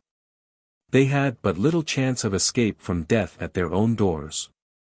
Soon, amongst the cries of many calling for help, were distinguished the well-remembered voice of Lanyon, and of many of the brave young men who had left Penberth, full of hope, more than a year and a half ago. All those alive had kept together throughout their wanderings. They had gained riches to their heart's content by taking the ship from the pirates, when they were about to sell them for slaves, and were now returning, to enjoy the fruits of their toil and hardship. The young men, over-anxious to land on their native shores, parted from the ship in a boat and made for Penberth, but in the driving rain they at first mistook the headland of Merthen Point for Towednack. And the stress of weather drove them in on the rocks of Portreath. Ropes were soon brought to the cliff, and Lanyon, braving death, would have all the crew drawn up before himself. From long struggling in the surf to save his comrades, he had barely the strength to place himself in the loop of the rope, and was powerless to grasp it with his hands, or push himself clear of the overhanging rocks. When, after much difficulty, he was landed on the grass, he was found to be much battered and bruised, the blood flowing from his mouth, and he was apparently dead. Litters were soon formed, by placing beds on doors, which were sent from Baranhuel, with everything else that could be thought of for the comfort of the poor benumbed, half-drowned crew, who were carried up to the mansion. Over a while Frank Lanyon seemed to be recalled to life by hearing his mother's voice, and begged to be taken home to Bosien. When the bearers of the dying comrade of their early years reached the town place, Frank begged to be left outside the house, as he knew that he had only a few hours to live, and that Nancy Trenoweth might be sent for without delay, for unless he saw her before he breathed his last, he could not rest in peace. The parents were so much overwhelmed with their grief that they thought no more of Frank's request, that Nancy should be fetched to him, until they were on their way home from seeing their son laid in his last bed in Berrien churchyard. They then regretted that they had placed him in the grave without paying any regard to his dying wishes, or to the woman who was still dear to him. No one, after the death of Frank, liked to be the first to give her the evil tidings. After the desolate old couple had taken leave, in the church town, of the friends who Carn from a distance, and of the few who accompanied them a little way on the road, they slowly and silently wended their way towards their dreary habitation. But when they came to Gunmenhir Stile they felt impelled to turn down to Alcia, to see their grandson, and to tell the miller that in their grief they had neglected to fulfill the last request of the dead, and to beg them to send for Nancy. The rough but honest miller they well knew had ever more anger in his words than in his heart. They went on to Alcia. They felt that any other place would be less mournful then than their own dreary abode. When they were seated by Johanna's fireside the old dame placed Frank's son in his grandfather's arms. The sight of the beautiful boy, the image of Frank at his age, gave the first cheering ray to the old man's heart. Whilst the grandparents were embracing and weeping over the child the old woman went quietly out, and in a minute returned with her daughter and the miller, who said and did everything they could think of to comfort the old Lanyons, and mingled their tears in the lament for the untimely fate of Frank. As none but those who delight in giving pain are willing to be the bearers of evil tidings, Frank was laid in his early grave, yet Nancy had not even heard of the wreck, or that anything had occurred of what was on the tongues of all persons in the neighborhood, except those of the lone house of Kimule.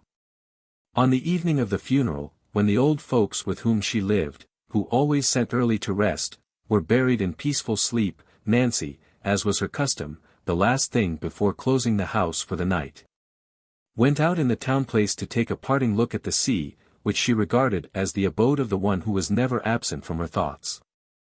The evening was calm and clear. Moon and stars were shining brightly. The smooth sea glistened in their light, as seemingly tranquil as if its waters had never rolled in fury.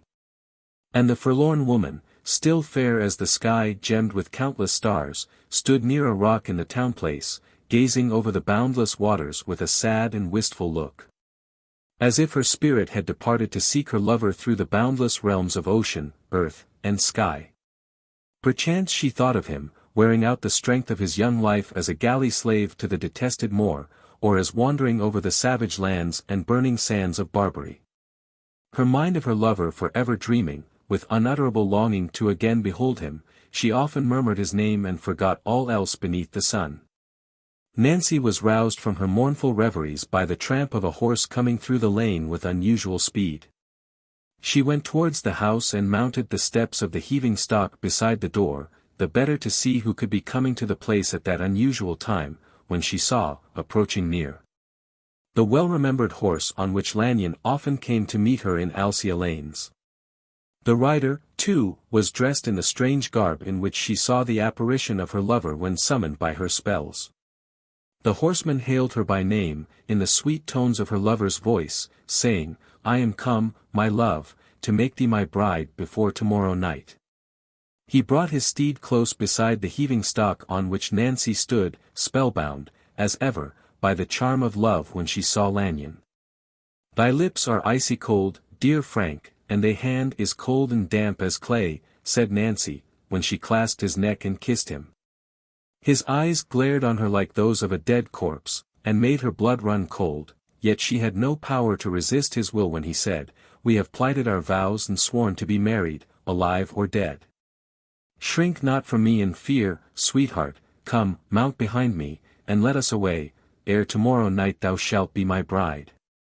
With scarcely a moment's delay, Nancy sprang on the horse behind him.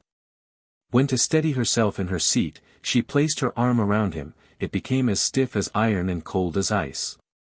Away they went like a windblast, all things seemed to spin around them. Rocks and hedges appeared flying past, as with fearful speed they shot through Trevelle's lanes. The horsemen spoke not, and nothing stayed their downward rushing course until they came to the waters in Trove Bottom. There the horse stopped an instant to drink.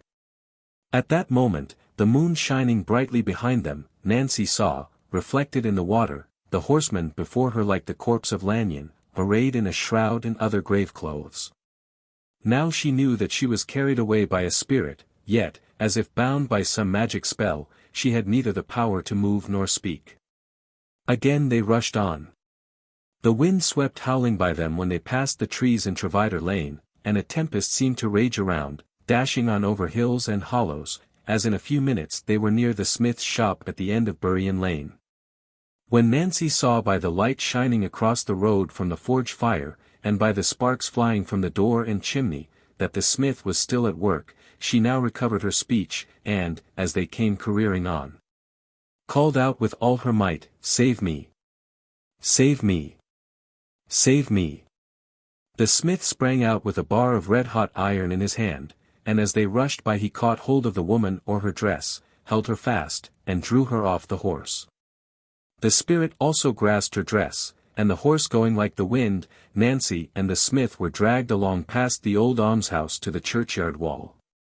Here the flying steed stooped for a moment, and the smith, with his red-hot iron, burned off the woman's dress from the spirit's grasp, when it rose from the horse, passed over into the churchyard, and with a wild, wailing, awful cry, like that of a man in his death agony, vanished on the grave in which Frank Lanyon had been laid a few hours before, and the piece of Nancy's dress, burned off in the spirit's grasp, was found the following day. The woman, more dead than alive, fell on the ground, while the horse white with foam, galloped off homeward, and was next morning found dead in Bosien town place. The smith there, assisted by some of the neighbors, took Nancy in a dying state to Alcea. She no longer desired to live when, on the way, she was informed of Lanyon's sad fate. After being laid on her mother's bed she only lived long enough to request that the child, then folded in her arms, might be given up to Frank's parents, who were there, beside her bed, weeping over her. Above all, she desired that they would lay her beside Lanyon the next day, before the hour in which unresting spirits leave their graves to seek the help of the living. Then she gently sank, and, when the morning light shone through the casement, The fair daughter of the miller of Alcia was seen reposing in her last sleep, her countenance beaming with the same sweet and joyful smile it ever wore when she met her lover in their happiest hours. And ere the stars of heaven shed their sparkling light into the honeyed cups of the stars of earth, the lovers reposed in the same grave, where the companions of their earliest years planted all the sweetest flowers, which were often sprinkled with the tears of young and old. N.B. All the old storytellers are particular in stating, that the piece of the woman's dress burned off in the spirit's grasp was found in Lanyon's grave when it was reopened for Nancy's burial. Sequel. Fire on, says Captain Ward. I value you not a pin. If you are brass on the outside, I am good steel within. Go home, says Captain Ward. And tell your king from me. If he reigns king upon dry land, I will reign king at sea. Old Song. High winds from the southeast having increased to a tempest, none of that portion of the crew, who left the ship, with the intention of returning on board as soon as they had gained some tidings of their friends, attempted to put to sea again. But few hands were left on board, and the ship was driven ashore on the rocks near Lamarna Cove, where she became a wreck before the morning.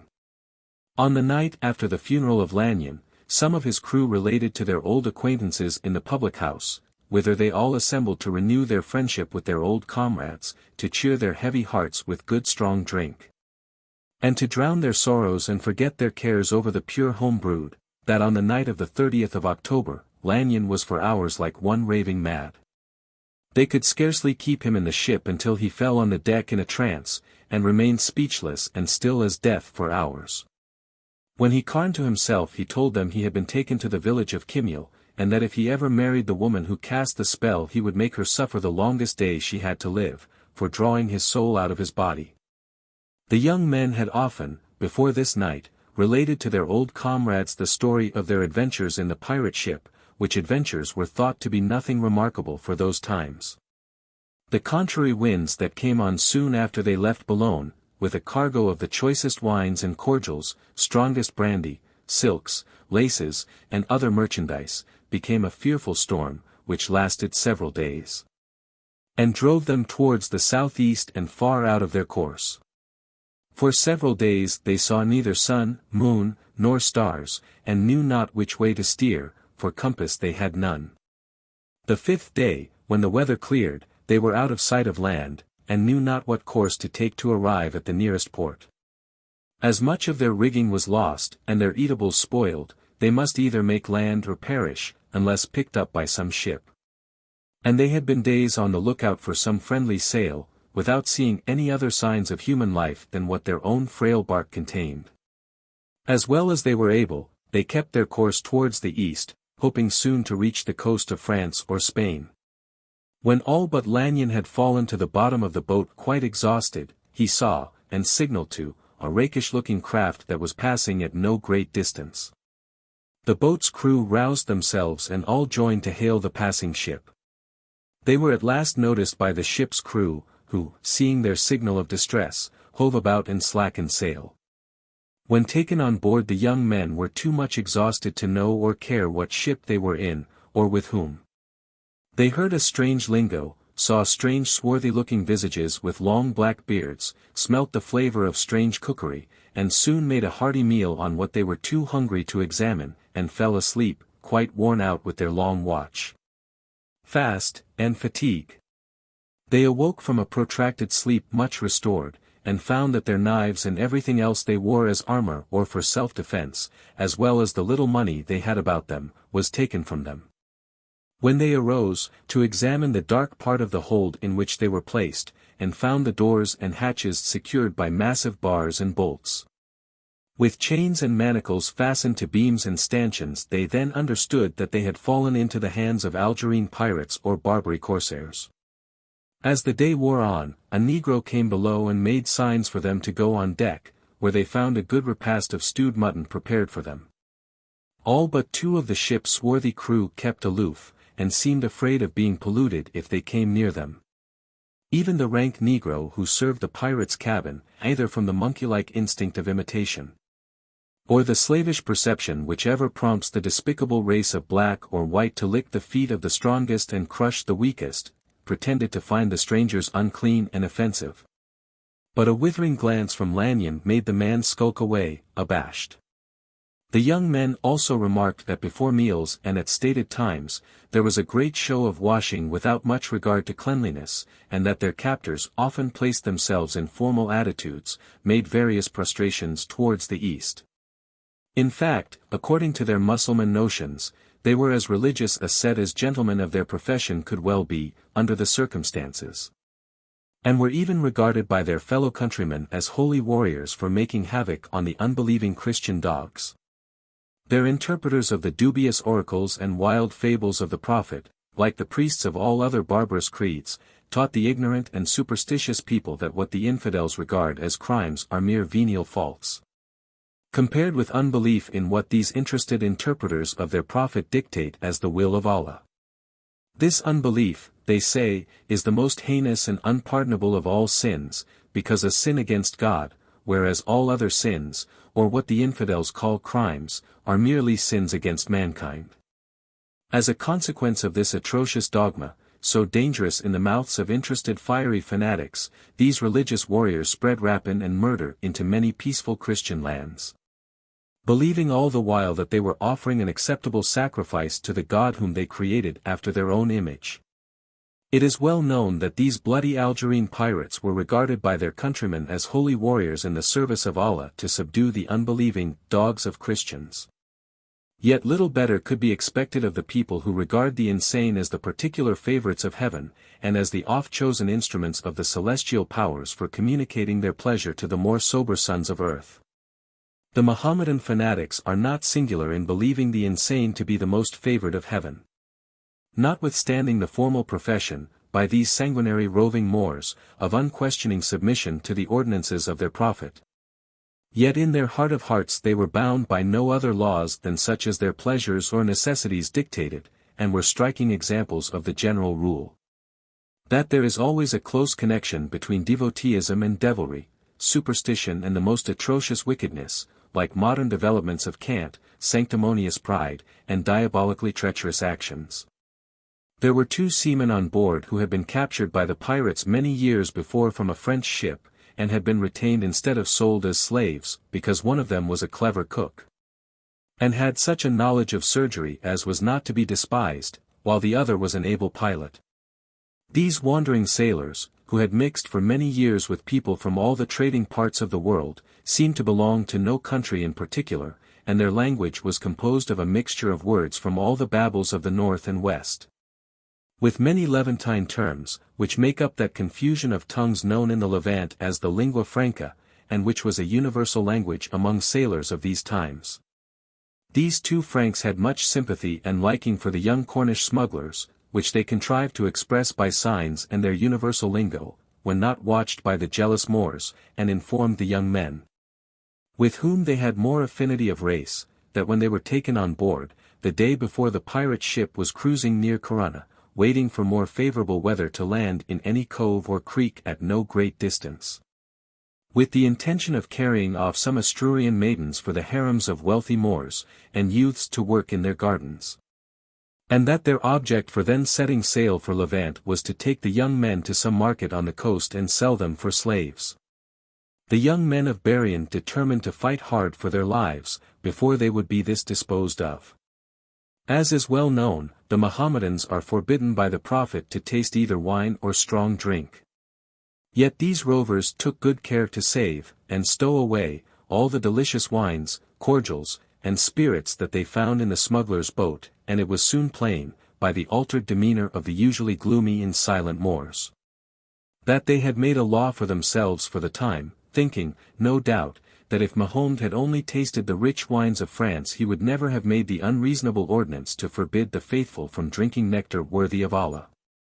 The first day the pirates indulged themselves so far, that in their early excitement they amused themselves by showing their contempt and practicing on the fears of the captives and displayed their exultation over the young men, whom they called Christian dogs, by torturing them in various ways, and finished their cowardly cruelty by spitting in the faces of the fettered, defenseless band.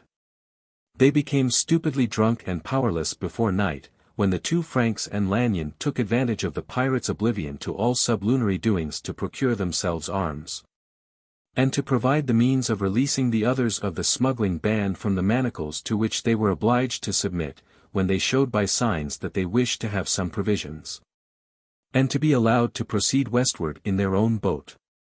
Afterwards, by the advice of their Frankish accomplices, they appeared to be as submissive as possible, to throw the Moors off their guard. When the rovers roused themselves a little, the next day, their captain came into the part of the ship in which the smugglers were confined. He found them all apparently asleep and a negro keeping vigilant guard over them. Then, seeing the cook busy in the galley, the pilot at the wheel, and the weather being so calm that the ship made no headway, he took some more of the nectar that the doctor cook had taken good care to drug with some powerful opiate. All the other Moors, following the example of their captain, were, long before night, in such a state as to be unable to offer much resistance. After the negro, who could go to any part of the ship without suspicion, had procured them the keys of the armory, that they might get such weapons as they required, the youngsters of Berrien got rid of their bracelets and placed them quietly on the arms of the drunken pirates. Then, as soon as a boat was ready, and a light breeze sprang up, they, with the help of the Franks and the negro, soon put the Moors overboard. In the rough handling required to haul the grim-faced pirates from their sleeping places and to land them into the boat, many of them became sensible of their altered fortunes, and made such desperate resistance as occasioned much bloodshed. Yet, although some were bleeding freely, all seemed to be breathing when they were sent adrift at no great distance from the Spanish land with 2 or 3 days' provisions and a keg of water. The honest doctor cook sent them down a bucket of such things as would be suitable for their stomachs when they got over their drink. The good man would not even let a drunken Turk be without proper food if he could help it, as most seamen know there is nothing so bad as hunger to make savages of saints.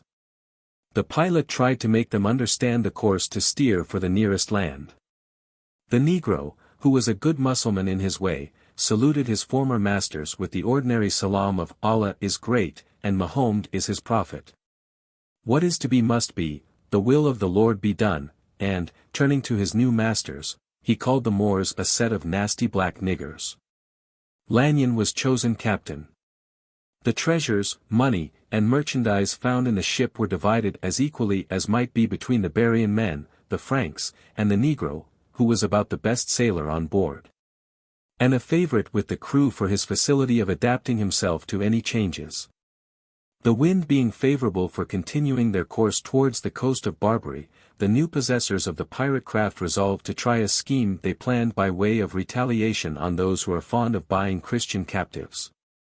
The ship had no sooner arrived within sight of a town on the Levantine shores, than Jewish or other dealers in human merchandise came off in their galleys, in hopes to procure some young Christian slaves for the Moorish bashaws of the city. The negro and the 2 Franks were well known. The rest of the ship's company, by darkening their skin with gunpowder and donning the Moorish garb, were not remarked as strangers by the Jewish and Ishmaelitish dealers, who came with money or merchandise to pay for the captives that the nigger assured the Jews they would see below, where the captain was waiting to receive his friends. The merchants were no sooner below the hatchway than they found themselves gagged, and placed in the chains in which they expected to find some lovely Spanish damsels or stalwart youths. This game was played until they had as much provision and Moorish human chattels on board as they could well stow away and attend to. Then they set sail for the Spanish and Portuguese settlements in the New World. In repassing the Bay of Biscay, the bottle containing the paper, with the names of those on board, was committed to the deep, with but little hopes that its contents would ever reach Berrien. In some isle of the Spanish Main they disposed of their Moors, who took to their changed condition with all the apathy for which these fatalists are remarkable. The rovers then made some profitable buccaneering expeditions to the Dutch and other isles and settlements, when they returned with the intention of selling their ship and merchandise in some English port and settling quietly at home. Although the ship became a wreck, as related before, most of those on board, by swimming, reached the shore, and with the help of the others of the ship's company saved good quantity of the rich spoils of the wrecked pirate ship in Lamarna Cove. and gave much more than Lanyon's share to the old folks for his son. They say that the horse was found dead the morning after the spectre bridegroom rode it to fetch his bride, either in the town place of Bosien or in Baranhuel Cliff. Sarah Palgrane. There are many stories connected with the old superstition that when rash lovers make vows to be constant to each other, living or dead, and one of the pledged dies far away from the other, the freed spirit at the appointed time traverses sea and land to fetch its affianced home to the land of shadows. The legend of the lovers of Portreath is founded on the same notion. The most recent story we know, in which the same belief is shown to be still current, is that of Sarah Palgrane and Yorkshire Jack. The woman, who lived in Ludgvan, within the present century, was hanged for poisoning her husband, that she might make room for a horse dealer known as Yorkshire Jack. 'Tis said that the jockey was much enamoured of the woman, and that they had been for a long time criminally acquainted before he succeeded in instigating her to commit the diabolical deed. Jack accompanied the woman on to the scaffold, and there, standing by the beam from which the murderess was in a few minutes to be launched into eternity, the unholy pair kissed each other. And promises, confirmed by oaths, passed between them the moment before the woman was executed. 'Tis said that Jack vowed to be with her in 3 years. Soon after the woman's execution, Yorkshire Jack went to sea, that a roving life might dispel the gloomy thoughts caused by the remembrance of the reckless vow, carelessly made to satisfy the dying woman. Disasters constantly followed all the ships in which this unhappy wretch sailed.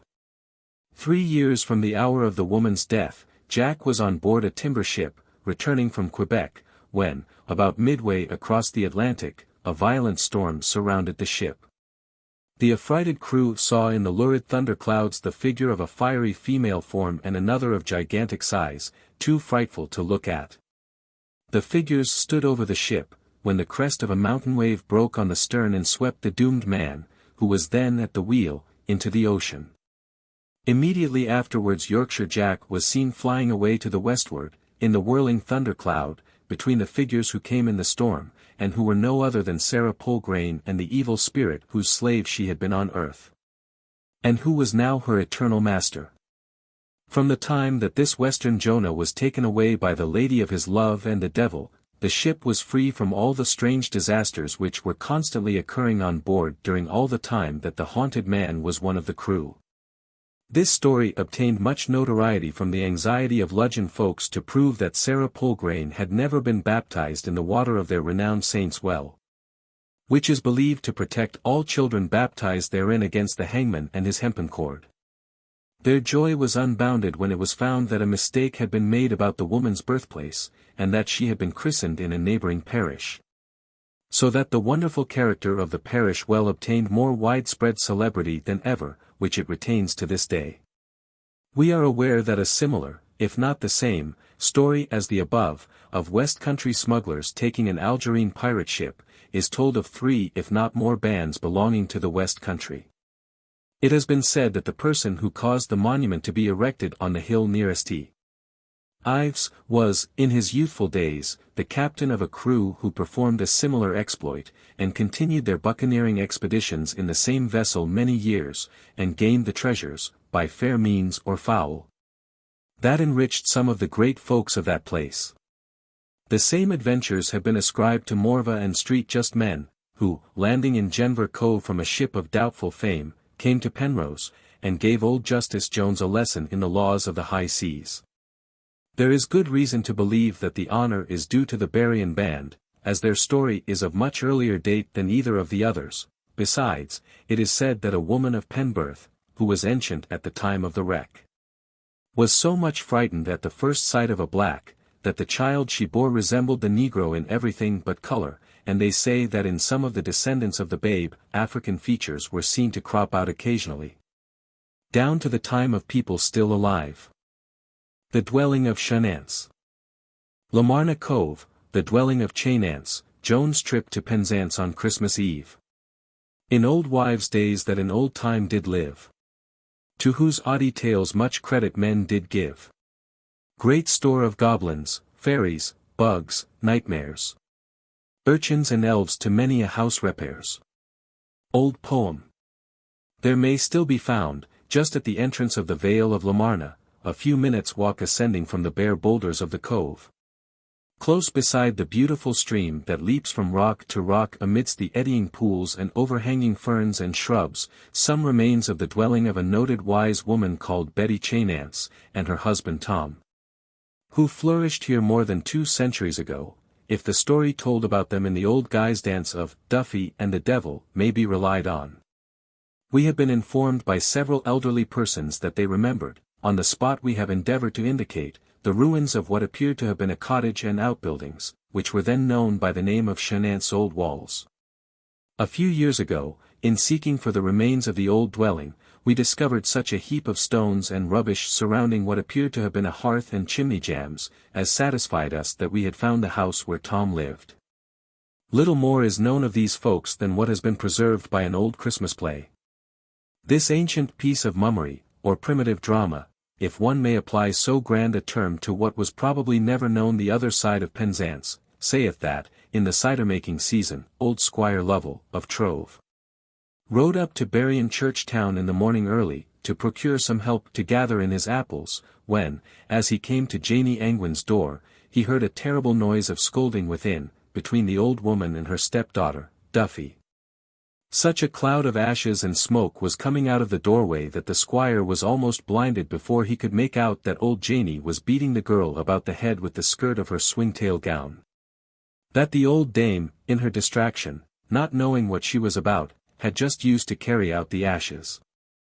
The squire called out, "What cheer, Janie? What's all the devil to pay with you in there, then?" Out ran the old woman, told his honor how the maid Duffy was all the time out coursying, or coranting with the boys, that she would neither boil the porridge, knit, nor spin. "Don't believe the old hussy," says Duffy, "for my knitting and spinning is the best in the parish, whatever the old slut may tell your honor." With much more to recommend herself to the squire, who told Duffy that as she was such a good spinster he would take her down to Trove right away, if she would go, to spin for him. As his old housekeeper was blind of one eye and couldn't see very well on the other, Duffy was glad enough to have a ride down to Trove behind the squire, anything for a change, so off they jogged. Duffy, mounted behind the squire, without either pillion or pad, arrived at Trove, where, by the aid of the devil, she soon becomes the squire's wife. With this part of the play we have, however, nothing to do yet. The squire sent Duffy into the kitchen to tell Joan that she was come down to do the knitting and spinning for her. Then Aunt Joan tells Duffy how she became blind of her right eye, all through the villainy of Tom Chainance.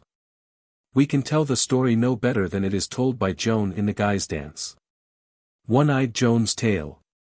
"Sit down, Duffy, my dear, eat some bread and cheese.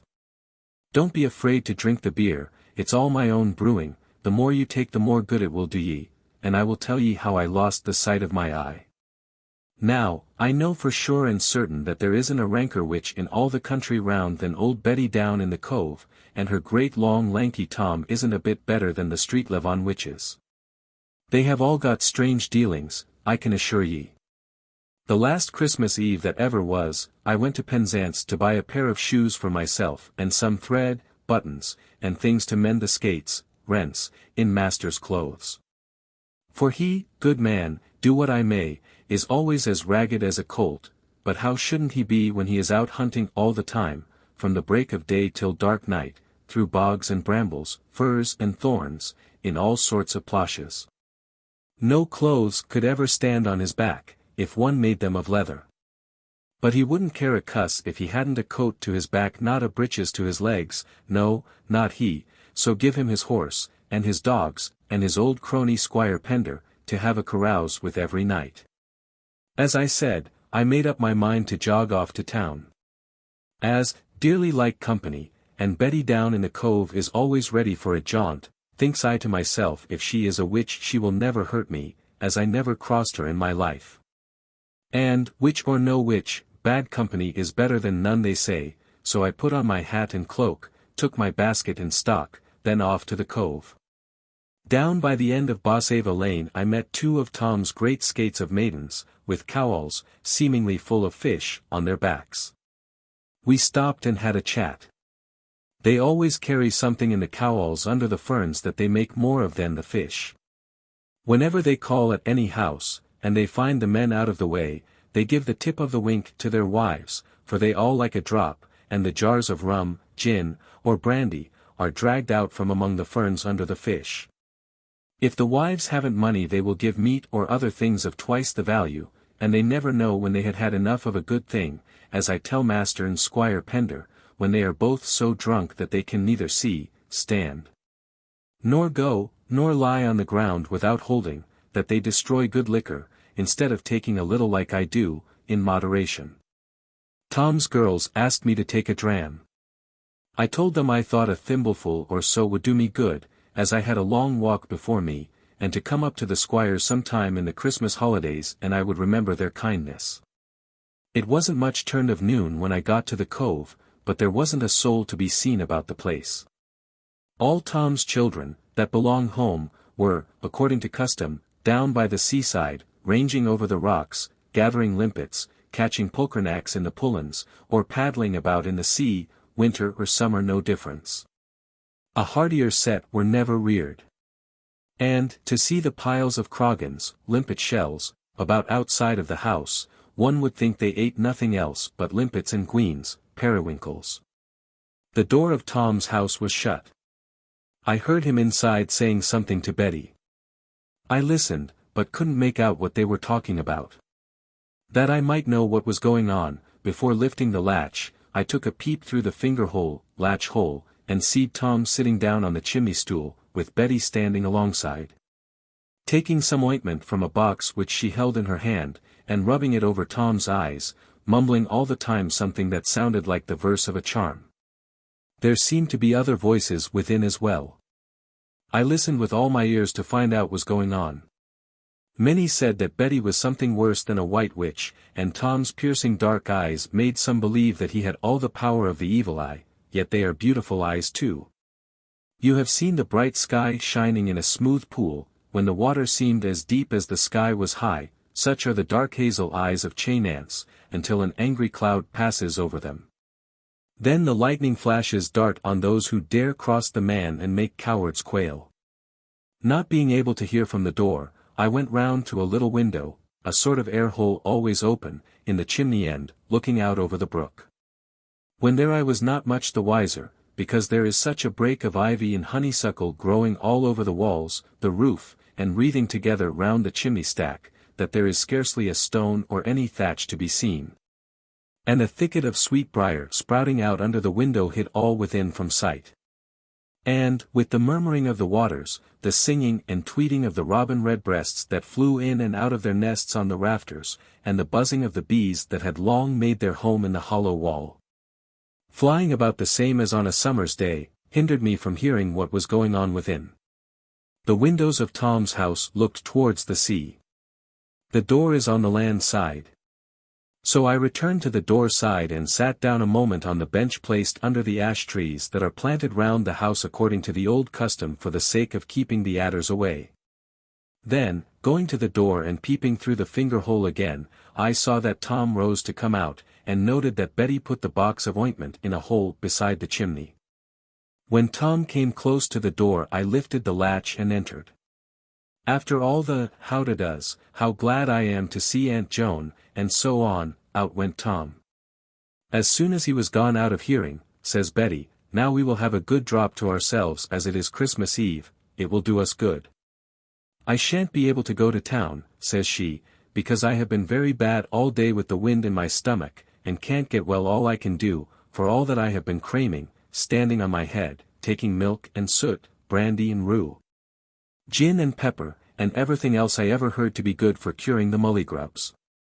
I'll take a thimbleful, just to drink your health and a Merry Christmas to ye, with all my heart, says I. She asked me if I would take a cup of sweet drink, or a glass of rum or brandy, or some of both. Betty is noted for making the best of sweet drink, but as that is rather cold I told her to put a dash of rum in the sweet drink, and I would take a drop of brandy after. Then she went to the spence that is screened off under the Talfat 7 in the other end, and all shelved round with old wreck timber, to get the liquor. As I said before, everybody had often wondered how the great long Tom's eyes were always so bright and piercing, but now I knew that it must be all owing to the fairy ointment or witch salve that they made and used. Well, thought I, if the salve is so good for his eyes it will do no harm to mine, as they are rather dull sometimes. So, as soon as Betty entered the spence, I took the box of green ointment from the hole where she had covered it up with some ferns, and, taking the least bit on the top of my finger, put it to my right eye.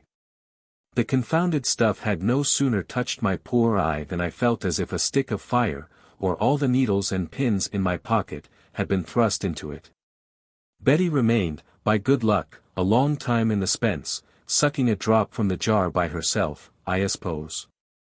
Before she came out I had fixed myself in the dark corner of the chimney, and dragged the brim of my hat down over the right side of my face. I wore my best steeple-crowned, broad-leaved beaver, and never made sight nor sign to her of anything. After we had drinked each other's healths 3 or 4 times, in some capital French brandy, the pain went off a little. But I couldn't think where in the world she could contrive to stow away all the children by night. They have 10 or a dozen home, besides ever so many away to sea. Tom don't know himself how many she's got, half the time, for Betty never makes any fuss about bringing them into the world. No one comes near her, that anybody knows of, but all are born by the hearth. The last child is turned out of the costan, straw and bramble basket, where it lays on green ferns, and the new one, wrapped in a few clean rags, is put on some fresh ferns in its place.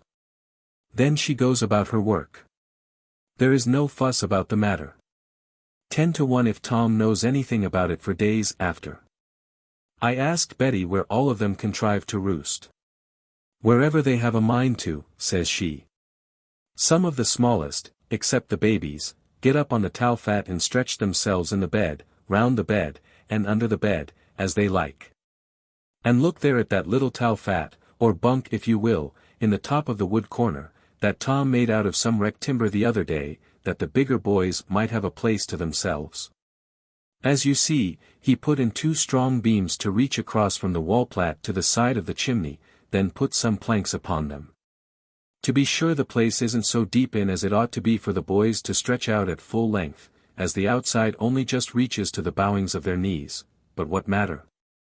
They like the place well enough, and their legs hanging down over, when they have a mind to stretch out, will make them grow all the longer.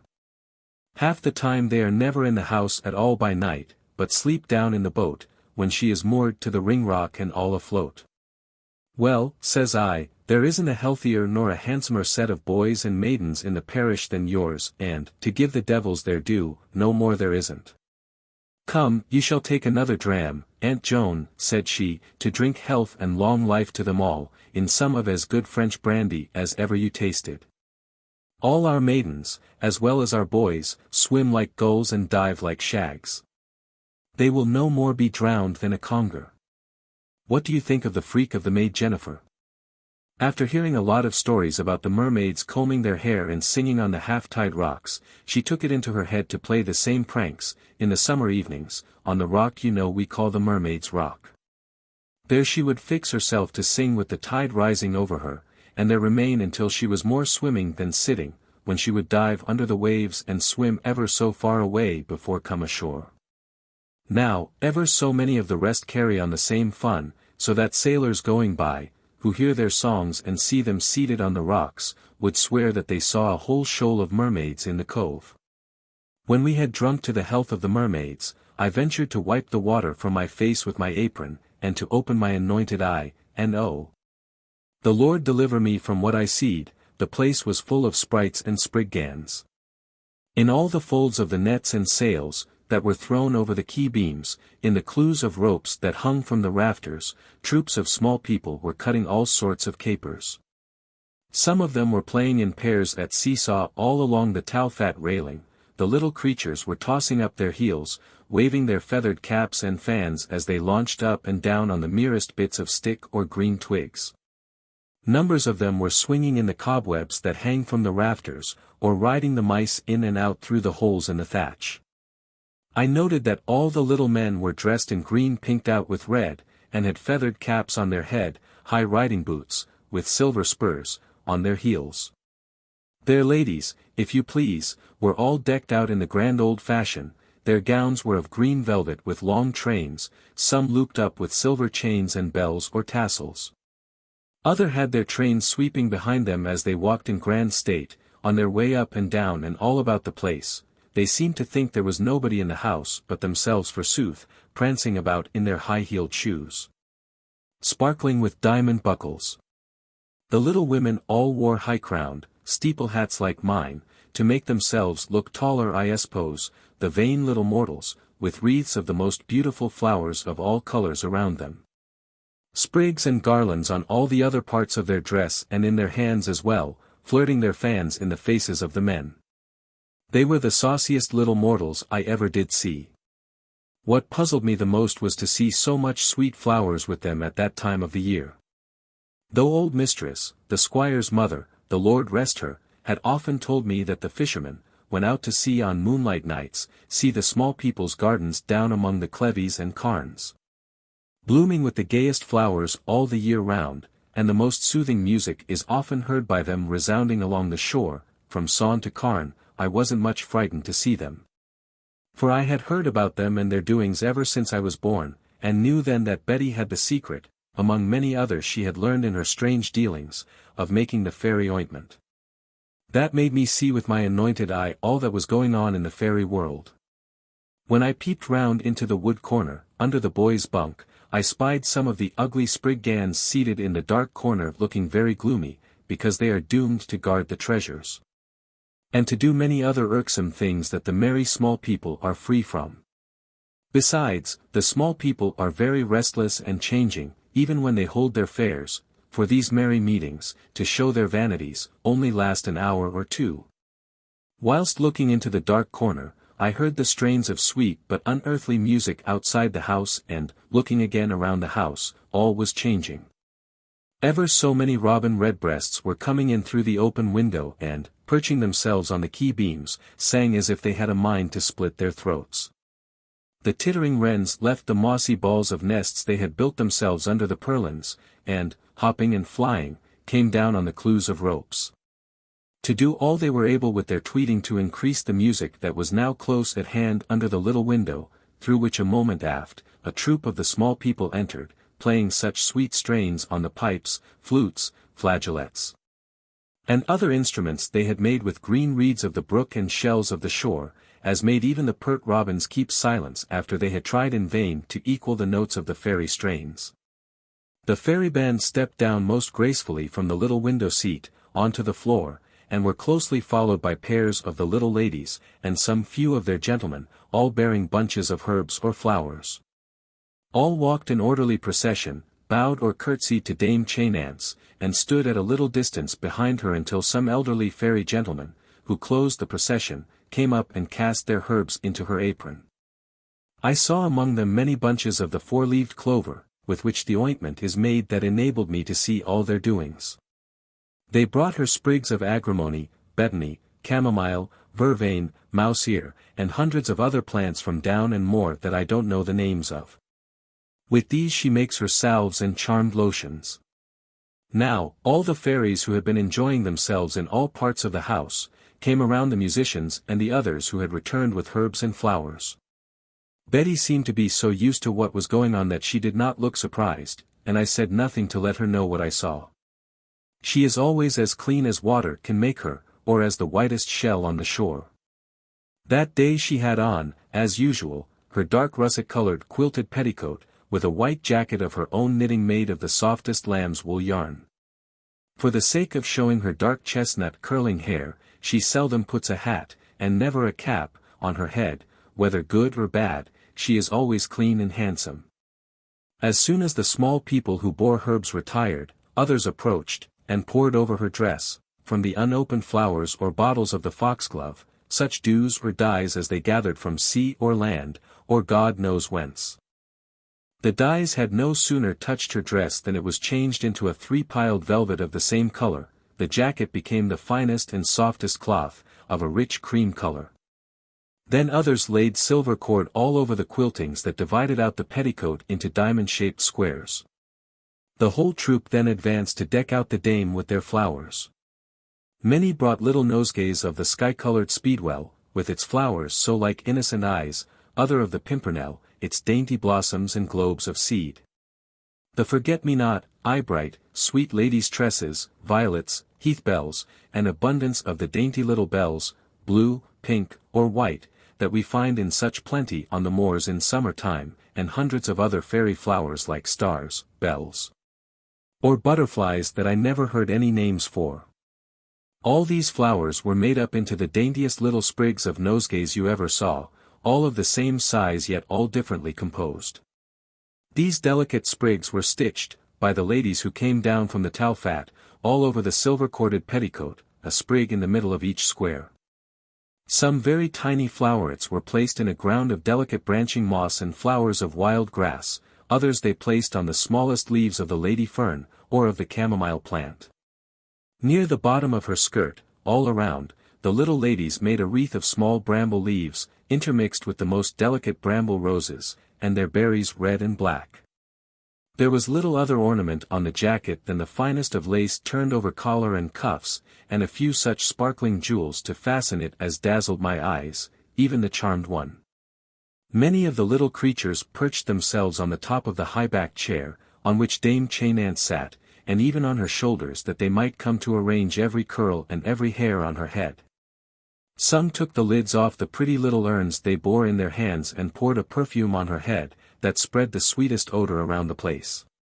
I very much admired the neat little urns, and their grooved lids, but when I picked up one it was only the seed cup of the wild poppy. And her apron. Oh, I forgot to tell how her check apron became, after she had placed the herbs away, a crossbarred sheeny silk, bordered with wreaths of convolvulus. They placed no other ornament in her hair than a small sprig of holly with a few red berries on it, or was it a cluster of ivy berries I can't say, yet the Dame of Chainance, decked out by her fairy friends, was more gay than the loveliest queen of the May. The work was done by the fairy fingers in less than no time, their band playing such lively airs all the while that they could not be slow in their motions. My senses were overcome with the smell of the fairy odors, the scent of the wallflowers and honey with which the hollow walls of the house were bursting, and even the honeycombs were hanging down outside the stones under the ivy leaves, so that they contrived to get much honey without ever killing the bees. The bees might always be seen flying about the house like the birds, and never stung anyone belonging to it. When I waked up from my doze, I saw that many of the small trade were making wry faces at me, and Betty herself looked as if she wished me to be gone. And, to tell the truth, I was getting rather frightened at the strange doings around me, though we have all heard of such things from our cradles. I soon took my basket and stick, and wished her good afternoon, when I had asked her up to try our Christmas cheer.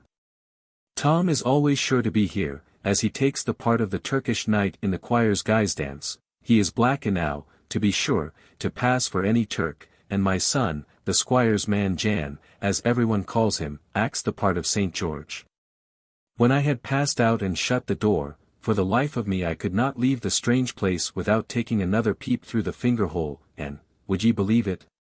When I looked first with my left eye there was nothing strange to be seen, the house was all bright and clean, as it always is, the sun was shining in through the windows on the newly sanded floor.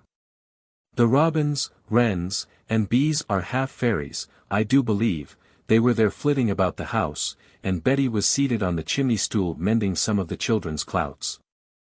I winked, and, looking again with my other eye, saw that the room was changed into a chamber of days, or banqueting room, such as I have often seen in my younger days. When old mistress put me with her in the visits she made to a grand place up the country, where some of the squire's rich relations live. But nothing I saw there was so gay as the dwelling of Chainance. The walls were all hung with tapestry, where one might see, as large as life, the pictures of everything on sea and land. In place of the Towfat was a grand balcony, with lords and ladies looking down over the railing on the sports below, where the small people were dancing. These left circles of sparkling diamonds behind them wherever they moved on the marble floor. The mistress of the house I saw seated in state under the canopy, casting glances at the door that I didn't much like, and some of her imps looked as if they had a mind to play me a trick. I tore myself away, glad to get out of the cove. All about the place seemed enchanted. As I crossed over to Kimyel Cliff I met many more of the fairy tribe, all bound for the dwelling of Chainance. As I went up the cliff the tide was flowing. One might hear the singing of mermaids above the murmur of the waves, yet it might only have been the wild children of Lamarna sporting on the rocks. The Dwelling of Chainance Part 2. Our nurse, our dear old faithful Joan. What pleasant tales she told. Adventures that herself had known. Or legends quaint and old. Unceasing marvel each excites. Untired, her stores we claim. Close seated round, oh, winter nights. Beside the faggot's flame. Anon. I was soon across the fields through Kimyel, Ragennis, Halwyn, Paul Church Town, and out to Chun. I skipped along, went down over Paul Hill as lively as a kid, feeling that the drop of French brandy had done me all the good.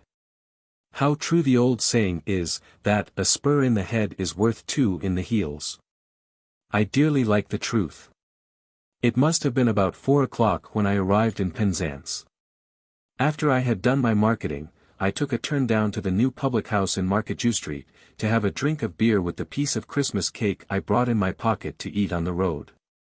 The house was so full there was no getting within, and I sat down, with many others, on the long bench placed under the trees opposite the door. The tapster brought us out our drink.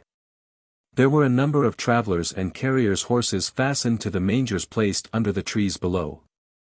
I coursied with a few old acquaintances, and we wished each other a Merry Christmas in some very fair ale, and a little brandy after, that it might not be cold in the stomach. Old friends are loath to part, and I should have stopped much longer if it had not been getting dusk very early.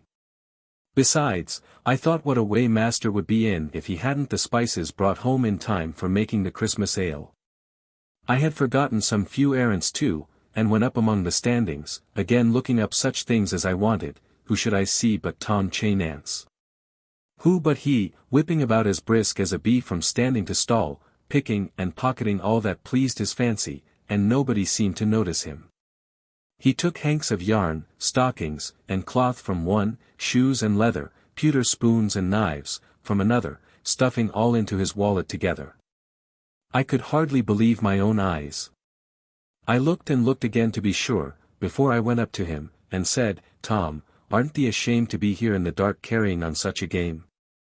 "Ah, ha," says he, "is that thee, old Joan? Which eye can ye see me upon?" After winking, it seemed to me that my left eye was bleared, for I could only see him on the right, the on that had been touched with the ointment. I answered, "'Tis plain enough that I can see thee on my right eye." Then, looking as if he would look me through, he brought his hand up close to my face. He pointed his finger to my right eye, and mumbled out a spell, but I could only catch the words. "Thou cursed old spy! Thou shalt no more see me, nor peep nor pry, on that charmed eye." Then he blew in my face, and, when his blasting breath struck my eye, all the sight was gone, and from that day to this I haven't seen a blink on my blighted eye. I was almost made with the pain, as I tumbled up and down, calling on the market women to catch the thief, but they couldn't see the villain. I didn't think of it at the time, but the same devil's salve that caused me to see him made the thief to be unseen. Some, who were no better than the thief himself, said I was a drunken old baggage, and told me to go home the same way as I came. I was so bewildered and tossicated about that I couldn't tell whether I was going towards the Quay or Street Clare, Alwerton or Market Jew, nor where I was at all, until I again found myself down by the door of the public house. Then I just took one horn of beer to deaden the pain in my eye, but wouldn't take any more for fear of making my head light. By good luck I took my bearings right, blind as I was, and steered my course down Vandervoer and over the horse tracks among the sandy banks, on the green. And what a dreary lonely road that is too, not a house as large as a pig's crow beside the road all the way from Vandervoer to Tolkarn, nor a single light to be seen shining from a casement anywhere. Except in the windows of a few fishermen's houses in the place they have now named Newlyn. Not being able to see more than half the road I often fell into the ditch on the blind side, and, for fear of missing the track and getting too near the sea, I fell over the low hedge into Parkenskebber, the field below the barn belonging to Carn. It was no more than 6 o'clock then, so the maidens told me who were in the field milking, and the way they were so late was because they finished decking the house with holly and bays, and other Christmas greens, before they came out. One of the boys who brought out the hay for the cows put me down as far as Tom Treglone's smith's shop, you know where it is, a little below the stepping stones that cross Carn River. Tom took me in and gave me a good glass of new-fashioned, nice cordial called shrub. I would have taken another with all my heart if he had asked me, it did my stomach so much good. But it is such precious stuff, or he liked it too well himself to ask me take a second glass. However, he was civil enow to lend me a hand to get across the stream. And well for me that he was there to help me. One can never see well where to place one's feet on the stepping stones when the water is eddying about them in the moonlight, even when one has the best of sight. My dear Duffy, you may be sure that I was very glad to find myself in Paul, and so near home once more. Thinks I to myself, I shall be home yet all in good time for the squire to have the spice and things for the Christmas ale, another hour's walk, or less, will bring me home. I hoped that my troubles were over now. But, good Booth, they were hardly begun yet, my dear child, for I didn't reach home for that night. And now I must stop a spell, and have a horn to wet my whistle, before I tell ye of the narrow escape I had of being carried away bodily by the old one, more than once, before I reached Trove Bottom. And I feel dry whenever I think of it. I left the smith's house, hoping to reach home in time to get the supper for master and the company that were sure to be at Trive on Christmas Eve, but when I had dragged myself up Paul Hill it was hard work for me to stand up, and I determined, as I passed Tune, that if there was any light to be seen in Rosenbeagle I would go into Aunt Joni Palgrane's and stop for the night.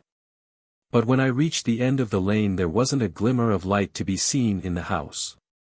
Thinks I to myself, Dame Palgrane is gone to roost, and, as she isn't the best-tempered body in the world, there will be but a cold welcome for me if I disturb her. Then, to rest myself a while and think whatever I should do to get home, I fell to sit, as I though, on a green bank beside the road, but instead of finding myself on a bank plump down I went in a pit of muddy water, with my heels tossed up higher than my head. By much kicking and scrambling like a toad on his back getting out of a hole, or a Dumbledore, beetle, kicking himself clear of the dung, I got up to my knees at last, and begged and prayed that I might find an old quiet horse in the lane to have a lift, else I felt, as the weakness of my legs, the sickness of my stomach, and the pain in my eyes, altogether made my head so light that it was no easy matter for me to stand steady. I should never be able to get home for that night, with my streaming wet, quilted coats hanging about my legs. I should have been ashamed to go into any decent house then like that of Joni Palgrane, if there had been any light to be seen.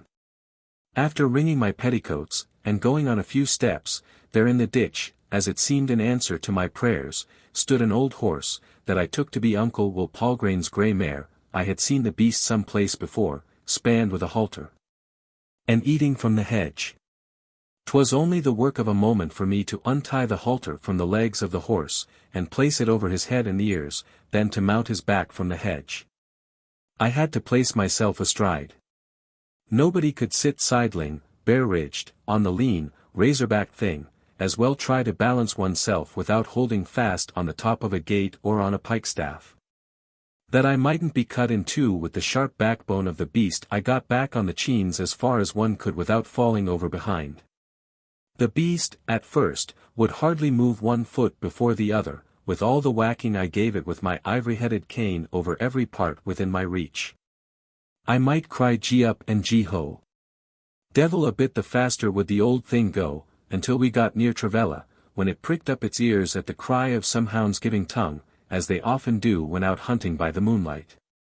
The beast took off to trot going down Travella Lane, faster and faster still, with such rough motion and high action, bump, bump, I couldn't keep my seat without a tight grasp on his tail with my right hand, the halter I held in my left hand. And the basket was swinging on that arm. By the time I had the power to sling my cane by the leather loop over my wrist, that I might have the firmer holdfast of the tail of the hoss, or of the devil, or whatever it was, it went like the wind. The more I cried wahay. Wah-ho. The faster still the thing would go, and seemed to me, by the time we reached Travella Lane's end, to be grown as high as the tower. Then it would leap across all the turnings, and over the corners of the hedges coming into the lane. The wind rose at the same time to a hurricane. Mingled with the roaring of the storm was the howling of the dogs, and the blast of the huntsman's horn. The thing I was mounted on often rose on end, or plunged in such a way that my heels were sent aloft and my head thrown over the tail, or the pitching of the thing would bring my head down on his shoulder. But, worst of all, my cane hanging down over the rump of the thing, swinging by the thong to my wrist, was sent by the flying legs of the devil's charger all the time walloping about my head and ears like a thresher, flail.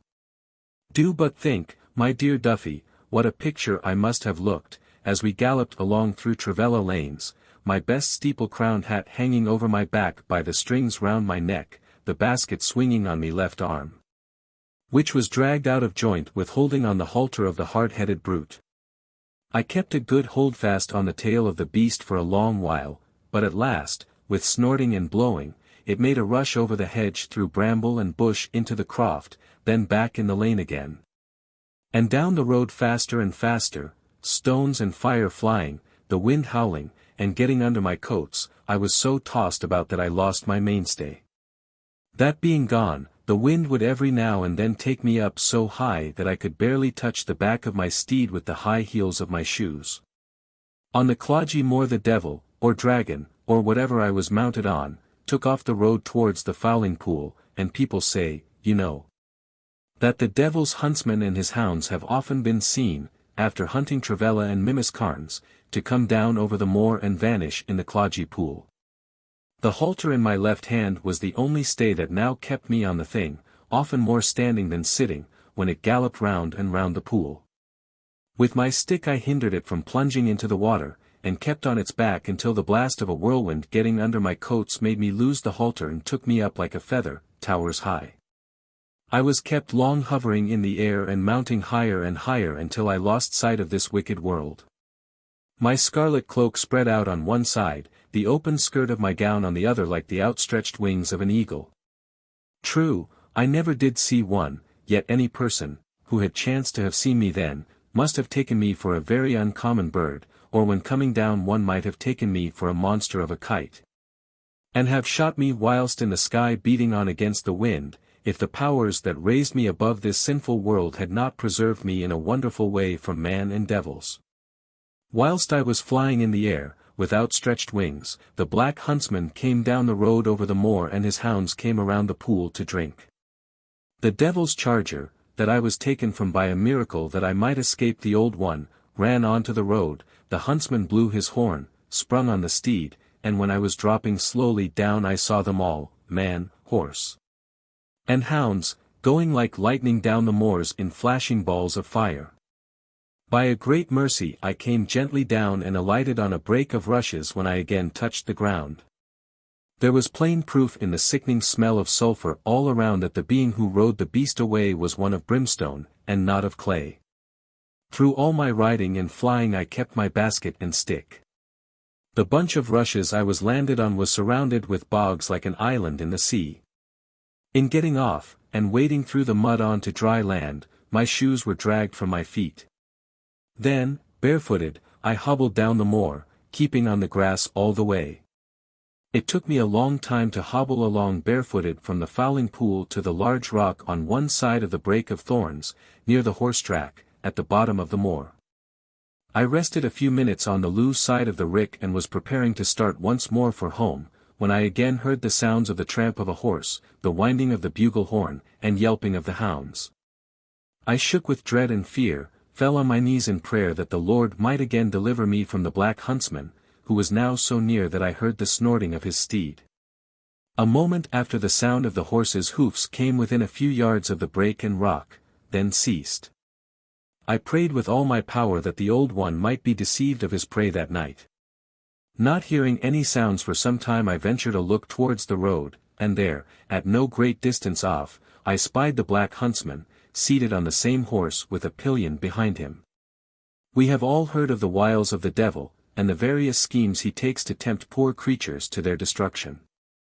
I prayed that I might not be beguiled by false appearances, nor by any of the allurements of the evil one, who was now come to try the power of his illusions on my poor wearied carcass. As I prayed with all me strength that the devil might not discover my place of refuge, he blew a blast on his bugle horn, called his hellhounds together, and galloped up the hill. Not a moment longer would I stay on this haunted moor. Not even Sennin Green and Towednack Downs have a worse name than the Cloggy and the Carns around it. I got at last to the gate opening into the North Downs. The gate is near the river, and just inside the gate is the bougie, where plenty of straw is kept underhand for the young cattle on the downs and moors. I felt as if my bleeding feet would carry me no farther, to save my life. It was as much as ever I could do to crawl into the bougie, and fall down, more dead than alive, among the straw. I was then within a quarter of a mile of home, yet had it been to save my soul I could not have gone a step farther. Although my pains and sufferings were dreadful, I soon fell into a troubled sleep, with fatigue and weakness, and was again waked up by the tramp of a horse and the barking of dogs, that were soon in the house, all around and treading over me. Grasping my stick, to beat them off, I heard the tramping of boots near the door. "Avaunt thee, Sathanas, in the name of the Lord," cried I. And, when I ventured to take my hand from my eyes, there was the squire with a lantern in his hand and the man Jan close behind. "What have we here?" "May the devil run away with me," says the squire, "if our old Joan isn't here among the straw dead drunk. When men and boys, with horse and hounds, have been trying to hunt her up in the town and all the country round, during the whole of this blessed night." "Oh, master," I said, "for the sake of all I have done for you, from your cradle to the time you were booted and breeched, do leave me to die in peace and bury me decent, I beseech ye. By all that I have done and suffered for ye, from the time ye mounted a horse until this the last hour of my life, by the remembrance of all my knitting and spinning, for the sake of all the pies and puddings I have made. And by all that I have done and suffered for ye from the time ye first mounted a horse until this last blessed hour of my life, oh, my dear master, swear to me, by your horses and hounds and all you love best, that you will leave nobody abuse me after I am gone above to my old mistress. But whatever shall I tell her about this wicked world and the bad doings of the people of Berrien?" "Tell her." "Tell who?" "Hold thy tongue, old fool," says the squire, after I had made this tender appeal to his best feelings, that might have touched the heart of a Dumbledore. Then turning to my unnatural son, he said, "Jan, my dear man, run down to the mill as fast as thee cust lay feet to ground, for the miller's wheelbarrow. That we pay get out old mammy home before she is frozen to death, tell the miller to bring a flask of brandy, and Dame Tremolin to come up quick with some blankets, flour sacks, or anything that comes to hand to keep the cold from her this frosty morning." The miller was the first to run up from the mill. "Here, Aunt Joan," said he, when the squire raised my head, "take a hair of the dog that bit ye, it will do ye all the good." "Oh," says I have never been the worse of liquor in my life. And as this is the last drop I shall ever taste in this world, I will just take a thimbleful to help me round land comfortable." By the time I had swallowed the drop of brandy, Dame Tremolin was come with blankets and flour sacks, and Jan with the barrow and ropes. They lifted me into the barrow to sit on some straw, and covered me over all but my head. I wouldn't have the flour sacks thrown over my best steeple crown. The squire and Jan fastened the ropes to the ears of the barrow, to help to get it over the banks and up the hill. Dame Tremolin held me steady, and the miller took the handles. When I found myself once more in the broad green lane among the trees, and trundled along over the smooth bowling green, I felt that the drop of brandy had saved my life, and when I was seated in the old hall before the blazing fire, eating a bowl of warm caudle that Betty Trevelyan made me take, I should have felt very well but for the remembrance of what I had gone through. Then I told them how I had been served by Tom Chainance, missed my way in consequence. But, most fearful even to think or speak of, how I had escaped twice just by the skin of my teeth, as is were, in a most wonderful way, from being carried off by the old one, and the last time he came to tempt me to go away, weary worn. And footsore as I was, with a horse and pillion. But, thank the powers, I had the grace to resist all the wiles of the evil one. Then, to help me overcome my fright, I suppose, they made up a story among them that the steed of Satan that beguiled me was no other than the miller's breechy horse, that no spanning will keep from going over the hedges. Which had got into the lane from Travella Croft, where Tremlin had put it an hour or two before, and spanned with the halter. And the black huntsman and his hounds were no other than my own son Jan and our dogs. That, thinking we hadn't rabbits and hares enough for the Christmas feast, man Jan had taken the hounds and gone off to hunt the crofts about Travella and Mimis Carns, by the moonlight. That coming down over the moor near the fowling pool, he had found the miller's horse on the road with the halter under its feet. That then Jan mounted the horse, rode home, and finding that I wasn't come home from town, put the saddle and pillion on the miller's horse at once and rode off to town, hoping to meet me on the road. He called at all the houses on the way, to inquire after me, as he said in his impudence that I was like a miller's horse for stopping at every door. Joan Polgrain, in Rosenbeagle, told him that she had neither seen nor heard of me. At Tom Smith's shop, by Tallcarn River, Tregloan told him that I had passed over the hill many hours before. He was then come back, when the squire, boys, and all who had been searching round for me, were going into the bougie. Jan said the story the squire made up was all true, but if the squire tells as big a lie as ever was spoken his man Jan will swear to it, and the miller, the sinful unbelieving wretch, said I was just as much, and no more, in the sky. Then his old woman was the other night, when she dreamed that she went up to visit the man in the moon, to know the reason why he had not hung out a better light the other night. For her and the rest of the witches to see how to steer their black ramcats, and the brooms on which they rode, across the water, to milk the Welshman's cows. When she awoke there was no putting it out of her head but that she had been aloft all night. She would have me believe that on first staring one night, with the rest from Castle Peak, she, being foremost always, went off with such force that the end of her broomstick came slap against the sky. The blow made the blue ceiling over this world to ring like a crystal goblet, or a silver bell. And that it continued to ring louder and louder, until it sounded harder than the biggest bell in Berrien Tower, when some of the smallest stars fell out with the shock and she came down after them expecting to find them. But they all fell down in the sea somewhere between Penvaunlas and Scilly Rocks, when their lights were put out and she lost them, except from her hot brains. I tell thee what, Aunt Joan, said the villain of a miller, it would have been no wonder if my young horse had gone into fits with the fright he must have had to see thee fixed astride on his rump. With thy long bony shanks and high-heeled shoes cocked out on each side, your claws stuck fast of his tail, the skirt of your open swing-tail gown and your scarlet cloak flapping about his head and ears.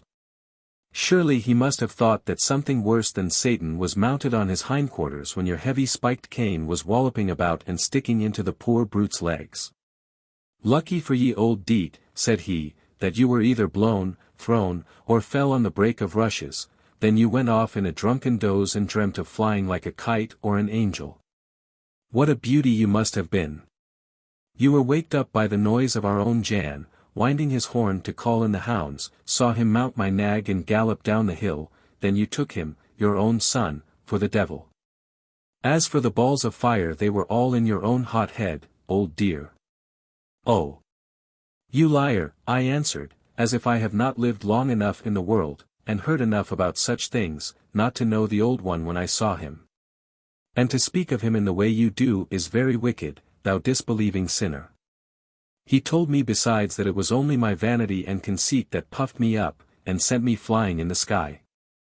Old Joan, says he, doesn't thee think thyself of so much consequence, that, for thy sake, the old gentleman would ever leave his own warm country this cold morning and come tramping from far away, with a horse and pillion, to fetch such a troublesome curious old woman as you are? They would rather never have ye among them, your everlasting meddling would set them all by the ears. And Tom Chainance did no more than right to put out the light of your game eye. You shall have another and a better one made of Cheney, or beautiful Clome, that you mayn't see honest people stealing things in the market when they are not near the place. If you came down to the mill with that eye anointed with the devil's salve you would swear that I, the honest miller, told the grist 5 or 6 times when I had not put my dish into the sacks more than half so often.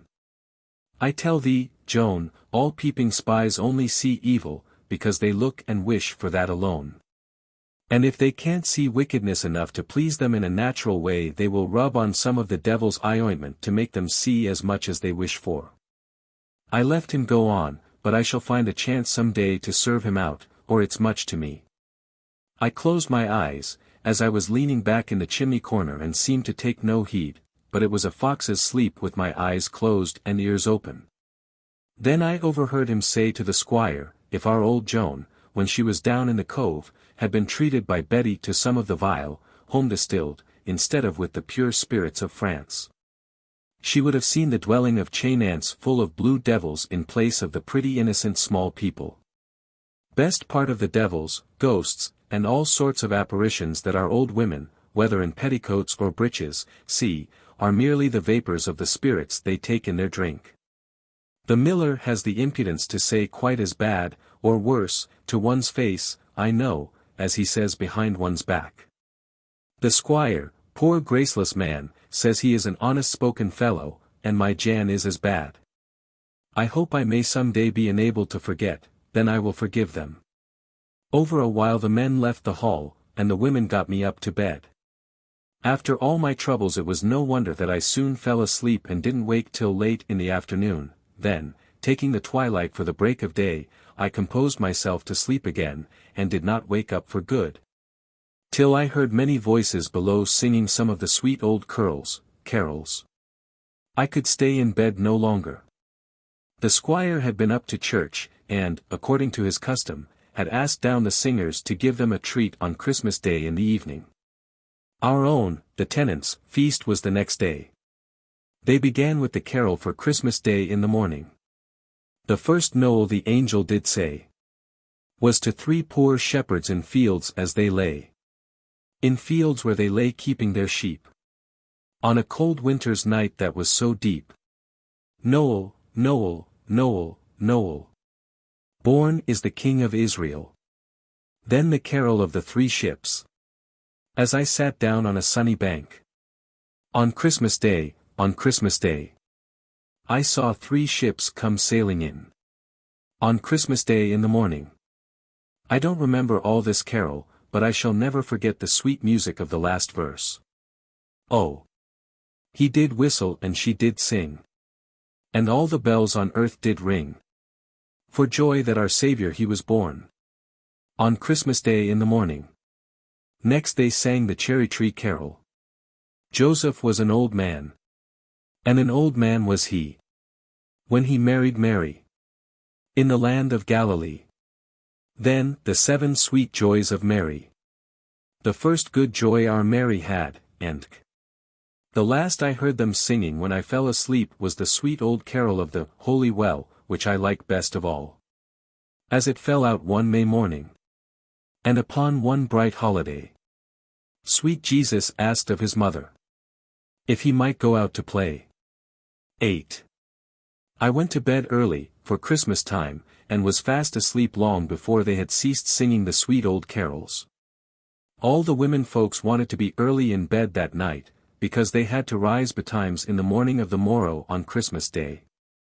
As on that day, long before I was born, the Lovels of Trove have held their Christmas feast for the tenantry, when many from a long way upwards, as well as friends and relations from all the country over, come and remain in Trove over old Christmas Day. That all might be ready in time for the expected company, the women folks had to rise soon after midnight to make the pies, prepare the meat, game, and poultry, for roasting, boiling, and baking.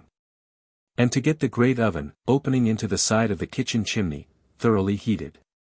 By the break of day all the bottoms rung, and the hills resounded far away, with the winding of Man Jan's bugle horn to rouse the folks of Boliet, Trevider, Carris, Castellac, and all the villages round, to join in the hunting and hair-tracing over the newly fallen snow. As soon as all the men had left the hall, where they found their breakfast ready before daylight, there was such a fire made in the great chimney of the hall as is only seen there twice a year, at Christmas and the feast. The fireplace was filled up all its depth, and from bottom to top, with logs of oak, ash, and elm, with bog turf laid between and piled behind the wood, to keep up a steady fire. By the time the fire was all aglow, and sending out such heat and sweet smoke from wood and turf that one might feel and smell it all over the town place, the largest joints were spitted. And the 2 great spits placed on the hand irons before the hall fire. An hour or 2 after, the geese and other small things were placed on the end of the same spits, until our great spits were full from end to end, all the width of the chimney. And many such small things as woodcocks, snipes, plovers, teal, and other wild fowl, and small game of all sorts and kinds, were placed to roast on the dripping pans, and turned from time to time.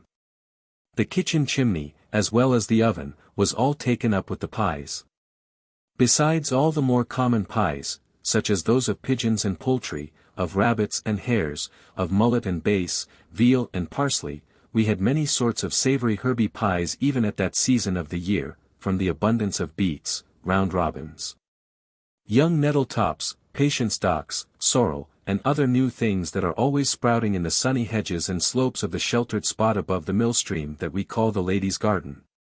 Besides many new roots and things that the gardener is getting into the place every year, and which gives us plenty of herbs all the time.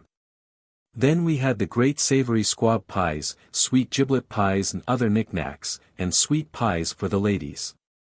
As soon as the large things were taken from the oven, cakes and pasties were ready to be put in, the oven continuing hot enough to bake small odds and ends all the day long. The great Christmas puddings had to be boiled in the parlour chimney, every other fireplace being taken up with cooking something or other. The squire, with some of the elderly hunters and the ladies who went up to the hills and Carns to see the chase, returned soon after noon. Then the table was laid, and from that time till long after dark, company after company kept coming home laden with game and as hungry as hounds.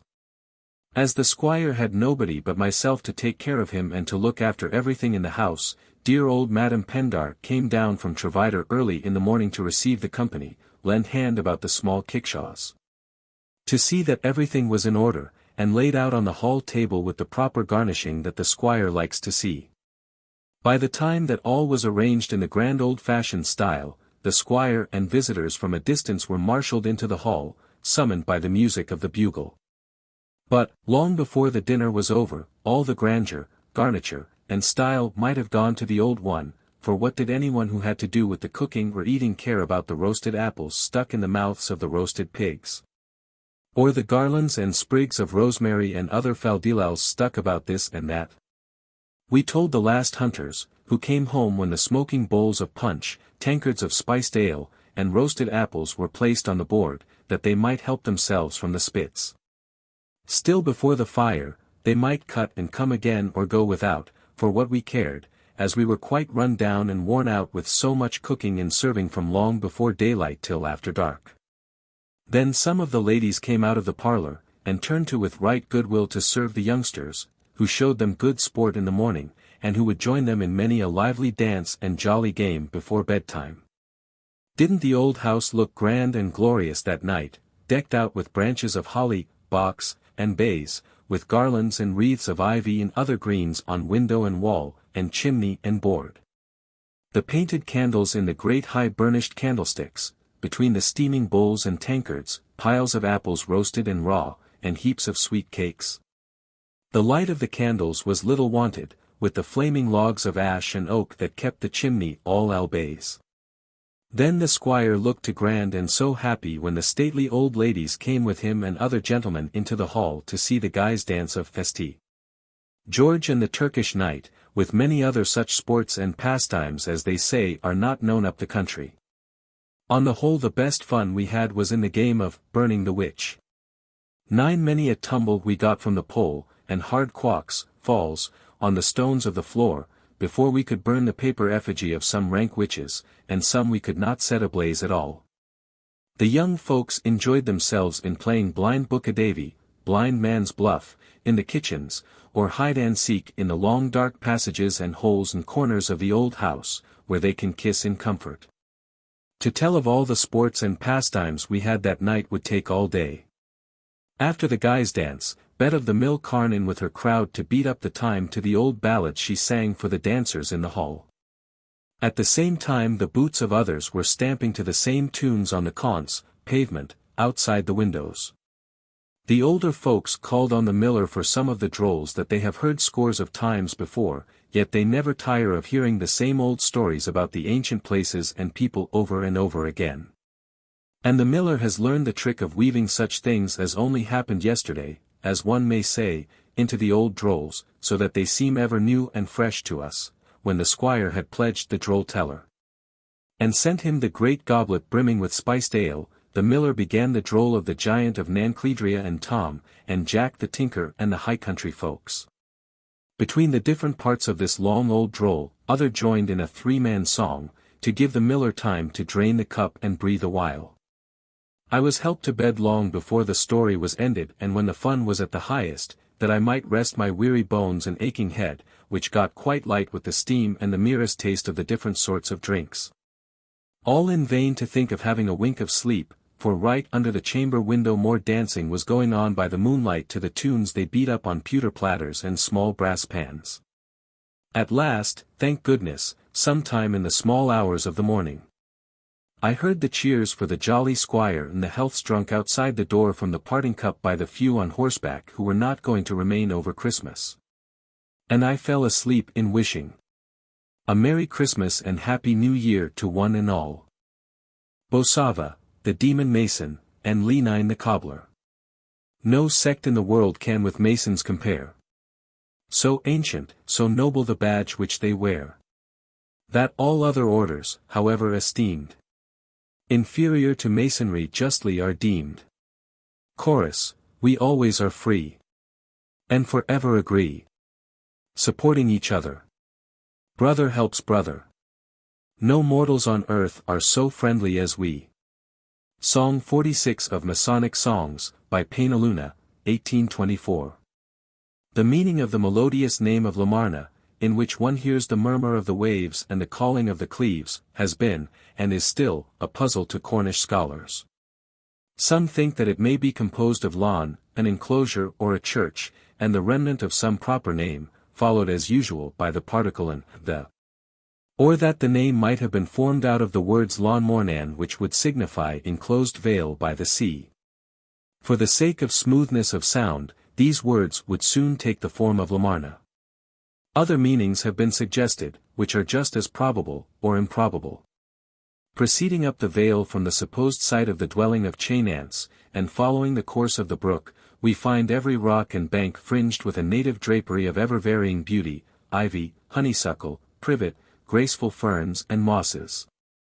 Or luxurious grasses decorate every rock and secluded nook, where shaded pools mirror the exquisite beauty that is still to be found here in its untrained, natural loveliness. Here are many spots of quiet beauty in which the lover of nature would pass the day spellbound with the various attractions which charm every sense.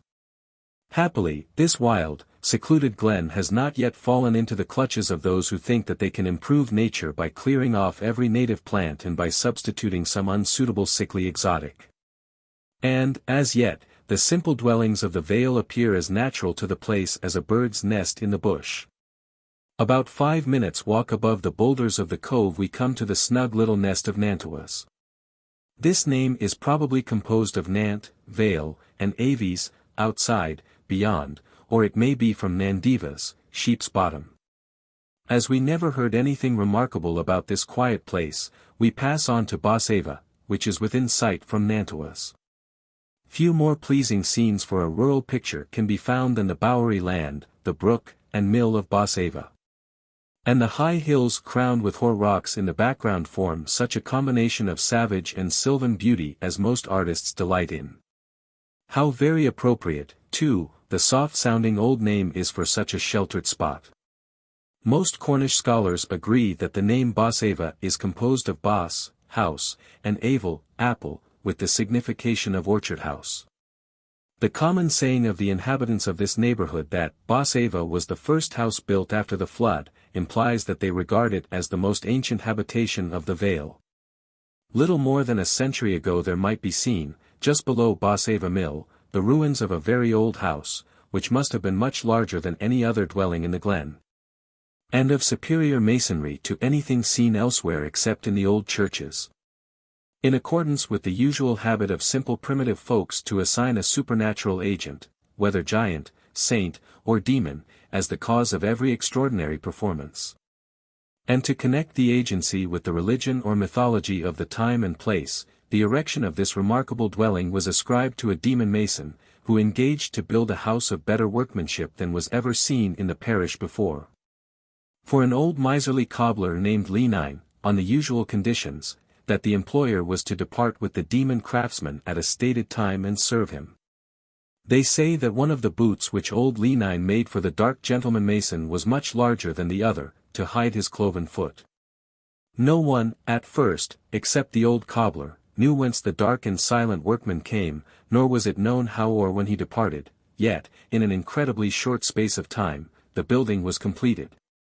All the walling done in the good old-fashioned style of rubble work, now lost, of placing the loosing edges of the stones and the pinners all on the outside, so that the rain never penetrated the walls. This mason, or devil, seldom used compass or square, plumb line or level, yet his work was as true, and the walls were as even, as if he had intended to build him a tower. He made an arched door to the house, and worked many curious devices on the jambs. The mullioned windows were surrounded with frames of finely cut ashlar work. On the large square stone that formed the top of the punnion and the base of the chimney stack, next the road, he worked, as usual, the compass head which was a finish to the raised wind course of coping stones of the gable. A few feet under this, on a boldly projecting stone, was displayed the figure of the mason's head, with long oval face, high forehead, and straight features. From among the ivy which soon overgrew the gable, this strange face, perched up on high, seemed to look down with its stones on all who passed by. The windows were all on the sunny side and end of the house. But he made the door, according to the custom, common enough in old times, on the north side. And not a bad plan either, as one may, 9 rainy days out of 10, leave the door open when to the north. Besides, the inside of the house is not so much exposed to the gaze of intruders when the windows open into a secluded garden on the other side. In the gable, over the arched doorway of the porch, the mason placed a fine diamond-shaped stone, on which he cut the exact features of the grinning, griping old miser, and surrounded the grim visage with a garland, or frame, of broken oak branches, with leaves and acorns, all as finely cut out of the stone as if they had been carved in oak. Yet the chimney stacks were the crowning glory of the building. They were of ashlar work and much higher than any seen here before. About 1/4 of their height from the top, they were surrounded by a bold moulding. Above this, they were contracted to their summits in a beautifully curved outline. We don't know much about the inside of Lanyon's house. They say that the hall, we didn't call the best room in any such house a parlor then, served the old miser for a cobbler's shop, and as a mere lumber room for the wreck of such fine things as belonged to his family in old times, when they had been grand folks, and the old cobbler had his full share of family pride, if but little besides. Over the great fireplace of this hall, or lumber room, there was more stone carving, that the old miser said was the Lanyon's or Lanyon's coat of arms. An old rusty sword was hung over this. On the hearth were the remains of what had once been handsomely ornamented, brass fire-dogs or hand-irons. Opposite the window, on the wreck of an old carved oak buffet, were ranged many curious old flagons, glasses, and other drinking vessels. On the wall above these an oval looking-glass, in a black ebony frame, which was much broader than the glass. A coat of mail and a buff jacket were suspended on the wall behind the door, besides the homespun garments of his dame's manufacture, and, what the old man regarded with the greatest pride, a huge pair of jack boots made of real cordovan. These once belonged to some renowned Lanyon who lived no one knew when, nor whence he started to prove his valor in the holy wars, as soon as his lady-love had buckled on the monster spurs which were still shown on the heels of the gigantic boots. With such spurs, surely the horse the knight best rode ought to have had ribs of steel and a skin of sheet iron. They were just such stabbing machines as a beggar would like to don when he is, at last, mounted on horseback to make a morning call on His Highness the Prince of Darkness, for everyday experience shows the truth of the old proverb, that the newly made are ever ready to go to any lengths. So anxious are they to get into fashionable society. Under the armor and warlike clothing was a carved settle of the sort that one may still see now and then, made for the back, fixed on a pivot, to turn down on the arms, so as to serve as a table, if desired. In the middle of the room a large frame table, and a few chairs, too heavy for one person to move in these degenerate days, placed near the walls, completed the garniture of the strange room, which would not have looked so very mean, after all, if the old miser had not made a cobbler's bench of the long window seat, which was covered with his lasts, awls, and other tools of the craft, hung around with patterns, scraps of leather, twine, and ends. The strange mason from the other world had spared no pains, and took such pride in his work, that he thought nothing of trudging away down to Lamarna Cliff, to pick out the stone he wanted for a particular place or piece of work. And of carrying the same, often a load enough for a horse, home on his shoulder. A rule he never wanted. He could see at a glance the stone to fit the place, and the great stones, rocks one may call them, which he hoisted with a tackle of his own invention, for the corners and window jambs, were set to a hair. Much more one might say about the fine work that the masons would be at from the first dawn of the long summer's day till dark night, ceaselessly, and in silence, he was forever working away. Whilst the old man and his boy tempered the clay or mixed the mortar, old Lanyon and his son were the only persons with whom the strange craftsman deigned to converse. Between the three the timbers were placed for the roof and the house thatched, then the builder departed no one knew how, nor exactly when. Old Lanyon enjoyed the house in his dismal way for many years after it had been finished, in all respects according to contract, by the honest mason devil. The term was drawing near to a close for which it had been agreed that old Lanyon was to live in his grand mansion, before he had to pay the builder. Yet he didn't seem to think much about it, and hammered away at his lapstone as if he didn't care a cobbler's cuss for what was soon to come. At last the term expired. And the cloven-footed craftsman, whose name is never mentioned, returned to claim his own, to take his ancient employer home with him. The night he arrived, late as it was when he reached Boseva, he found old Lanyon mending a pair of shoes for some neighbor. The cobbler desired his visitor, who was for immediate departure, to let him finish the job, and the inch of candle remaining, stuck on the edge of the window seat, that it might not be wasted, before they started together. The good-natured simple devil consented. And then, when he turned his back a moment, and went out to see how his work stood the beating of wind and weather, that instant the old cobbler blew out the candle and placed it in the Bible. The devil, as one may expect, was much enraged to find himself fooled by the old miser, and declared that from that time old Lanyon should never be able to keep a whole roof on the house nor anybody else after him. So that he would find himself worse off than if he would go then, like a man to his word. The old cobbler cursed and swore, that, roof or no roof, he would remain in his house, in spite of all the black gentry in the place the dark workmen Carn from, as long as one stone stood on another. The crow of the cock soon after made the devil decamp, and, in taking his departure, he raised a whirlwind which blew off all the thatch from one side of the roof. The old cobbler didn't mind that, for as soon as the devil departed he cast the candle in tin that it might be safe.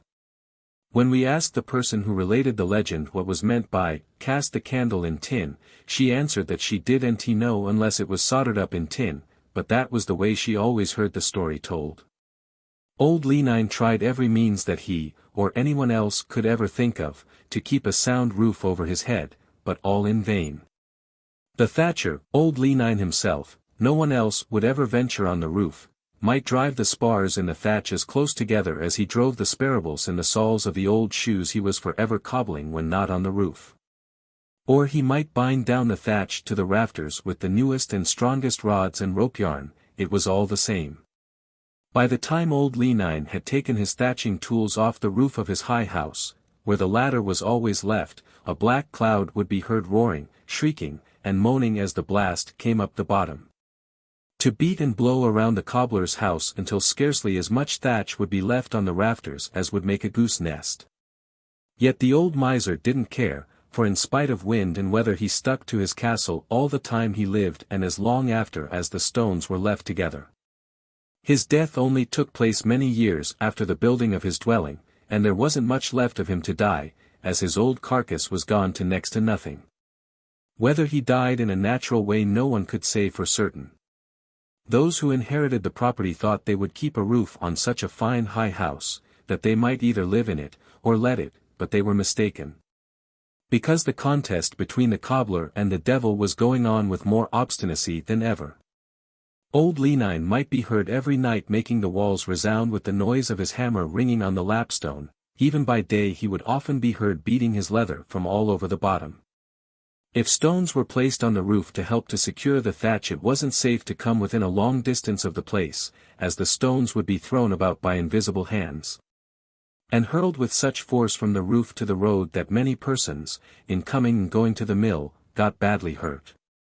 At last, when it was found that no one could live in Lanyon's house, and few, on account of the strange doings in the bottom, cared to come near BOSENCE mill, the miller sent for Parson Corker, who was noted for having strange intercourse with the invisible world.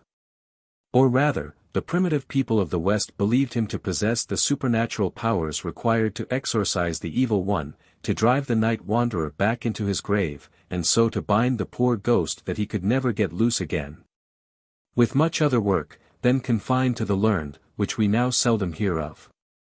The parson was also such a noted sportsman that he was rarely seen except on horseback. He always came into church booted and spurred, to be ready for the chase as soon as he passed the churchyard gate and found his man and horse waiting for him at the cross. He so delighted in the sports of wood and field that, with the earliest dawn of the dewy morn, the hills around echoed the cry of his hounds, and rung with the blast of his bugle horn. The reverend huntsman, ghost layer, and devil driver being a bachelor, lived with his cousins, the Trezillians, in Treziter.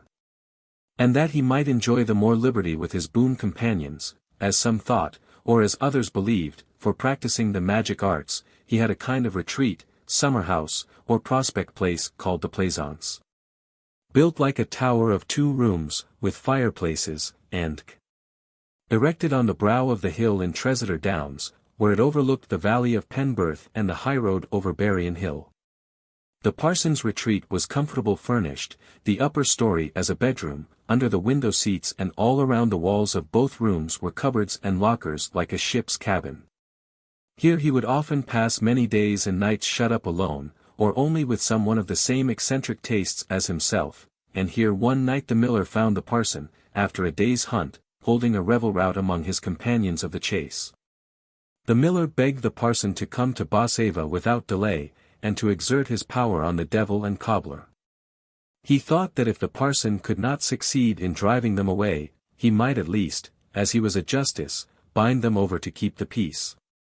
After the parson and his friends had well fortified themselves, as well as the miller, with plenty of strong drink, that they might be the better able to undertake the difficult work, they all started about midnight, from the parson's Plaisance, for the scene of their ghostly operations, and arrived at BOSENCE in the small hours of the morning.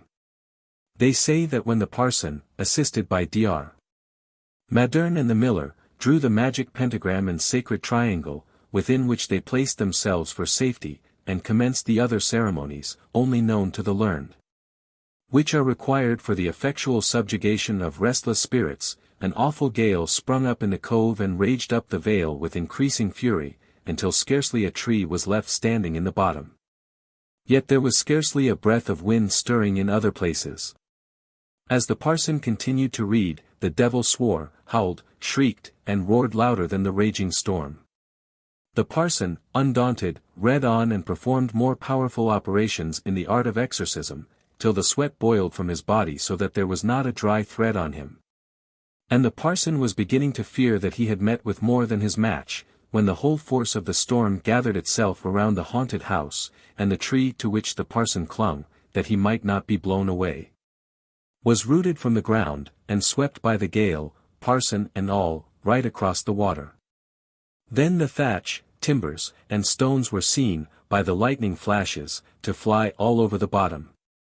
One of the sharp spars from the thatch stuck in the parson's side, and made a wound which pained him ever after. Yet, not to be baffled, the parson made the black spirit hear spells which were stronger still. A moment after, the devil, as if in defiance of the parson, had made a clean sweep of the roof, from amidst the wreck of the building a figure was soon to rise in the shape of the dark master mason, and fly away in the black thundercloud. With his level, square, plumb line, compasses, and other tools around him. After the devil had disappeared there was a lull in the tempest. The brave parson then tried his power on the cobbler, who might still be heard beating his lapstone louder than ever. The parson, after summoning old Lanyon to appear, and after much trouble in chasing the obstinate spirit of the old miser from place to place, at last caught him in the poolrouse under the mill wheel. Then the ghost threw his hammer and lapstone at the parson's head, at the same time cried out, "Now, Corker, that thee art come I must be gone, but it's only for a time." Luckily the parson was too well acquainted with spiritual weapons to let ghostly tools do him any harm. The night was past. The parson's power had compelled the demon and cobbler to depart. After making a wreck of the house between them, the parson could do no more for the miller. But a few days after it was found that the old cobbler had returned to the charge, making more noise and annoyance about the place than ever, by broad daylight even as bad as by night. And that the parson could only hunt him from spot to spot about the wreck of the haunted place, without being able to make the noises cease from amidst the ruins. It was then decided to demolish all the walls of the devil's building. Thus the best piece of work ever seen in this part of the country was long ago destroyed, and the stones employed for building hedges and outhouses. No one cared to use them about any dwelling house, for fear that the old miserly cobbler might claim them and again settle down to beat his lapstone beside them. If one may judge by the many stories told in this neighborhood, the notion of fooling the old gentleman must have been a standing joke in old times, among the good folks of Berrien. The guy's dance of Madam Lovell, in which the lady deceives the squire, her husband, and tricks the devil, turns on the same fancy. When we took a walk to Lamarna, one afternoon during our Christmas holiday, to view the scene of the fairy revels of Chaynance, we called in at Boseva Mill. To inquire what was known about Lanyon's house, the miller told us that he never heard much that was remarkable about Boseva except the old story that it was the first house built after the flood. He had heard of some Lanyon who, in old times, lived in the bottom, spoken of as a notoriously wicked man, but more he did not know for certain. After that we entered the public house nearby, where we found pretty fair ale, but nothing to be had to eat, for love or money. Here we entered into conversation with a native, who seemed to be a foreigner in his feelings. He soon confounded us with long hard words, talking a great deal about the finite and the infinite, connecting these terms in some way with the good and bad qualities of the fair sex, some of whom had the pleasure of listening to him. We wished to hear something more of the old legends told about Trove and other place in this romantic neighborhood, but the only response we got from the impracticable gentleman was that he had heard plenty of such foolish drolls from the tootling old folks, and that most people are too enlightened now to talk of such things. Besides, he said, those who know the right way have more grace than to speak of such things, without fear and trembling, as were done in old times. Plain persons, of only common sense, could neither understand nor sympathize with the man, so chokeful was he of learning, grace, and conceit, and so utterly void of a single spark of genuine Celtic feeling. We should be glad indeed if there were more stories told about the times of old, in which one might find less infernal or supernatural agency of any kind, but we have no choice, and must take such as we find or none. Besides, as the demon of the old drolls is not so horribly and unreasonably wicked as his modern successor is made out to be, there can be no harm in taking a glance at the pictures these tales furnish us of old-world notions. And, as the old folks were not familiar with anything so superlatively atrocious as is often displayed for our contemplation, we may thence infer that they themselves were more simple and innocent than the enlightened of today. Trewoof and the old mansion of the Levellers. When taste and genius both combine to shape the stone or draw the line in fair proportion, just and free, all own the power of masonry. Old Masonic Song. A quarter of an hour's walk brings us from Boseva to the gateway where Lamarna Road joins the highway to the Land's End. Here, the pleasant woody glen expands itself into a broad bottom, surrounded by green hills. On a woody knoll, gently rising in the midst, are situated the remains of the old mansion house of Trewoof, more commonly called Trove. We get a good view of a portion of this ancient seat of the Levellers, or Lovels, as we ascend the road on the eastern side of the gateway leading to Lomarna. A few minutes' walk in this direction will bring us to Trove Mill. Here we are in the very dwelling of the noted witch, who figures at Bed of the Mill, in the guise dance of Duffy and the Devil. A few years since all the mill side of the gentle eminence on which Trove Mansion stands was shaded and sheltered by hedgerows and clumps of flourishing oaks, elms, and other trees. Which showed that it is neither the fault of the soil nor of the climate that our hills and dales, in many places, for want of wood, look so dreary, cold, and desolate. We enter Trove by the avenue, the outer part of which was formerly called the Green Lane, the inner, the Bowling Green. All about the town place, in the walls of outhouses, in hedges and ditches, we may find many wrought stones, which formed parts of mullions, string courses, foliated window headings, or that belonged to arched, deeply moulded, and otherwise enriched doorways of the demolished portions of the ancient mansion. The stone steps of what was once the grand staircase of the mansion may be found as gate posts, lintels, and serving other purposes in the farmyards and fields. Many years ago, we were well acquainted with all parts of Trove, and remember to have often then remarked the curled-up corbel of a wind course, or windspar course, as the old masons used to call the raised string course of the gable, built into the wall of a pigsty. This marked the rather simple style and the date of one portion of the building. If we remember rightly, near the entrance to the little enclosure called the hop garden there was then a triangular stone worked to lines verging to form a rectangular apex, which was, however, truncated so as to leave space for a soffit to receive the base of a pinnacle, or some kind of ornamental finial. The fine work on this, and many other stones lying about in the ditches, because rather unshapely for hedging, showed that a great portion of the old mansion must have been in a very ornate style. Far away in the hedges of fields we have also seen moulded stones which once belonged to handsome doorways, windows, gables, chimney stacks, and other ornamented portions of a building that must in its day have far surpassed any other in this neighborhood. When the successors of this worthy family that flourished here, since William's conquest, full 600 year, disposed of the estate of Trewoof, the land was sold in 3 unequal portions, the old mansion divided, and each of the 3 purchasers allotted a shore of the mansion house proportionate to the value of his land. From what we know to have been the arrangement of other old manor houses of the West, built on a similar ground plan, from the description of the old proprietors, from the names retained by various parts of the old buildings, even when divided and in ruins, and by other indications, we can understand pretty clearly what this interesting old seat was like. When the Lord feasted his guests and retainers in the noble hall, and in her bower sang the lady gay, bedecked in gorgeous rich array. A pleasanter spot than the sunny slope on which Trove stands, surrounded by the sheltering hills, is not to be found in the West Country. The ground plan of the principal part of the old mansion was in the form of the letter E. We suppose the back of the letter to represent the east front, or the side looking towards Lomarna Vale, and continuing this front above the top limb of the letter, or the south wing of the house.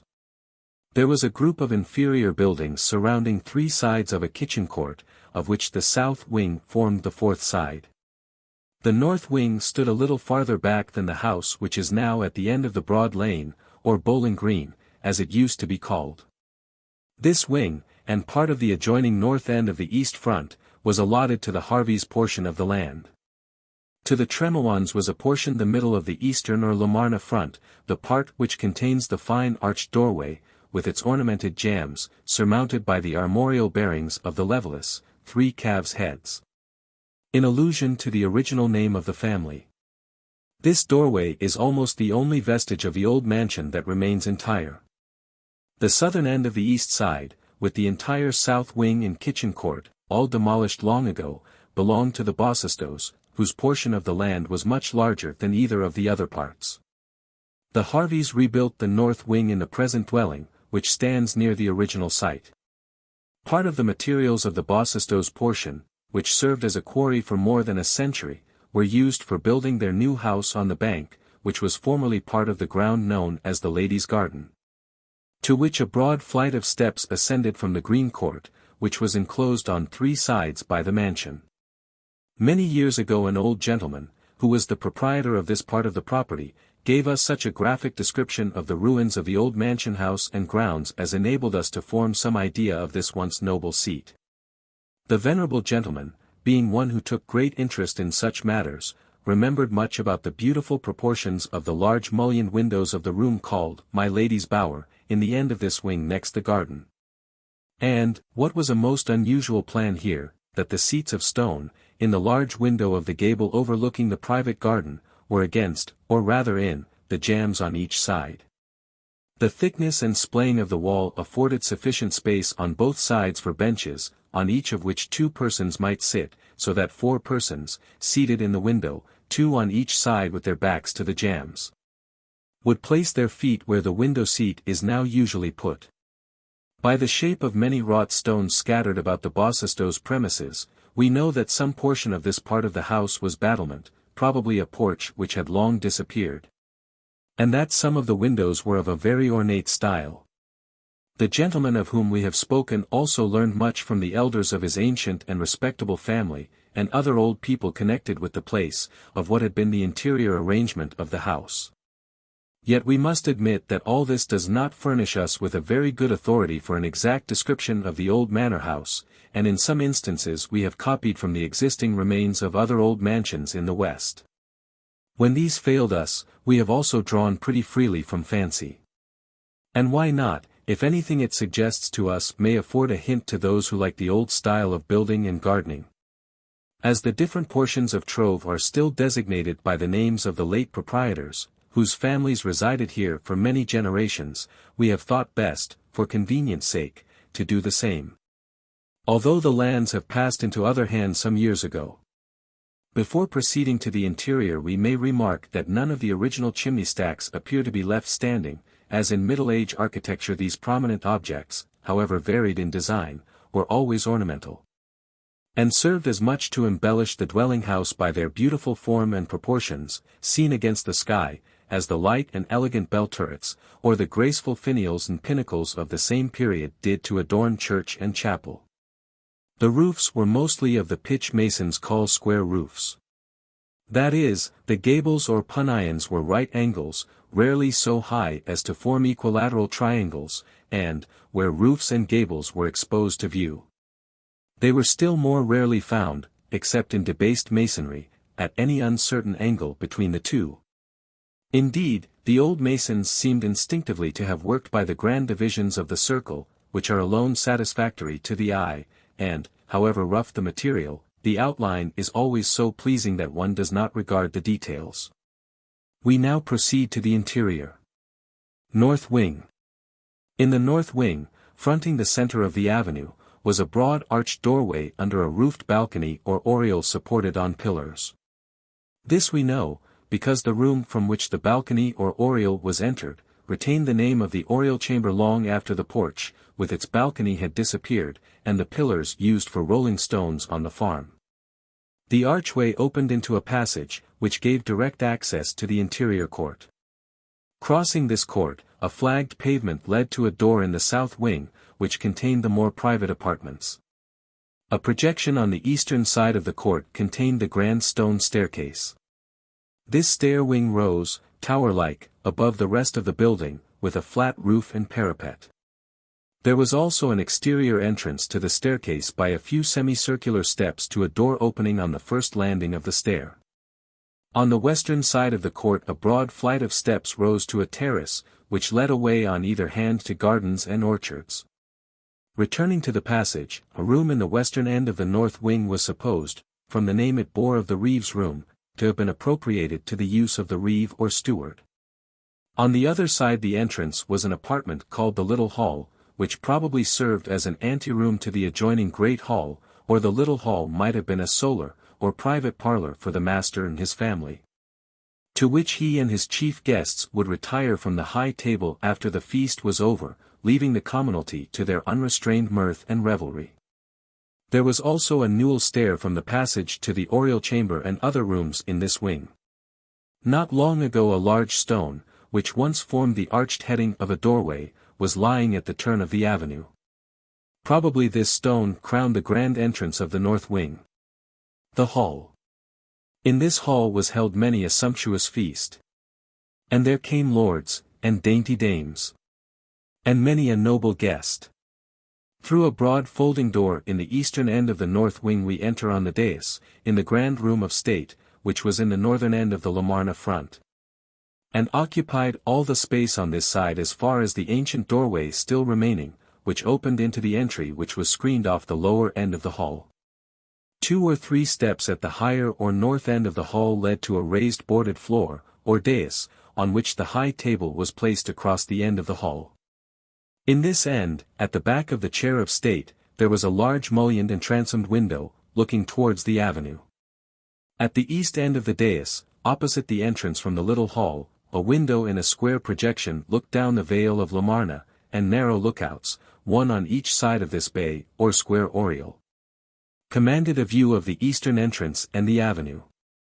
Here the levellers of old often sat down at the same board with their household and dependents, to dispense their frank and social hospitality, then. It was merry in hall when the beards wag all. And the minstrels' harps, ringing to the metrical drolls or songs of the bards, gave an air of romantic chivalry to the convivial scene, or the mummers' jests excited the hearty laughter and boisterous mirth which was good aid to the digestion of solid viands. From a festive board, in the jovial days of old. Merry it is in Halley to hear the harp. The minstreless sing, the jongleurs carpe. See the sturdy servants bearing out the heaps of pewter plates, wooden trenchers, and great round platters still containing enow of the untouched viands to feast all the families of the poor women who are waiting in the glowing kitchen for an abundant dole from the squire's board. The lady, and her fair damsels, leave the high table on the dais, and enter the kitchen, to see that all have enough and to spare. When they retire they are followed by the blessings of the poor to their gay bower, bedecked with many a fragrant flower, or some of the fair ascend to the minstrel's gallery, that they may hear the music and look down on the sports of the hall. The tables are no sooner relieved of pewter plates and platters, with the substantial remains of the feast, than the steaming wassail bowl, flowing with hot spiced wine, and flagons of sweet mead, are placed on the table, with silver drinking cups and goblets.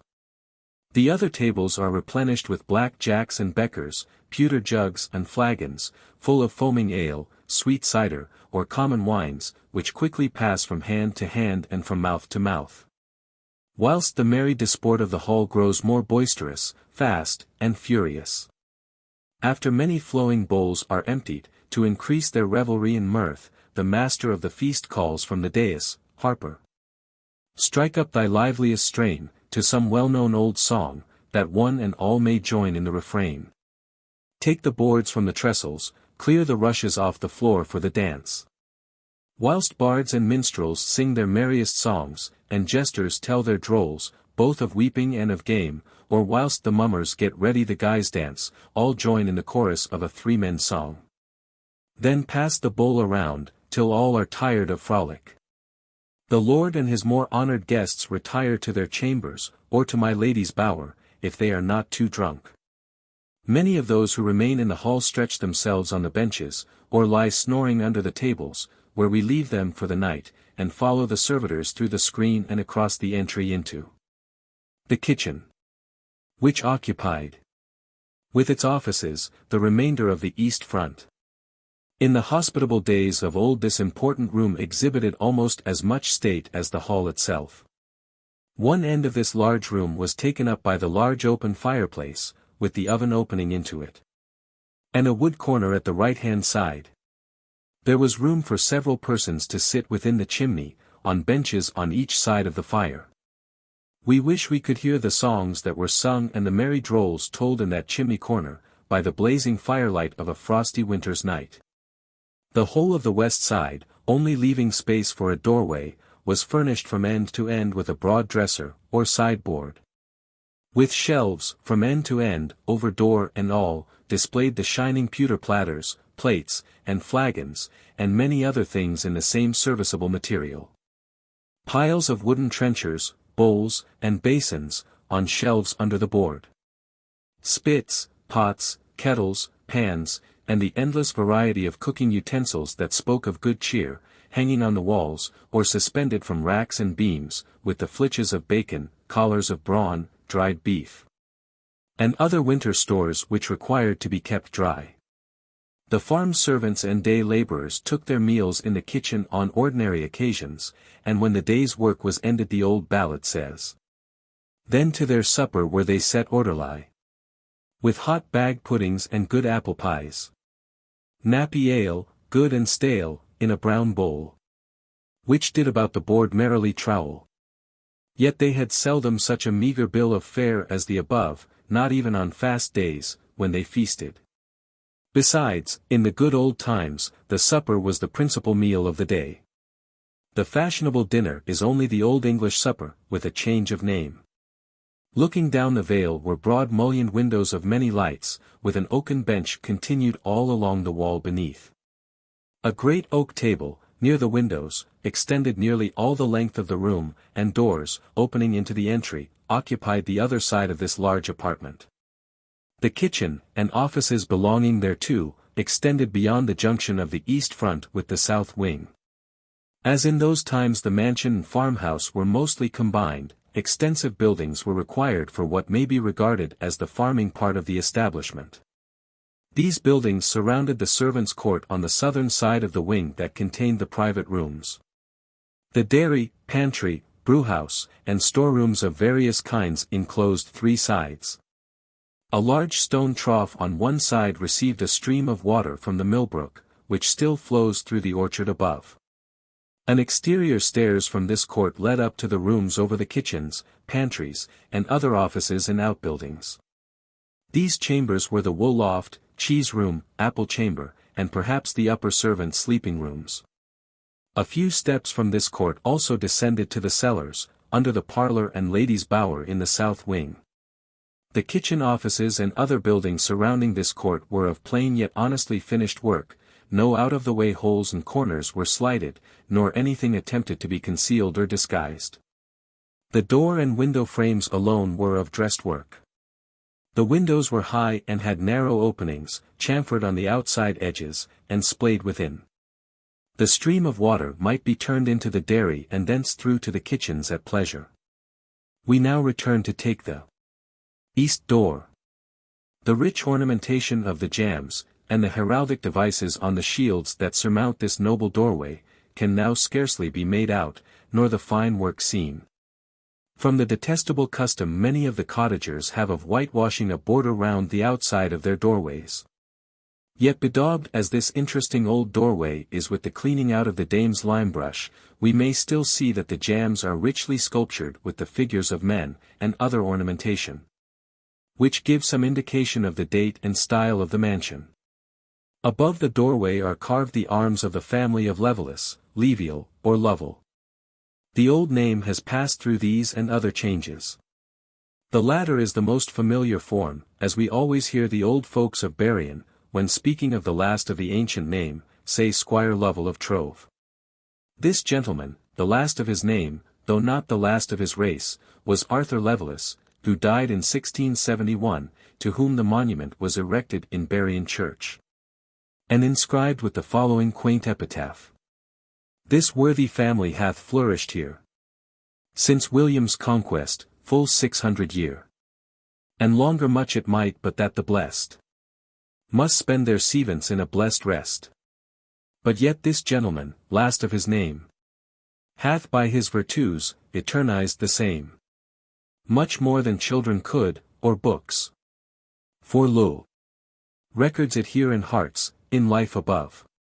Only fancy the trains of brocaded ladies, with their fair damsels, the troops of armed knights, followed by their squires and pages who have passed through this ancient portal, besides Duffy and the devil, the old witch of the mill. Joan, the squire's old drunken housekeeper, trundled through in the wheelbarrow, with the page Bevis, the last offshoot of this once noble house, and ancestor of a race with a new name, bringing up the rear. This doorway may be regarded as the principal entrance to the hall, as the entry into which it opened was only lightly screened off, and considered to form a portion of that apartment. Those serving as a passage to the kitchen on the left and to the grand staircase at the end of the passage, in a projection which formed the tongue of the letter E. There was a short passage from the inner end of the entry, on the kitchen side, from which doors opened into the buttery, pantry, and other offices under the butler's charge. A few steps from the buttery led down to the cellars under the private rooms in the south wing, and a few steps up from the passage to a solar, private parlour, or banqueting room, through which one passed into the bower in the western end of the south wing. The ladies' bower. In Middle Age romances the term bower is ascribed indiscriminately to bedchamber and parlour. In the old ballad of King Estmere, we read, "Although it is 7 years and more since my daughter was in Halley, she shall come once down for your sake, to glad my guests alle." Down then came that maiden fair, with ladies laced in pall, and 100 of bold knights, to bring her from bower to hall, and as many gentle squires, to tend upon them all.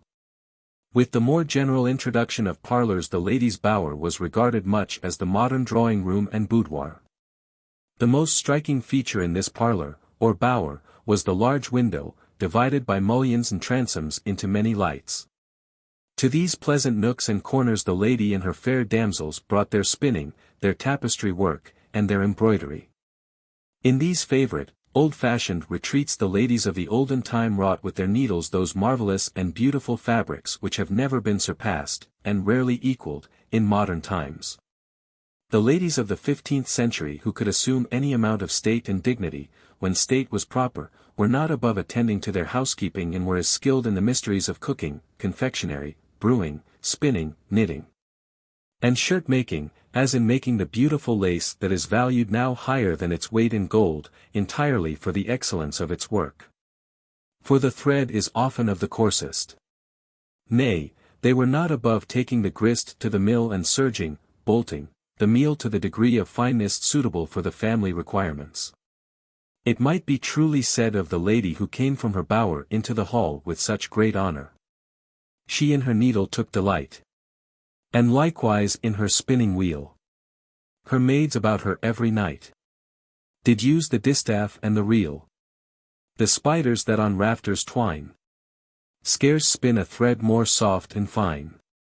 The humming of bees which came in through the open casement, the sweet scent and gay look of the pleasant garden, seen on the sunny bank sloping down to the window of my lady's bower, where she sits watching the swarming bees, and creating with her needle flowers only equalled in beauty by those in the garden, make her sing, with the birds around her. And there my love built me a bower, bedecked with many a fragrant flower. A braver bower you ne'er did see, than my true love did build for me. In this delightful retreat let her work and sing, whilst we survey the rest of the house, before we pass into the gardens and other pleasant places of the old abode. Staircase and chambers.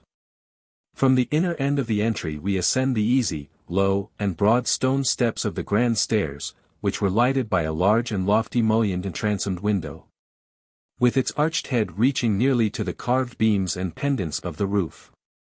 On the first landing, about 3 feet from the pavement of the entry, a door opened on to an outside semicircular landing, from which a few steps led down to an alley in the green court which conducted to the gardens. The broad landing at the stair-head was at the end of the minstrel's gallery, or where the end of the said gallery should have been, had there been one, which, in truth, we are rather doubtful about.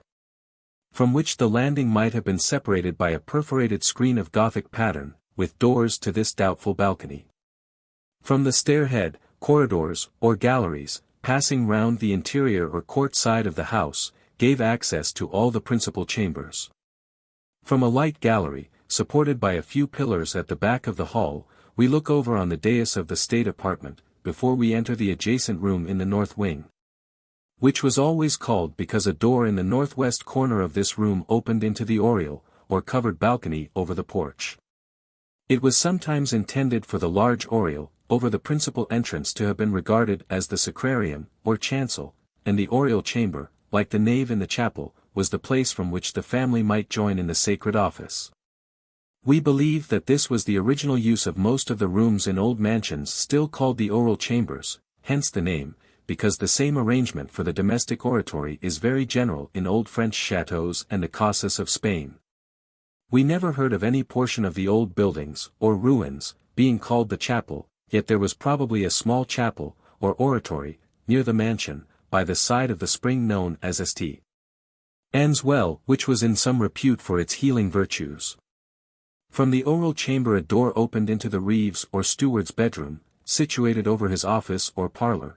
There was also a newel down to the passage, which crossed through the north wing to the green court.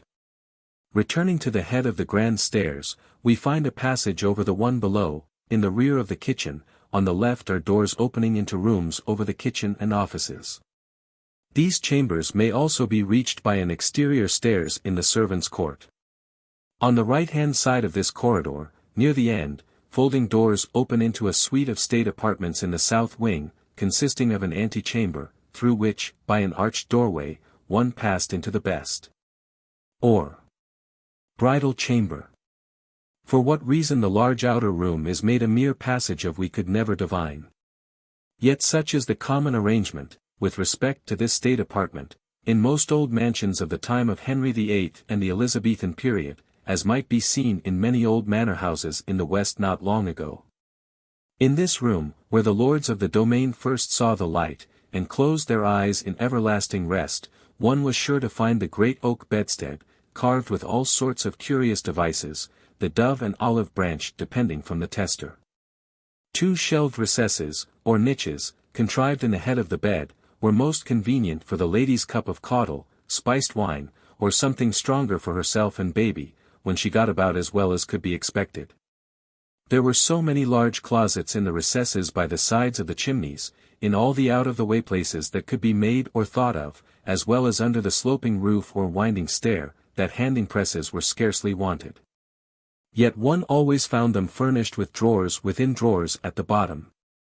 Shelves, pins, racks, and other contrivances at the top, for the safe keeping of the ladies' embroidered robes, russet gowns, hoops, farthingales, and other bravery that could not be stowed away in the curiously carved large oak chests with the elaborately wrought ironwork in hinges and locks, placed all on the outside.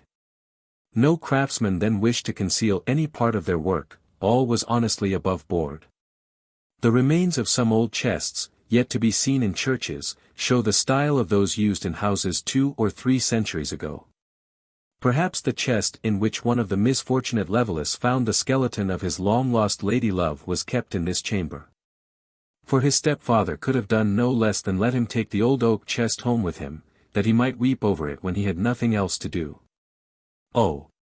The mistletoe bough, the mistletoe bough. We can know but little for certain about the furnishing or adornments of the bedrooms. Yet, from the mention of a curious incident in one of the romantic legends connected with the place, at the time of the Crusades, we know that at least my lady's, or the best chamber was hung with tapestry. And that a small spiral stair from a closet in this room descended to the bower, where it was also concealed by a closet door. We conclude, from the remains of seats preserved about old-fashioned places, that the settle, or settee, with back made to turn down on the arms so as to serve as an occasionable, was a common piece of furniture for bedroom and parlour. Little more than half a century ago, before the substantial yeomanry of the West became so generally infested with the desire of leaving their pleasant ancestral homes to be occupied by their dairymen, that they might exist for a time, like fish out of water, gasping in the constrained life of a dull country town, where no one knows, nor cares, anything more about them than to get their money. Their houses contained furniture well worthy the attention of antiquaries. In those more simple times, many valuable, rare, and curious pieces of substantial ancient furniture were seen, in the shape of carved bedsteads, bureaus, with endless private drawers and pigeonholes, chests, with curiously contrived skibbets. Handsome buffets, or corner cupboards, with their shelves displaying punch bowls of old India china, drinking cups, and Venice glass, splendid as gems, with many other rich and rare articles in pottery and verrery. One frequently saw on the place of honor, the upper shelf, silver flagons and drinking cups. The comfortable settles, carved and panelled, chairs of state, tables with spider legs of all imaginable patterns, were found in all the ancient homesteads, where the families of the old gentleman farmers of the West had lived for centuries in the enjoyment of every comfort. 10. When tray, pen, and pole took it into their heads to run away from home, many of these masterpieces of the turner's and carver's craft, found their way into county inns and cottages, or were left to rot in some damp outhouse until the careless tenantry burnt them to put them out of the way. It would require a volume of plates and another of letterpress, to give an idea of the bold and picturesque though often grotesque, designs shown in the pillared and half-head bedsteads, with all their elaborate work in turning, paneling, and carving. The rich handings, and curiously vandyked valance, and with fringe, bells, and balls, or garnished with gold and silver lace. It may be worth while to remark, now that the Tudor style seems to have a chance to become fashionable again, that when the pattern of the Van Dyck was traced on the Damascus cloth, or other rich stuff, the material was cut wide enough to make 2 sets of valance, so that there was no waste, and the complement of the valance, Van Dyck, or denticulation, in one room, would be found in the hangings of another. We know more than one country in where, by the fireside, may still be seen the cosy, old, panelled settle, but now without the bankers and dorsars, or the cushions, for the seats and back, that the useful ladies of old took pride to adorn with their choice needlework. The carved, or deeply moulded and panelled, wood or stonework around the fireplace, and mantel shelf were often the principal ornaments of hall or chamber, as well as the wainscot and ornamental plasterwork. In various parts of the West we have frequently seen pieces of very ancient furniture well worth preserving for the sake of the simplicity and beauty of the designs. The workmanship is often rude, yet the effect is good, and the peculiar way in which the paneling is sunk makes the carving appear exceedingly deep and rich, particularly around the recesses or niches, usual in the heads of old-fashioned bedsteads. As we have omitted, when speaking of the hall, to mention anything about the armor, weapons, hunting gear, and many other things usually found suspended on the walls of this grand room of state, we will supply the oversight by giving the translation of an extract from an old French work which gives a description of a Norman hall in the 15th century. The customs of France and England were so much the same at that time, particularly among the old Norman gentry, that the curious pieces of information which it contains, relating to the manners of that age, are equally applicable to either country. In the common hall, for to have 2 was a mark of great distinction, there were the stag's antlers, tipped with iron and fastened to the wainscot, on which were hung caps, hats, hunting horns, couplings and cords for the dogs, and rosaries for the use of the common people. And on the dresser, dressoir, or buffet, with 2 shelves, there was the Holy Bible, translated as commanded by King Charles V more than 2 centuries ago, the 4 brothers Aymon, Ogre the Dane, Melusina, the Shepherd's Calendar, the Golden Legend, or the Romance of the Rose.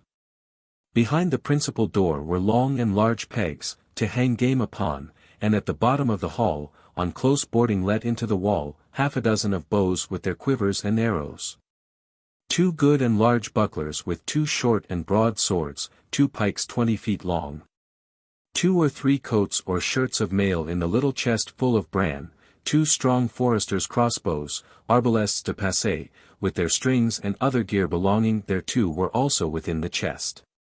In the large window and over the chimney, 3 arquebus, haquebutes, and, adjoining, the perch for the hawk. And farther down at the sides, the fowling nets for taking quails and partridges, hunting nets of various sizes, and other instruments used in the chase. And under the large bench, 3 feet wide, fine fresh straw for the dogs, which, by smelling and hearing their master near them, are better and more vigorous on that account. In addition, 2 pretty good chambers for the passers-by and the strangers.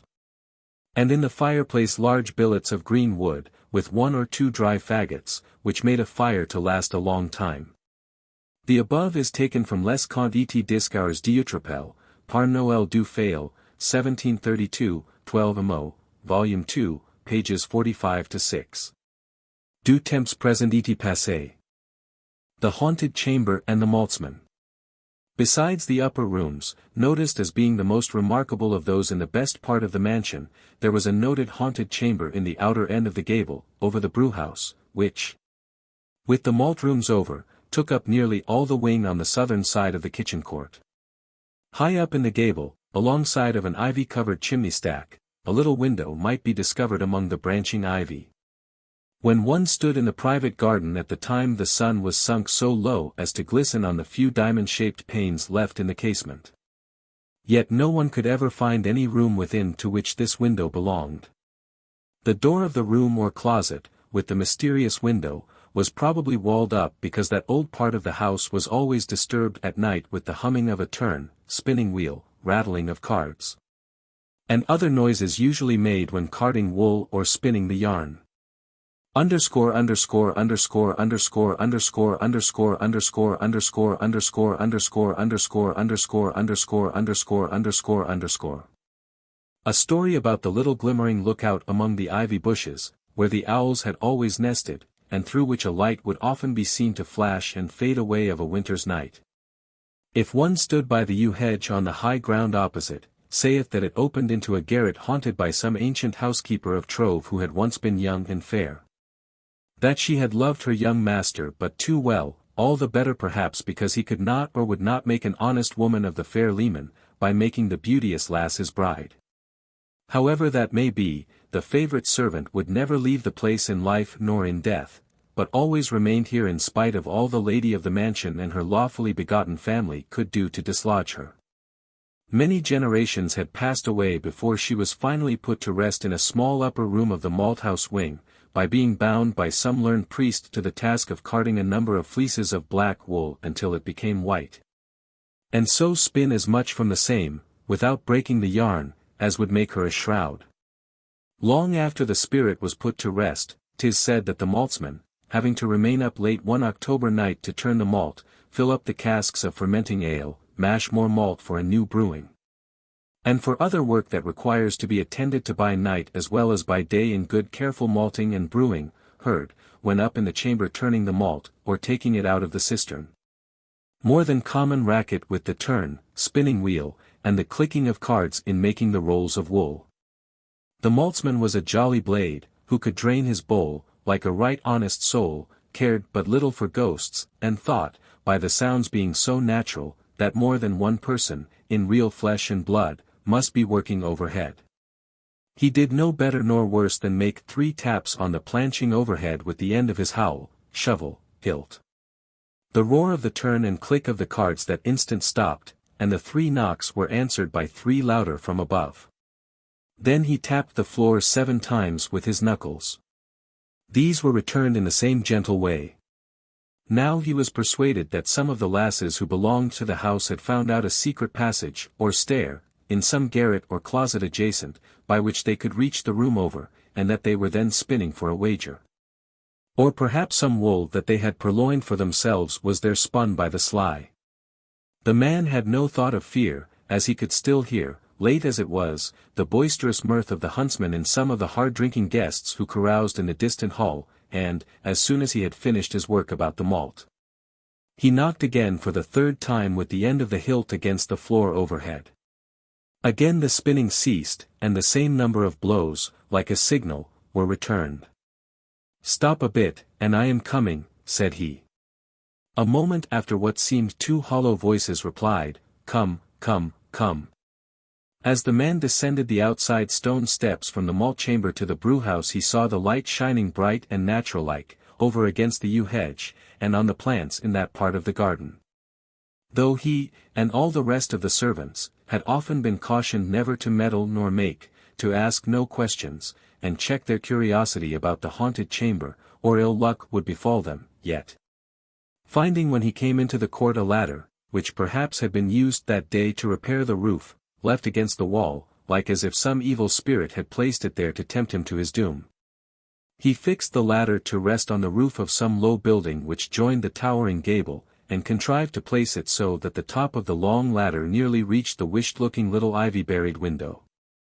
As he mounted the ladder he heard shrieks of laughter, which he thought might come from some of the servants' bedrooms at no great distance off. But when he reached the top and looked in through the window, all sound ceased, even the never-ending dismal night call of the owls was no longer heard, and the flitting bats had disappeared.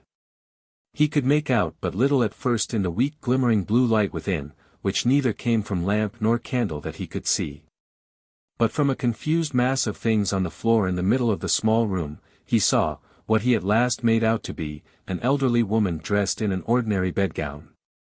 All her long skeleton body was closely wrapped and folded up in a sheet, except her long bony arms, that kept on wearily and ceaselessly working a pair of cards, on a handful of black wool. He saw large heaps of black wool all around her, and piles of grey dust, or the tormented wool, that never lost all its colour, between him and what he took to be a chest, till the dust made him cough. And then the apparition raised its ghastly head, and the shroud fell off the face that looked as if it had long been in the grave. Deep in the holes of the skull, in the places where the eyes once shone, were lurid balls of fire, that shot out their light like the rays from a dark lantern, and left all else in gloom. When the glaring balls were turned on the man, he felt the marrow of his bones pierced as with darts of fire.